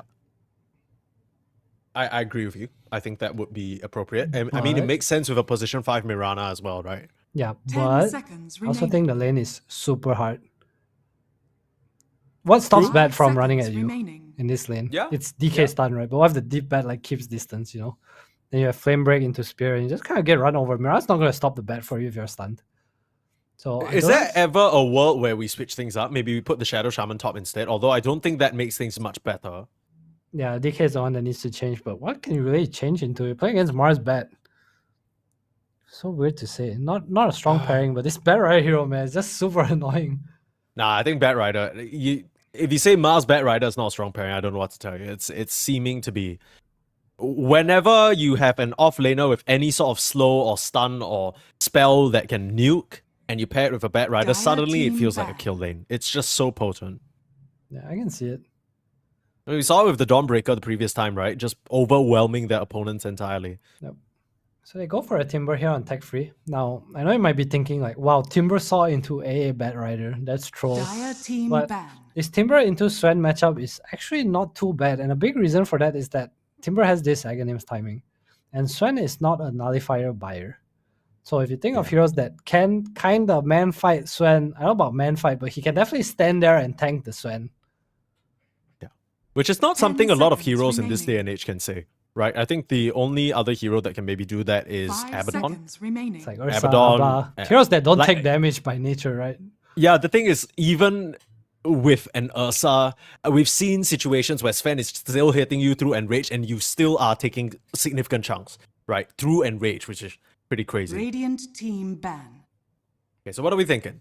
Dragon Knight, position 1 still, which means we're waiting for a last pick Mamang Daya hero. Ivory seem to think that this is a Mamang Daya Dragon Knight, and they ban out the Medusa, they ban out the Terrorblade, so a few of Jikroy's favorites. 10 seconds They seem remaining. to think it's a mid DK. I mean, it will fit the trend of picking Mamang Daya's hero early. 5 seconds remaining. Tech free, they're gonna show before Ivory decide though. So if this DK is mid, what's stopping Ken from playing his Bat Radiant Rider? team pick. That's what I'm saying.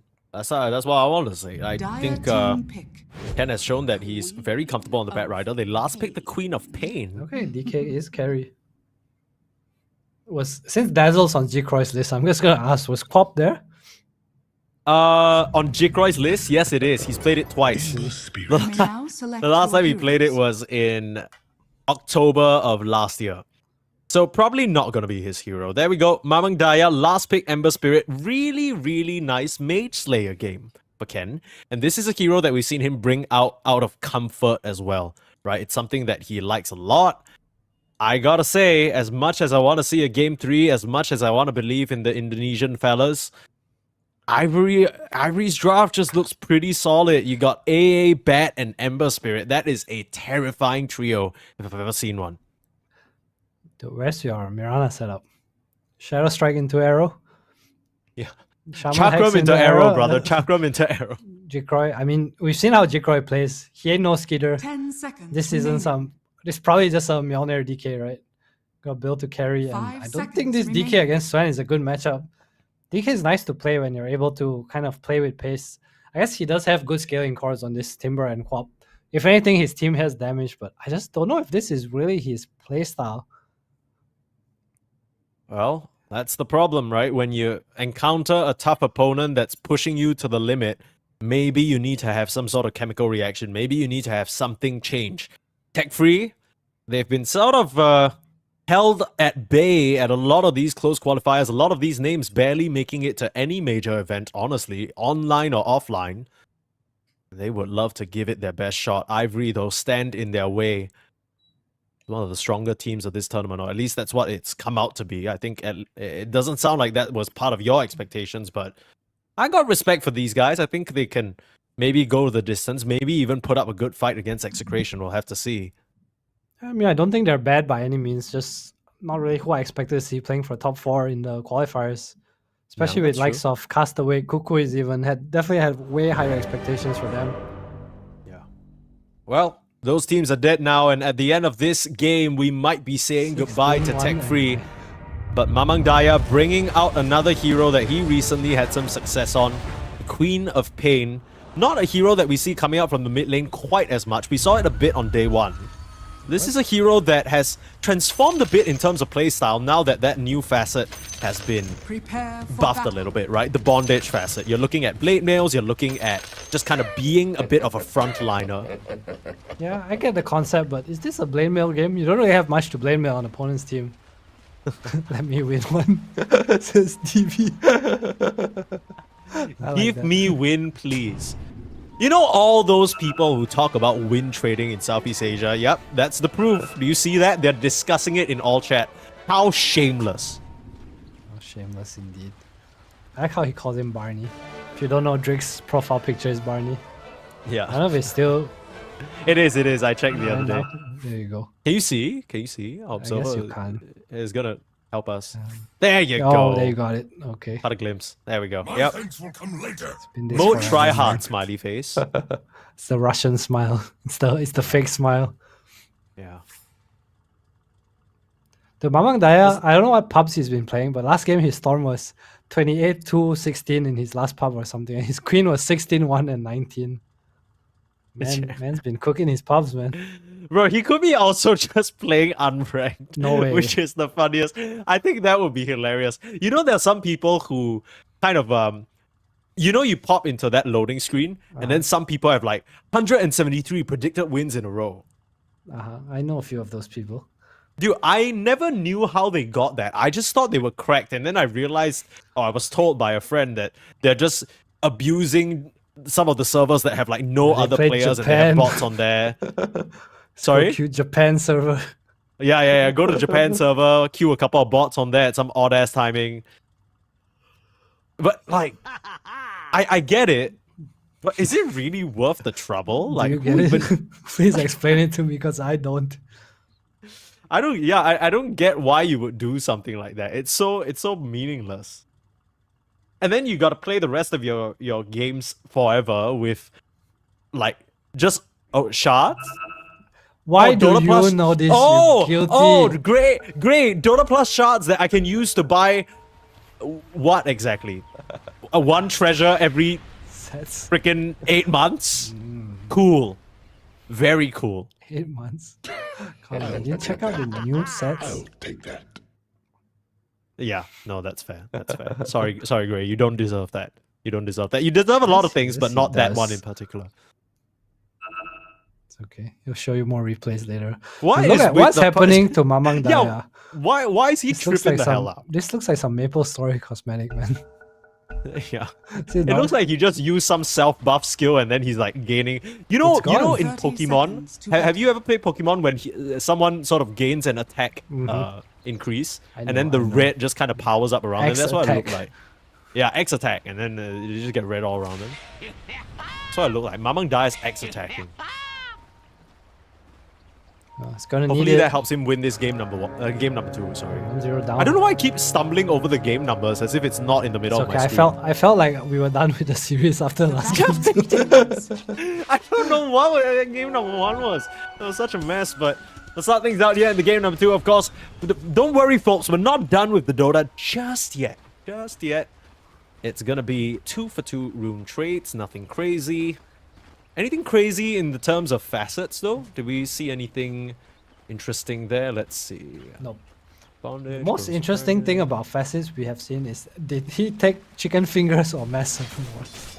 I feel Yeah, that's like I the mean, I only guess also significant one. Arsonist or Stoked, right? That's another one that. Yeah, that- I feel like every SEA bet has. I've not seen stoked in SEA. yeah, that's Only Ken the other day, was it? Yeah, he went in on mid Bat Rider, which I think is a bit curious, but I guess it goes back to that classic Mipochka thing that you were talking about, where if you're playing pos 4, pos 5 Bat, you want to be able to pressure the tower a little bit more than a core, I guess, because a core would just be focused on farming. We'll see. Can this Ember Spirit versus Queen of Pain matchup isn't really the easiest. He did pick the Ember into this matchup, so I think he understands he'll be in a bit of pain, but this is what it is. I think the reason he picked Ember mainly is because this is a pretty sick mage layer game. I also think this Ember A is like some insane combo too. It's just so much easy poke and a lot of damage coming out. Able to drag the game, some hero to walk around too. Very nice blade mail game. Chooses to go that. I also want to say Ken's the only Ember I see that still goes for this double impact. I don't think the fast is bad by any means, but I feel like mostly everyone's taking chain gang at the moment. Now everyone wants to try out the shiny new toys. You know, Ken's a man of culture. Ken's a man of tradition. Goes back to the double impact that has served his Ember Spirit so well over the years. And I kind of get it, right? You always talk about trying to pick a facet that aligns with your item build. Barish dropping very low already. So much for the Mirana being good at trading, already being run down by Rupido and Drake. First blood now for the Mars. Again, another situation where you hit the level 2 timing a bit earlier and you punish. These heroes not look like they hold the same sword and shield. They're just two warriors. I see it. I see it. You got like two knights facing off against each other in battle, and then you got their little The cleric pets. with a mount. You know what I mean? Like they're holding all their supplies and shit. Throw a bit of oil one side, throw a bit of Starstorm and powder the other side. I know who's winning this fight, and it's not Jake Roy, unfortunately. He's gone for the Corrosive Dragon. I guess you don't really go Frost Dragon anymore. You don't. This is just always it. I have not seen any other color. It's always funny, right? How Valve tries to, or whoever's patching tries to get in some variety. You know, it's like, hey guys, you can choose between 3 different dragons now, and literally everyone just plays one. That's because people are boring, man. I kind of agree with the whole sentiment that broke out back then when they started to censor the high MMR matches and they killed Dota 2 Pro Tracker basically. Oh, Ken in the mid lane, dropping very low. 2 branches, not gonna be enough. Mamang Daya might have just died for this one though. What the hell? I'll take that. He's helping with conservation efforts, you know, plant the trees, hashtag save the earth. Yeah, I feel like, in all honesty, if he didn't panic, you see the tree on the left, the one he planted. If he just planted that and he stood there, I feel like he might have lived. You really need to put 3 branches down. I've not seen that one. Oh well, Drake more than happy to come in, get the EXP. Does not aggro the wave. This is illegal, by the way. So Yeah, he's this is dude, he's actually like, so oh, bad you for know, I'm Ken. here already. I'm just gonna take the farm from you. No big deal, brother. No, but you need to pull the Don't wave down, you know. So Yeah, no, Ken that's what comes I'm back. saying. He's being a little greedy. He's being a little shitty. He did it. He did it. Oh, the waves in the tower. Look, this is so bad. He actually just grief Ken so high.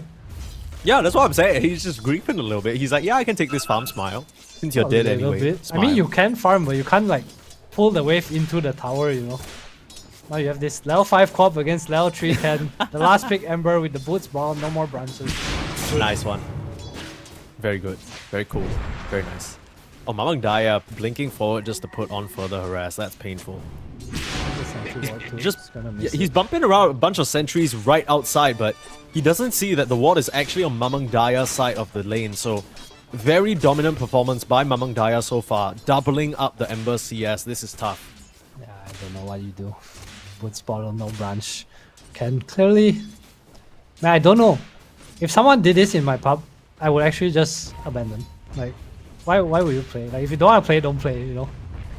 That's how I What do you feel. mean? Are you talking about like what the Bat Rider did? I'm not talking about why did my Ember drop 3 branches to do nothing and die? I mean, he was trying to get the fancy outplay, right? It would have been so cool if it worked, man. You say so. You're just Look being at a his hater, Ken. inventory. It's my plus mean, 5 it's a punch tough- gameplay. It's a tough Ember game. What do He you want last from picked him? Ember 24. He saw all 9 heroes in the game. It was a good Mage Slayer game for the boys. You know, he's trying to be relevant in the game. He's like, you know what? I'll take the hit in the laning stage. He just didn't really expect Mamang Daya to punch him that hard in the jaw. Indeed, taking a hit. Alright, let's focus on the bright side here. Drake, a bit higher level than all the other supports in the game, thanks to the mid wave. He's playing Bat Rider, so we know this hero has high potential to do damage, make some cool ass plays. Yeah. You also talked about this Timbersaw. I think into the Sven and the AA, it's making Timbersaw look very solid. There's not really a force that they can really push out of this lane, forcing Aizen and Grimm's back already.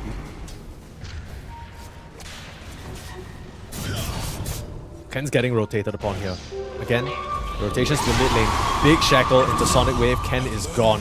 Grimm's can't do much else. But watch. Drake's doing a lot of damage though. That's gonna give another kill over to Mamang Daya. Varij gives over his life for it. But overall, they are setting Mamang Daya up for success. And this is what you said you wanted to see, Adam. Right? It's all about Mamang Daya in this mid lane. You wanted them to draft a bit better for this trio in the mid lane. You wanted them to enable him a bit more. Well, there you have it. Self-sufficient calls on the side lanes and supports that just run to you no matter what. He's being enabled very much. Whereas Ken's the one enabling him. No, At least so far. has to happen somewhere. Someone's got to do it. That is true. Well, off to a Radiant great are start. scanning. And what I want to say is a pretty damn good Queen game. Even into the Mage Slayer, you think, and some of the stuns coming up. At this point, I don't even know if he Dire's can get to a bottom Maze tower Slayer. is under attack. That's true. Gotta hold out hope. Fingers crossed for Ken. Okay, I think on the one bright reason- side, at least they have they have lack of catch for Ember, unless Yeah. Jacroy chooses to go for a blink. So this game is gonna end up to a point where Ken can constantly shove waves. I think that's like another reason to pick Ember here. Dalu But you said they have obviously- lack of catch for the Ember? They For have, the they have the Ember, Lulu though, with like Hex and Eventually, sure, but how realistic is it to walk up to Ember? You know, when you have blink, sure. Ember's just I mean, one of you those could heroes. always catch him by surprise in the tree line, right? If you're just kind of waiting around for him. Meanwhile, bot lane, Jikroy being burnt to a crisp. Nice little rotation there from Grimms. We didn't even see that one coming until the very end there. Jikroy dropping to the deck. That's that level 6 coming out from the Mars. Pito still doing pretty well down here. Drake level 5 to Shrine of Wisdom. Radiant's Close to courier his has been ultimate. killed. Pretty nice impact on his Bat Rider so far. Dire's middle tower is under attack. Radiant's bottom tower is under attack. We haven't really seen a Bat Rider do badly just yet. I think all the Bat Rider performances that we've seen on our stream have looked pretty convincing. It's just a strong laner at cool the hero. moment. Yeah, strong laner, pretty high value lasso all the time. Once you get to your blink, you can just make plays happen. Correct. Yeah, we'll find the bot lane Detroit. Dude, they need to help this Dragon Knight out. They can't leave him high and dry like this. He's gonna get frozen and probably taken down again. Too much napalm. And where's Mamang Daya in all of this? He's starting to walk over, but the Ember's here as well. The Lul's gonna try and come forward, look for shackles, but doesn't look like there's anything else to be found.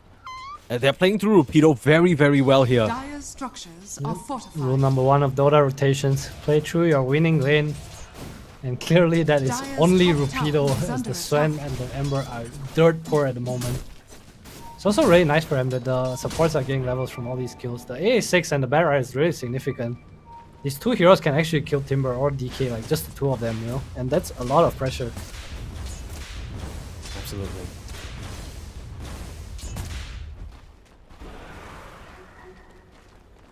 And going for the Blade Mail. Radiant are scanning. Again, I don't think this is like the best Blade Mail game, but with this facet, I'm not really sure what else you can build into.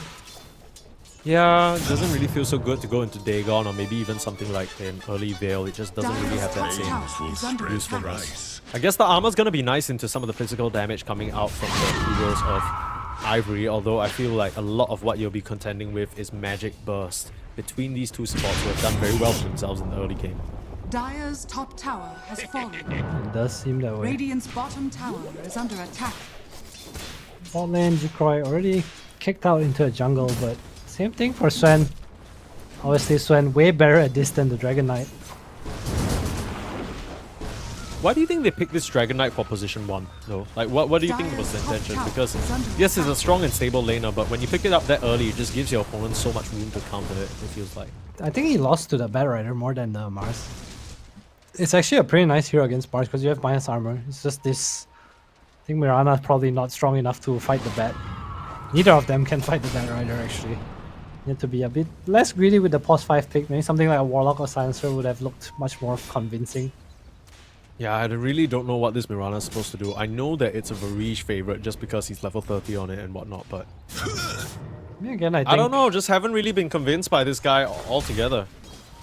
plays a nice CM. And Warlock. I think Radiant's he's a good Warlock bottom player. tower is under attack. He plays like the Ollie heroes, you know? I think that's Yeah. what he's good at. And Gyro, I guess. Yeah, just bring up the gyro at this point, you know? Why not? Okay. On the bright side, Bit of a smoke. DB's having a pretty nice time here. They have yet to really run to this Timbersaw, but Ivory gonna beat them to the punch. DB showing himself on the wave. Easy Ice Blast, easy stun. Again, it's Rupido and Grims. Same thing as the previous game. First it was the Tiny, now it is the Mars. Yeah, much easier this game. Pretty straightforward kill. Just gate, use spells. Come back down to find Dalu TP's mid. He has the snake. His tower is dead. Dire's middle tower is under Tower attack. of the... Dire's structures are We'll fortified. try to defend They there. did use the Twin Gates for that move, so the TPs are available if Radiant's necessary. top tower is under attack. Trying to hit away into that massive Serpent Ward. I Nice don't to think get that's rid gonna of. cut it though. Yeah, Shurun on them. X, the low. The low Dead. is dead. Gyro. Try for the Sonic Wave, Ken with the jump away. That's Comes DB, fresh off the respawn, Grims is gonna get cut down. DB able to get the Twisted Chakram off, and that will at least be a kill, and probably the tower that they came for initially with Ken's retreat. Dire's Not too bad middle actually. tower has As fallen. Ken goes down, okay, he's good. Stacks being cleared. No arena. They get the Timber kill, they force Timber mid. Is under attack. Okay, goes down. They get Dalu and they get the Serpent Ward goal. I think all in all, judging by how the early game's been going, I think Ivory's doing a pretty good job coming back so far. Yeah, there was a point in time where we were wondering whether that Ember Spirit's even going to get towards Mage Slayer. Now he seems to have stabilized, even if it doesn't really look that way in the net worth. If he can get himself involved in some of these action moves that Rupido and Grims are making, he can really find some gold there as well. Yeah, it's really just the levels on these heroes as well. And level 8 Radiant's now, bottom tower is under attack. rushing the Mage there. I hear a Moonlight. They want Ken. Cleared out the sentries. They need the low to come in with the Hex first. Ken on the creep, no. That should be he good messed enough. up. That's unfortunate. It didn't matter very much. Nice Very play. nice executed gank, yeah. I mean, that's what you want from your Moonlight Shadows, right? Meanwhile, bot lane. Looks like there's a bit of a setup here. Or rather, Drake is just clearing the wave and Shadow Shaman's TPing bot to answer that. Well. What will happen next? Rupido's grouping in the mid lane. They just want to clear a wave. Look to smoke up. Probably with this blink dagger. He's gonna show it though. So they should know what's happening. Radiant's It's tad middle awkward tower now. is under attack. Reach. They definitely read this. Chikra already in the top side DB as well, but Mamang Can they Daya. avoid it? Mamang Daya. Boat's gonna break. Don't have vision of this. Getting the chain off, instant spear. They read it. I don't know whether Mamang Daya is literate though. I guess not. Snake That's a dropped. The low. Trying to get a kill or something. Look for a chain in. Drake should be able to swoop his way back to safety. Very, very aggressive snake drop, it feels like. And Such a there's lucky spear back. chains. They have that lasso available as well. That Timber is not getting out of here. Again, Tech Free Gaming just kind of baiting themselves into that play there. And now with Aizen's God Strength, they will be Still able to here. finish off the tower. Almost turning. What is happening? I mean, I guess the Mass Serpent Ward is a bit too scary for them to fight into. That's something. They really defended that tower. All it took Yeah. was the Queen Timber and a snake. Secures the Arcane Rune though. Space. Very nice. Dude, I just want to say the first chains, there were 2 creeps and Quap, and he got the Quap. And the one on Timber, there were like 4 or 5 creeps there. So who needs chain gang when you are Ken? He's the chain gang leader, actually. He is. Haryuken. Okay. Cornucopia achieved probably 500-ish gold until that Mage Slayer. So things, like you said, stabilizing for Ivory here. They're doing a good job keeping up. What about the game plan for Tech Free? Because we talk about drafts and how they come together. It's very easy to see what Ivory want to do, right? They're going to have a lot of team fight, a lot of setup, a lot of soft stuns between the spear, lasso, cold feet, chains, and then the Sven's gonna come in, big bad daddy Sven, come in with the God Strength, clear up some heroes. I can see the game plan. What about Tech Free? It feels like they have 3 individual calls that all do a good bit of damage, a good bit of slow, a good bit of stun here, but I don't really see the team fight. Like, how is it gonna go? What are they gonna try and do? Is it the Timber in front? Are you gonna dangle the Dragon Knight? Are you dangling the Timber? Are you blinking the Dragon Knight? Like, what's the deal? Okay, I think once they get BKB timings, they're really strong. Obviously, they have this DK, BKB, Timber Eggs. J-Core already has a Blink queued up, so I think his Mjolnir into Blink is okay as well. Doesn't want to slow down his farm too much, so going for the Mjolnir first. Even though it makes their timing a bit slower, I think trying to play too fast is also not the best for them. It's also kind of the only initiation in his team, right? Until Dalu gets a Blink or something.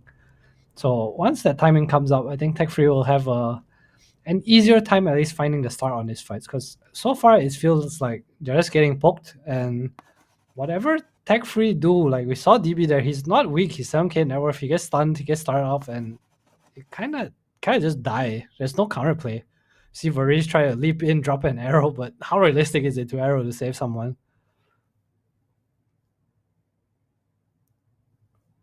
Just a few issues here. Unfortunately for Rapido, he'll be back, but no issues at all when it comes to the gameplay. His Mars has looked solid. The offlane Tiny looked solid last game. Got them towards the win. Rapido, I think he's never really necessarily been a shining star in the rosters that he's been on.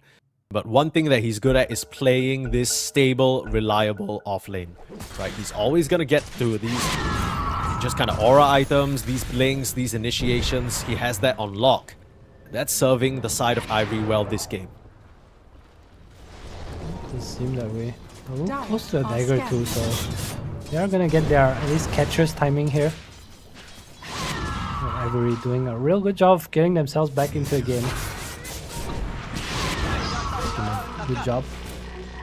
I mean, apart from Mamang Daya's random deaths here and there, they still are pretty far ahead on Queen of Pain. Trying to get a lasso in.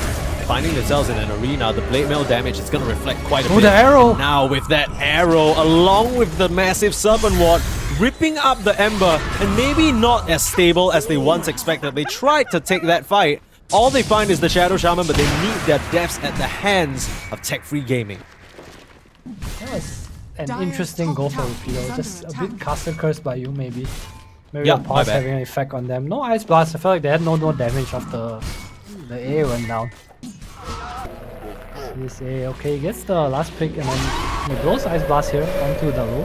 And we get a lasso onto Dalu as well. That's kind of the end, right? Side of his kind of over now. I think the awkward part of it is that Drake obviously is trying to at least get something back, right? For that Grimm's pick off, you throw out the Ice Blast, you're trying to get a kill, okay. But I think they didn't expect DB to be so close by. Because this Timber has played away from his team for quite a bit of the game at this point. The fact that they make that move and he immediately just slides in and like does half everyone's HP, I think that definitely caught them by surprise. Maybe part of it is the Moonlight Shadow as well. So props to Tech Free Gaming, able to spring that trap in a way. And of course, a very killer arrow from Varish just coming out of nowhere. I didn't even realize the Ember was stunned. And I was like, why is he standing there AFK? No, well, he has no choice. Is under attack. Didn't really see that. Rapido? I see Rapido. Oh, they beat him to the punch with Blink. And meanwhile, Delo finding Drake in the tree line. There's the Chakrams coming out. Another arrow. Varish. Sharpshooter mode on. Gets the last touch onto Drake. Aizen looking for the chase though. God Strength available. Ice Blast on top of the Timbersaw. He needs to be able to slide out of trouble. They still will arena him. Diving in with Ken. They're doing quite a bit of damage onto DB's Timbersaw. And he should drop here at the end. But Mamang Daya starting to go to town. Aizen doesn't want to pop the God Strength for this fight. And they better thank their lucky stars that Mamang Daya is low on mana. If not, he would make their lives hell. Can't stop the TPs out though. That's the one limitation of the Queen of Pain. They will have to let the Sven and Mars walk. But Jikroy joins the fight and he says, well, no more enemy heroes, I guess I'll take a tower. Comes in with his first blink reveal, gets the kill onto Ken. Darul survives thanks to the outplay, cluster Dire's cluck, bottom tower has fallen. 1 HP. Daya comes in with the clean out with Sonic Wave with Kaya, so much damage, and that was a fight without God Strength. And they had God Strength. Is under attack. That- that's he the used thing. it mid, right? No, but he had it off cooldown. At least that's what I saw from. I mean, we'll probably see in a replay in a little bit here, but I was so sure that he had God Strength. Either that's a replay bug or something, but I was just seeing that green like icon in the top. Maybe you're right. Maybe they did use it already. I'm not too sure, but I don't think the Sven was part of that mid fight at all. He was just farming, so not too sure what the idea was. It almost seemed like Aizen didn't want to commit that God Strength. We'll see it again here. It seems like he had it available. Maybe at some point we'll click on the Sven, but probably just being a bit too scared. I mean, it says he has it there, so he seems a bit hesitant to come out and press it though. I guess by the time he ends up having an opportunity to start auto-attacking, he's already half HP, so he's feeling not so comfortable. Looks like they're able to finally use the God Strength to get a kill onto DB though. He has the blink now, so those fights are going to be much easier. I think this AA Sven jumping in on any target, preferably Jikroy or Mamang Daya, could be huge for them. He really does need his BKB. It's one of those games where if you go in, it's kind of hard to come out. Speaking of going, another catch.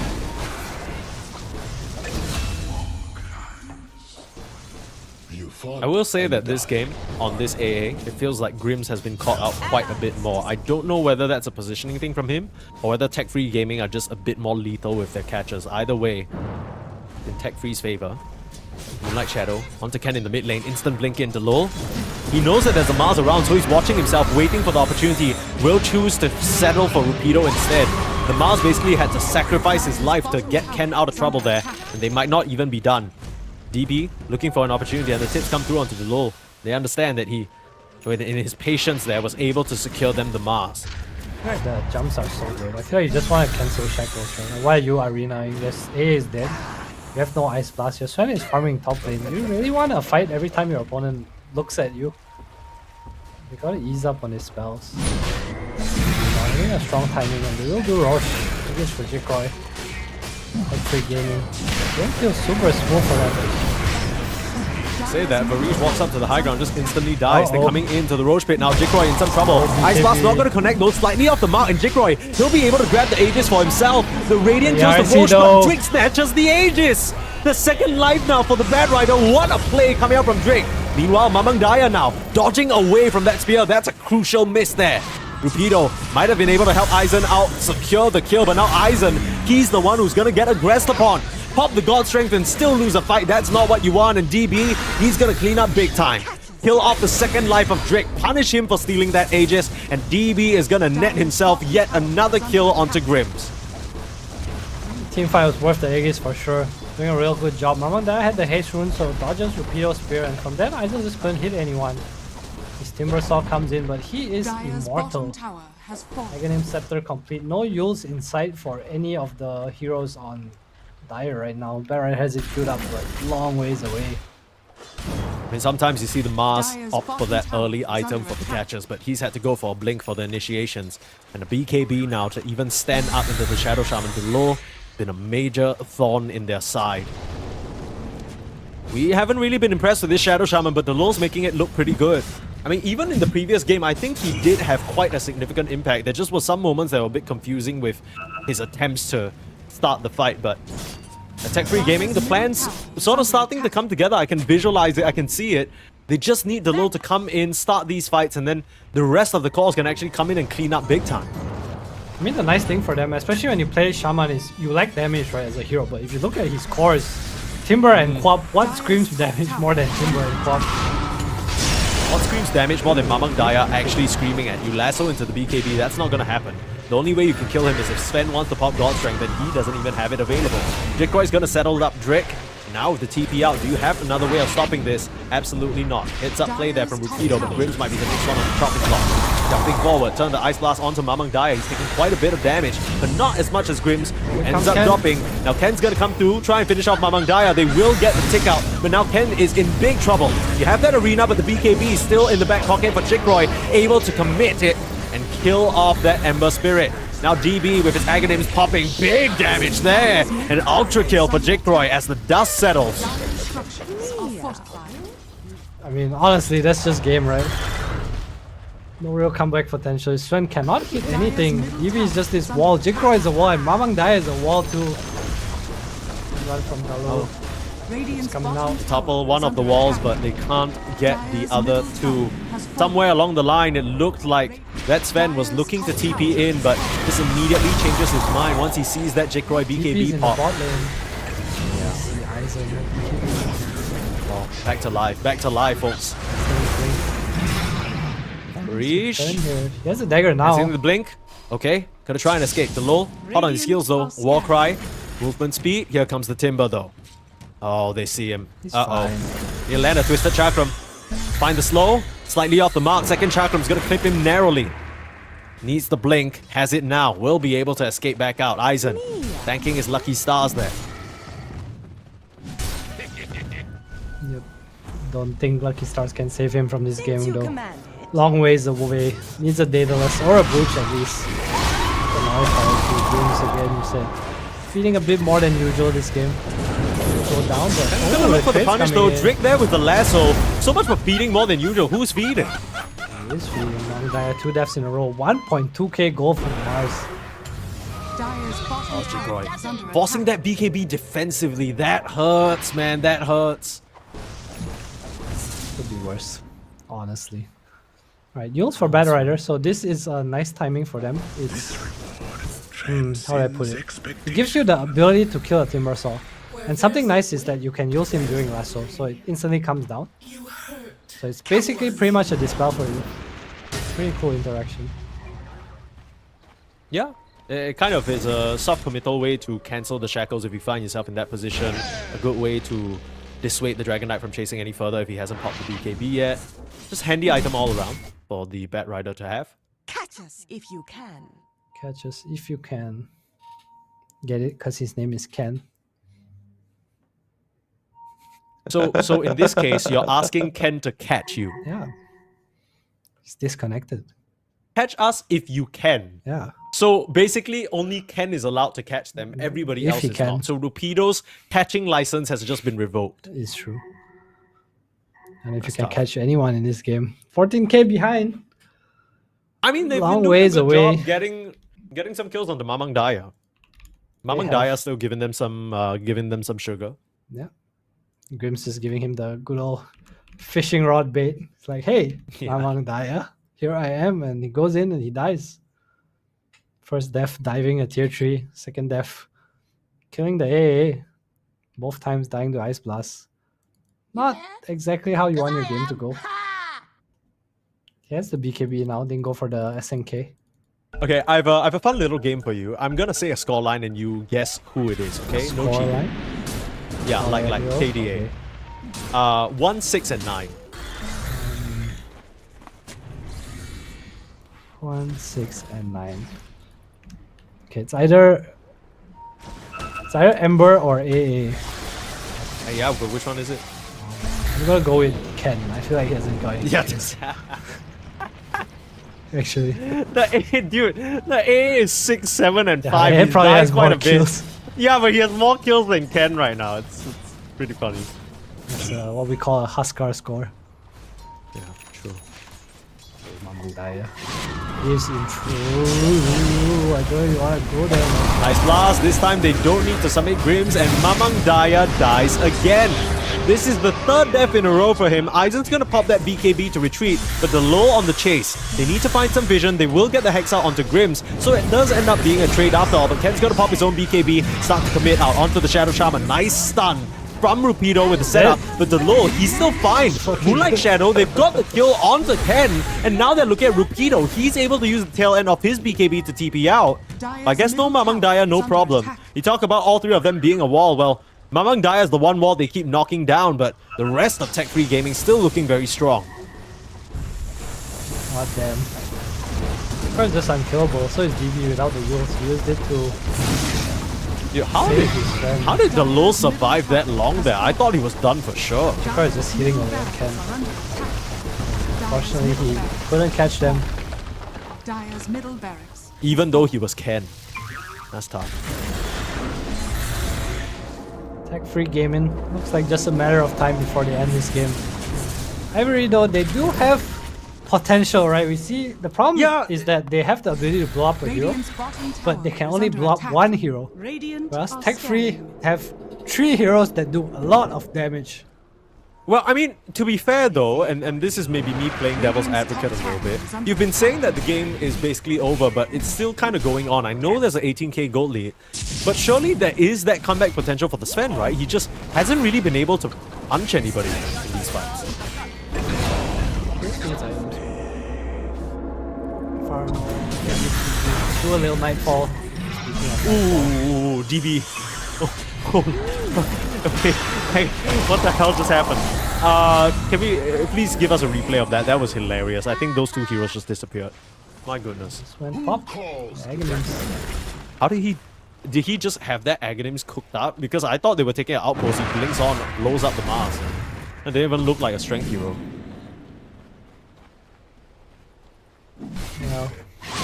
I think this is the first game, to be honest with you, that I'm seeing the Timbersaw succeed. Every single Timbersaw that we've seen so far, it's been a bit rough around the edges. Okay, we see that pick off onto Drake, and then immediately... Kaboom! How much damage do they actually do? That's funny. Dire's bottom I'm a fan of explosions, man. Not with the Neon. 13-point burst. They're trying. He lost Missed the the BKB Ice because he has Blast. an SNY. He's still surviving. Even with the Ice Blast, it doesn't connect. Like you said, they get the lull though. But meanwhile, the Timbersaw's cleaning up. Ken is done. Varish gets the last hit. And the Bat Rider ends up dying, but buys back. Dire's They bottom kited barracks away from the is Sven, under and they attack. still get what they came for in terms of the tower. So, okay. No lull, no problem. Blink forward now onto Rapido. He's instantly melted. Very easy. No buyback on your Mars. I guess you were right, Adam. I guess this game is in fact over because it doesn't really seem like the side of Ivory can come up with any proper response. They just don't really have like a Dark Seer vacuum or a way of keeping people together for Aizen to beat the shit out of them.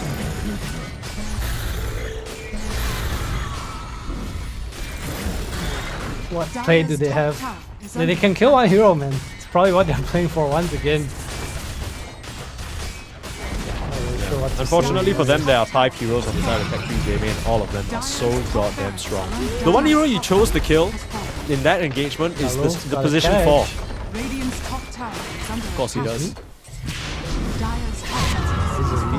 The Radiant now have mega. Any chicken fingers? Smile. Smile. Look at all these buildings that are there. Oh my god. How many hits was that? did not Who need is the his Sven team. this game? Is Jikroy the Sven? That's what it looked like. My god, he's doing such a high amount of Dire's physical middle damage tower per is shot. under attack.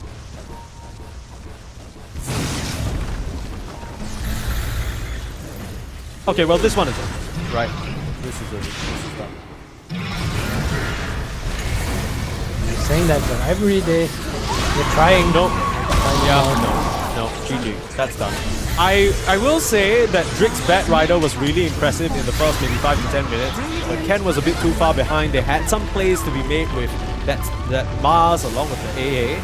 I will still say though, I think Tech3 Gaming, still some moments that made me scratch my head. I'm not entirely convinced. But what we do have, folks, is a game number 3 in this series. Yay! Yeah. Much cleaner game Yeah, from yeah. Tech3 though, I will say. Albeit a few Mamang Daya deaths, but based on their playstyle, you know, this 3 core playstyle so far, it seems like one is allowed to feed every game. I'm just a bit worried because with what I'm seeing in terms of the consistency from Tech3, even if they do win this series, I don't know if they're going to be able to stand up into Execration and Boom. Those 2 teams look like they're a tier above. I guess in a way that's to be expected, you know, of course, Execration, Boom, the 2 favorites coming in, but I think there's a bit more that needs to be tightened up. I think the Tech3 that we saw when they were shining the most is a little bit different from the Tech3 that we're seeing now. They seem a bit messy at times, a bit, you know, all over the place. I think Mamang Daya especially, we're all rooting for him, but there are moments where he's just dying and it's just kind of like, bro, what are you doing? His deaths are always in the mid lane. I don't know if you know that. I know it's still about Mamang. Every time he dies, he's in the mid lane, something, pushing waves or anything. But it's always around it, I guess, just mid player life. It's predictable in that sense, but what we can't predict is the winner. I don't know who you think is gonna win. I don't know. Do you have any initial favorite coming into the final game of this series, Adam? I mean, like I said, I think Ivory is the underdog. Tech Free is the favorite team here, but we are at a 1-1. Ivory already took one game, so who knows what can happen. SCA Dota is not so much about consistency, but here we pride ourselves on inconsistency, where anyone and anything can happen, anyone can win, and you have to stick around to game 3 to find out. Absolutely. So Tech Free Gaming up against Ivory here. Well, I think Varish put out the threat, catch us if you can. And Ivory, they have Ken on their team. So we'll see whether that's possible after a short break. Don't go anywhere.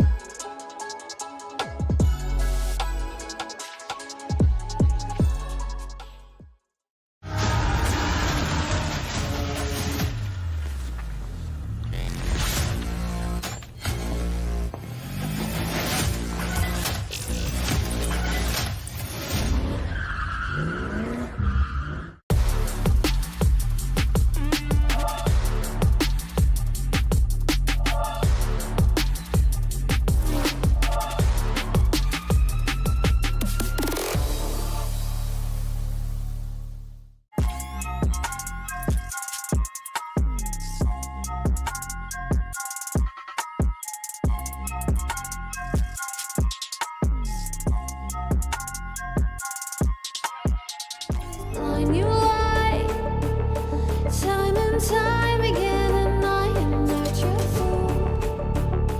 Not this time, 'cause I'm the wiser of us two. I'm the one of light, the antithesis of you.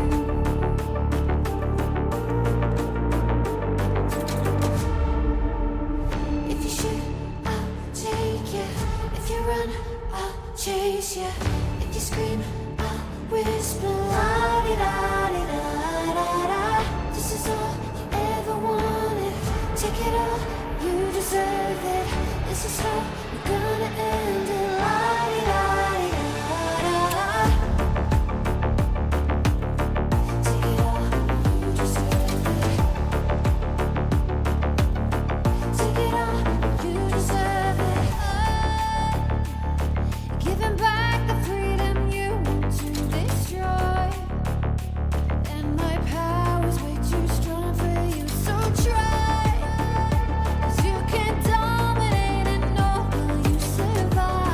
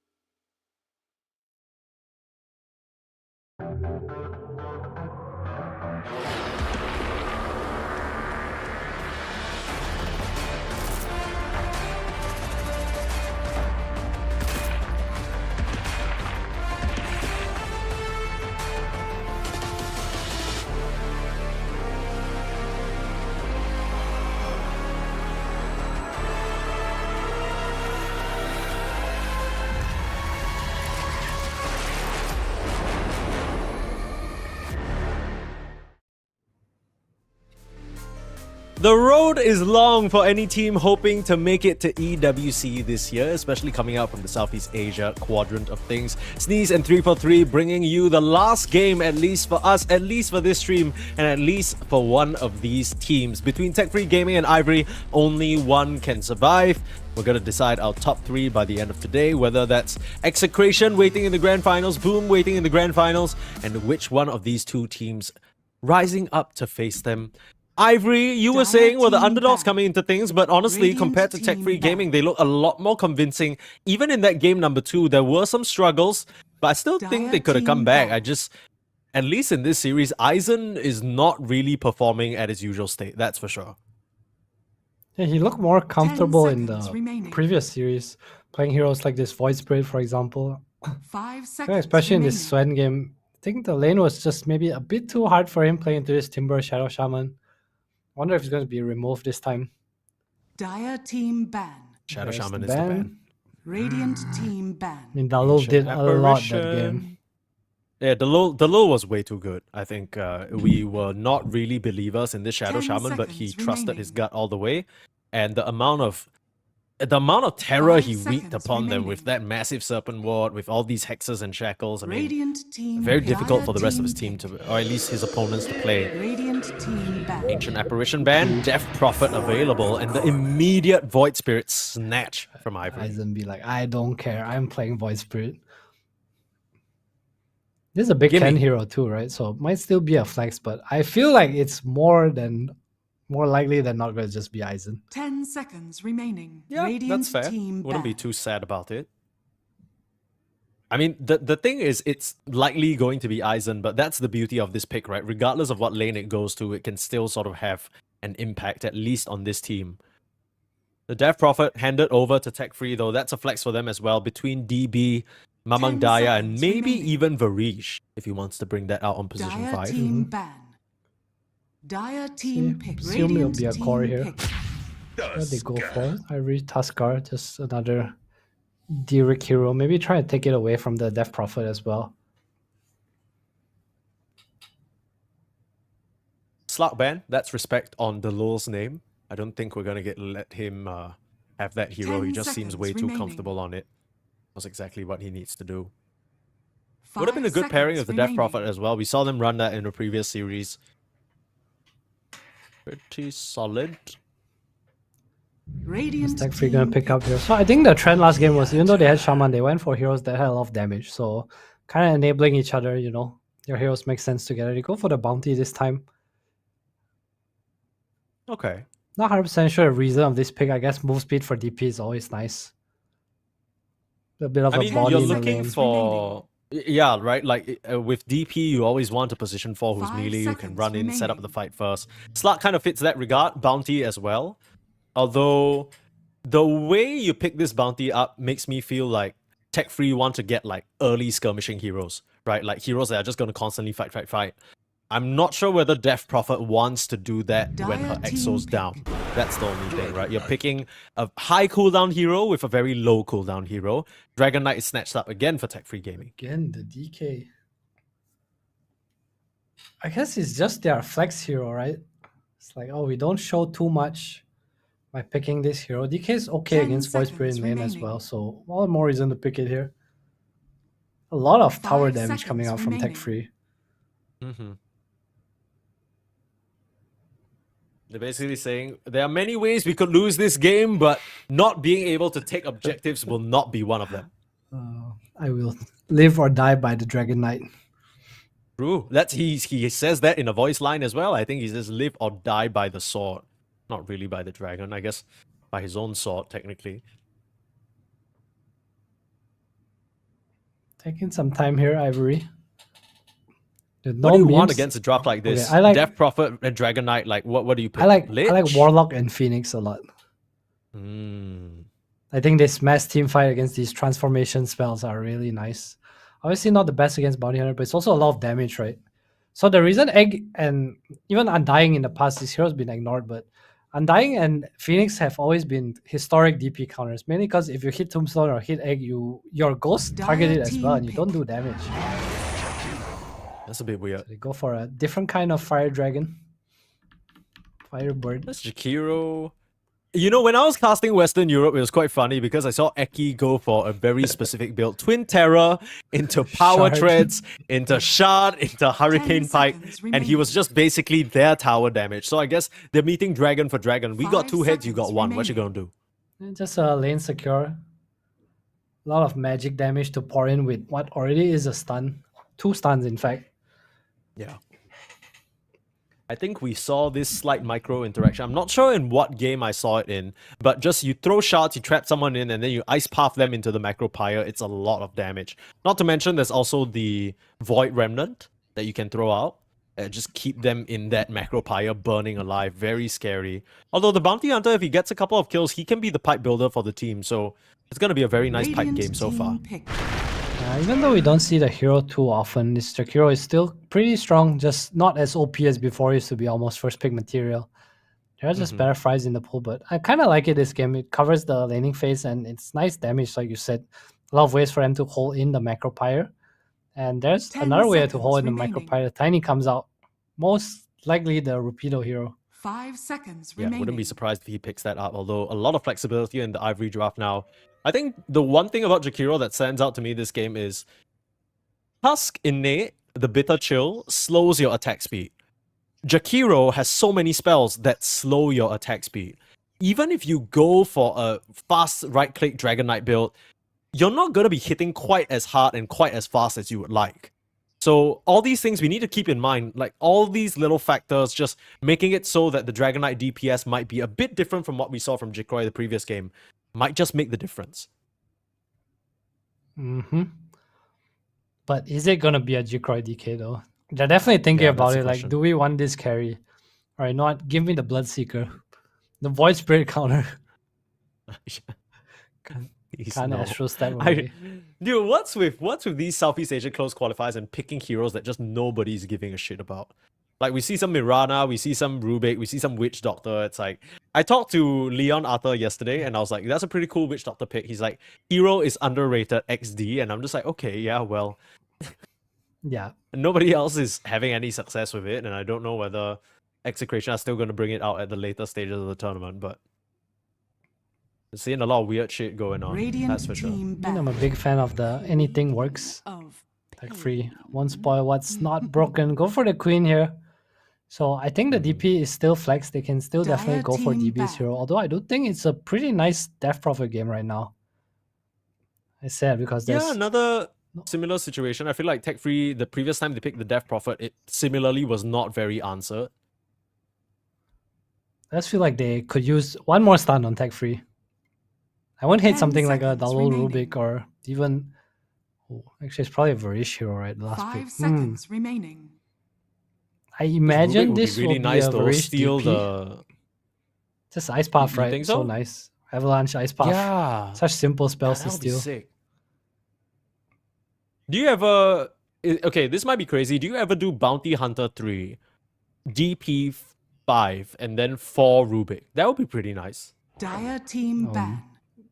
I think it's a bit forced. Are the lanes too shit? Are they? I think the bounty tree only works against Lifestealer in particular. I've not seen it do well in any other matchup before.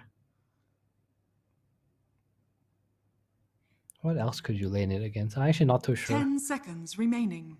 Anyway, taking some times on the ban. 5 seconds Every- remaining. I wonder if Ken is gonna play this Ember against the Queen again.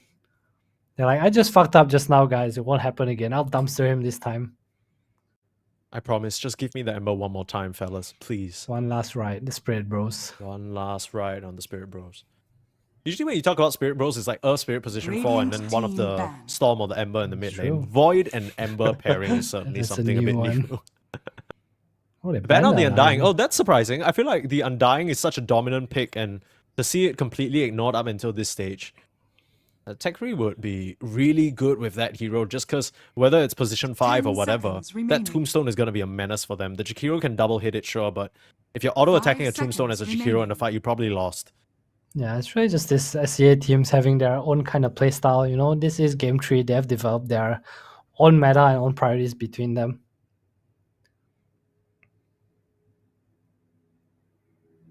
Shadow Shaman, obviously the biggest of all. Dying Bane, typical pause 5s that kind of stop wave cutting as well. Nice save. Breach heroes. So I think it's a DP core. I think it's a DP core too. Don't really see what else DB can run here. Radiant team pick. They ban out the Viper, so more protection for the safe lane DK. Okay.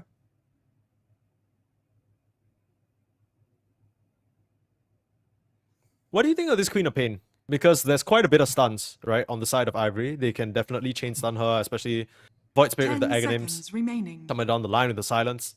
Okay, I think the Is it main really a good Queen of Pain game 5 here? the seconds main reason remaining. for his queen pick is when you play against this Tusk, especially you want team heroes that can get out of shots, Tide Hunter. so you don't get ganked in the mid lane. Goes for the Tide here.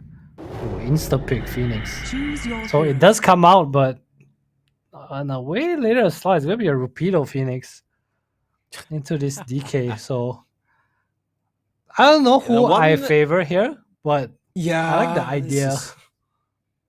You like the idea of what? I mean, What- this Phoenix, which side this do you like Phoenix the into idea of? DK is pretty nice. Like your lane is strong, Okay. especially with the Tusk. Yeah, it's actually a pretty strong lane, and you get this early vessel, and you just follow the DK around. So you have a kill squad, right? Where Aizen's gonna farm. No memes. I actually kind of like Ivory's heroes for the first 15 to 20 minutes. I think if they Okay, can look. dominate enough, they can definitely play the game. Sure, Tell me, I tell mean, me. I completely agree with you, but this is something a wise man once told me. 10 seconds Phoenix remaining. Core is not real because as long as you don't feed for the first 15 minutes, you win the game. Would you agree? I agree. So, well, then it's easy, right? Tech Free Gaming, all they need to do is not feed in the first 15 minutes of the game. Surely they can do that. I don't know. They couldn't do it in the past 2 games. What makes you think they can do it now? That's a deep cut. And does that mean you're favoring Ivory coming into this deciding game No, number 3, Adam? Is that what I'm hearing? I favor tech free. I think Ivory's draft is cool. I think they can win, but I don't think they have the cleanliness to execute such a draft. So what's with this Tide Hunter? Why are we seeing it picked up last year? What's the plan with this Tide? I think their heroes just have a hard time killing Tide. It's also a nice pipe buyer. you don't really care for Void Spirit in the lane at all. So you look at the first 4 heroes, like they actually have no Tide Killer. This Phoenix kinda is in a way, but it's also like he doesn't have any other heroes to kill Tide with. It's not like some Lash or Timbersaw where you actually can bring down the Tide Hunter. So I think DB's gonna have a pretty free lane here. I see him go for something like a Mage Slayer or even the Pipe. And I think at he the can- point he gets piped, the team fights look kinda difficult for Ivory. Yeah, the thing about the Void Spirit is we were talking about this hero paired up with Ancient Apparition, some sort of damage amplification or steroid. He looks pretty good. But the only thing he has with this game is a Tusk with a tag team, perhaps. No inherent ways of minus armor, no inherent ways of buffing his own damage. So we'll see whether they can still make this Void Spirit work. They clearly have a lot of faith in this pick. Jesus. Oh, just these a guys are meme now. messing around. Yeah, it is just a meme. No, they're just... Are they making fun of Bob? My goodness. What's wrong with Bob? No, because Bob was the one who first started this whole how long admin, we won't give time. Yeah, Bob mentality, dude. There's a way. Ooh, There's that a head way. hurt. Ooh, Messing that around. head. They know? What can you do? I mean, he literally quoted the same line word for word. So... Okay, well, I'm sure we'll get back into the game very shortly here, but you were saying that we like the tech-free gaming side a bit more, just because if the Tide gets to his team fight items, then suddenly he can scale up and look pretty powerful. I mean, there are some merits of Ivory as well, right? I think their team fight is pretty solid with the egg. Live Yeah, by I the just feel like they don't. Live by the sword. I know. I feel like the way the game is gonna go through the laning phase, I feel like this Tide is pretty free. I feel like this DK is free. I feel this Queen is free. Okay, actually, maybe the DK is not so free, but the other 2 heroes are pretty damn free. And I think based off of that, you're gonna have a hard time killing this Quap. You're gonna have a hard time killing this Tide Hunter as well. Who do you rotate over to kill this Tide?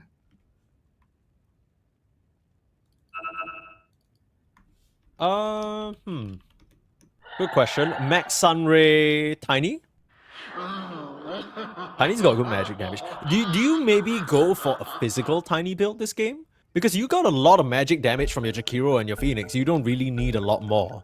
You could go that right click, Echo Saber, you know, maybe Silver Edge this game, catch people by surprise. That could be something. I mean, it's certainly a good Silver Edge game with the break. I can see that at some point, sure. But it does take a while to get to that point, right? So it's going to be probably dodge DB for like 20 minutes, you know, just one of those typical last pick Tide Hunter games. What's this? The Ghoul? What is the Ghoul? It's the little but with a G. A Ghoul? Google it. I ain't doing that. Ball failure. Oh, it's a Filipino actor and comedian.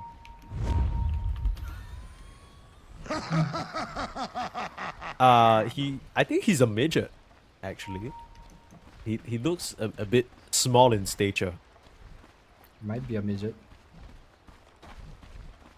Romeo Romy Kedeng Pastrana, professionally known as the 30 Ghoul. seconds to battle. Alright. He's 66 years old, my goodness. Okay. Yeah, back to more serious matters. Okay. Anything you want to talk about when it comes to the early part of the game? What are we expecting? Because we already kind of envision that this Phoenix is going to be pretty scary to deal with. What's the plan? Are they just going to stick around this Phoenix and keep trying to play through the offlane? I feel like the only lane you're gonna get to play around is the offlane Rapido on this Phoenix. I expect them to do pretty well in this bot lane. I think DK is gonna farm, but they definitely have kill potential at some point. Not sure how their heroes interact with the DP though, whereas might be enough to just outright body for Jikroy.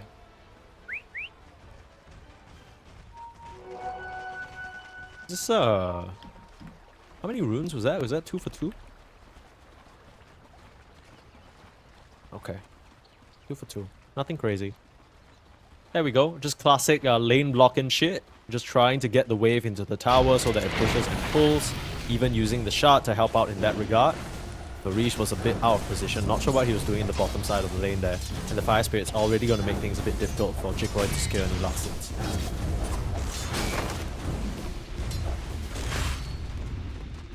We're just gonna come up. Nice for Rapido. So, question that some people might have looking at this draft is what is with the Death Prophet position 5? Like, what's the plan? Because we've already seen how strong the hero can be as a core. What is the intention behind switching it out here? Is it really that bad of a DP core game? I think it didn't really make too much sense with the other cores. Like, I don't know if you want DP Queen dual core. I think their draft looks way better this way. Orish also DP also pretty good at securing the lane, at least against this Tuskar Phoenix. I think against Tuskar in particular, you're able to keep distance. He goes on you, just siphon and suck it up. So it's more of making sure that the DB offlane pick makes sense compared to it being a bad DP game or anything like that.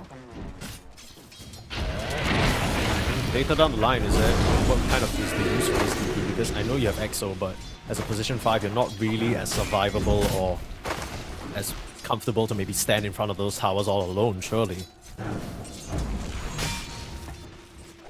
I guess not, but at some point, I mean, if you look at Ivory's heroes, their heroes just kind of want to go and kill you, right? That's why I like the Tide pick a lot. I feel like they have the ability to kind of stand there. It's like, okay, come fight me. I have Ravage. I'm on die as well. Easy to go out if he's not the one who gets initiated on. Also, I think the lanes are pretty nice. Saw him play this Queen into Ember earlier. I don't think Queen into Tiny is any easier for a Tiny. For sure. Ken already struggling. 2 levels in the shadow side, 1 level in the screen. The rest coming out has to be respected. Ken, he needs to watch himself. The previous game, there was some very unsavory branch plays that didn't satisfy Adam. Was that not horrible? You know, 3 branches, Mike. Okay, look, I'm not a mid laner, so I can't just like shit on it. You know what I mean? DB dropping low in the top side. I mean, I knew the Jakiro was strong. I didn't know he was this strong. Aizen doesn't have the cooldown for another set of spells, so DB will be able to get back out to safety, but really has to be careful. He is so low on HP right now. Both sides are. He's fine up here. Bounty Hunter obviously not the strongest of laners, but if anything, Dalul has proven that he is good at this whole day is that he is the career slayer. Oh, absolutely. Misses the mark on that earlier courier there. He walked right past him. Jikroy, in this bot lane, being aggressed upon, but Barij, like you said, just being a good body, sucking it up for Jikroy. Jikroy still able to CS down here. He's probably not gonna end up... Oh. Pressure in the mid lane too. That's something nice about his Queen and Bounty, right? It's like you always have this pause for ability to kind of rotate in. Especially with the introduction of Blood Grenades, so the Luke can just kind of stay here. Gonna stop Ken from getting either rune. 2 sentries on both sides too. You see this? The one on the left and one on the right. I don't know if they can touch him though. Just insurance, right? Over the course of today, we've seen so much that the mid rotations early on, not even the 6-minute rune, just 4 minutes. No runes for both mid players. Grims drops the sentry. Drop a sentry back down. They just want to get that D-ward. Double hit, can't find it. A little bit unfortunate. Not sure whether that was an uphill miss or anything, but Grims has 2nd sentry. So really trying to secure Ken's lane. I mean, Mamang Daya is still going to be in an advantageous position, all things considered, if it's a 1v1, but when you start bringing the heroes, that's where things get messy. And that's where the Tiny might be able to shine. If you see something like a toss back, that could be scary for Mamang Daya. Toss back into Ice Path is a pretty strong combo, but I wonder if you'll see Ice Path. He goes for the Ice Facet. Not too common, but you do see it a lot when you lack lockdown, especially against heroes like Queen Ember, for example. So I kind of like it this game. They don't in any means lack damage. He's doing okay up here. Another branch! Another branch! No! At least he didn't use 3 this time. I guess that's the one consolation. The 2nd branch might have saved him this time. Mamang Daya 1 hit away. Who knows? Yeah, but if you put a 2nd branch down, you would have whined about it the whole game, Adam. Yeah, I would have whined anyway. Yeah, that's fair. In your nature, what can you do? What can you do? Just a little whiner. What else can I whine about? Blink out. Grims was trying to put some damage onto the Queen of Pain, make things a bit sweaty for her, but he's able to get back out to safety as a set of tangles, but opting for that full reset instead. The Bounty Hunter will just sap some EXP. Meanwhile, how's Rapido doing? Bottom CS core, not by a long shot though. Not really slowing down the Dragon Knight at all, to be honest. Yeah, I think you're good against him once you get the Urn of Vessel. Hopefully you get 1 kill. Rotation, a lot of magic damage to pour in, but in the lane so far, they just can't get him to low HP. This DP being able to kind of be one step in front. Oh, Glimpse, by Glimpse. Or... Solid wave. Still gonna get it out though, heal up a lot. Varish is here as well. Not sure whether you can duel into this, use most of your spells already. Drake gonna throw out the shards, the tree will find him. The Drake likely to be drained down. One last little Crypt Swarm. Uphill miss. Varish, that is not very lucky. He's gonna find his way around the tree line. The scream from the low ground. Double kill. Mamang Daya squaring him out there. Wait, how- Knew exactly where he could be hiding. How did he know? I think he knew just because the DP walked up and saw no one, and they just deduced that there's nowhere else he could have been hiding. Because, I mean, that guy, Drake, he doesn't have boots. All he has is a windlace. So, he's not moving the fastest. If he's already out of view, there's no way he TP'd that fast, right? I guess so. That's pretty impressive. Yeah. Cool play from Mamang Daya. Again, disaster in the mid lane from Ken. They do drop a wave though, and Tiny lives this time. Pedo though, very low on HP. Not the best bomb lane like you said. And this is what we were talking about, or at least I was saying a little bit. I guess by bringing all the supports here, the supports are the ones who end up tanking the pressure comparatively to your mid. So it does cost them a couple of kills. 3-1 on the board right now, but tech free, at least they've been able to keep their Tiny mostly alive. Died one solo, but now getting his item, Soul Ring already, and look at finishing up that one, probably a phase boost before starting to build up into that Blink Dagger. They probably went 2 bracers in this lane too. I think that's really smart. Just he understands that as long as his HP is above a certain threshold, he actually can't die down here. Unfortunate shots there from Drake, popping the Dragon Form, starting to go onto the Phoenix. The silence is there, but the snowball turnaround. Go for the target that they wanted all along, but Drake, they just don't have the damage, and without the egg, they can't force anything. Jikroy, he's dropping low, but Drake just doesn't have the firepower to finish him off. Drake's gonna go down, so will the Phoenix, and the tips come through Varish. Very, very happy with that situation. Sub-diff voice lines come out. That's how you know Varish is feeling himself. He just drops the blood grenade, but just not enough. What can you do? Radiant's middle tower is under attack. Drake's not really having much of a game on this task. Dire's bottom tower It's is a hero under where you attack. want to either be able to rotate mid or you want to be able to win your lane. And in this game, I guess they kind of drafted expecting to win the lane, right? Which is why I believe TFG, Tech Free Gaming, banned out the Viper as well. I mean, look at them trying to go on BB. This is the most pathetic attempt I've seen in my life. Just pops that Kraken Shell, stands his ground, and barely takes a scratch. He's already working his way towards the Mage Slayer. Just full on rushing that item, not bothering with a phase boots or any smaller items or things like that. He understands the position he's in. It's not really feasible for them to bring heroes up here to try and kill him. In fact, he's putting out quite a bit of harass onto Aizen under the tower, looking at the Ravage, trying to get it in time, but the dodge away. Nice dissimulate down. Uh-oh, the low still on the chase though. Going invis right in front of Aizen. Can they really keep this up? A little bit awkward on that Ravage. The timing, I don't think you could have ever made it happen unless the low came in with a stun. Dire's top tower is under attack. Dire's structures are fortified. A lot of pressure Dude, being Varish put. is already level 6, man. This DP is having such a great game. They see the DP in the top lane try and make a play in the bot lane. Jikroy dropping very low, still able to try and turn around for the kill onto Grim. They try and get the egg, but they won't be successful. And this is what you wanted with Rupido. He still has to dive back out to safety. Sonic Wave to stop it. Rupido gets himself a double kill, but Malang Daya cleans up shot. Meanwhile, top lane now, without a Ravage, without heroes, they know they can try and go pressure DB. The spell damage coming up from Ken on his Tiny, able to claim one, and Varish realizes he can't TP out of this one. He's gonna try and deal with Aizen instead. The full heal coming back from the spirits. Varish knew that he was in no trouble at all. This DP is looking spectacular. I'm not sure you want to stick around here. Tiny still has his combo. The battle for a top rune might happen. Alright, you get it.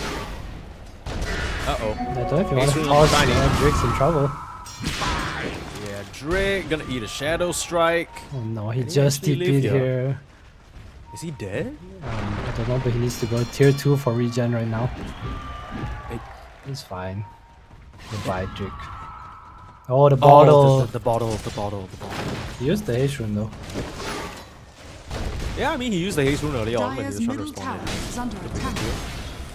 DB now has rotated to the bot lane just to answer Rupido directly. Fresh Mage Slayer picked up, not a problem. Ravage back up in 35. The first one didn't get the touch onto Aizen, who Radiant's middle has tower not is under really attack. been slowed down. Void Spirit not known for his early farming prowess, but this time around Aizen will still try and go for that Radiance build that we saw the previous time. Interesting. I like the idea. Yeah, So I guess it makes just- a lot of sense, right? Because I think with Void Spirit, the primary complaint that we were having is that this hero sometimes lacks damage a bit. Wait, so I'm- you kind of make up for it by going for the Radiant so you get the burn. Play around with the shields, but I don't know if this is one of those games they really burn down the tide or stick onto the DK or Queen long enough. I guess it also looks a bit mediocre because they are playing from 3k behind right now. I feel like it's one of those Battle Fury eventually you scale into Silver Edge games, you know? Against DK and Tide, Silver Edge sounds like the best item to have. Dire are scared. We'll see whether he switches things up. There are some allowance to. Mid lane below being found here. Toss that into the sky. Both supports on the side of Ivory still don't have their level 6s. That's a little bit painful, but should be getting them very soon. It's still 3k gold lead like you mentioned. Calls on the side of Tech Free completely undisturbed and untouched. That's not a good sign. Jikroy, again, in all these stalemate games, it always feels like he's the breadwinner. He's playing way ahead. Dyer's bottom Among tower die off is to a under very good attack. start as well.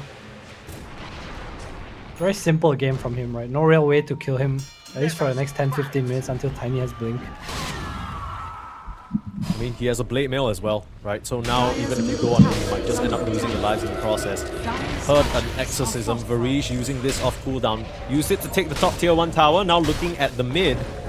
I guess that problem with the DP, scared to stand in front of a tower, not really relevant if you're so over leveled on the position 5.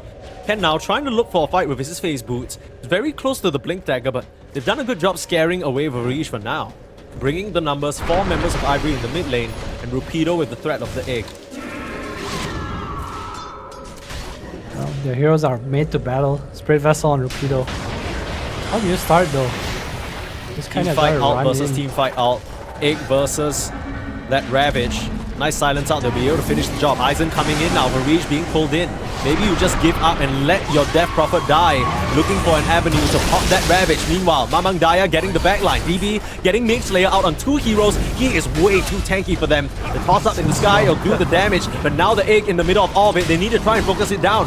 Turning around to try and hit it now, but they won't be able to get the my pop. god, the egg! Rupido gets the reset on the egg, and now Mamang Daya's in trouble. The one fight that Jikroy's not joining, that is where they lose big time. Top tower They is needed under to attack. turn around and get that egg, but they just couldn't get the hits off.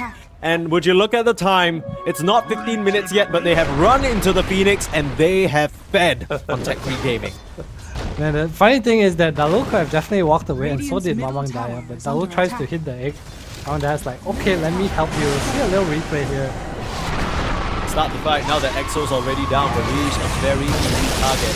Mamang Daya using the Sonic Wave and most of his mana pool on a support position 5. I mean, This is it, right? you needed the damage here. Can you imagine if he had Sonic Waved in this location instead? Now the Lul's trying to come up, help the team, kill the egg, but they're not looking pretty. Meanwhile, punch up, Varish goes down again. Nice. Beautiful shot from Drake saving Rupido, and he's got to be able to TP away. The Lul can't come in close for another Shuriken toss. Still can find a track though. Drake might be the price to pay. Ken's gonna come in. Another avalanche. Doesn't bail out Drake this time round. Ice Path a bit too late. Isn't this a 2v4 down here? What's happening? 4 heroes are running away from this bounty tide. I think there was a DP there. I'm sure Varish wants to go to the bot lane and use the Exo, clear out that tower as well. Finish the trifecta. Alright, games. Again, I feel like Ivory, they kind of have hit their timing, right? Yeah. Maybe not so much on the Void Spirit, but on these other heroes, this Tiny has Blink now. You kind of want to play around it. Phoenix with the Vessel and the Veil. Really strong. You want to force fights, but you don't really have these heroes that force objectives to force Dyer's fights, right? You have this bottom Void Spirit tower is carry under that kind of attack. wants to farm and scale. Still working his way towards the Radiance here, but already has the Sacred Relic, so that's a good sign. Just kind of picking and choosing the right fights to join. Radiant Bit of a are blink out here. Does something low. They saw him with a ward sentry combo placed down, and that's going to be a dead bounty. Very nicely done. Dire's bottom Minecraft though, Grim's in an awkward position, but they choose to try and go onto Ken instead. Not sure whether this is a fight that you want, especially since there's egg still available. That's kind of annoying, right? I mean, you're trying to run in, make use of the Ravage off cooldown, but every time the Ravage is available, so is the egg. And I think the egg trumps the Ravage in a lot of these situations. For sure. That's the main reason of the hero, right? But the problem with the egg is that they don't really have the stuns. We talk about this like Ice Shard into Ice Path, but that really only happens later in the game. Drake is kind of just struggling to find his place right now. Super low level, dying every team fight. Very hard to play against this top tier DP even. They will narrowly miss Smoke Gank out. Jikroy was right there. They'd love to get the Dragon Knight, but if guessed correctly, he's in the triangle and he needs to be so careful. Varish is nearby though. Jikroy will see them on the low ground. There's the avalanche into the macro pyre. Snowball keeping him in place like we said, and that should be enough damage to take down your Dragon Knight. The toss damage brings him away, but it's still enough. 10 is the price to pay, and with the TP, the low will finish him off. Aizen is there to clean up though, try and find something. Maybe it's just the stacks that they wanted, but now they can surge on forward, look for a Ravage. They have to be so careful. The Ravage comes out but can't cancel the egg in time. They need to focus this down, but the low, he can't get in, and the egg is gonna pop again. Rupido, every single time he throws his ultimate out, he manages to get it off, and Aizen looking to clean up big time. Varish being pulled back in by the Remnant. Aizen will be able to get one Astral Step out, and look at the TPs, they are back out to safety. I don't think you have to chase available for this Void Spirit. You'll throw a Shuriken out, still trying to chase. There's the Gush. Pull in with the Remnant. Can you close the distance? Dissimulate in 1 second, trying to get towards the creep wave. The Shuriken's gonna slow him down again, and the Astral Step gets him out. Nicely done by him. I'll live. It's not over.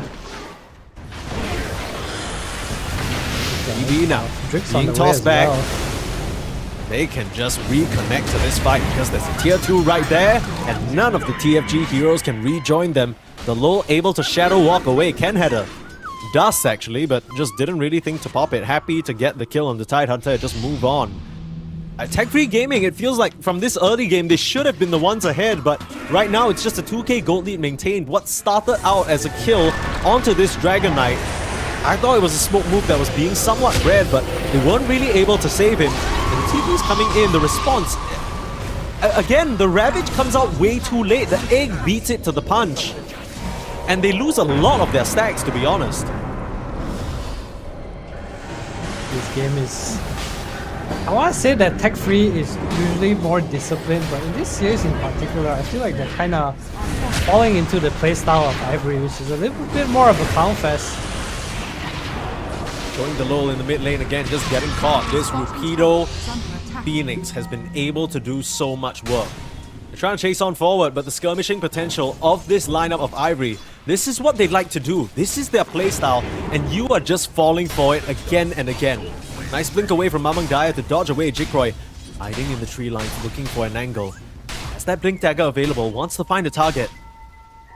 I think Ivory smelled that something is completely wrong. We'll jump forward onto Mamang Daya. There's Jikroy with stun up. Ice Path slightly off the mark. Blade Mail reflecting a lot of damage. Mamang Daya coming out with a Sonic Wave. He's gonna survive, and now the egg's gonna come through. But this is not quite as safe as you might have liked. Now with 3 heroes surrounding them and Jikroy able to join the fight, Varish ends that with a triple kill, and Mamang Daya doesn't even go down.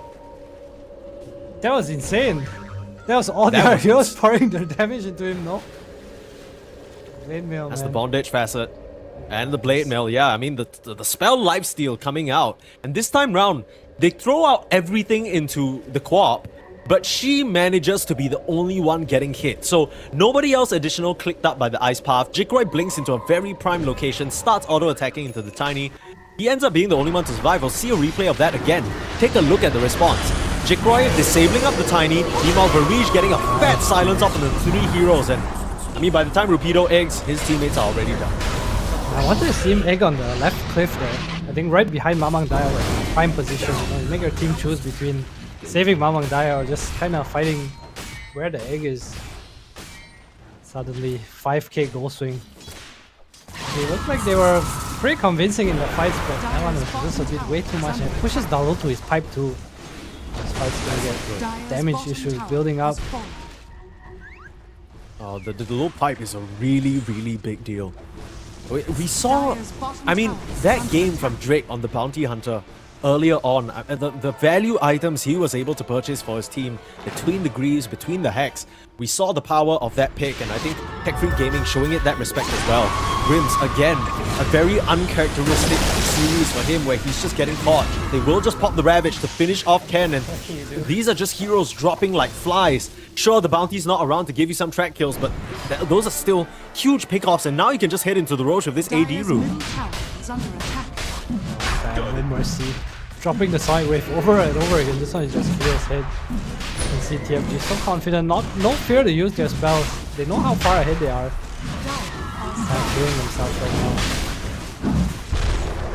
Meanwhile, Aizen on the Void Spirit trying to farm it up, but get really his timing. Timing too, going for the Shadow Blade. These heroes, they are. The problem with these heroes is that they have this weird mid-game timing. It's like either you're really strong or you need like maybe 1 or 2 more items to kind of reach the point where you are a bit more carry-esque, I want to say, rather than a Genshin spellcaster. Playing for Voice Spirit, same for timing.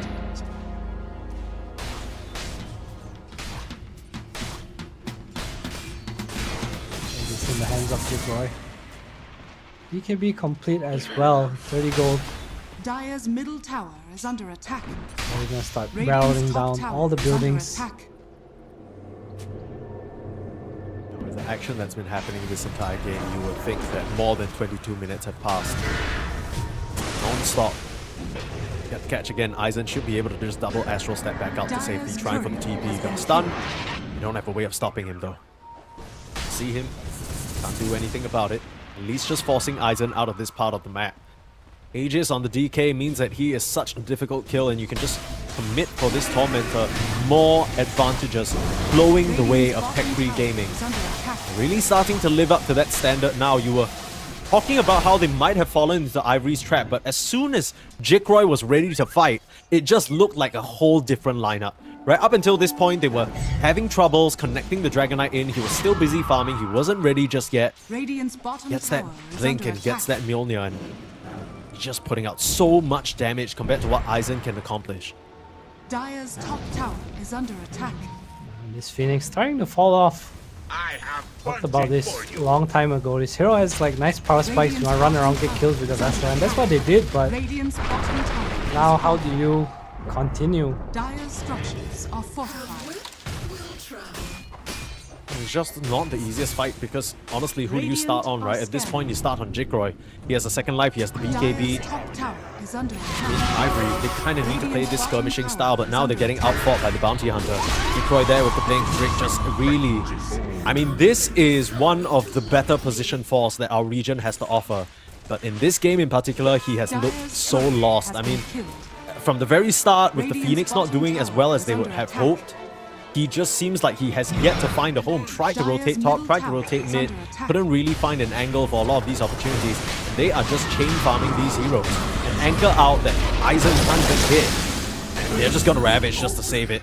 I mean, Aizen going down again, and I love the way Tech Free are playing. They are not scared to throw out ultimate after ultimate just to keep this bleeding going. Speaking of not scared, look at Jigroy. Come touch me, guys. This team already here. Power of Queen able to connect. Oh no, Grims On to again. Grims. Splits those two heads down to nothing. Jigroy looking powerful as all hell. Showing him who the real dragon is. Bit of a misclick there. BM from Aizen. pause onto his own teammate. How dare you die once again. Tech Free Gaming. I mean, in their moments of greatness, when they play together like this, when Jigroy is just the most monstrous farming carry on the map, and Mamang Daya and DB just do so well in their lanes, they really look like a team that can stand up to the big giants. Execration and Boom, of course, waiting to find out who wins there, but they're both very tough opponents. If they can keep this form up, it's going to be good. But Jigroy trying to initiate onto him, well, he has a BKB. So he's just going to back up, preserve that Aegis for another 1.5 minutes. I love that he popped it actually. I feel like getting out there when there are 5 heroes, there's like no point to try and use the life to take a fight, right? You don't have Ravage, don't have Dragon form. Okay, we chill now. Wait for Orchid, wait for Dragon at least. G-Cry.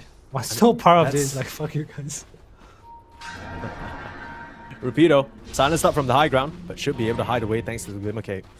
You know, that's such a great call out, because I think in any other situation, you look at your carry and he pops the BKB even though he has Aegis, you're like scratching your head. You're like, why would you even do that? Why don't you just let the Aegis expire? Oh, double blinks across. Ken gets the initiation onto Varish. They need to eliminate his death from birth before the spells come out, but EXO starting to run. BKB from Ken now. Nice ice pop, but the fight is messy. Drake able to eliminate the low. That's pretty significant. That's the pipe out, but a huge sonic wave. Dropping Ken down low. They can't get the egg. Silence up. Rapido doesn't have an ultimate. Supernova not online, and they almost are able to take down Ken, but he TP's out still. It is messy, messy, messy. As you lose the 2 flying members of your team, everybody else running to the win. The second silence coming out. Nice snowball save. Is that really what you want? I guess it'll get Aizen out. But a very timely stun and a very timely Dragon's Breath and Crypt Swarm from Varish. His Death Prophet 5 has looked spectacular. Sup diff. What can you do? That's definitely felt between the 4 and the 5 right now. Delul and Varish really turning it on. Turning it on indeed. This game looks close to over though. I can't help but imagine how that fight might have gone if he got the egg off. Rapido is trying to hold it to the last second. So he was like, wow, it's impressed just holding it, and then the silence comes up from Varish and he just finishes him off. No egg means no team fight. You high key, Varish maxing this silence over the Crypt Swarm, so smart of him. That level 15 talent going the 100 silence AoE. The fact that he's able to clip so many of these targets that might have think they've delta splitted enough, that makes all the difference, right? Stopping the snowball, stopping any of the spells coming out from the Void Spirit. It's so important to him. He's been busy building up damage items to try and get to that core level that he needs to. All he has is a Manta. The second he pops that, he's just going to get disabled to all hell. Now Jikroy caught in a bit of a bad spot, still has the BKB, will turn around and pop it. Sonic Wave to scare them away, but Jikroy going down. That is significant, trying to get greedy and take away the Shrine of Wisdom, will lose his life. Now Mamang Daya might be next. Still has the blinks away though. Ken can't get the touch. Losing your Dragon Knight there for basically free, that's not too great, but Tech Free Gaming, they need to slow their roll a little bit. This game is not over just yet. They have a downtime now where Ivory isn't the strongest, but we get to this point where Aizen has more items, but Ken and Rapido have more items. They get really strong. See what they're going for. Going for the eggs. Not a big deal for Aizen, I guess. The Reg being queued up by Tiny has the BKB Jules on Phoenix. So no big spikes coming in anytime soon, but fighting items are fighting items.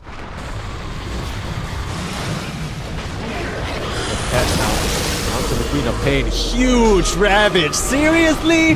Nice snowball save. Aizen's gonna turn around, pop that egg as well, and you're looking for Mamang Daya. The Spirit Vessel doing quite a number. They just don't have ways of keeping them in place. They turn around and they kill off Aizen thanks to the anchor, and Delul is starting to run forward. He's hungry for more money in his pocket, more chances at victory, and a longer lifeline in this road to the EWC, chasing down Grims and not giving the Jakiro a chance for survival.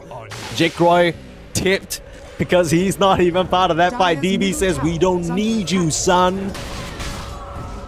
I'd really like to see Rapido have a shard in this game. I feel like a big part of Phoenix's damage is the Sun Ray. Get 2 off the shard and doing an unkillable egg this game. Like they really need it. They could use some damage, but they could use the Phoenix being alive. Yeah, they got 4 buybacks. Might just lose a Rex before they pop any of it, just because it's just, what's the point of fighting now? You don't have any of your ultimates, it's looking painful. Very Barracks. Looks like the game 30k net worth lead at 30 minutes. Dire's top tower is under attack. Surprised Ivory hasn't called it, but it is their last hurrah. Aizen keeping in. Not sure if they can do it without the Phoenix though. Ken's gonna try one final hurrah onto Jikroy, but he still has that BKB, and who's damaging him Oh now? my A Sonic Wave onto 3. What are you gonna do? You don't even have the Supernova. You are just gonna burn out in the sky, Jikroy. He's gonna drop to the damage, but again, we've seen it before. They don't need Jikroy. They're just gonna clean up the game by themselves. Need to be careful though. There is still a buyback on the Tiny. The last thing they want to do is overdive and get tossed back into the base. Waiting for the buyback. In comes the Tiny. Looking for the toss back onto Mamang Daya. Will find it onto Rapido. No blink available and Mamang Daya will go down. Dire's middle tower Overplaying their hand a little bit. Tech Free Gaming again. Another stark reminder that they need to chill. The game's not over just yet. This is the last chance for the side of Ivory and they are not gonna go down without a swing or two. I'm not sure if this is one of those, is it just denial or do they actually have a chance? 31k at 31 minutes. Never Fleet continues to grow. This is level 20 now. Queuing up the AC. I don't know if you've seen this before, but this 25 tide is some nonsense. The anchor smash spin, 50%. You know what I'm talking about, Mike? The chance know of what you're anchor talking about. smash on attack. I don't even know if he's gonna get to level 25 before the game ends. That's kind of what I'm thinking about. He might. I was trying to do the math in my head. How much more EXP does he need before he gets there? Also, very interesting item build. Kanda coming out from the Bounty Hunter. This is such a dead item, but for some reason he picks it up this game. The break onto the Tiny, I guess. The break onto some of these other heroes. I don't know if it's that good though. I mean, I feel like he's at a point where he doesn't really care too much. I'm sure there are better items, but I think they probably feel like the game's kind of over anyway. They are just that far ahead. So I guess on Zikor, gonna secure it even more. See the replay of that fight. Look at that Sonic Wave coming in. I mean, what a comeback from Mamang Daya throughout the day, right? I think the first few games, not really the most inspiring performance, and it's almost like he heard us something to prove, a bit of a chip on his shoulder. Coming back in these games. Yeah, for sure. Your shine has fallen to the radiant. I mean, good for him, right? I mean, building confidence on some of these heroes like the Storm. Finally freed from Dragon Knight jail. Put that over on Jikroy instead. He's looking amazing on it. Radiant's top tower is Keep it under that way. attack. Why not? Bit of a backstab movement here. Brims on the low ground. They will just take him out. Nice little snowball. Ravage and Rapido doesn't stand a chance. The Ravage on point. The earlier parts of the game, a little bit hard for DB to connect that, but now landing it perfectly. The fear, the Sonic Wave. Aizen doesn't have a game, man. Dire's top tower GG. They are done. Good luck next, Drake. Despite his very, very polite request to let him win. Tech Free, do not oblige. Thank you very much, Barney. GG is called. And that will wrap up our series here in the lower bracket. We started the day with 6 different teams, and now we only have 1 left. Tech Free Gaming are your winners and survivors of the lower bracket. They'll be moving on to face up against Execration, who did end up dropping the series 2-1 to Boom. And tomorrow, we'll figure out which one of those 3 teams will take the 1 spot to Riyadh this summer. You have a favorite, Mike? You're rooting for anyone? I mean, you got to. You know me. I'm a big Jabs fan. Any team that Jabs is on, I got to be behind it. But at the same time, I feel like this run through the lower bracket from Tech Free has been really inspiring. It's going to be painful for me because on one hand, Tech Free, they seem like just such exciting guys to watch. And then you got Leon Arthur on Execration. And then for me personally, you got Jabs on Boom. Like, it hurts, man. It hurts regardless of which one makes it. It would be cool to see some sort of upset, but if I'm following my heart, I do think that Boom have this. We've got to take a quick look at the lower bracket, just how the events of the day transpired. Of course, started out with Yangon Galacticos looking pretty solid in their run, but unfortunately, they were not able to overcome Ivory, and we kind of understand why after seeing this Ivory versus Tech Free matchup, right? It is very evenly matched. Ivory, despite coming in as the underdogs, I think they did a really good job in terms of putting up a fight into Tech Free, getting Tech Free all confused in the chaos, forcing mistakes. But Tech Free, some moments that need to be sort of reflected upon if they want to go up against Execration, because we've seen the new Execration, we've seen the level of discipline that Leon Arthur has brought to the team, the sort of strategies as well and their game plans. This is not an Execration that you can take lightly, that's for sure. Yeah, they look good in a lot of their games, especially when they're ahead, right? When Paz has this matchup and having a good game. Even their series against Boom earlier, I think they just kind of snowballed off some PA pick. Tino as well. We know in clutch times, clutch moments, Tino and Shanks have always come through for Execration. So I would be hyped to see that upper bracket final. Not gonna hate it if we see Tech Free either. I feel like Mamang Dai has been playing really well. Jikroy too. I feel like some of these players, Dalul has been impressing me as well. One of the more upcoming players. I feel like he's been on the rise for the longest time and is still rising in my eyes. I hope these players get a chance too. Yeah, for sure. I think that's what it really all comes down to. Southeast Asia, you know, there's a lot of memes about it being a dead region, the Dota being played here that's not quite up to par with the international standard. But a lot of it is just because of infrastructure, right? That's the age-old problem that we always talk about. Just players not really given the biggest chances. Very cool to see a Korean organization, Tech Free, investing in the scene here and trying to grow the scene in Indonesia. Of course, we take a look at our upper bracket. Like I mentioned, Boom Esports able to take the series 2-1 over Execration, putting them in a very comfortable spot in the grand finals. I'm sure they'll be watching the lower bracket finals very intently to try and make sure they have ID'd their opponents and are ready for that match. Because whether it's Execration, whether it's Tech Free, it's not gonna be an easy swing for Boom, that's for sure. I agree. We'll see what happens tomorrow, but unfortunately that's it for me and you, Mike. Yeah, we'll see what happens tomorrow, but it won't be because we're casting. It'll be none other than the very lovely Mike LaPhoenix, the Australian Mike, the original Mike, and John X Fire bringing you that action as they have been the past few days on EWC_Platinum. But for us, that's about it. Do you have any closing thoughts you'd like to make before we send it off for the last time here? Nope. Okay. A man of few words as per usual, but thank you so much everyone for joining us. We hope you enjoyed all the Dota you've watched, but the action is far from over. We still have many more regions fighting for their spot to join the already invited teams in Riyadh. It's gonna be a splash. I mean, this period, there are so many big events happening. Apart from Riyadh Masters, there's gonna be TI qualifiers coming up. There's a lot more Dota to enjoy if you're a Dota 2 fan, so I'm sure we're all gonna be enjoying that together. But for us, 343 and Permasneeze, that's gonna be it. Thank you so much for joining us, and we'll see you soon next time for more Dota 2.